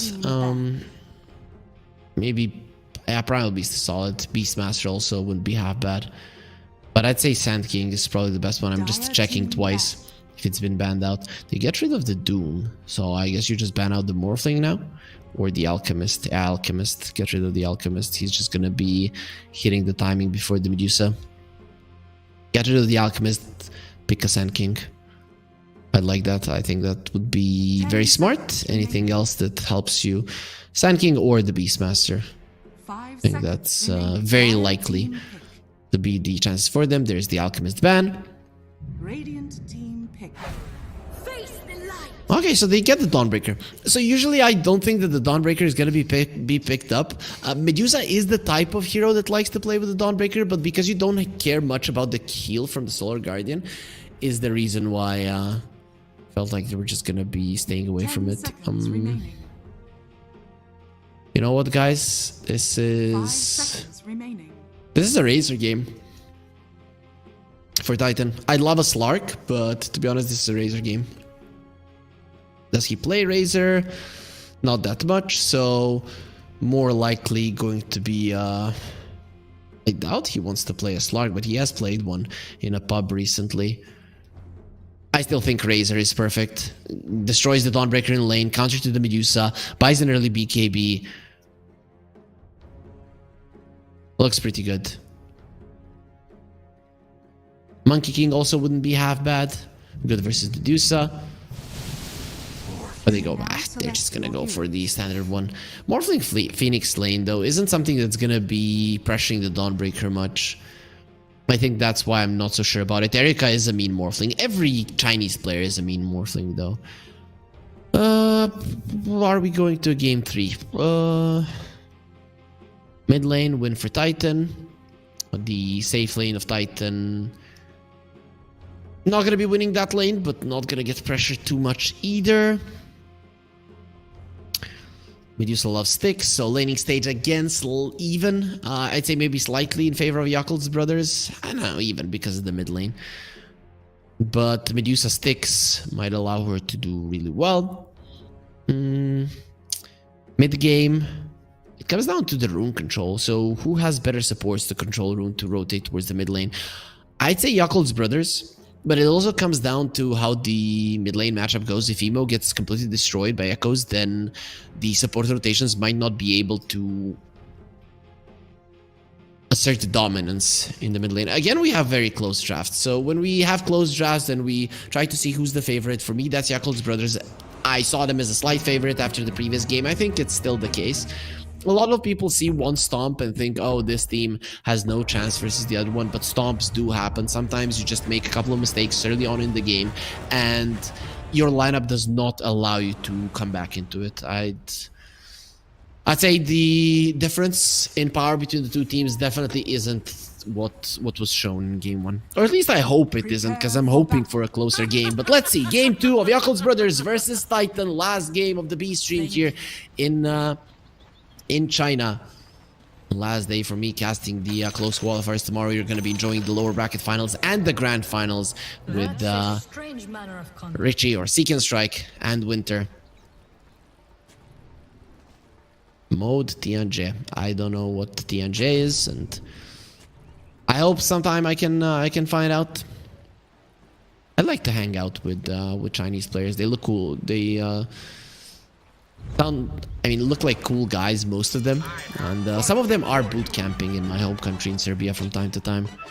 I think there was from one of the boot camps that Ame took a haircut in my country. That's pretty cool. Smoke onto the high ground. Undyne gonna be placing a ward. Yakult's brothers shards off the mark, pushing beyond just a little bit there to the side. Okay, what happened? With that dead shot, he should have been pushed back, but for some reason, Beyond just stopped there in his tracks. Dota on his side for sure. Yep. Dota still in bait up. The battle begins. Q. He's gonna be in the bounty rune. So it's gonna be 2 for 2 in the end. Okay. Could have been 3 for Yakult's brothers. It's easy Q doesn't allow that to happen. Okay, we're probably going to be looking back to this mid lane a couple of times. The start, definitely not going to be that fun. As the Medusa have a full one, only the stick. Tusk stick as well. Which lane is going to be the most fun? I'm going to assume the top lane. But this mid lane is just gonna be a farm fest for now. So let's look at the top lane. This is where we can expect something to happen, because the Quill Spray is a very nasty spell to deal at any point in the game. Undyne gonna be smacking Mercy, who just wants to body block the camp. Both of them are gonna be doing it, while the cores are gonna be farming. I think we are in for a snooze fest of a laning stage. What's gonna happen? Only if there's some dives here. Bottom lane, 2 mobility heroes that don't really have much pressure. The other side, Dawnbreaker, 2 tanky. Lane is pushing in. No, so far, first couple of waves. Titan doing slightly better. Emo being pressured. Did cost Echoes most of his mana, but Bottle is coming out. Very nice deny.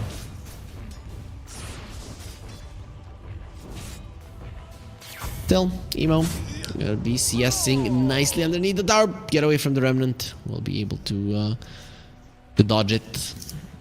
The Ember get enough money for the bottle. Yes, he did. So that mid lane not gonna be a problem at all. So far, so good for Titan. We'll see how that changes as time progresses. Fly. Showing quite nice CS underneath the tower. I remember. Like now, if somebody misses a creep, we are just laughing at them. I remember the times when it was harder to CS under tower back then. You'd need to do some shenanigans with the Quelling Blade, drop it down, blah blah blah, right? And then people would look at Arteezy, and he's last hitting underneath the tower, and everybody's so impressed that he's getting all of the creeps. Nowadays, it is just something that is expected. This is the standard, something that was pretty cool. I think even nowadays, you know, it should be. People should focus on how good these guys are. We've gotten spoiled. Like, we expect everybody to be extremely good, and players are extremely good right now. If you compare them to just players 5-6 years ago, it's a night and day difference. And 5-6 years ago, people were playing amazing Dota. Then if you compare them 10 years ago, then you're going to be seeing such a difference that it's not even close.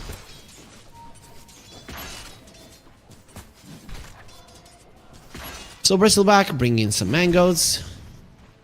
Our production is from Brazil. From what I know, they literally have mango trees everywhere there. Lucky bastards. Structures are fortified. So Echoes in the mid lane.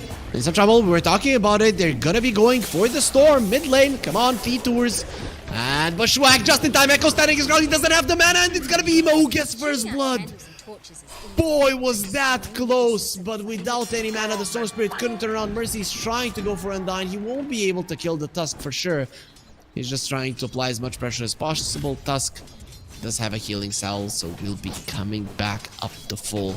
Oh, actually, he's waiting for an Ember Spirit to bottle him up, saving the cell for now. Nope. He'll be using it. Ember coming over. Be bottling him up anyways, and there it is. The mid laners will continue really big for a Ember Spirit to get that first blood. Storm Spirit not getting the extra experience. He's still ahead in terms of experience and doing well versus December, but Radiant's that bottom kill tower will is most under definitely help Emo. Zealand Baboka being annoyed by ZZQ, who is now level 3.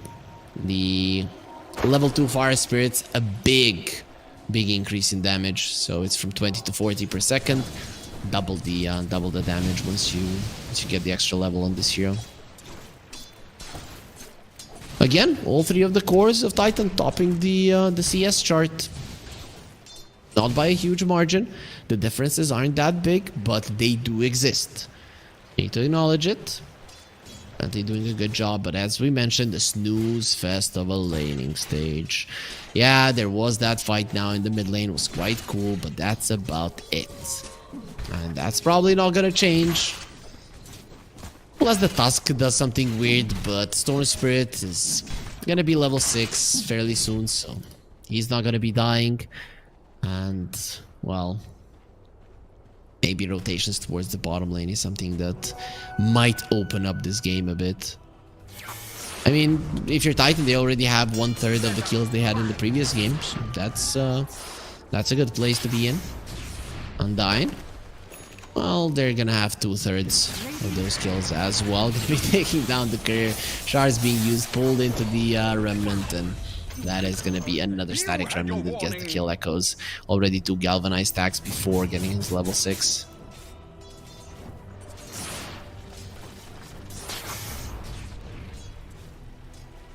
Very slow start. Very expected slow start, though. I don't think this came as a surprise to anybody when we saw the heroes. Chains do connect. Shards as well. Storm has mana to get out. Those are some beautiful shards. Emo going forward. Blood Grenade gonna be used. There's the Bushwhack. No, needs to be slightly careful. Side of Fish Chains. Echoes, he's losing a ton of mana. Has the Arcane Rune, turning himself around. Emo is the one that's gonna be in trouble. Pulled into another Remnant. Gonna be going onto the creeps. There's the Sleight of Fist. Chains already used. And Emo Remnant forward. Maybe he decides to TP back to the base. At the moment doesn't have to do so. Storm still holding that Arcane Rune. Let's see for how long. Radiant Almost half a duration with the bottle refill. He is a threat once again. Well, Arcane Rune seems to want to use it to the farm now. Radiant are scanning. There's the scan.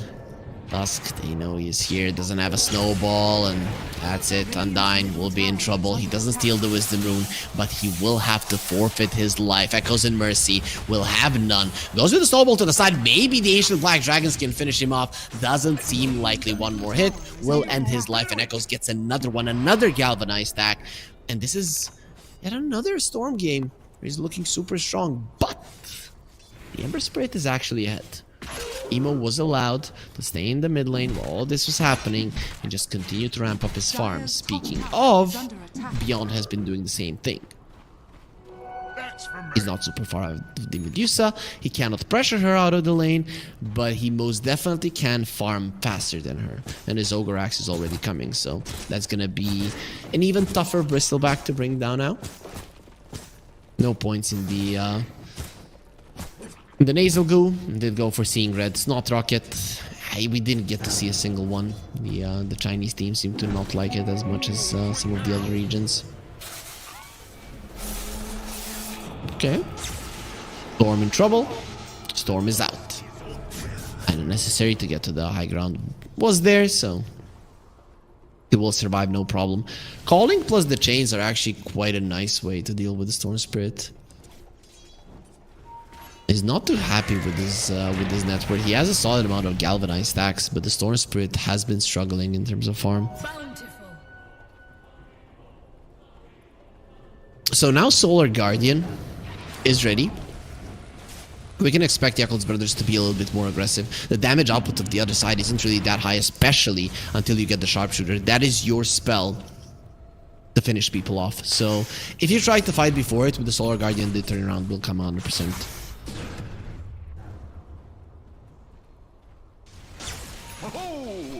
Storm going for Kaya. I think he recognizes if he does get the Orchid, catching the Ember not that easy. The task is usually going to be around him. There's a Solar Guardian. You need the extra mana to escape. It's better to poke and go back in this game. And Solar Guardian, we were talking about it, onto Beyond. That's the biggest skill that you can get on the map at the moment. No Solar Guardian for quite some time, but getting that huge kill is a big deal. Especially for a hero like a Dawnbreaker that hasn't really been farming all that well throughout the game thus far.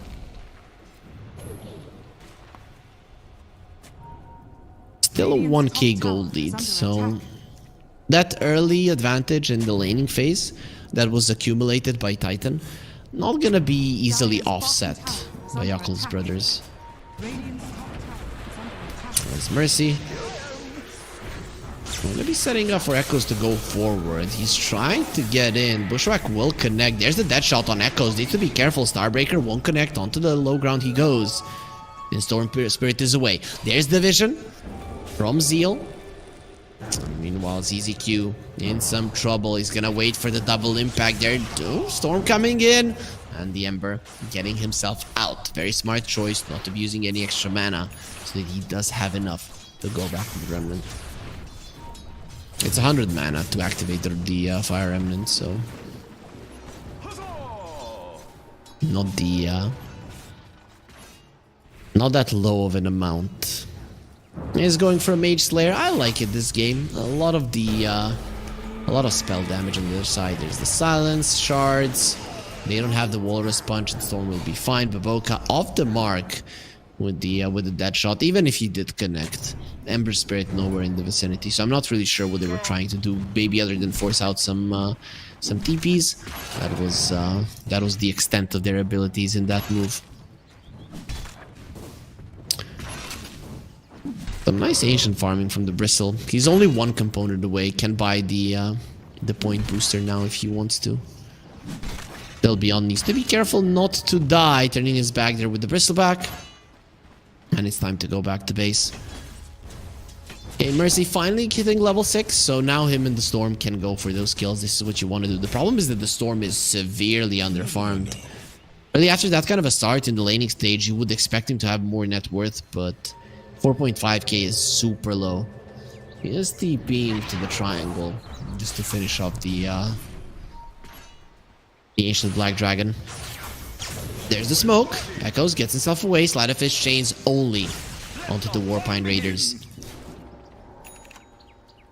Storm is being pushed back. None of the towers have fallen. Only 6 kills. This is, I don't want to say Chinese Dota at its best, but something that you can expect sometimes from the Chinese teams.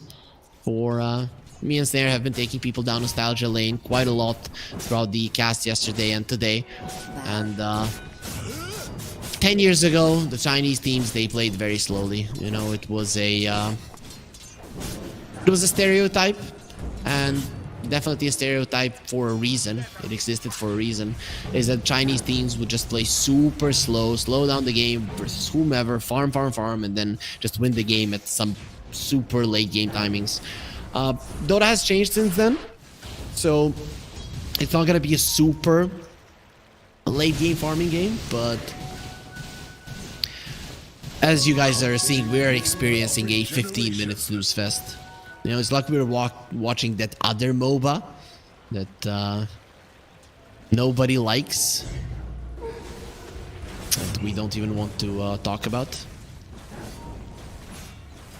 Yeah, that's a first-person shooter, but sure, yeah, that's fine. Deadlock. Dire's bottom tower is under attack. Messing with production, messing with our observers, because casting what's going on in the screen. Well, we really can't. Let's show the items. Let's see what's going on. So the Bristleback is getting his Aghanim Scepter, please. Yeah. Let us see it. Fly has a full Manta. Morphling, he's gonna have a full Manta delivered by the courier right now as well. Mage Slayer on Emo, and there is a Blade Mail on Zeal. Any other big items coming out? Kai on the Storm Spirit is going to be there fairly soon, and we're getting some Tranquil Boots on position 5s. Yep, nothing too big happening. Echoes, he doesn't have that much mana. Sleight of Fist Chains nicely stolen there by the Morphling, and finally the Sharpshooter will deliver the damage. Erika making his presence known, his Manta being delivered right now as we speak, and applying pressure to the mid lane tower. Baboka, meanwhile, going to be stealing the Wisdom Rune. Let's see if you get out of this one alive. Echoes very mad about what is happening, hiding in the trees. Baboka, perfect spot for the Storm to not be able to see him. So you lose your mid laner, but you steal the Wisdom Rune. So how does that put the experience? It is gonna be still the Radiant side with a 6% experience advantage, but no levels, so pretty much same levels on both teams at the moment. 6% really isn't that much. Kaya down on the Storm, a 2k gold lead. Very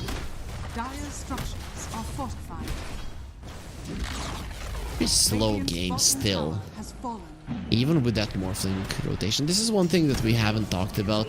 Morphling loves turning into an Ember Spirit, and Ember Spirit hates playing versus himself. Sleight of Fist Chains is one of the worst things that can happen to you. Ember loves taking down the mid lane tower early, but only chip damage so far. Nothing too huge. His tower is much lower. He will find his mid lane counterpart, or his brother rather. The two spirits won't be engaging in battle. The Storm does have this Panda cosmetic. I'm hoping that everybody gets one.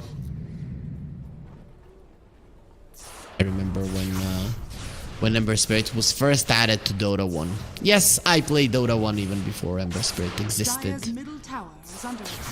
Storm Spirit was the only one, and then he remembered that he actually had brothers, and they started getting in one by one. They kept the eldest one, the crazy one, meaning the Void Spirit, out of it for the longest of times. The mid lane tower will fall. Erika is gonna be the carry that joins the fight a little bit earlier.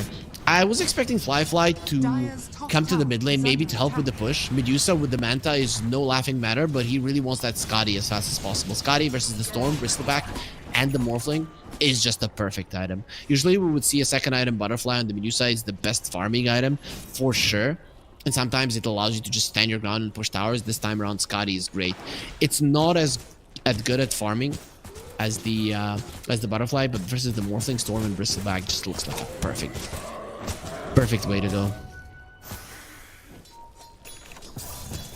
Poke is used. Fly.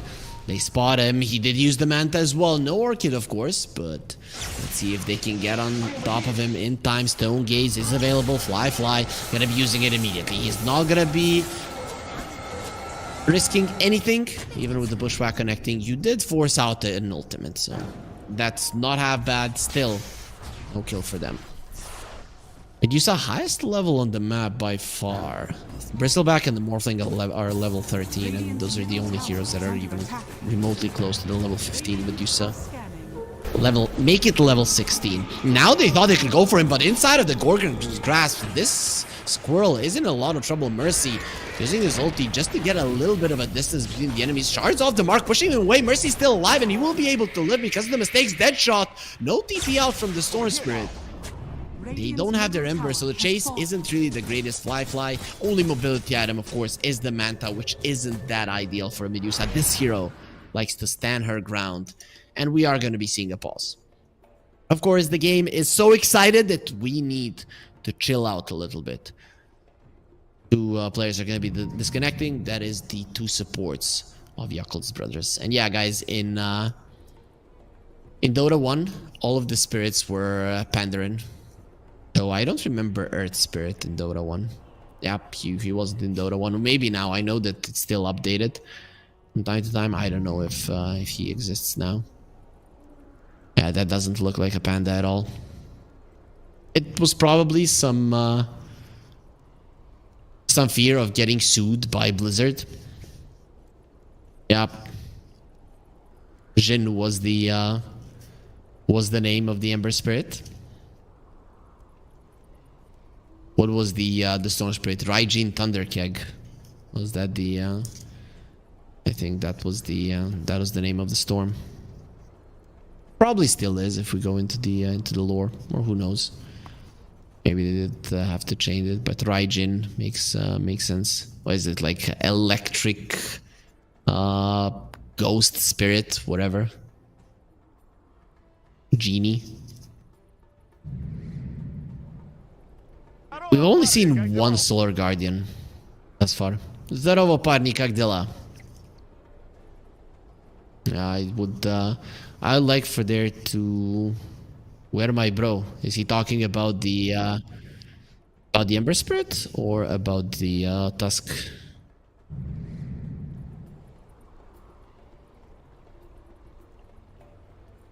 Yep.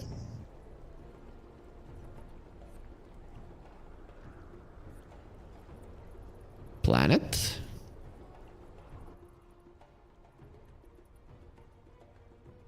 I say is missing. Oh, Zeal. He's asking about Zeal. We really haven't seen him on the map for quite some time. The Morphling having a bit of an after image behind him. Gonna be cosplaying Kez a bit.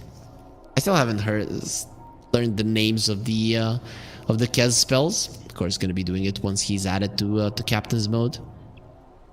Whenever I go into the Dota 2 Pro Tracker and see some of the pros, especially the carrier players, man, every single game they're playing Kez. But even the supports, I know how it goes. Everybody's spamming to pick the hero up.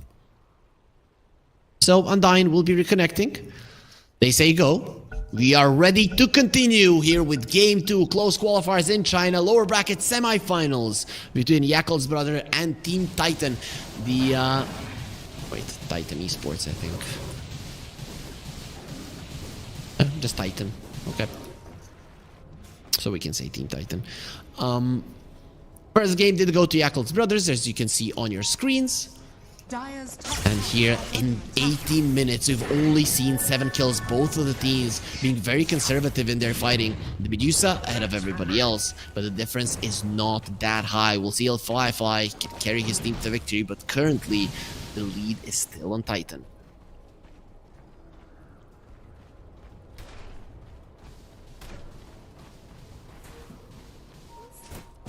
Fly, gonna be finishing the Scotty. Only 10 gold left, 1300 recipe. It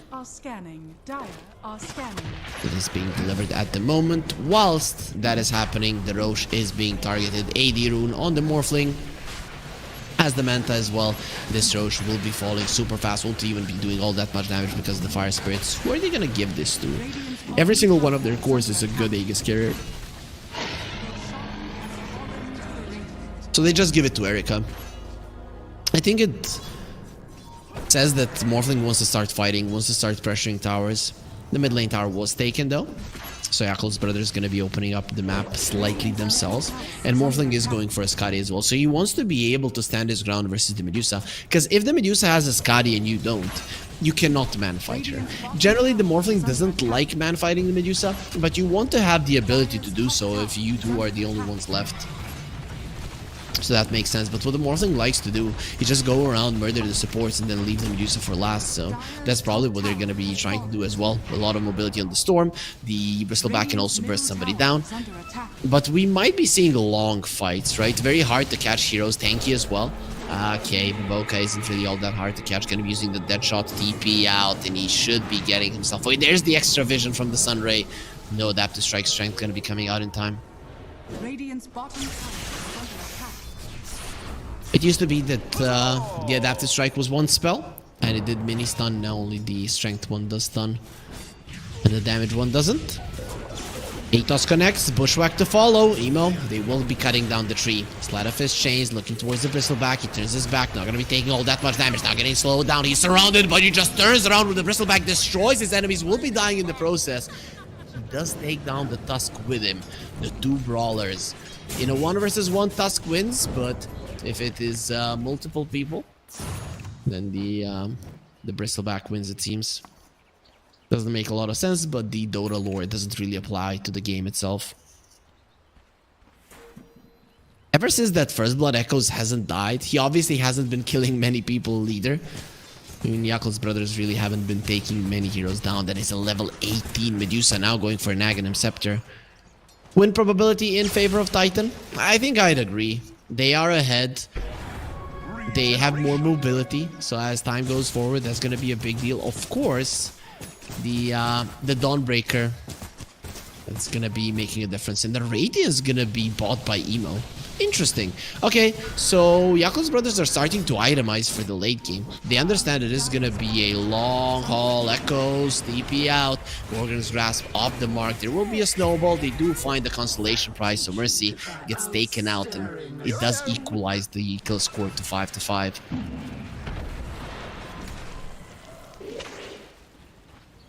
Wisdom Rune picked up by Emo. There's a Wisdom Rune available for the other side as well. At the moment, not going for it. For newish players, Wisdom Rune spawn every 7 minutes. They give experience to the hero that picks it up, and the out of the other 4 hero who has the lowest experience. I think that should be stated who got it. Dire's bottom tower is under attack. No, sure, in the early levels we know that it's going to be two supports if the one support gets it, but also for us as viewers sometimes in the game, that'd be quite nice to have the idea who got the other experience. So Mercy gets himself a shard. That's going to be a nice one. Boomerang, increasing the damage output. They have a decent amount of magical damage on their side.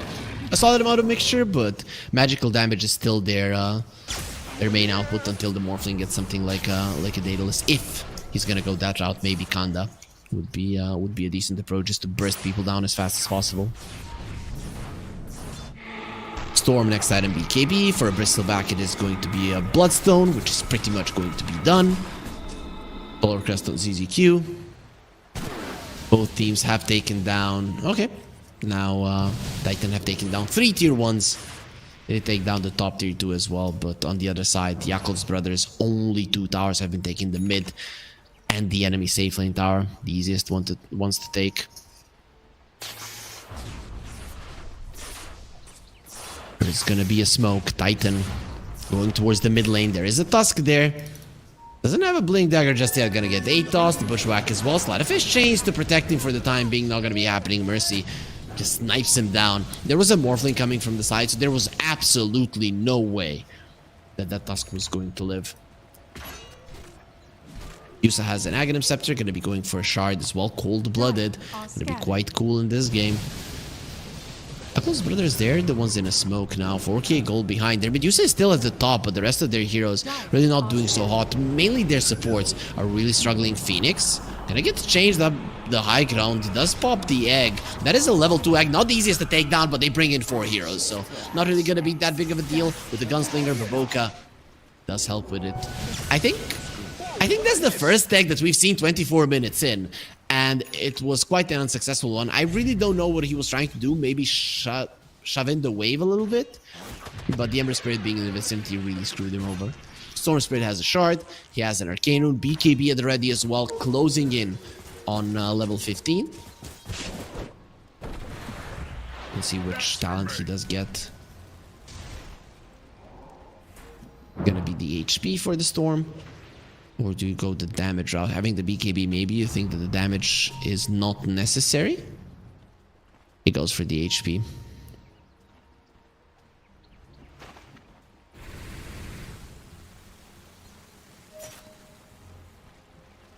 Still no showing of the game breaking apart. No big team fight sec. Oh, gonna be caught. 9-second BKB down the drain. Didn't want to get silenced. Didn't want to get stunned by the Tusk and just taken out. So he will not be risking his life at all. A 9-second BKB being taken away, however, is a huge deal. Especially because the Ember on the other side with the Radiance is going to be farming much more than this Storm Spirit and this BKB. Going to be coming out later. Nice dodge there on the Sharpshooter. The Solar Guardian going to be used, the second one of the game. And going to be landing onto the two of them. The Starbreaker is ready. Here comes the Snowball as well. And they will be going for the Bristleback. He already did pop his Bloodstone. This is a problem. He's surrounded by so many enemies. Has nowhere to go. Turned to stone. And soon will be turned to ashes as he gets taken out. Fly stands his ground. No problem at all with 27 armor. The physical damage with the Bristleback doesn't even tickle him through the mana shield. Radiant's bottom tower is under attack. That's gonna be a Are fortified. bottom lane tier 2 being taken out. Morphling is shoving in the top lane, but the Ember Spirit being in a good position with his Radiance to just shove it out. And look at the positioning of Emo in his base, just afraid that he's gonna get dove. Top tower is under attack. Look at that. Closer to tier 4s than it is to the tier 3. Understanding Storm goes in, pulls him in, and there is a chance that Morphling bursts him down from 100 to 0. Other than the Mage Slay, he doesn't have anything to protect him. Radiance doesn't provide any protection. I guess the Dragon Scale is nice, but not versus the magical damage. Finally, we saw some action. Not quite a lot of it, but that Solar Guardian, really nice connection. It's funny when you say the second Solar Guardian of the game, 26.5 minutes into the game. It was 25 back then. But it does take down this lead to only 1k. Those brothers. Pretty solid. Dawnbreaker has the BKB of her own as well. And we are back to 50-50. That's a Kaya on the Medusa. It's gonna be going for a Sanjin Kaya. Okay, this is interesting. I haven't seen this. I've seen people now starting to buy Aghanim Scepter a little bit more in the Medusa. But Sanj Kaya? Weird. I guess you get that mana regen amp. It probably works on the Mystic Snake, I'm gonna assume. That's actually quite cool on the Medusa. Not something you see too often, but under certain circumstances, not half bad. The Sanjkai increased that. It says 50 mana regen amp. Radiant are scanning. 25% mana cost, mana loss reduction. Okay. Pretty cool, pretty cool. Gonna be making him super tanky. Where's the damage gonna come from? I guess Dawnbreaker does a lot of damage. Muerta also with the Shadow Blade is not to be underestimated. Maybe at some point we do see a Maelstrom coming out from her. Maybe a crit. See, fly. Watching aggressively, Bushwhack will connect. There's the Boomerang. Snowball save, dodges every single spell, and now the Morphling, he needs to run. He already used his waveform. BKB from Echoes coming forward. Undyne taking a lot of damage. Solar Guardian not gonna protect him in time. It's not enough heals. Most of the position 4s have lost their life. Now they're going to be looking towards the Bristleback. His Bloodstone still healing him, but not enough. It is going to be losing it very soon after that, losing his life. The egg has been used. Fly, he doesn't have that much mana. They're going to be standing their ground. And Echoes getting himself away, trying to kill the egg. Not going to be happening. No more mana on Fly. He does look very much dead and will be falling. Erika gets a triple. Emo now all alone. Nowhere to run, nowhere to hide. Will be next on the menu. Zeal going in. Going to be swinging his hammer, trying to kill the Phoenix. Gets a double kill. A very late BKB TP out. Let's see if there's going to be a rampage ready for Erika, who cleans up house. Everybody gets taken out right in front of the Roche Pit, and he is ready to take it down. Having a Butterfly Skadi and a Manta, very easy grab for the Morphling. He will be able to take it in no time and secure himself with the second Aegis. This Roche will roar, but there is nobody alive other than the Tusk to hear him. The Tusk will try to steal this. He does have a blink. Let's see Undyne Can you do it? The bash. Oh, that bash was a problem. He's now going to be blinking away. He still does have the snowball. And here comes Muerta. There's the shards. Going to be scouting out the Roche. Baboka coming in. Erica, does he know about this? They're going to be silencing, trying to finish off the Morph. And you got the Rampage, but the two supports got him down and they'll get the Roche. Now they're going to be punished for it. Was taken by Undyne. The Storm doesn't really have all that much mana. BKB in 6. Undyne in so much trouble. Mercy in the vicinity. And the Tusk won't be able to escape. Here it comes Beyond as well. The two supports might have killed the Morphling and the Roche. But they will be paying for their sins still. Taking that Aegis away, taking that Roche away is a big hit, giving another chance to Yakul's brothers.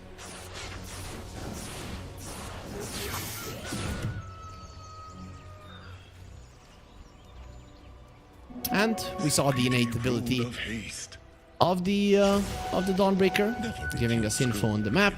We're giving info to Yakul's brothers on the map, the Break of Dawn. It is quite cool. I saw it once really making a difference and allowing the team to gank the enemy carry. Mercy has been found. Even now, it did show them where Mercy was. He's gonna try to escape. Well, to no avail. Emo takes him down very nicely. Done there with the Remnants usage. So Ember has a BKB. That's an 8-second one now. After the previous fight, Storm Spirit is down to 7. Morphling, we're gonna be going Daedalus, Medusa, only now into the Butterfly. I'm starting to be a little bit afraid for Yakul's brothers' damage. Until this Muerta comes of age, let's put it that way, they're just not gonna be hitting hard enough. Yeah, sure, the Radiance of the Ember and all that, but you do not have good attack speed. The egg will more often than not explode. Protecting your supports from the Morphling still super hard. They need more items, but that's just the thing. Yakul's brothers are really itemizing for the late game, and if it does come to that point, I think they've got it. Even though the enemy lineup is on paper maybe greedier with the way that they are itemizing. For Titan, it's standard itemization, maybe a little bit less greedy on Mercy, but everybody else pretty standard. And on the side of Yakul's brothers, it is definitely on the greedier side. You're gonna have a very tanky Medusa, almost impossible to kill, especially once he's done with the Butterfly.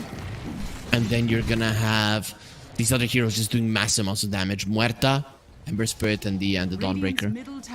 Tusk for now just gonna be going for some items that allow him to survive. The Seals gonna be quite nice. If he had the Yules there in the previous fight, it would have been quite a huge deal. Surviving a little bit longer for the Tusk is a big part of their lineup. Sure, you go for the snowball save, but ideally you would want to get a second round of spells out, and Yules is one of those items that might allow you to do so.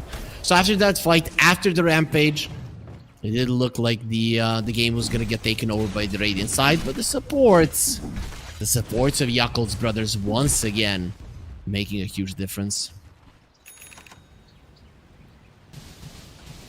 Man, why are they so good? Daedalus on Erica and Blink Dagger on Zeal. The new round of items is coming. Ember Spirit has a shield rune, hard guy to bring down. So many shields, and he's gonna be getting himself an Aghanim Scepter.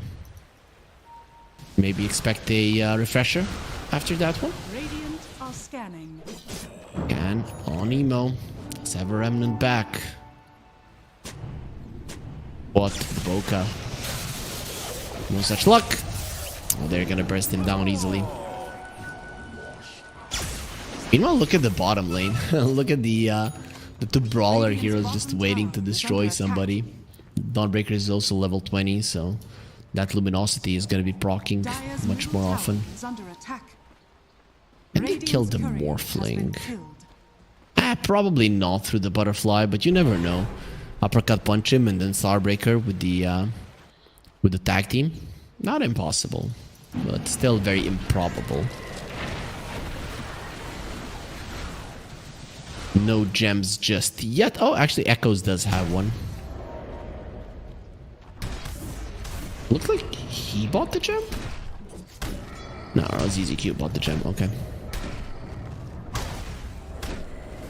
Well, that's gonna be nice in terms of catching Boca and of course in terms of controlling the map. Nobody buys a gem to catch a hero, even though it's nice to help. Also, level 25 of the Storm, that's something to be afraid of. Level 25 of the Medusa, however, also something that you're gonna have to be thinking about. And the thing is that Yakul's brothers never should get very close to each other. Maybe the Tusk and the Dawnbreaker can sometimes protect the Medusa, but even when they do, they're not gonna be staying close to her for a long period of time.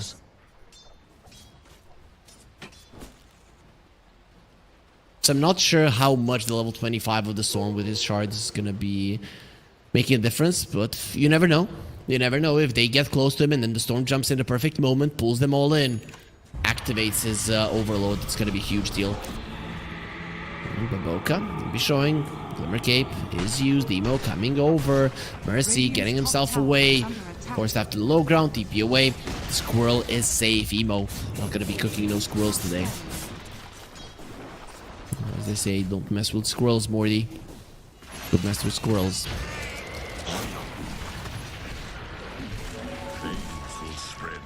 The Ember is continuing to grow. So it wasn't an Aghanims, he went for a Bloodstone. Dire's bottom tower Pretty cool. is under attack.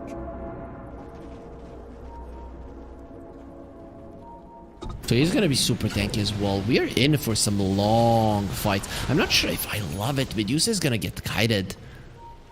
KB on the Morphling, a 9-second BKB is being delivered at the moment, not level 25 just yet.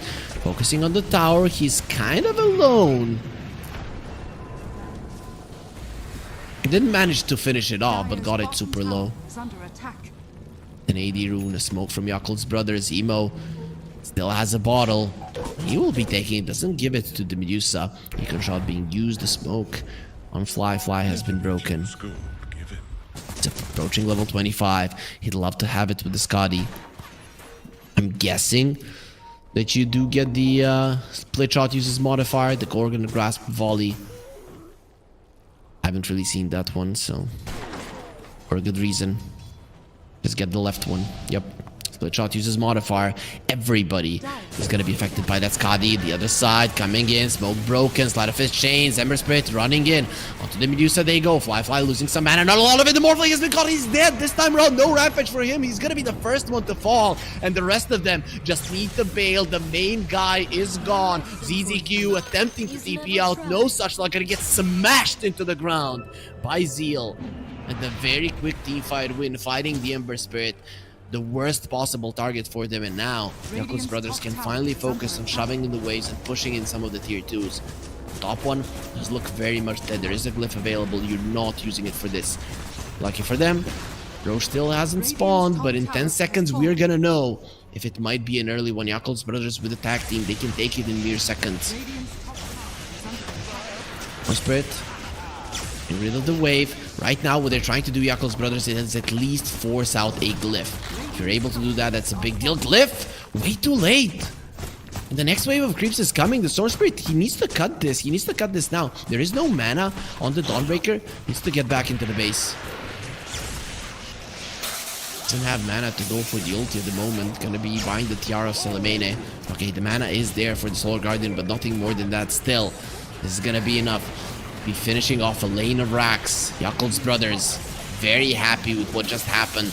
As Undyne not gonna get pulled in. Echoes, he does have the BKB, gonna get punched up in the air. Undyne brought it down. Solar Guardian still available, not gonna be using it. There is the Scotty onto everybody. The range racks will fall as well, with the rest of Yakul's brothers bailing out. It will be a long Roche respawn. It's a lot of time for Yakul's brothers to prepare. Same is true for Titan. Lane of racks, 39 minutes into the game. Not the biggest of deals. I think this is the closest game that we've had here on the B stream so far. And finally, we're at the point where there's gonna be fights happening over and over again. The early game was slow. Things are starting to get heated up here. Erika still not level 25. Level 25. They have the Halberd. No status resistance on the Medusa. Sanjin Kaya no longer gives status resistance. Firefly standing his ground, gonna be breaking that smoke. The Bushwhack connects, trying to go with the damage. BKB, Erica using it. Firefly just standing his ground. He's in a lot of trouble. The Storm pulling him in. Mana almost gone. There's the Solar Guardian. They want to protect him, and for now they can. Snowball coming in, gonna be bringing him towards the Phoenix. There's the egg. They need something to protect the egg. The attack speed might be good enough. It is not going to be good enough. They do bring down the Medusa, and the Tusk will soon follow. Has the Ghost Scepter protecting him for the time being. In the end, he dies. Beyond will be the one who secures it. Boca, no more mana, no more HP. He will be taken out, but look at the Ember just go forward. ZZQ as the Icarus dive away. Still alive somehow. Buyback coming out from Baboka. They don't have much left in the tank. Storm Spirit completely out of mana. He's not able to do anything. Zeal also having the same issues, but other than the Storm Spirit, he still can do quite a lot. Echo's going for a TP out once his mana is back. It's going to be a dangerous situation for Yakul's brothers, so it's time to bail. It is time to reset for them as well. Walking into the pit. Storm Spirit going to be showing himself on the bottom lane. Now they know it is going to be a Radiant side Roche. Echoes still has his BKB. Should be fine. There's the vision. They understand where the Storm Spirit is. If they can lock him down from 100 to 0. Let's see. There's the Hex with the Starbreaker trying to finish him off. He still has the BKB. There it is. Deadshot will connect, but to no avail. Standing his ground with the BKB, taking a ton of damage. He has to zip away. Comes beyond. He did TP to the outpost. Bushwhack gonna connect as well as the Sharpshooter. More than half of the HP of the Muerta gonna be taken out. He doesn't have a buyback. It's gonna be really bad if he dies just before the Roche spawns, and he will be taken out. Atos onto Zeal. BKB TP out. Zeal will be okay. Has the ulti if he wants to join the Ember Spirit. But with the Morphling coming back, you're gonna be in a 4 versus 5 scenario. Yakul's brothers defending this Roche is gonna be hard, if not impossible, maybe even a suicide mission. It is better to just let it go. They wanted to use the Break of Dawn. It just didn't work out next to the enemy outpost. It was way too risky, and they will now pay the price with the Roche going on to the enemy side. That's gonna be an Aghanim Scepter. No, actually the Refresher Shard and the Cheese Aghanim Scepter on the Dire side. So who gets the Refresher? I guess you give it to either the Phoenix or the Storm. The double pull from the Storm is a big deal, especially once he hits level 25. And he does have gold for the Parasmo on the Storm Spirit if he wants it now. Of course, buybacks 40 minutes into the game. Pretty much a necessity. Erica. Titanic is next to the menu. He's still holding the Refresher. Got his level 25. Those waveforms are just going to be coming out over and over again. 7.2 seconds cooldown at the moment. For the Morphling. Still holding the Paladin Sword. Tier 4 items for the Morphling just yet. It's probably the best one for him. Oh, hasn't even taken it. Maybe he forgot about it. Never know. Dire's bottom tower has fallen. It's gonna be a Wisdom Rune spawning. 42-minute mark. Are gonna be giving it to the Hoodwink. Oh, Starbreaker with the Hex trying to finish off the Phoenix. He's dead. 80 seconds on the silence. Mercy getting himself to the low ground there with the Sharpshooter usage. He's not getting out of this one alive. Emo runs him down as well. The Bristleback would love to leave. His TP has been broken. He's now trying to do as much damage as possible. Bloodstone gonna be used, but his life will be 4 hit as soon as he turns onto Baboka. Will be doing quite a lot of damage as well. There's gonna be 3 heroes that you have the Aegis, but 2 of your heroes, your 2 supports don't have buybacks. So Yakul's brothers, at least their tier 2 in the mid lane is a definite objective that they're gonna be looking to take now. Cooldown of the Starbreaker now is just 6 seconds. This Dawnbreaker is a big problem. Storm Spirit gonna be cutting that wave in the mid lane. Going through the backdoor protection a little bit harder. Not impossible. We are 43 minutes into the game, even with them not itemizing that much to do the physical damage. They should be able to take this one down. Okay, maybe I spoke too soon. Once Baboka makes his presence known, he is gonna be strong enough. There is a glyph. It is back. Or the Radiant side, all of the waves are going to be pushing towards them. You might have the Aegis, but you do not have the lane equilibrium in your favor. Who's holding the cheese? It is on the Bristleback. He didn't want to use it earlier. Level 25, 12% spell lifesteal. Storm Spirit, he does have his level 25. Let's see how much damage the Storm can do. You can see that they're not staying together. It's too dangerous. Erika turning into a Medusa. That's something you want to do. You're losing a lot of your mana as the Morphling. That shot will connect. Fly just running forward. He doesn't care. Turns him into stone there with the Mystic Snake. Storm goes in, goes out. He's going to be needing to go back to the fountain to replenish his mana. Erika protecting his Raxus still. They're not going to be using buybacks. There's the Fire Spirits. It might have been enough for Fly and the rest of Yakul's Brothers gang. They get themselves away. Forcing out the Glyph was the main objective. Delaying the Aegis. They managed to do both without any casualties. 8k gold lead. Step closer to going into the lower bracket finals to face off versus the loser of the upper bracket finals that is being played at the moment as well. Extreme Gaming and Gaozu are fighting there. I don't have info on the series, but maybe production will be giving me some info on it. There is a Ancient Guardian on Baboka, Dismuerta, and her damage output inside of the base of her own and her enemies. It's gonna be insane. At Crystalis, Enchanted Quiver. This guy really does pack a punch. Baboka every single time this guy turns into a core. Of course, now we're going to be focusing mostly on buybacks. That is what makes a difference. Sure, Medusa and the Morphling are at the top of the network chart, but let's see the buyback status on them as the smoke is being used. That's 5 heroes in it. Morphling still has an Aegis for another minute. Yakul's Brothers, it is time to be passive. It is time to be careful inside of your base. No? Continuing to farm. He does have the double sleight of fist. Obviously, with a double impact, that is the talent that you're going to be going for. And Tusk going for a Wind Waker, so there's going to be more saves from him. I expected an Aghanim Scepter, but there's a lot of mobility on the other side, so maybe it would be hard for him to catch people. And in this game, I think he recognizes his role really well. It is saving people, allowing Zeal to join in on the fight as well. With the snowball is great, and having another way to save people without putting yourself out of position as well. That is quite nice.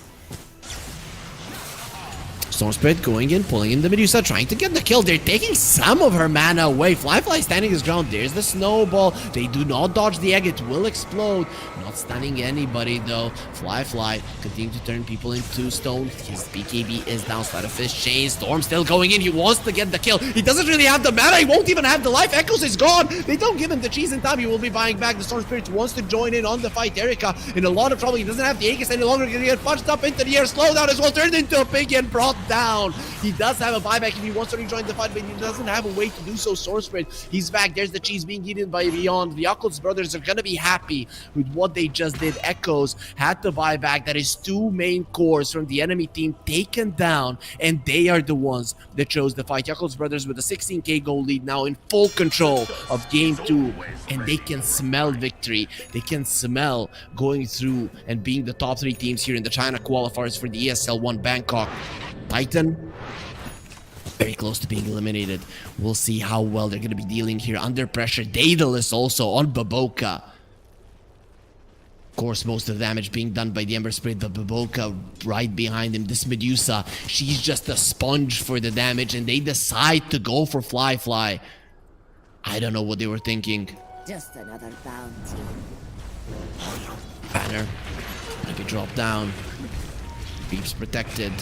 Mercy wants to take it out, but he gets too close. Nullified, turned into a piggy, taken out. 85 seconds on the sidelines. Even if you buy back a Morphling, you're gonna have a numbers disadvantage. There's no egg on the Phoenix.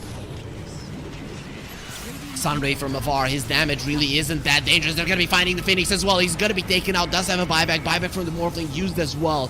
Yakul's Brothers, is this enough? They're trying to play everything as cleanly as possible. Fly, however, he feels that the game is in their grasp. He feels that they cannot lose. He's gonna be placing the vision. Sentry Ward down. They're going to be allowing their wards to be taken away. Storm Spirit jumping in there, trying to take that mana away. Some of it, just chip it down slightly. Hex onto the Storm. There is going to be a snowball as well. The Storm Spirit is gone down for 2 minutes. You're now in a 3 versus 5 scenario. They do have Dieg. Erika went in trying to finish off somebody, but everybody's full HP, and they will turn him into a puddle.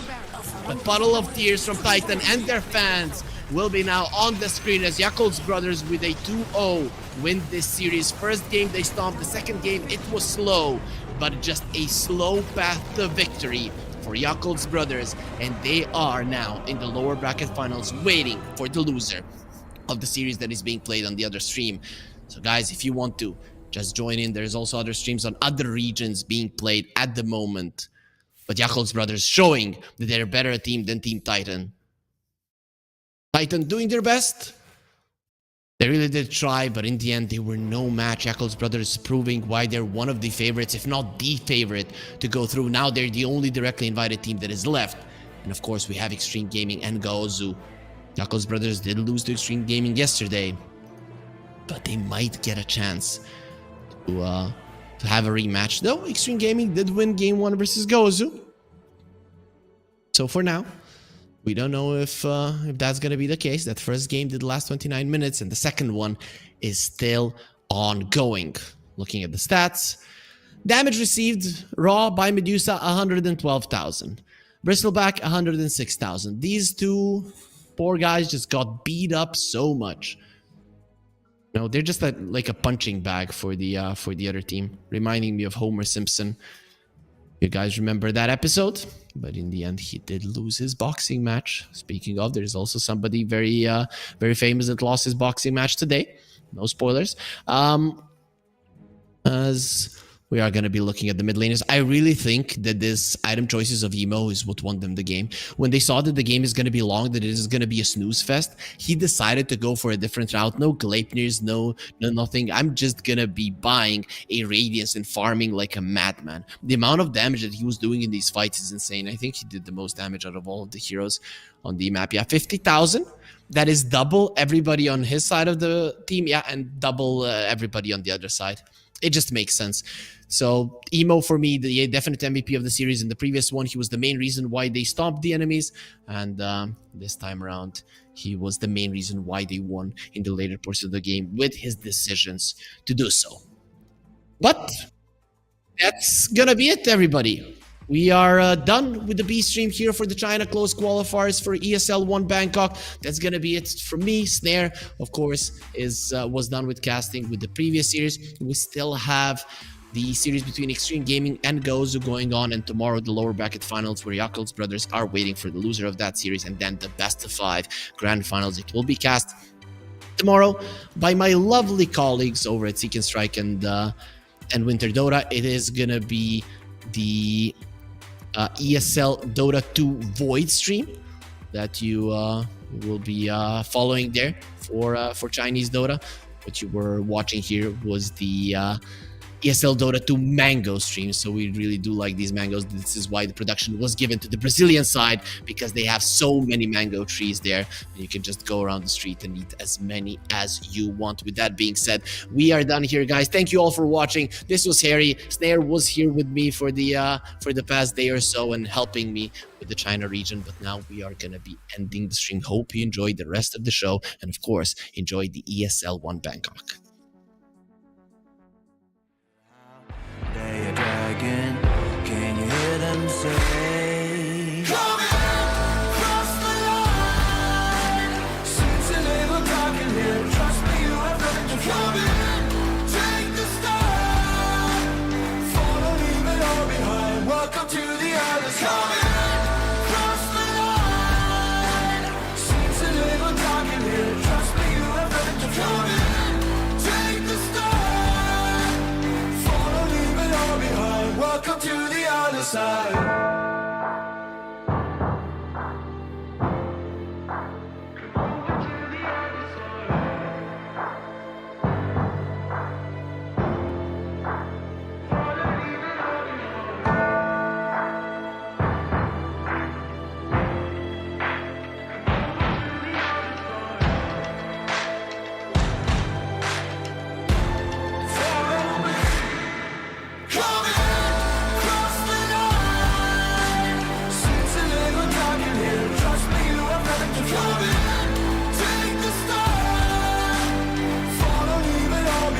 Welcome to the other side.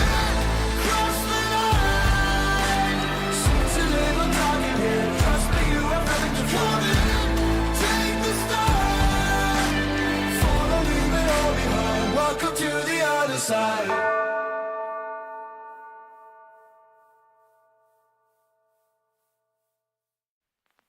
I pack my suitcase, headed out the door. I keep my shoes laced. 2,000 miles away from home. A couple dollars in my pocket, never stopped the boy before. I load my bags and hit the road. Miles past, turning back, found my track, face the fact, she a cold one. Never gonna settle for none. Stay up every night till I won. Don't want a slow rise now. I'm confident opulence isn't a long ride out. When I look back now, I'm astounded. A quiet boy from old age, but always thought the world was a stage, yeah. I celebrate one last late night. My old life ain't staying. I pack my suitcase, headed out the door. I keep my shoes laced. 2,000 miles away from home. A couple dollars in my pocket, never stopped the boy before. I load my bags and hit the road. I'm headed to LA. Headed on my way. I'm headed on my way to LA. Headed on my way to.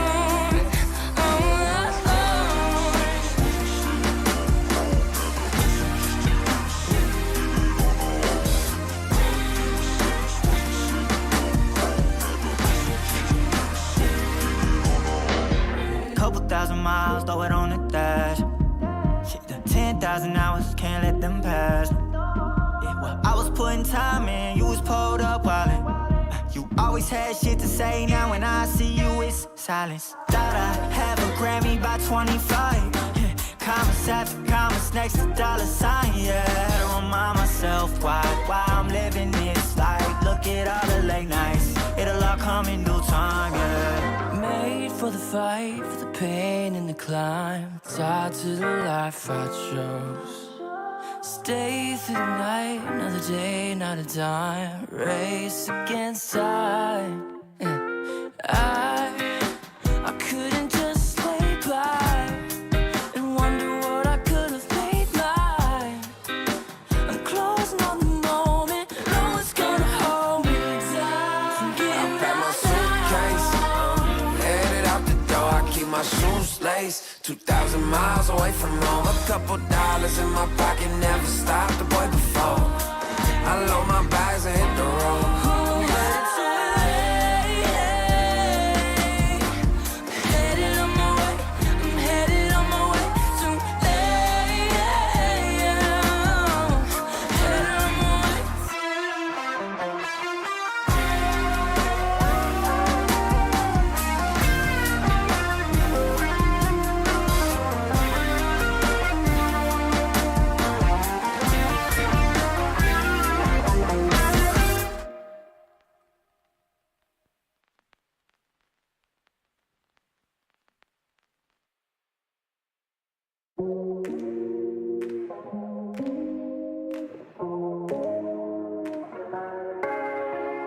No way. I'll forget the first time with you, and baby you make a moment. Every time I lay eyes on you, but do we care? Do we dare? Keeping this going, let's live in the moment. Yeah, now if you know it's all love between the two of us. Every time I try to find, Trying to avoid it, but I was stuck. You turn up the heat when you back it up. try to stop the flame. Discipline melts away. It isn't enough.